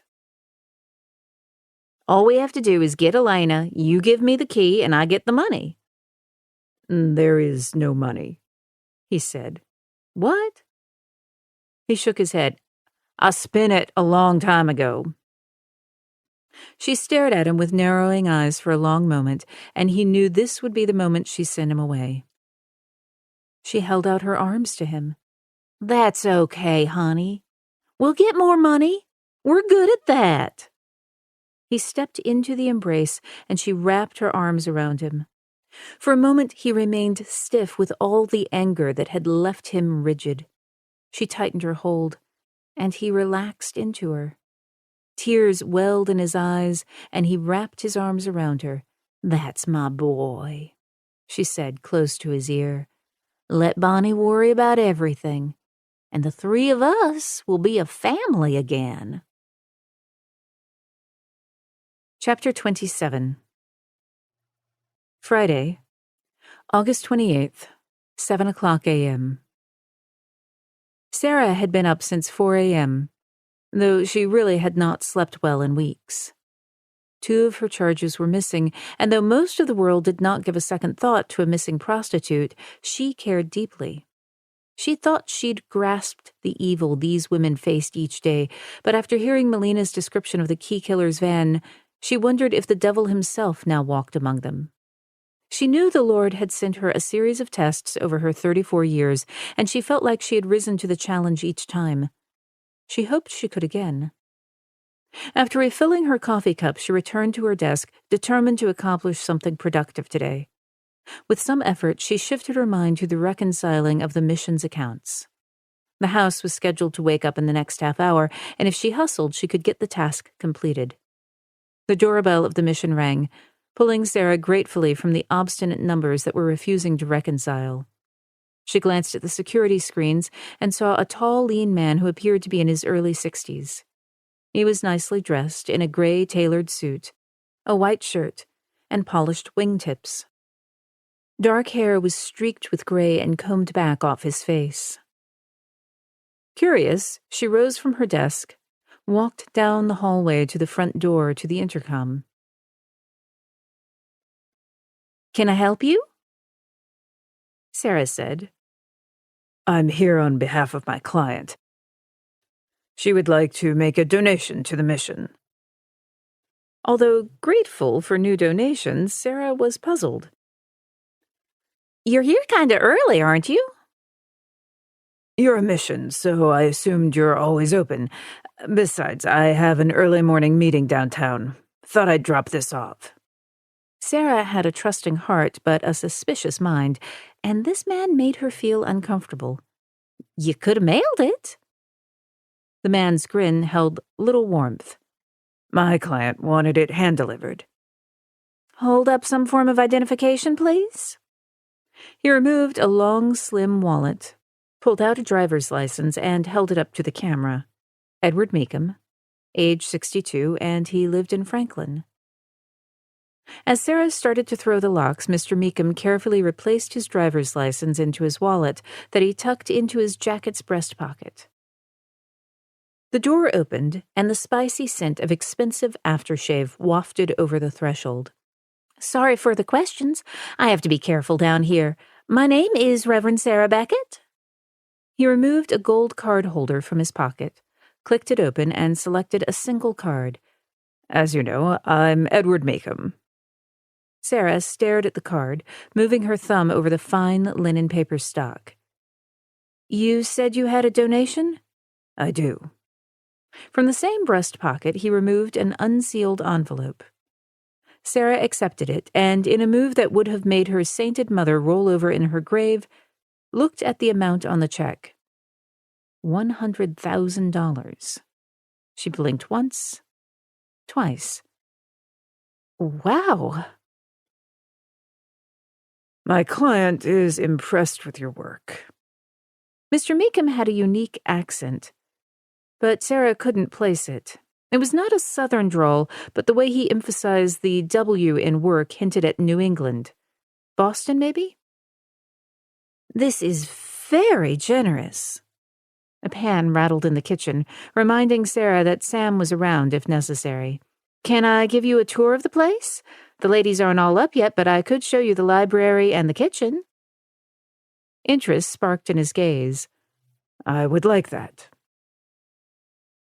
Sarah led Mr. Meekum down the center hallway, digging through her memory files for her canned presentation. She had done over 100 in the last year, but none of those donors had come close to 100 grand. "I founded the facility 5 years ago. We serve women who have worked on the streets or who are addicted to drugs and alcohol. Usually the two go hand in hand." How many women have you helped in the last 5 years? "Over 100. Pride came before the fall, but this next statistic always made her stand a little taller. "We have a 70% success rate." Enviable numbers. "Yes, they are." Sarah led him into the library and switched on the light. We put an emphasis on education, vocation, and prayer. This is a multi-purpose room where everything happens, including Sunday supper, Mass, Bible study, and math lessons, to name a few. I'm working on a brochure for the mission, but it's still a draft on my computer right now. Mr. Meekum's gaze sharpened as he walked to a collection of lotions the ladies had made. Very nice. Let me show you the kitchen? Of course. Down the hallway, they entered the industrial kitchen that had been donated by a restaurant undergoing a massive renovation. Sam stood behind the long stainless steel table and was cutting carrots. Sam, this is Mr. Meekum. I'm giving him the grand tour. Sam chopped a large carrot in half.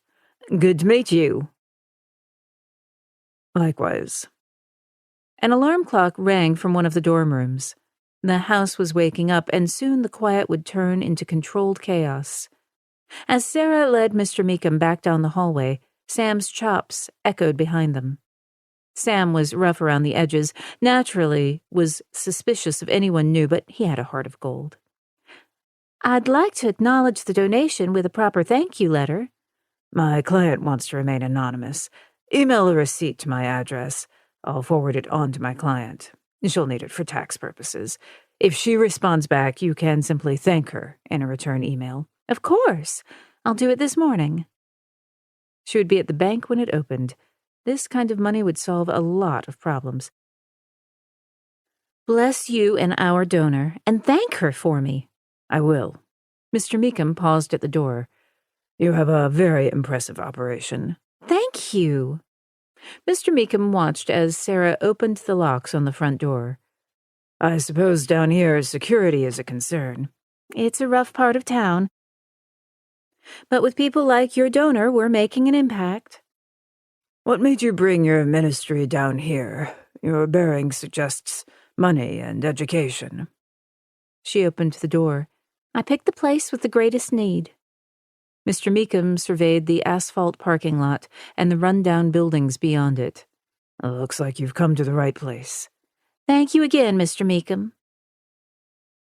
His grip was strong and determined. The pleasure was all mine, Miss Beckett. Another quick nod, and he strode toward a dark Mercedes parked in her lot. Sarah quickly looked over the vehicle to make sure the hubcaps and wheels had not been stripped. Down here, a car like that did not last long. Finding it intact, she said a prayer of thanks as she waved one last time and closed the door and locked it. She dropped her gaze back to the check, making sure she had not read it wrong in her haste. $100,000. Amazing. She saw the donation as a sign. Perhaps her fight against evil was not so hopeless. Sam's chopping grew louder. He had an opinion to share, and the sooner she heard it, the better. She tucked the check in her pocket and returned to the kitchen. What do you have to say? He dumped the carrots into a pot on the stove. Big donation, right? She pulled out the check and handed it to Sam. The biggest we've ever gotten. Sam whistled and handed it back. That's good. She reached for a mug in the cabinet and filled it with coffee. We'll both believe it when it clears the bank. Melina woke to the sound of a coffee pot gurgling and a shower running. For a second or two, she did not know where she was. It wasn't her bed. It belonged to... She closed her eyes, pressing her fingertips to her lids. Awkward. Her dad used to say, "Don't mix business with pleasure." It was not the first bit of good advice she had ignored. She rose out of bed, glanced at the clock, and realized it was after 7. Tossing back the covers, she hunted for her clothes. Most were easy to locate, but the panties remained MIA. She was feeling too good right now to stress, so she opted to pour herself a cup of coffee. She tore open a packet of sugar and dumped in one of the fake creamers. She sipped and moved to the small table and chair beside the bed. Ramsey's files were arranged in a neat line. The guy was meticulous. Last night, the clear demarcation both had adhered to had been obliterated. But now she was counting on that laser mind of his getting back on track. She opened the first file and was quickly rewarded with a grisly rural murder scene. The tab was marked Denver, Colorado. She opened 2 other files with similar gruesome scenarios. The shower shut off. She crossed her legs and sat back in the chair, sipping coffee that was barely this side of acceptable. He stepped out of the steam, a towel wrapped around his waist. He had shaved and combed his hair. All he needed was a suit and he would be ready for any boardroom. "Good morning," he said. She held up the cup. "Thanks for the coffee." "There's a coffee shop in the lobby, if you'd rather have something tastier." "This will do just fine. I can already feel the caffeine shaking off the cobwebs." He poured himself a cup, and for the first time some of that trademark intense energy had shifted in a way she found really appealing. "We have to be at the crime lab at 9:30. "That's almost 90 minutes. She took another sip of coffee and set her cup down beside the closed files. Again, the warnings demanding distance and the impersonal went silent. "I have a few ideas, but it's going to mean messing up that pretty hair of yours." He crossed to her and set his cup down beside hers. She rose and reached for his towel, unfastening and tossing it aside. "I can't find my panties," she said, nestling closer to him. "That's a damn shame. Better call a cop."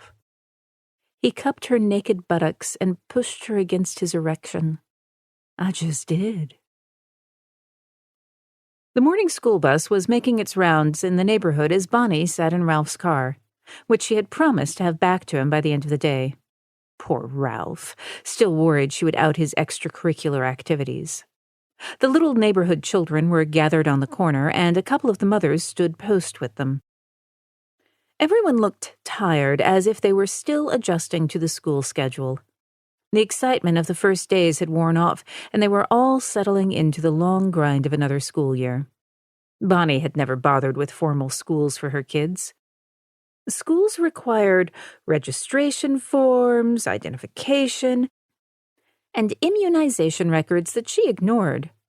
She did not buy into the conventional wisdom that kids needed school. Hers had learned well enough. Life was the best teacher as far as she was concerned. Mrs. Shepard and Elena came out on the front porch and watched as the kids got on the bus and it drove off. Mrs. Shepard was talking to Elena, and together they were waving at the kids on the bus as it passed. Shepard was probably feeding that girl a line of bull, telling her about all the fun things she could do at school. Elena seemed to be paying attention, as if she could easily be led to a conventional life. The two rose and vanished inside, reappearing 15 minutes later. They crossed the lawn to the car, and Mrs. Shepard hooked Elena into her car seat. Bonnie could not make her move now, but if she bided her time, there would be an opening, and when it came, she would reach in and grab Elena. Elena, Sonny, and she would leave this damn town for good.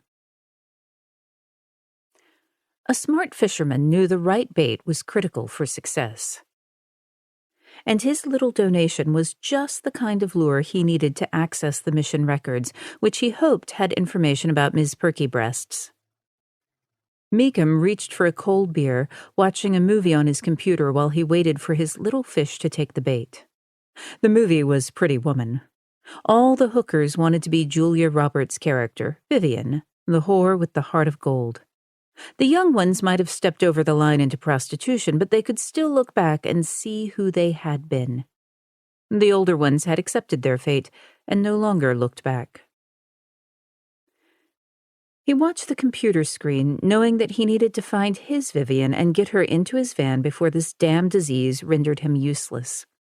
He had spent the better part of the last 24 hours outfitting his van with new restraints so that it was almost a mirror image of the one he had lost.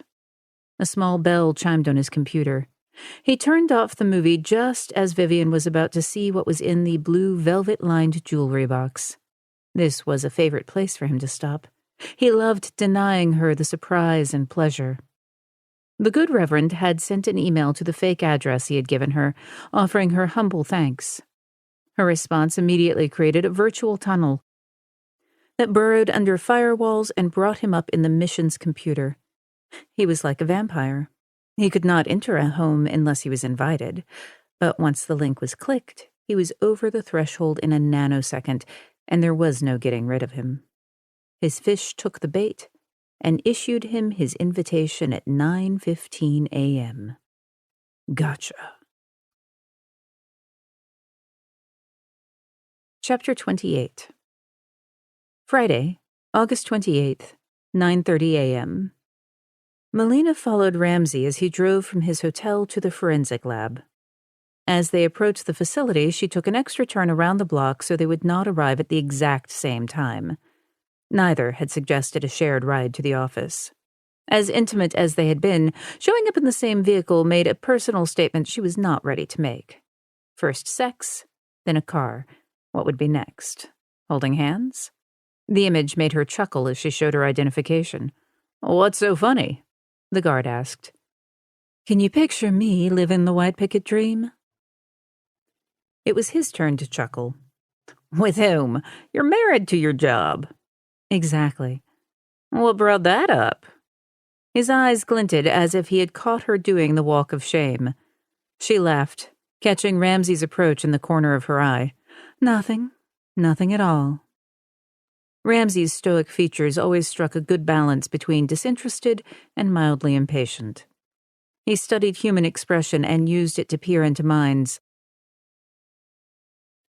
So it stood to reason that he was an expert at masking his own thoughts.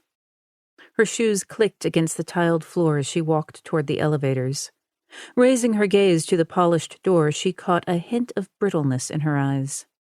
Those eyes had always held a measure of wariness, but she'd believed hope had tempered it. Maybe not so much anymore. She sensed Ramsey's gaze on her, but did not look toward him. Maybe because she did not want him seeing her worry. They rode the elevator to her floor, and while he headed to the conference room to get situated again, she entered her office. As soon as she set her backpack down, her phone rang. It was Andy. "Agent Shepard," she said. "It's Andy. I have an update on your half-brother." "Really?" She sat, not quite sure if she should be standing. That was very fast. "I do work magic." Melina leaned forward a bit, unable to summon a smile. "And?" "Your DNA was a familial hit to a young man by the name of Dean Guthrie, who, it turns out, does have a juvenile record. He was arrested for vagrancy and petty theft when he was 17. The records were in sealed juvenile courts, which is why I didn't find them immediately. Dean received 6 months detention followed by probation. After that, he wasn't arrested again." "Do you have a picture?" "An old one. It was taken about 20 years ago when he was arrested. It should be in your email now." Once Meekum got into the mission's personnel files, he had access to all the employee and volunteer information for anyone who worked at the mission. However, the data required that he search each individual, and he did not have that kind of time. Then he spotted the draft of the mission brochure Sarah Beckett had mentioned. It was full of pictures from everyday life at the mission. He scrolled through the pages, searching the faces of the women who had been through the doors of the mission. He looked through each, not once but twice, but did not see his girl. He sat back, disappointed that he had not found her. "Where are you?" He scrolled to the volunteers page, not sure what to expect. Midway down the page, he saw her. It was a headshot, and she was staring into the camera. Her lips were compressed into a not-quite grim line that was somewhere between a smile and annoyance. "Melina Shepard, Miss Perky Breasts," he said. He scrolled to the next page and saw a group shot of the volunteers. Everyone was staring at the camera except the man standing beside Melina. Instead, he was staring at her. As he continued through the brochure, there were more group pictures. Each time this man was in a picture with Melina, he was either close to her or looking at her. The man's name was Sam Jenkins. He could see Sam had a thing for Melina, so what had she been doing out on the street? Was she trying to help the girls? Was she looking for someone? He searched her name on the internet and was caught off guard when an article popped with her name and real profession. Melina Shepard, Tennessee Bureau of Investigation. Holy shit. He sat back, feeling as if a lightning bolt had struck him. What had TBI been doing on the street corner that night? He drummed his fingers on his injured leg. Did they suspect he was in the Nashville area? Had someone actually missed his other girls? Or had it been a fluke? They had to know or suspect something. Random stuff like that did not happen. He turned to another set of cameras and activated the feeds from his 3 houses. The first 2 were as he had left them, isolated and untouched. But the third, shit, it's swarming with cops. He touched the screen but drew back as more cops strolled into view.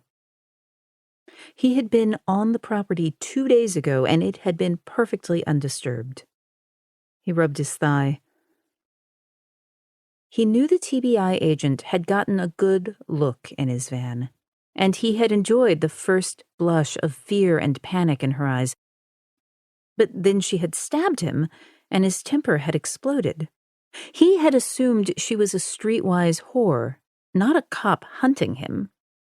Since the cancer, he had become very aware of time slipping through his fingers and his eventual loss of control over his life.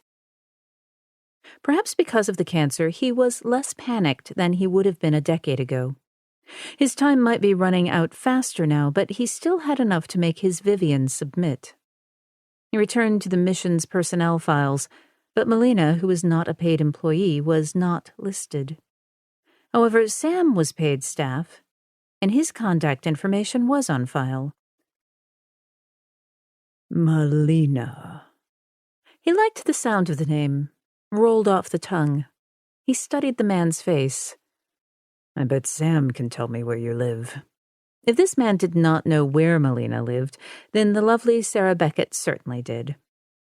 All he had to do was get one of them alone, and given the persuasive skills of a hand drill, either one would be willing to tell him everything he wanted to know about Melina. Now the question was, who could he go after first? When in doubt, set it on fire. Bonnie had used a little harmless arson over the years to create the perfect distractions. Today, she figured she would do the same.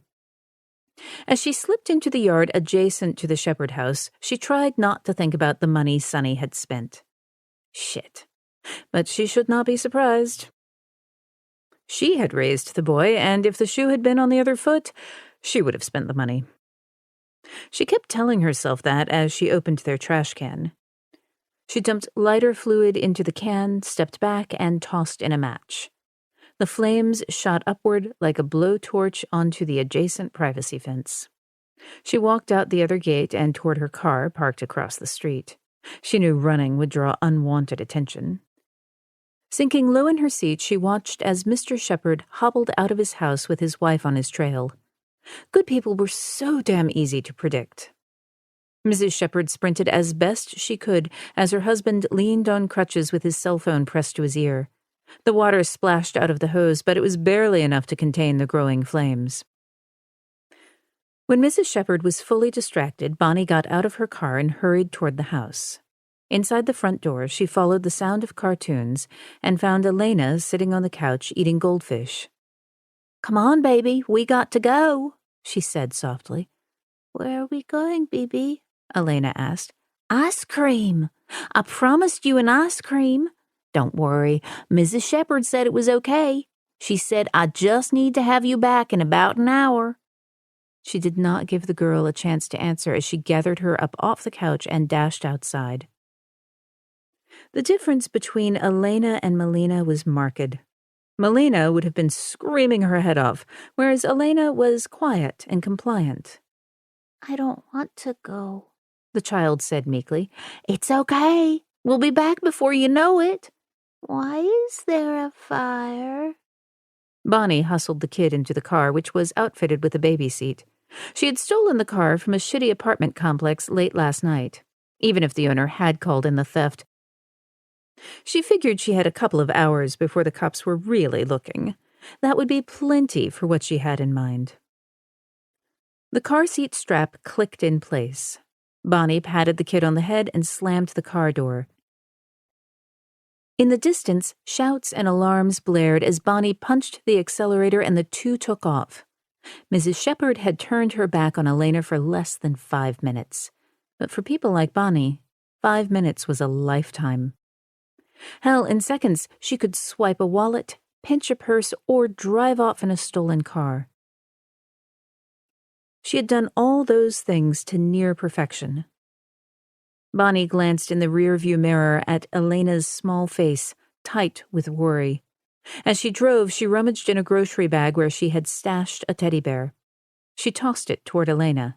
It hit the seat beside her. "I got that for you, baby," she said. "It's like your teddy bear." It's not mine, Elena pouted. and I want mine. "We won't be gone long enough for you to miss your bear." What the hell was that little creature's name? Jimmy? Timmy?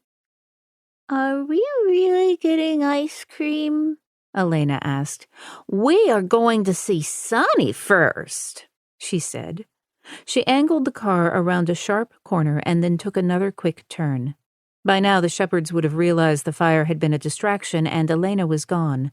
Those two were the type to unleash all sorts of hell in her direction. Just her damn luck that all those years ago, Melina had been rescued by the Mod Squad. I don't want to see Sonny, Elena said. He has mean eyes. "He isn't mean, kiddo. He's a big old teddy bear, and if you scratch his tummy, he'll laugh." She glanced in the rearview mirror and saw the girls frown. No matter. She could scream until she passed out for all she cared. It would be up to Sonny to convince the girl he could be nice, and then the three of them could get on with their lives.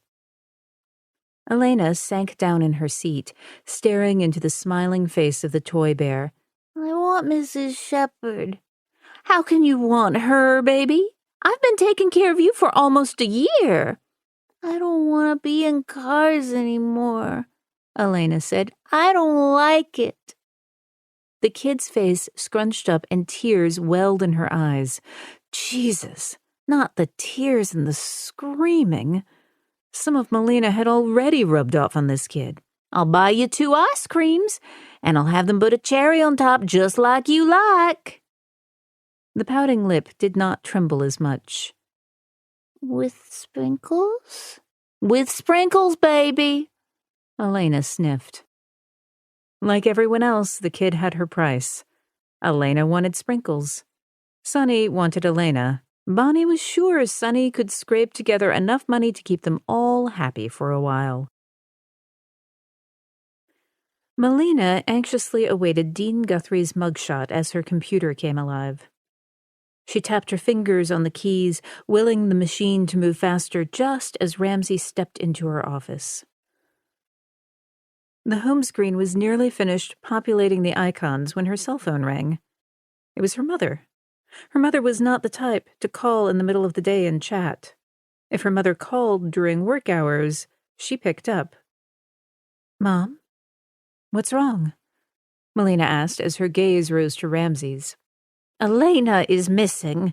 Our neighbor's trash can caught on fire, and Dad and I went to put it out. I was spraying water on the flames while he called 911. He went back in the house to check on Elena and discovered her gone." "Did you hear Elena scream or yell?" Melina asked. She was doing her best to remain calm and to think like a cop. But Ramsey's eyes darkened as he closed the distance quickly. He didn't say a word, but his gaze locked on her like a laser. "No, I never heard a peep out of her," her mother said. "The television was still on when I came inside, and a cup of goldfish was still sitting on the end table." "Was there any sign of struggle?" "No." "Could she have gone to a neighbor's? Are there other children in the neighborhood or someone with a puppy?"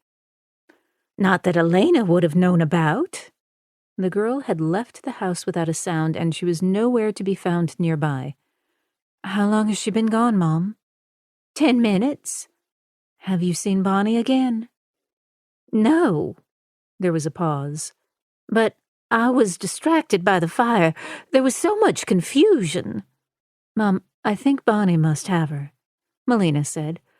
"Bonnie bribed her with something to keep her quiet just long enough to get her out of the house. I can't believe I was so stupid. I should have known the fire was a decoy. Bonnie's devious, Mom, and she's been conning people for decades. You can't blame yourself for wanting to help. Of course I can. I'm not a novice, Melina. I should have had my guard up. Her mother sighed as if she realized now was not the time for berating herself. What can I do? Melina's next words were for her mother's benefit. Bonnie has a soft spot for Elena. She won't hurt her. It's been 10 minutes. She could be on her way out of the city or state right now. I don't think so, Mom. Bonnie came to Nashville for a reason. What reason? Money. I don't have any money. Someone she knows does. Is she going to sell that sweet little girl?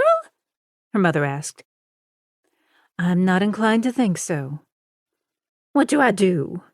Did you call the police? Yes, they just pulled up. Your father is talking to them. We need an Amber Alert. Yes, you do, and the officer will take care of it. Stay close to the phone. Does Elena know your phone number? I wrote it on the inside of her shoe and showed her how to call me. You did the same with me when I was that age. Kids need to know how to save themselves. Good. Let's hope Elena gets a chance to call. In the meantime, I'll start a search of my own. Call me if you hear anything. You too. Melina ended the call and relayed to Ramsey what her mother had just said while checking for Andy's email. Andy said that my half-brother had a juvenile record. He did 6 months in a minimum security facility and was released. He wasn't arrested again. Does he have a mugshot? He came around the back of her desk and looked over her shoulder. Seems so. She clicked on the attachment. The image that came up featured a young man who had a long, narrow face. Like her, he had olive skin, dark hair, and eyes. His expression was sullen and his gaze downcast. Do you recognize him? His face was familiar. She knew this guy, but he was very different now.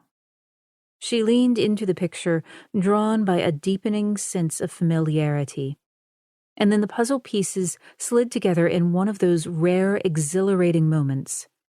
He was older now and heavier, but she knew exactly who he was. Chapter 29. Friday, August 28th, 10 o'clock a.m. Bonnie arrived at the motel with Elena in tow. She jammed the key card in the lock and twisted the handle. The room smelled like cleaner and air freshener that did not quite conceal the cigarette smoke in the non-smoking room. Can I eat my ice cream now? Elena asked. You sure can, kiddo. Bonnie opened the convenience store bag and pulled out the small container of Rocky Road ice cream. Do you have to pee? Yeah. Go on then, you know the drill. This kid had a bladder the size of a walnut, and she had learned early on to make sure she hit the head before they went anywhere. She opened the ice cream carton and fished a plastic spoon out of the bag. The toilet flushed. Don't forget to wash your hands. The tap turned on, and she heard the splash of water. Elena came out of the bathroom, drying her hands on her shirt.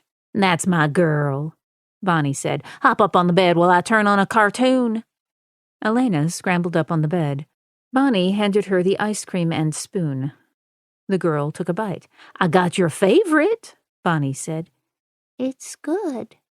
The girl took a second bite. Can I see Mrs. Shepard again?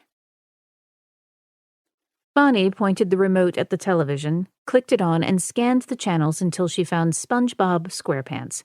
You sure can. I don't like SpongeBob, Elena said. I want to see Frozen. Bonnie pulled off the kid's shoes. She set them at the end of the bed.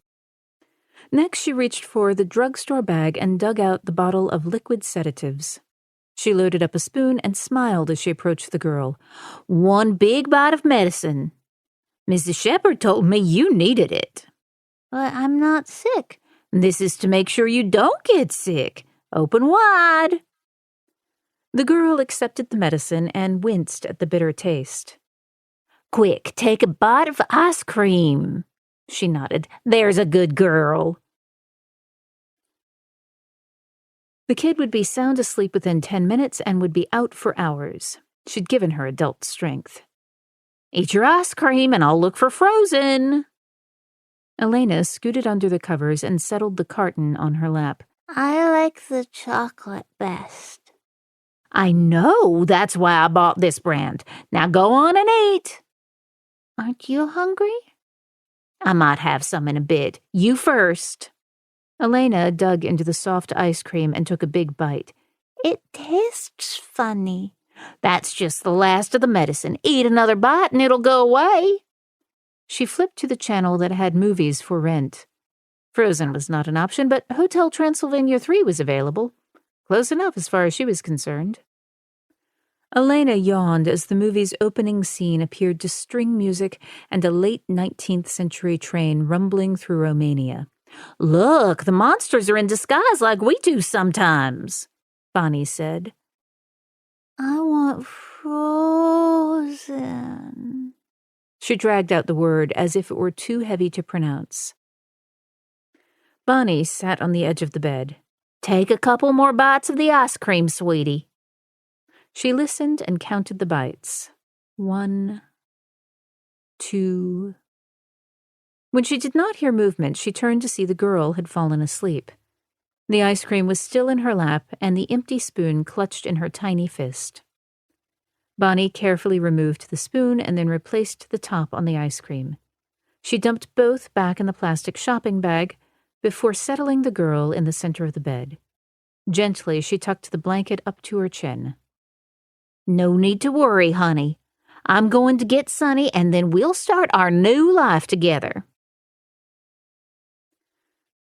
My half-brother's alias is Sam Jenkins, Melina said. He works at the mission. She stared at his picture. We've worked side by side. We share the same sense of humor, and he's been a good friend. But she had never known the man behind the smile. Ramsey kept his gaze on the road as he moved quickly in and out of traffic while the GPS directed him toward East Nashville. I know he's a volunteer. What else can you tell me about him? She cleared her throat, trying to focus her thoughts. His big thing is music, even after retiring from the road. He helped establish the mission's soap manufacturing business. He can solve any problem. Do you know where he traveled when he was a roadie? All over the world. He had shared pictures of his former life with both Sarah and her, and they had been bedazzled by his who's who list of musical clients. I can't remember the exact cities. Do you know where he lives? No. She had never questioned Sam's motives once.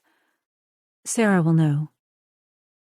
10 minutes later, Ramsey pulled up in front of the mission and the two went inside, where the Reverend and a half-dozen women were mixing up herbs into some kind of concoction.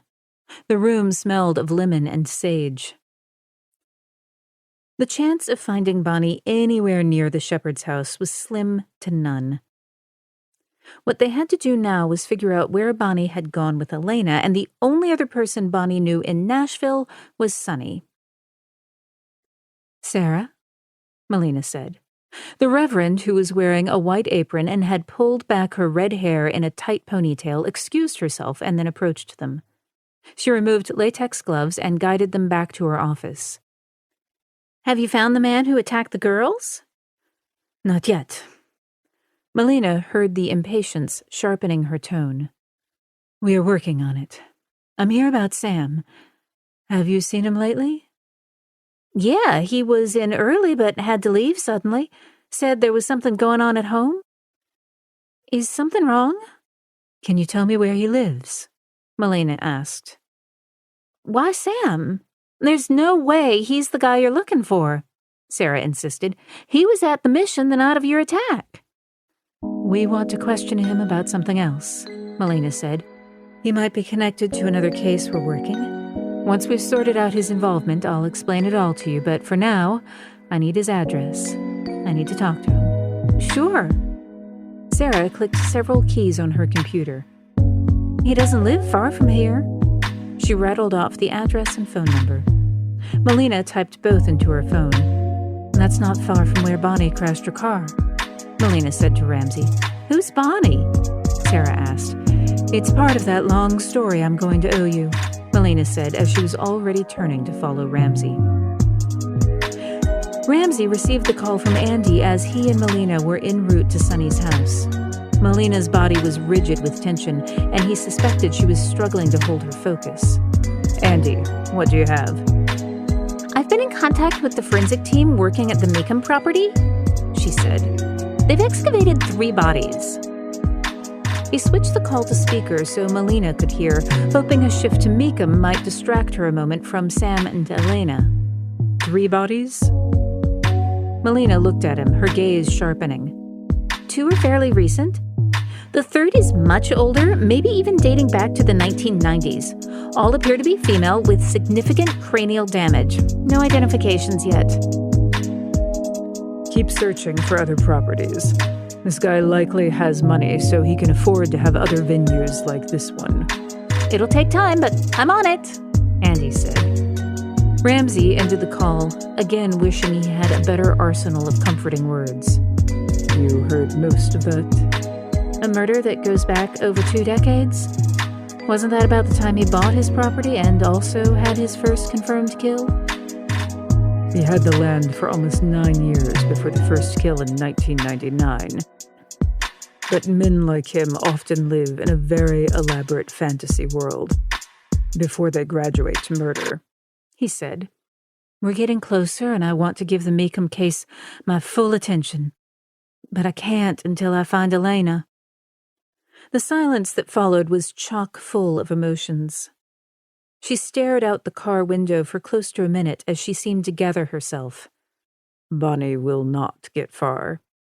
Melina shook her head, knowing that Bonnie was clever and had survived this long because she knew how to hide.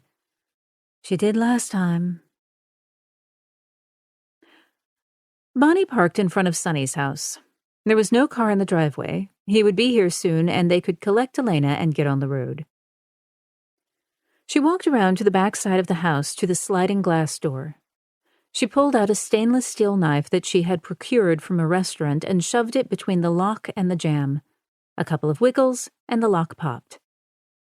Sonny, I thought I taught you better than this.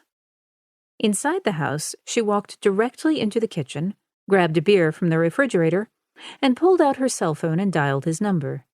The call went to voicemail. Sonny, it's me. Come on home and let's get going. She opened a kitchen cabinet, smiling when she saw the cans of SpaghettiOs. He'd loved those as a kid. She took a long pull on her beer and moved into the living room toward a collection of guitars displayed on the wall. Several were autographed. She lightly strummed the strings on an old Gibson.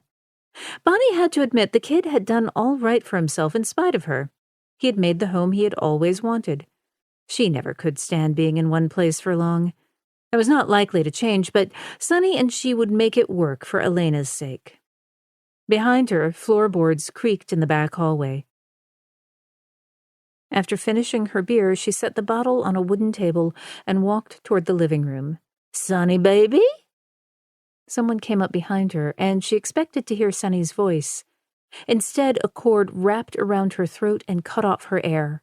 She reached for the cord, trying to wedge her fingers underneath. Sonny? The cord cut into her skin, igniting her strong survival instinct. She dragged her heel down his shin, and when he grunted, she realized she was not dealing with Sonny. She squirmed against him, hoping to break his concentration, but his grip tightened as if he enjoyed her struggle. Her head began to swim. She gasped, and with the last of the air in her lungs, whispered, "Don't." Her attacker, knowing she was near death, whirled her around to face a mirror. As the cord slackened, she could breathe and focus beyond her grossly distorted features to the man killing her. He had graying hair, dark eyes, and a smile. "I'm sorry," he said. "I didn't catch your name." She willed him to see the desperation in her eyes. Whatever was driving this guy, she was sure she could change his mind. Baby. The man snatched her purse and pawed through receipts, coins, a bundle of credit cards that no longer worked, a bottle of tranquilizers, and the motel room key that unlocked the door in which Elena now slept. He grabbed the key. Is he here? Her knees were weak and it was difficult to stand. What? Is Sam here? Is he with Melina? Melina? How do you know her? I know all about her. Where is she? When she did not answer, he tightened the cord around her neck again. Where does she live? Where can I find her? She grabbed at the cord but could not wedge her fingers underneath. His temper and frustration were rising, and he twisted the rope tighter. Her eyes felt as if they were going to bulge out of her head. Are they together? The cord's slick nylon edge cut deeper into her skin, drawing blood that trickled down her neck. She mouthed a response but couldn't draw in enough air. He loosened his hold just enough for her to breathe. Are they together? She had been around long enough to recognize the face of evil. He was never going to let her go. Best she could hope for now was to die fast. She spit in his face. Bonnie says go fuck yourself. As Meekum looked at Bonnie's bloodied face and her blown pupils, he knew he had screwed up. It had been years since he had really lost control. But the pressure of time was eating at him, and when she had spit in his face, his need to punish her had been visceral. His window of opportunity to find Melina was closing. He released his grip on her neck and watched her body slide to the floor into a crumpled pile of bones and flesh. He had ruined this chance to find Melina, but he did not have time to dwell on his failure. He wiped the bloody spittle from his face with his sleeve and then hefted Bonnie's lifeless body over his shoulder. He carried it into the back bedroom, dumped it on the bed, and then covered it with a blanket. Meekum returned to the living room and picked up the motel key still tucked in the motel's sleeve. Room 132. Convenient. It was not Melina's address, but it was a step closer. As he crossed the living room, he pocketed the key and the phone. Before leaving the house, he paused at a mirror and inspected his face. His cheeks were flushed, but there were no scratch marks. Using his fingers, he smoothed out his thick hair until it was neat and presentable. He slid into his van, now sporting magnetic signs that read, Thompson's Air Conditioning. His heart raced when he started the engine. He wound through traffic toward the motel in East Nashville. It was not much to look at, but fit the woman's personality. He parked across the lot from the room and watched it closely for several minutes. There was no sign of anyone. He searched the woman's phone for texts. The only person she had texted in the last day had been Sunny. Who the hell was Sunny? The last text read, Baby, I'm coming to your place. The girl is waiting safe in a motel. Your place? He had found Bonnie at Sam's house. Was Sunny Sam? The girl. Who is Bonnie talking about? Was she referring to Melina? His blood stirring, he took a chance and got out of the car and crossed the lot. He quickly swiped the key and stepped into the darkened, cool room. He saw the small figure lying on the bed and knew it was a child and not a woman, not his Melina. He sat on the edge of the bed and carefully smoothed back the child's dark hair. She was sleeping hard, no doubt drugged. In some ways she reminded him of his granddaughter. Sweet. Innocent. Sunny, or Sam, wanted the girl. And Meekum could use the girl to get Sunny to tell him how to find Melina. He might even be able to get Sunny to lure Melina to him. He typed into the phone, Get the girl. Key hidden in planter to right of door.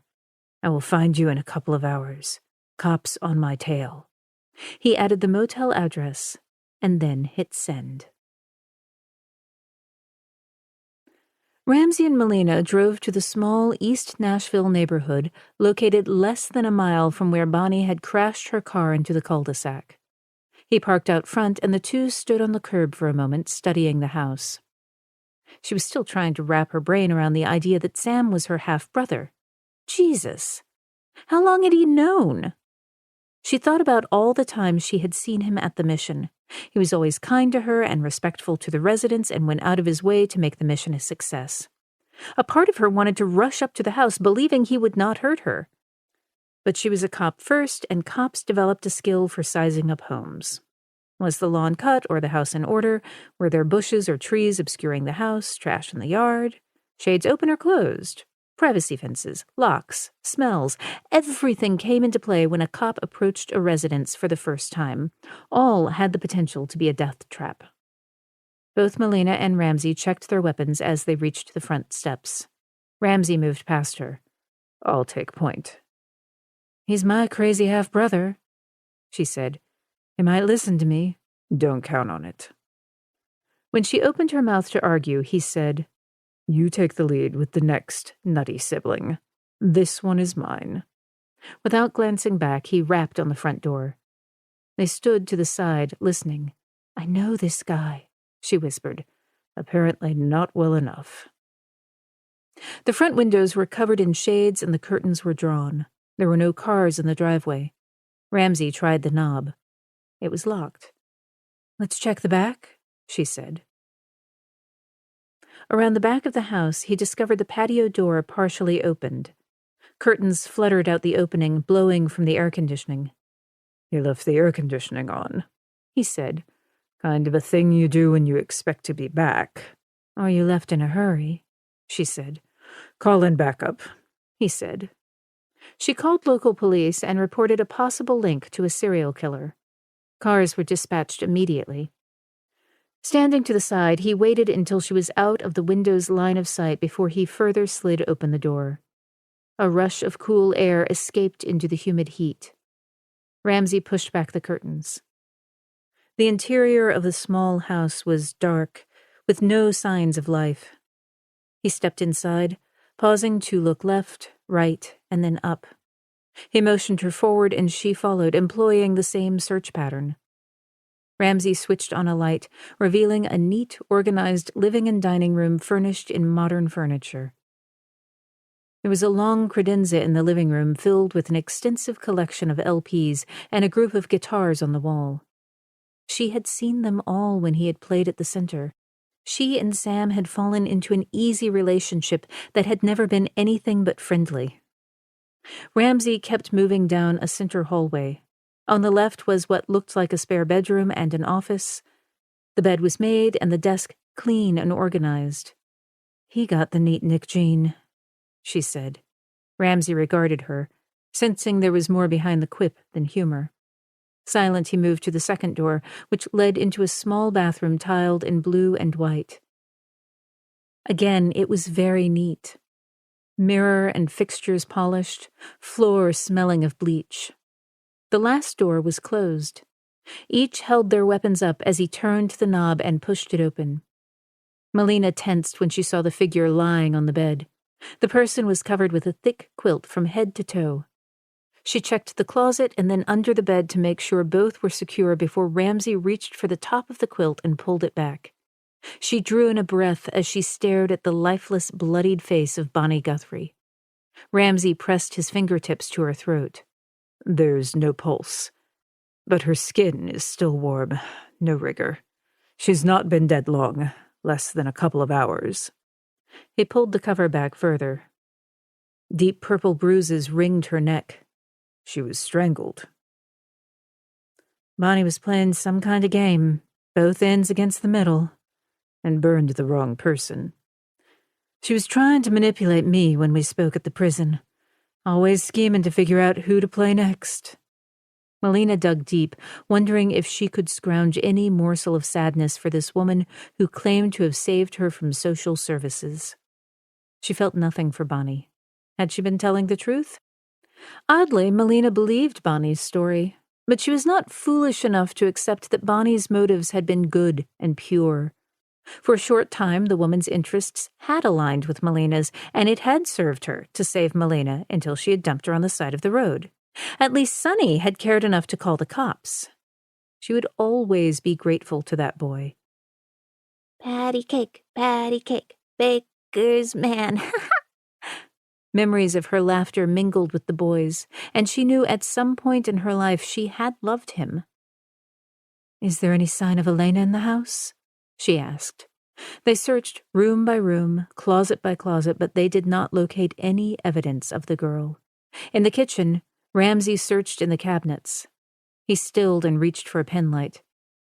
"Come and have a look at this." "What is it?" He held up a cleaned mayonnaise jar with a single finger floating in formaldehyde. "It appears to be recent." "Who is it?" He shoved out a breath. "I don't know." She returned to Bonnie's body and pulled back the remaining covers, exposing her hands. All 10 fingers were intact. He didn't cut off her finger. "Maybe he didn't have time." "He's in a rush to find Elena." "Why?" "She reminds him of me? He wants to recreate what we had as kids?" "It's very possible," Ramsey said. Melina had taken some comfort knowing that while Bonnie had Elena, the girl would be relatively safe. But with Bonnie dead in Sonny's house, she feared the child was now in the hands of a monster. Chapter 30. Friday, August 28th, 1:00 p.m. Meekum sat on the edge of the motel bed. He glanced back at the sleeping child. He tucked the blanket up around her shoulders. He heard footsteps approach the motel door and then paused to search for the key. He moved across the darkened room and stood behind the door for a moment. Sam stepped inside, confirming he was also Sonny. Sam looked toward the bed and the sleeping child. His body relaxed as if he assumed it was Bonnie standing behind him. He whispered, "Thank God, we're finally together." Meekum did not hesitate. He thrust the knife directly into Sonny's lower back, knowing he had a direct hit on the kidney. Several more vicious thrusts followed in quick succession. On the last, he twisted the blade for good measure. Sonny dropped to his knees and looked back. The poor son of a bitch almost looked relieved. "No, it isn't your woman friend," he said. Blood bloomed across the back of Sonny's shirt and he fell forward. He caught himself with his right arm. He was already struggling to breathe. "Oh." Meekum pushed him forward with his boot. Sonny's face now lay flat against the motel carpet. "Nothing personal, pal. This has to do with Melina. That girl owes me a date." "Don't hurt Elena," Sonny begged. "I won't. Yet." "She's just a kid." Sam looked up toward the bed, staring toward the child. "She's now bait," Meekum whispered as he sliced Sonny's throat. The blood splattered onto the carpet, pooling around his head. The last of the air gurgled in Sonny's throat and then stopped completely. Meekum crossed the room to the bed and wiped the bloody knife on the spread before closing it and shoving it in his pocket. He grabbed Sonny by the arms and pulled his body toward the bed and rolled him on his back. He opened the nightstand and removed a sheet of motel stationery and a pen. He quickly wrote a note to Melina. She was a smart cookie, and he had no doubt she would be here soon. Slapping the note to Sonny's chest, he rose. As much as he wanted to linger and enjoy the intoxicating copper scent of blood, there was no time to waste. Time was the primary commodity now. He picked up the little girl, careful to keep her bundled in the blanket. Moving from the motel room to the van was tricky, but transitions were a necessary evil. He quickly crossed the lot and placed her carefully in the back of the van. The child had not moved or stirred. She appeared heavily drugged. It was all the better and easier if she was asleep. He got behind the wheel and slowly pulled out of the lot. The cops were closing in, thanks to Melina. Chances of him getting out of this alive were slim, but he was not overly concerned. The cancer was going to get him soon. At least he could go to his grave happy, knowing Melina was dead. Ramsey secured the area around Sonny's house while Melina called in the local detectives and the medical examiner's office. Within minutes, local uniforms and the forensic team were on site. Several neighbors had congregated at the edge of the yellow crime scene tape, and one news van was parked across the street. Once the world got wind that they were likely dealing with a serial killer, all bets would be off. The investigation would turn into a zoo as the media stirred up public worries for the sake of ratings. Melina interviewed several neighbors and was not surprised to hear that Sonny, a.k.a. Sam, was a good neighbor. He mowed and edged his lawn, planted flowers every spring, and had won Yard of the Month last summer several times. He never had crazy parties or created any kind of disturbance. In fact, if anyone needed a hand moving a piece of furniture or hauling fall leaves, Sam was their man. Melina knocked on the door of the house directly across from Sam's. The woman who answered the door was very pregnant, and she carried a young toddler on her hip. The mother had dark shoulder-length hair that skimmed her rounded face. Melina guessed the toddler was a boy.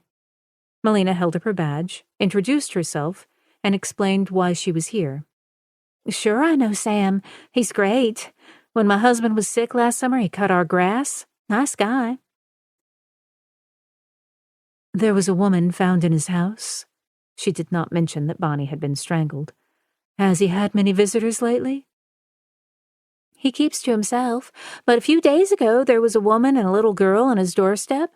Sam didn't look happy, and when I stopped the stroller and waved, he didn't seem to notice me. I figured it must be serious because Sam is so easygoing. My Donnie and I didn't want to intrude. Melina pulled Bonnie's picture up on her phone. Is this the woman? Yeah, that's her.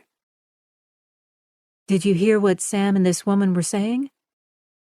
Sam wouldn't let the woman in the house. She tried to get past him, but he blocked the path. When the little girl came up, he slammed the door. How long did they stay? I don't know. We were home by then, and my little guy needed to go down for his nap. Did you see the woman again? No. Was there anyone else who normally isn't in the neighborhood? She asked. There was an AC repair guy parked across from Sam's house. I'm not sure that really matters. An AC repair guy? The house had been cool, and the system appeared to be working fine. What was he driving? A white van. A chill shot up her spine. Can you tell me what the driver looked like? Kind of attractive, she said. Tall, lean build, white guy, 60-ish. Did you see the name of the company? The name started with a T. Taylor's, or no, Thompson's. Melina searched the name on her phone. There was no Thompson's air conditioning in the Nashville area. When did you see the van? Not that long ago.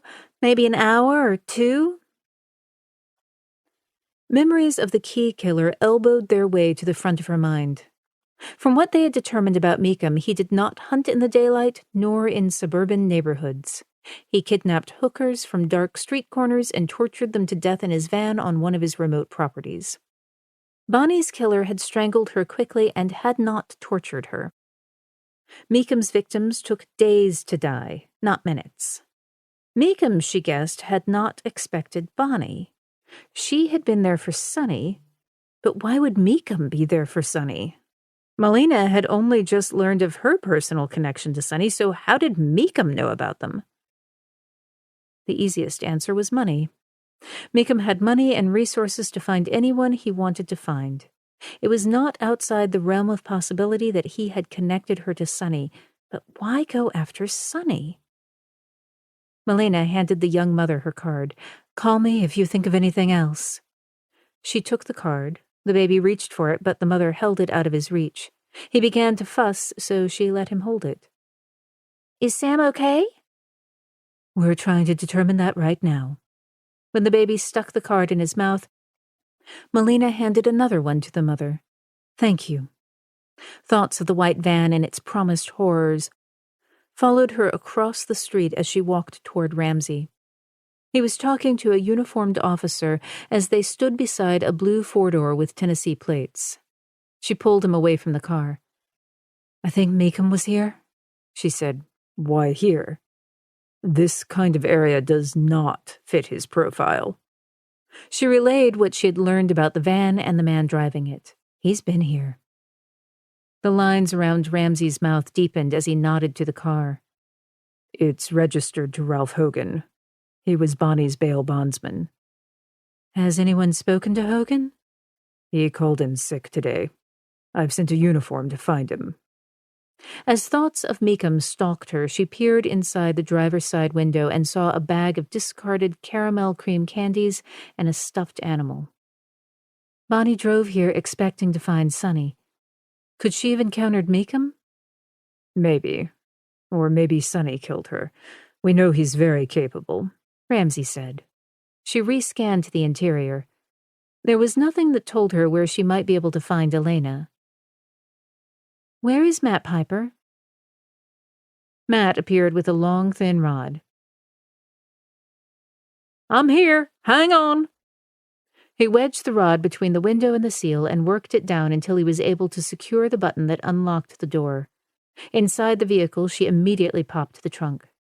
Melina rushed to the back, praying the girl was not in there.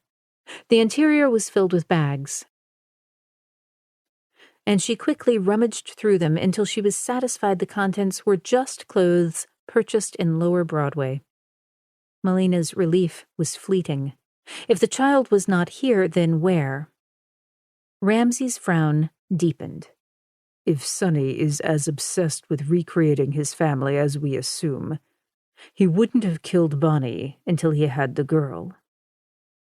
But Bonnie was the closest thing he had to a mother. Melina understood how complicated and powerful feelings for a lost mother could be. Men kill their mothers, Ramsey said. Way too often. And if Meekum was here, he could have Elena. Melina shook her head, trying to slow her racing thoughts even as tension squeezed the air from her lungs. Bonnie's purse was dumped on the living room floor by the couch. Are there any receipts, keys, or maps? Let me check with Matt, Ramsey said. I'll be right back. He jogged over to Matt and relayed what they were looking for. As Melina waited, she stared at the empty interior of the trunk. Frustration coiled around her, making it difficult to stand still. Every instinct in her body told her she should be doing more to find Elena. We need to talk to Sarah Beckett, Melina said to Ramsey as he joined her, and they walked to their car. Why her? If Meekum found Sonny, he likely knows about the mission. The one place Sonny and I crossed paths was the mission.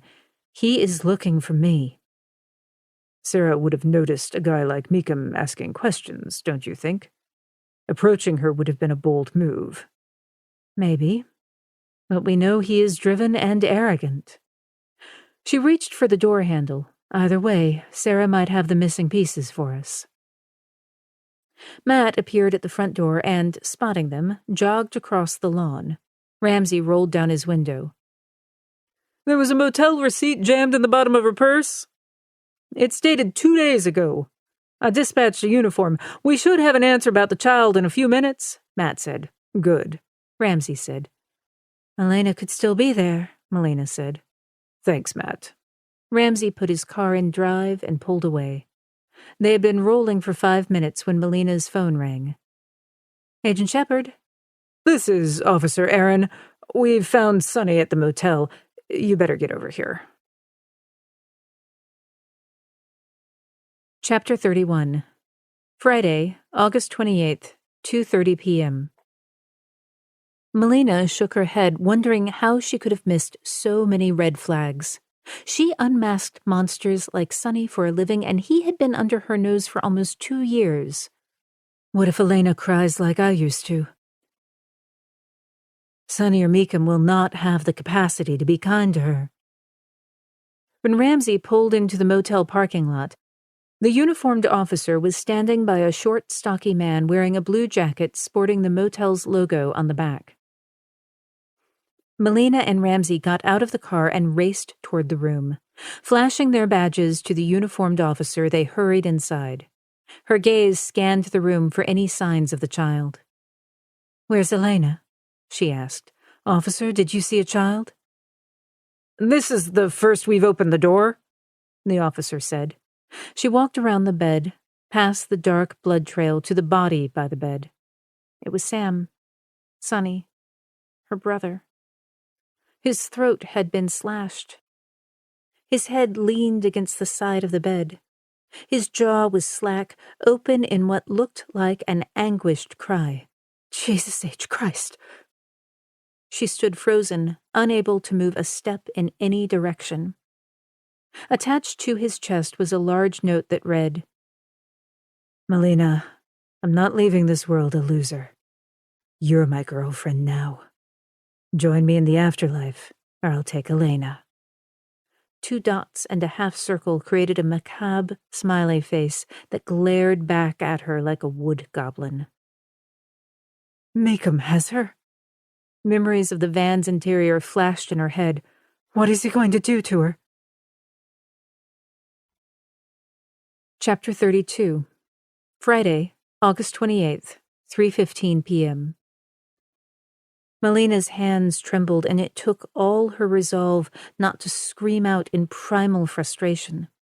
Instead, she balled her fingers into tight fists as she stared at the body of a man who had been a friend, a brother, and a monster. All her senses went numb. A strong hand banded around Melina's arm, and she felt herself being pulled. We have to go, Melina. Let the team do its job. Ramsey's voice cut through the haze. She nodded, quickly falling in step behind him as the two walked back to his car. Melina pictured Sonny lying in that motel room, his body cut open and bleeding. Meekum and Elena were long gone. Meekum called me his girlfriend, she said. You two have some very intense history together. As she began to strip off her gloves, the officers securing the scene called out to her from the motel room. Agent Shepard? The victim's phone just received a text. They hurried back into the room and found the officer holding up the phone. The sender mentions you by name. Melina looked at the text, featuring a video of Elena sleeping in the back of a van. The girl was curled on her side. She searched for signs that the girl was alive, but it was impossible to tell. As long as I think she's alive, he knows I'll do whatever he says, Melina said. And he's right. Which is exactly why you can't do anything he says, Ramsey said. He'll kill her and you regardless if we are not very careful. Another text chimed. Melina, date night. Do you think you can find me in time? She looked at Ramsey. She texted back. Where are you? You figure it out. Tick-tock. She gripped the phone. Ramsey showed no traces of worry or concern as he carefully took it from her. He was focused solely on the mission. I've got to go to Elena, Melina said. He nodded carefully, and she imagined he was rising above the fray and staring at everyone as if they were pieces on a chessboard. Not alone. His tone was hard, unwavering. I have to do whatever Meekum demands for Elena's sake, she said. Ramsey's expression was unreadable, but his jaw tensed with frustration. You are not going. He will kill you. He might let Elena go, she countered. You aren't thinking clearly. I have to save her. Her desperation resonated in her tone. He reviewed the video again. She appears to be drugged. That explains the turned-down sheets in the motel and why no one reported a child screaming. They found liquid sedatives in Bonnie's car, Melina said. If she dosed the kid, she's been out for most of this. And the quieter Elena remains, the longer she'll live, Ramsey said. Melina rolled her shoulders. She could be waking up soon. I have to go. He studied her a beat before nodding. Okay. You'll go. Tell him you're coming. Alone? Yes. With trembling fingers, she typed the text and hit send. Meekum's reply arrived a minute later. Can't wait. Chapter 33. Friday, August 28th, 4:00 p.m. Melina and Ramsey drove to the mission, and as soon as he parked, she immediately got out of the car and rushed to push the intercom button. Melina? Sarah's voice sounded over the speaker. Can we come inside? Yes. The door lock buzzed open, and as they stepped inside, Sarah came out of her office. What's going on? Melina updated her quickly, explaining that Sam was dead. Sarah closed her eyes for a moment and appeared to say a prayer. Sam did so many good things for the mission, she said softly. He was a friend. There's another man who could be far more dangerous, Melina said. His name is Edward Meekham. Meekham? Sarah asked. I know that name. How? Melina asked. He was just here this morning. What are you talking about? Melina asked. He rang the bell just after 7 a.m. I saw him on the video camera and asked what he wanted.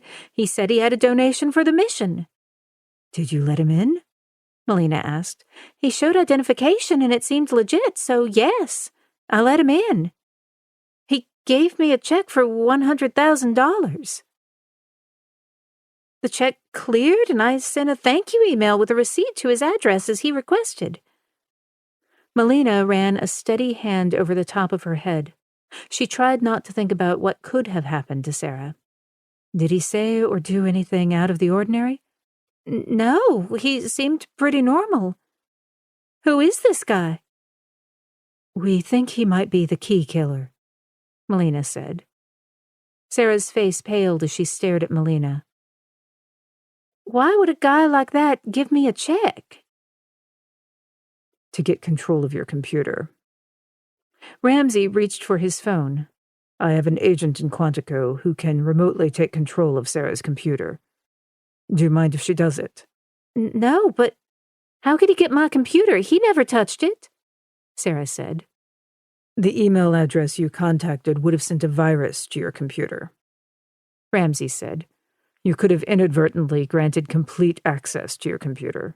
Once he was in, he was able to comb through your files and discover Melina's and Sunny's identities. But nothing weird happened after I sent the email, she said. If he was clever enough, you never would have noticed him poking around. Can my agent do the same? Once Ramsey gave Andy the password, she was in the mission's computer in seconds. Sarah stood back in horror, watching the cursor move on its own, opening files and programs at a rapid pace. Melina walked up and down, and Ramsey knew the waiting was clawing at her insides. Ramsey's phone rang. Andy? I got him. Meekham had gone on dates with mothers twice before. They had been some of his best. They had a reason to live and to fight. They had a tendency to hold on longer. Melina was not the child's mother, but he would bet his last dollar she had a tender heart and would fight to save the kid. He looked over at the girl lying on the couch in his cabin. She was starting to stir and would soon awaken. He crushed one of his pain pills into a fine powder and sprinkled it into a glass of water. He sat beside her and smoothed his hand over her forehead. She blinked slowly, and when she looked up at him, her eyes teared. There, he said softly. No need for tears. Drink this, sweet girl. Obedient, she drank. When she had drained the glass, he gently eased her back on the pillows and waited for her to fall asleep again. Her eyes drifted closed and her breathing slowed. That's a good girl. Melina had seen his text 2 hours ago. She must be in agony as she wondered if the girl was alive or dead. How frantic was she now as she scrambled to figure out where he was hiding? He could drag this out for hours, if not days, if he had the time. When this was all over, she would know that she had not gotten the best of him. He took another video of the girl. The viewer could see that she was alive and moving. Poor Melina would be so relieved to know this precious child was unharmed. He ended the recording and attached it to a text.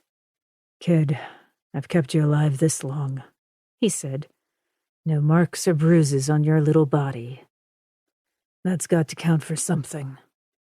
He wanted Melina to know, to understand that he was serious. If she did not join him, Elena would be her proxy. This time he typed the address of his location along with a warning to come alone. Never killed a kid before, but always the first time. Come talk me out of it. Alone. He hit send and waited. Melina leaned against the wall, watching as Ramsey and Sarah stared at the computer screen. Her mother had texted her several times asking for updates on Elena, and each time it had broken her heart to report she had nothing. When Sonny's phone chimed with a text, she braced for the worst before she looked at it. Drawing in a breath, she glanced down at the display as dread crept up her spine. She opened it and nearly wept when she saw the video of Elena stirring. And then she read the attached words, "Never killed a kid before, but always a first time. Come talk me out of it. Alone." "Ramsey, take a look at this," she shouted as she rushed to him. He watched the video and read the text. "You aren't going alone." An anguished cry rose up in her. She had brought this on Elena, and knowing the child was suffering because of her ripped through her soul like a dull knife. "You can go with me, but I approach Meekum alone." Chapter 34. Friday, August 28th, 7:00 p.m. Melina drove west, pushing beyond the speed limit as she raced toward the address Meekum had given her after she had agreed to see him. She gripped the steering wheel, trying to calm her breathing and regain focus. But each time she thought she'd gotten a handle on her emotions, images of Elena popped into her mind. Andy had traced the address Meekum had supplied and located it on satellite imagery. The land was overgrown with a thick canopy of trees that hid the house. Property records that dated back to the 1980s listed a single-story, 2,000-square-foot house. There was no telling what modifications Meekum had made since. "I'm coming, Elena. Hang tight." Anyone watching would not have realized that Ramsey had ridden in the trunk until they were about a half a mile from the entrance to Meekum's driveway. She stopped, popped the trunk, and watched in the rearview mirror as he rolled out in full tactical gear. He quickly darted into the woods. They were both mindful that Meekum could very well have surveillance cameras on the property. "Can you still hear me?" he asked. The voice came through a small earpiece. He barely sounded winded as he ran.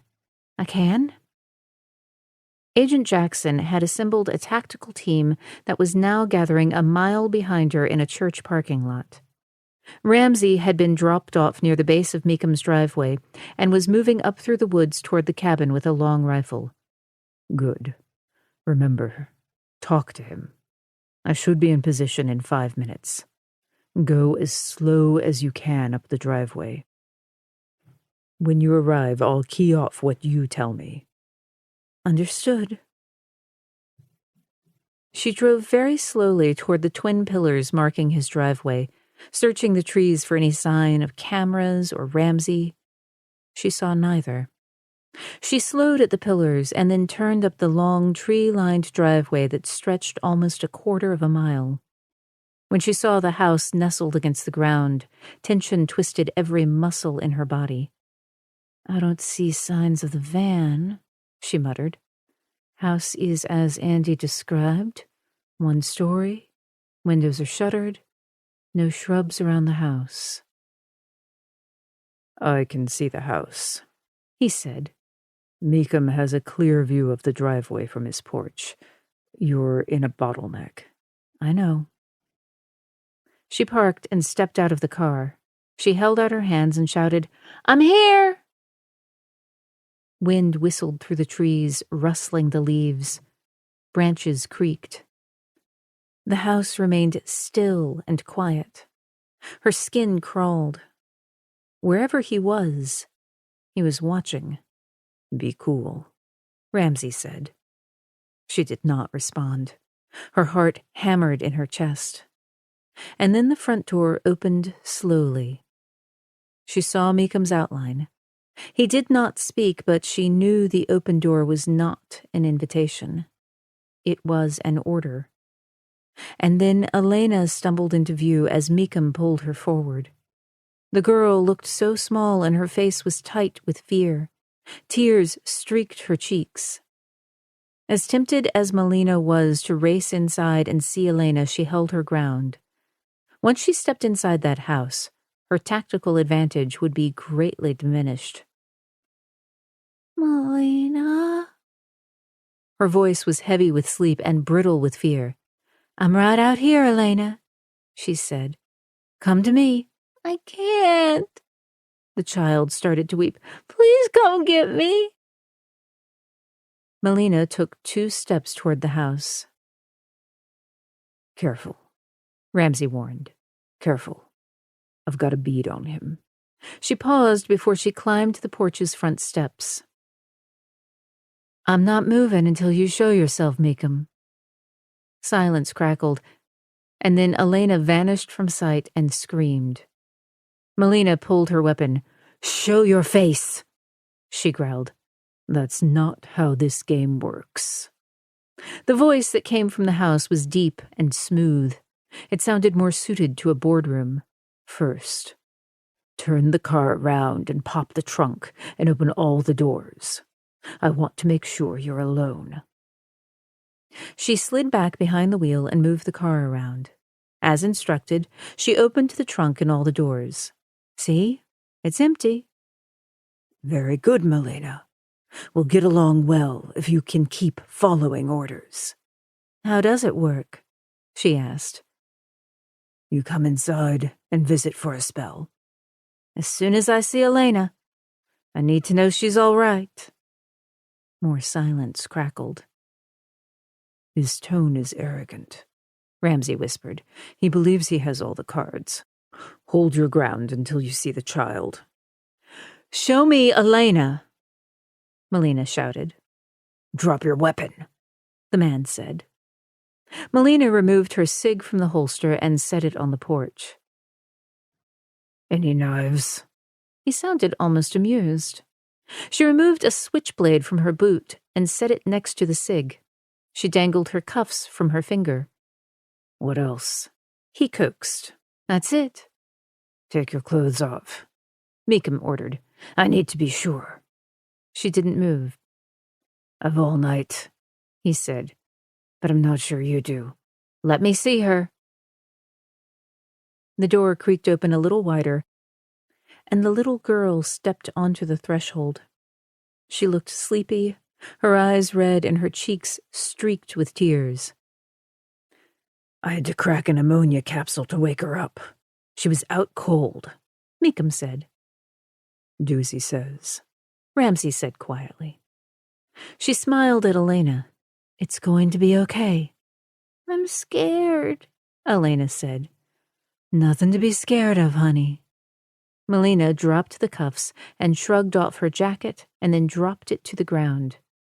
"I beg to differ," Meekum said. Melina concentrated on keeping her expression mild and relaxed as she looked at Elena. She winked at the child and then shifted her gaze to inside the cabin door where Meekum lurked. "How many?" she said. "How many so-called dates did you have?" She felt him studying her from the shadows. "Why do you want to know? It's just you and me now." "Just curious." She began to unbutton her shirt slowly. "I could tell by the setup in your van that you know what you're doing." "I'm well versed," he said. "But if you think we're going to have a heartfelt conversation, you're wrong. You're not as smart as me, but I bet you're wearing a wire." When she had first encountered him, he had been looking for a prostitute. He had been looking for sex and, most importantly, control. She removed her blouse and dropped it to the ground. The warm evening air brushed across her bare skin. No wire. She reached for the strap of her bra and lowered it slowly to her shoulder. His gaze shifted to her chest and darkened with an intense energy. Running her hand over her breast, she toyed with the clasp between her breasts. See? No wire. I'm not convinced, he said. She knew he wanted to see her breasts, so instead of removing the bra, she started on her slacks. She unfastened the top button and unzipped them as she toed off her shoes. I'll take it all off for you, if you let the girl go. Elena stared at her, and though Meekum said nothing, she could feel his gaze on her. You're a tease, he said. You want me to stop? She challenged. Keep going, he ordered.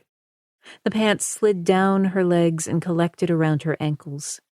Slowly, she stepped out of them and kicked them aside so she would be unencumbered by them if she needed to move quickly. She arched her back, giving him a better view of her breasts. Meekum stepped outside. He was dressed in pressed khakis and a blue button-down shirt. He was clean-shaven, and his hair was neatly trimmed and brushed off his face. He held a very long, shiny hunting blade to the girl's side. Very nice, Melina, he said. What else can you show me? She narrowed her focus to his face, shutting out Elena's fear. This is your show. You tell me. He gently brushed his hand over the little girl's head, pushing back a strand of dark hair. She's a pretty little thing. She could be your child. Is she related to you? No. You care about her a lot. So did Sonny. You killed Bonnie and Sonny? I was doing you a favor. This should please you. I'm moving on the count of 3. 1. Ramsey's voice whispered in her ear.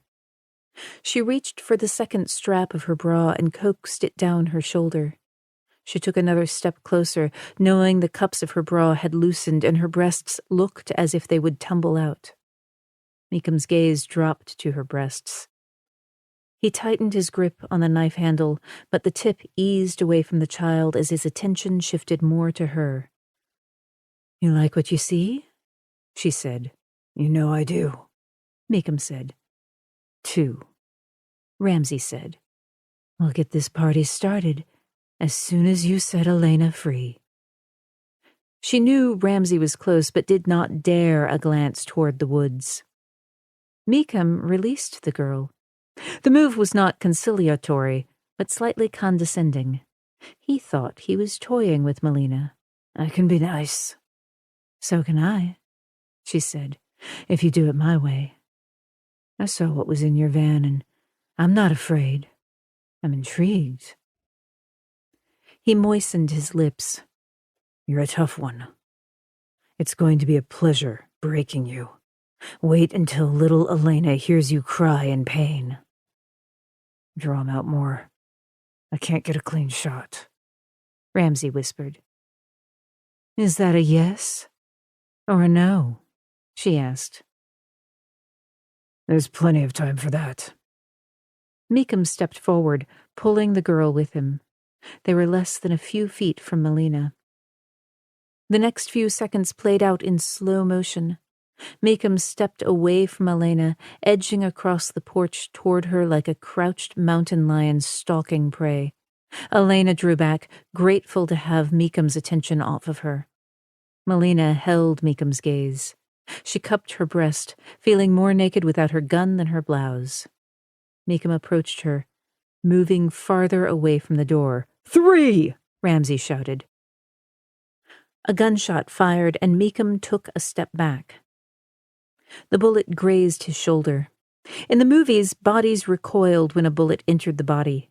However, in real life, humans often held steady. Instead of falling, they kept moving forward as adrenaline kicked into high gear. Meekum did exactly that.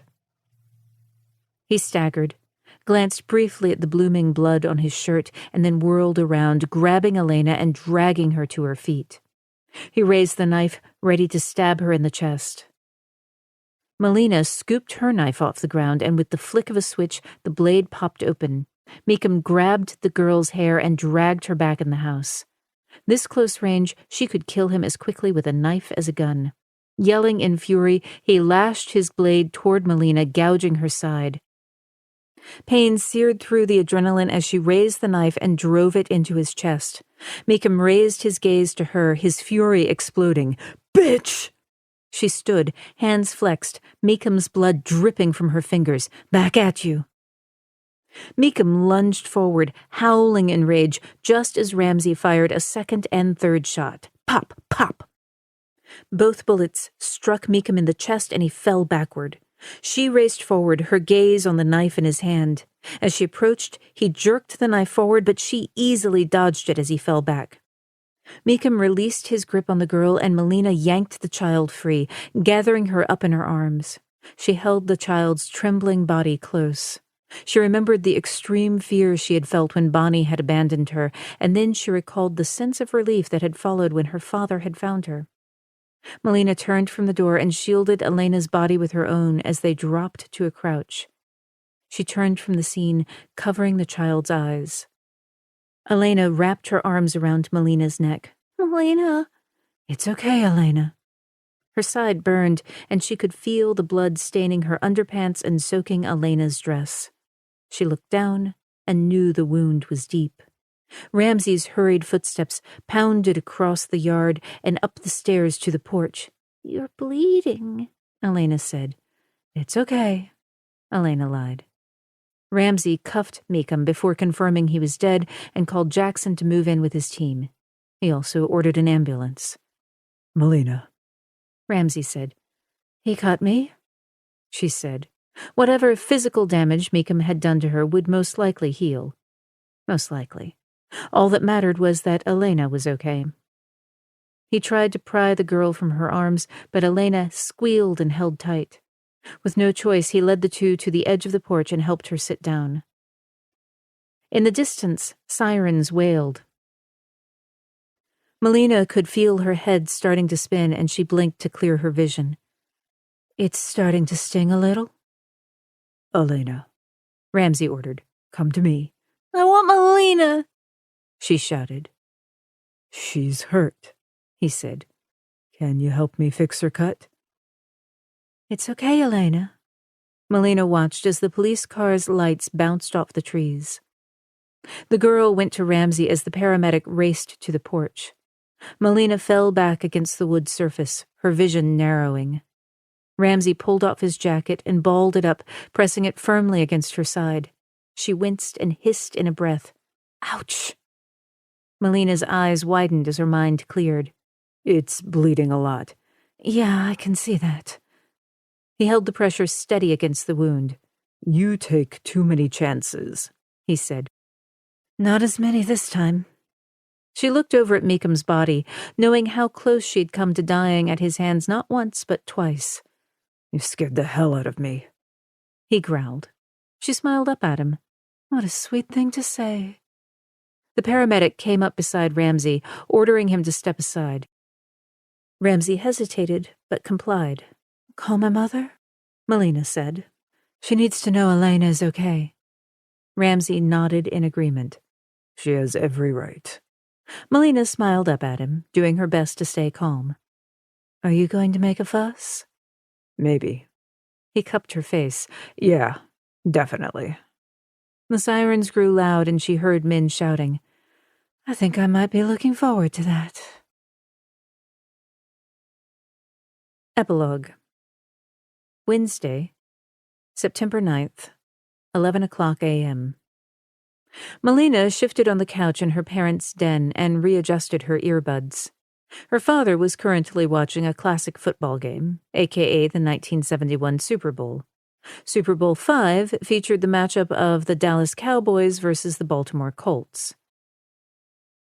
Her father fast-forwarded to all of the 11 turnovers and to the final scoreboard, Colts 16 and Dallas 13.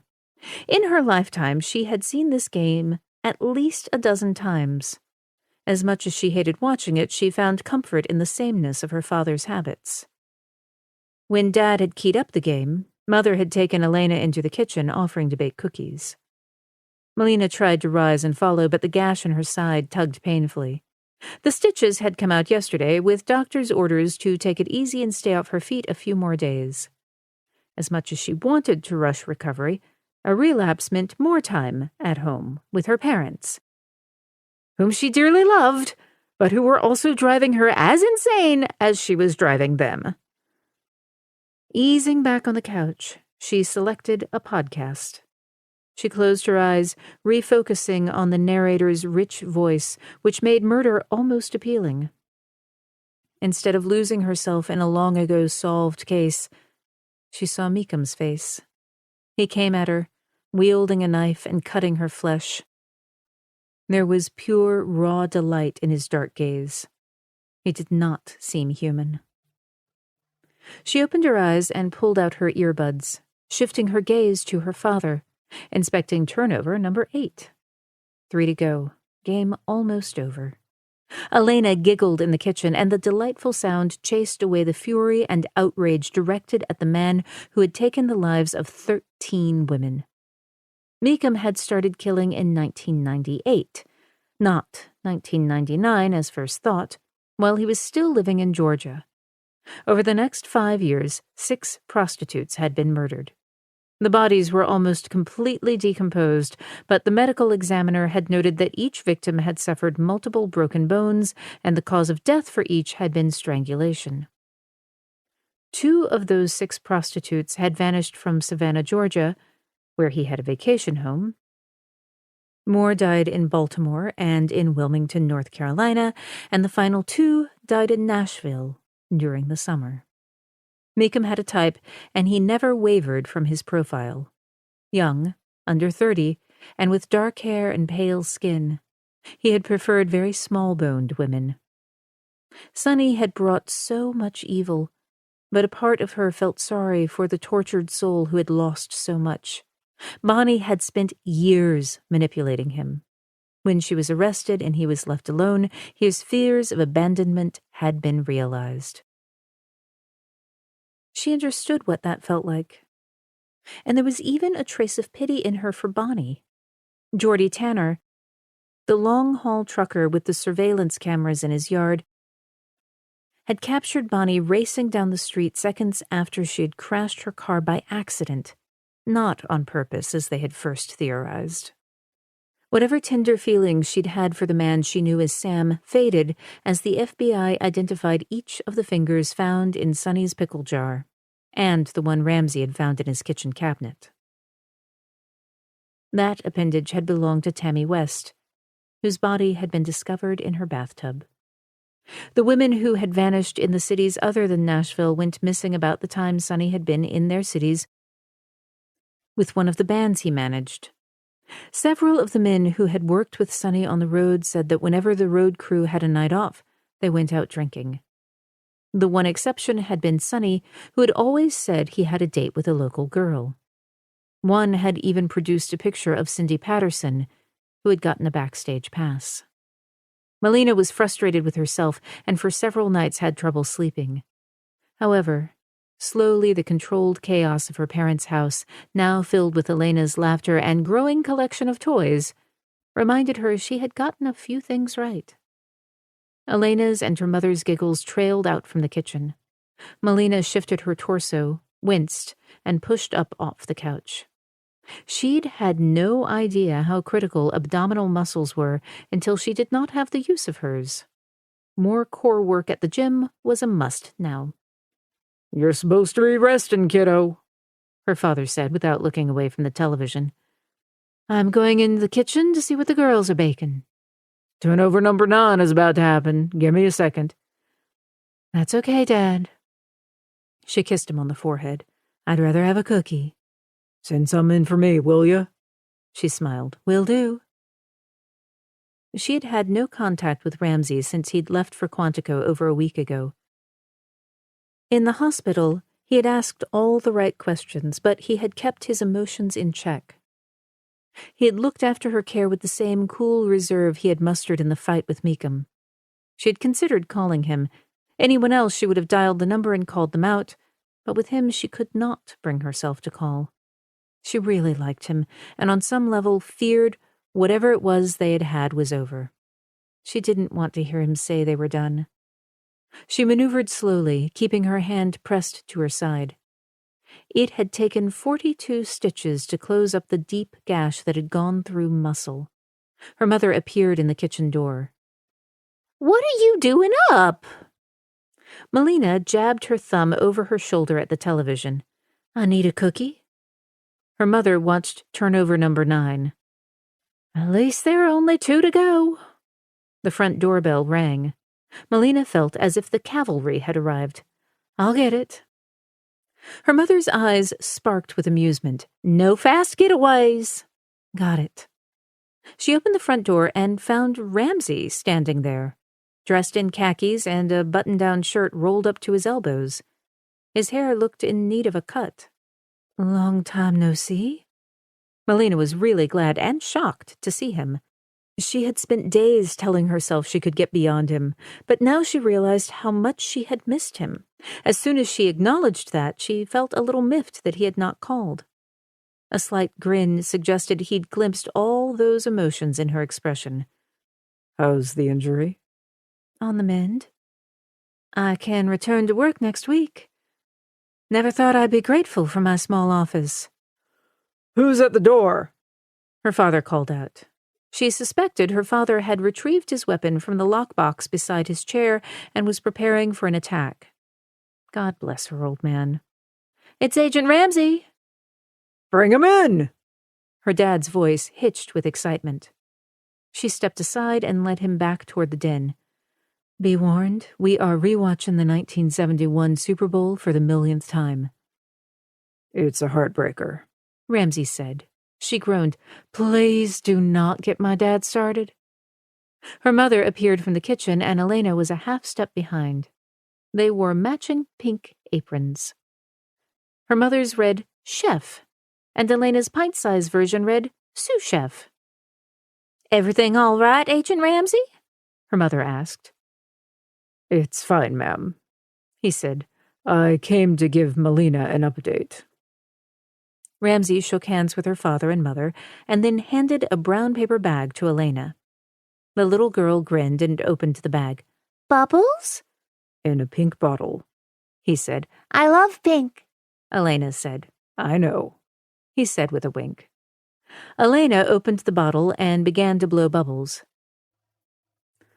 We'd all like to hear your report, her father said. Melina cleared her throat. Ramsey straightened. If you don't mind, I'd like to give a recap to Melina first.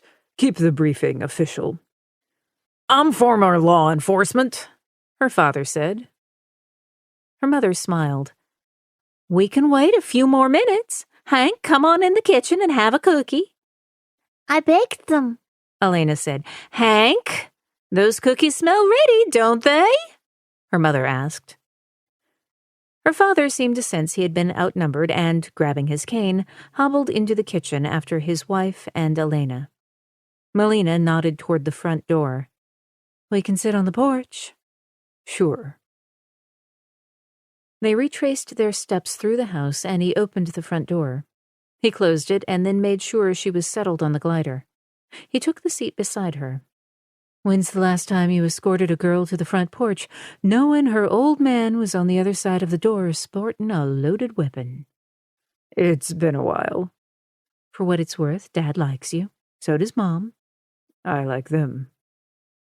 The 9 days they had not seen each other had not diluted the absolute connection they had shared when they had worked together to bring down Edward Meekham.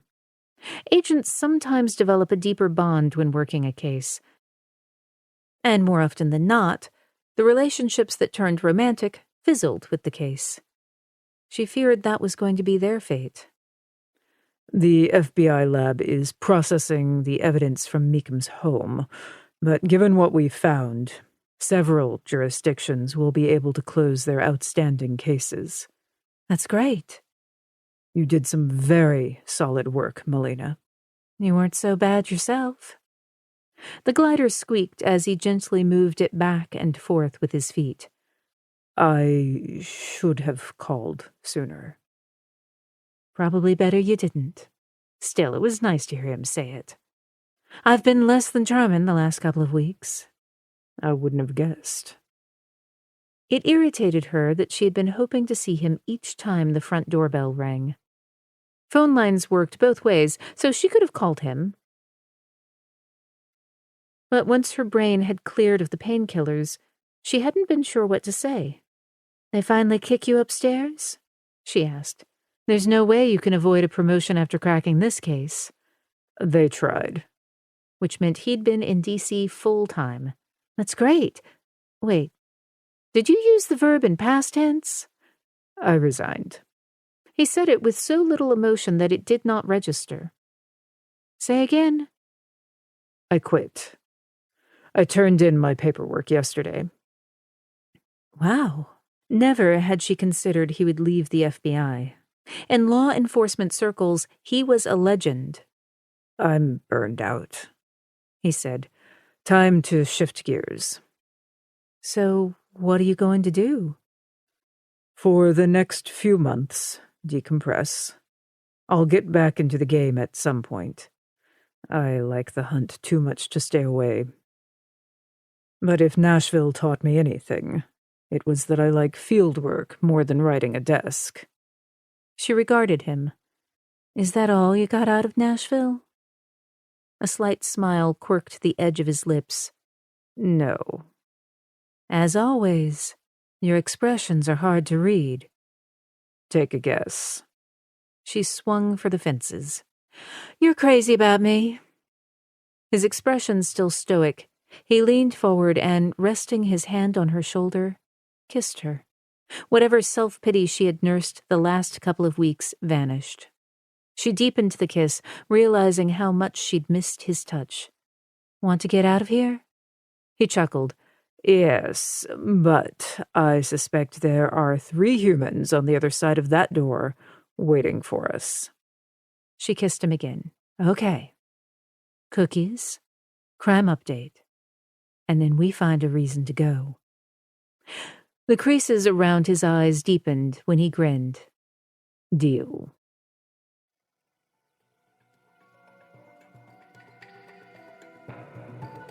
We hope you have enjoyed our presentation of Never Look Back by Mary Burton, performed by Mary Robinette Kowal. Performance copyright 2020 by Brilliance Publishing, Inc., all rights reserved. For further information concerning this program or other Brilliance audio titles, please visit our website at www.brilliancepublishing.com. No part of this recording may be played for an audience or reproduced in any form. It may not be streamed, downloaded, broadcast, or copied without written permission. Address all inquiries to Brilliance Audio, P.O. Box 887, Grand Haven, Michigan, 49417.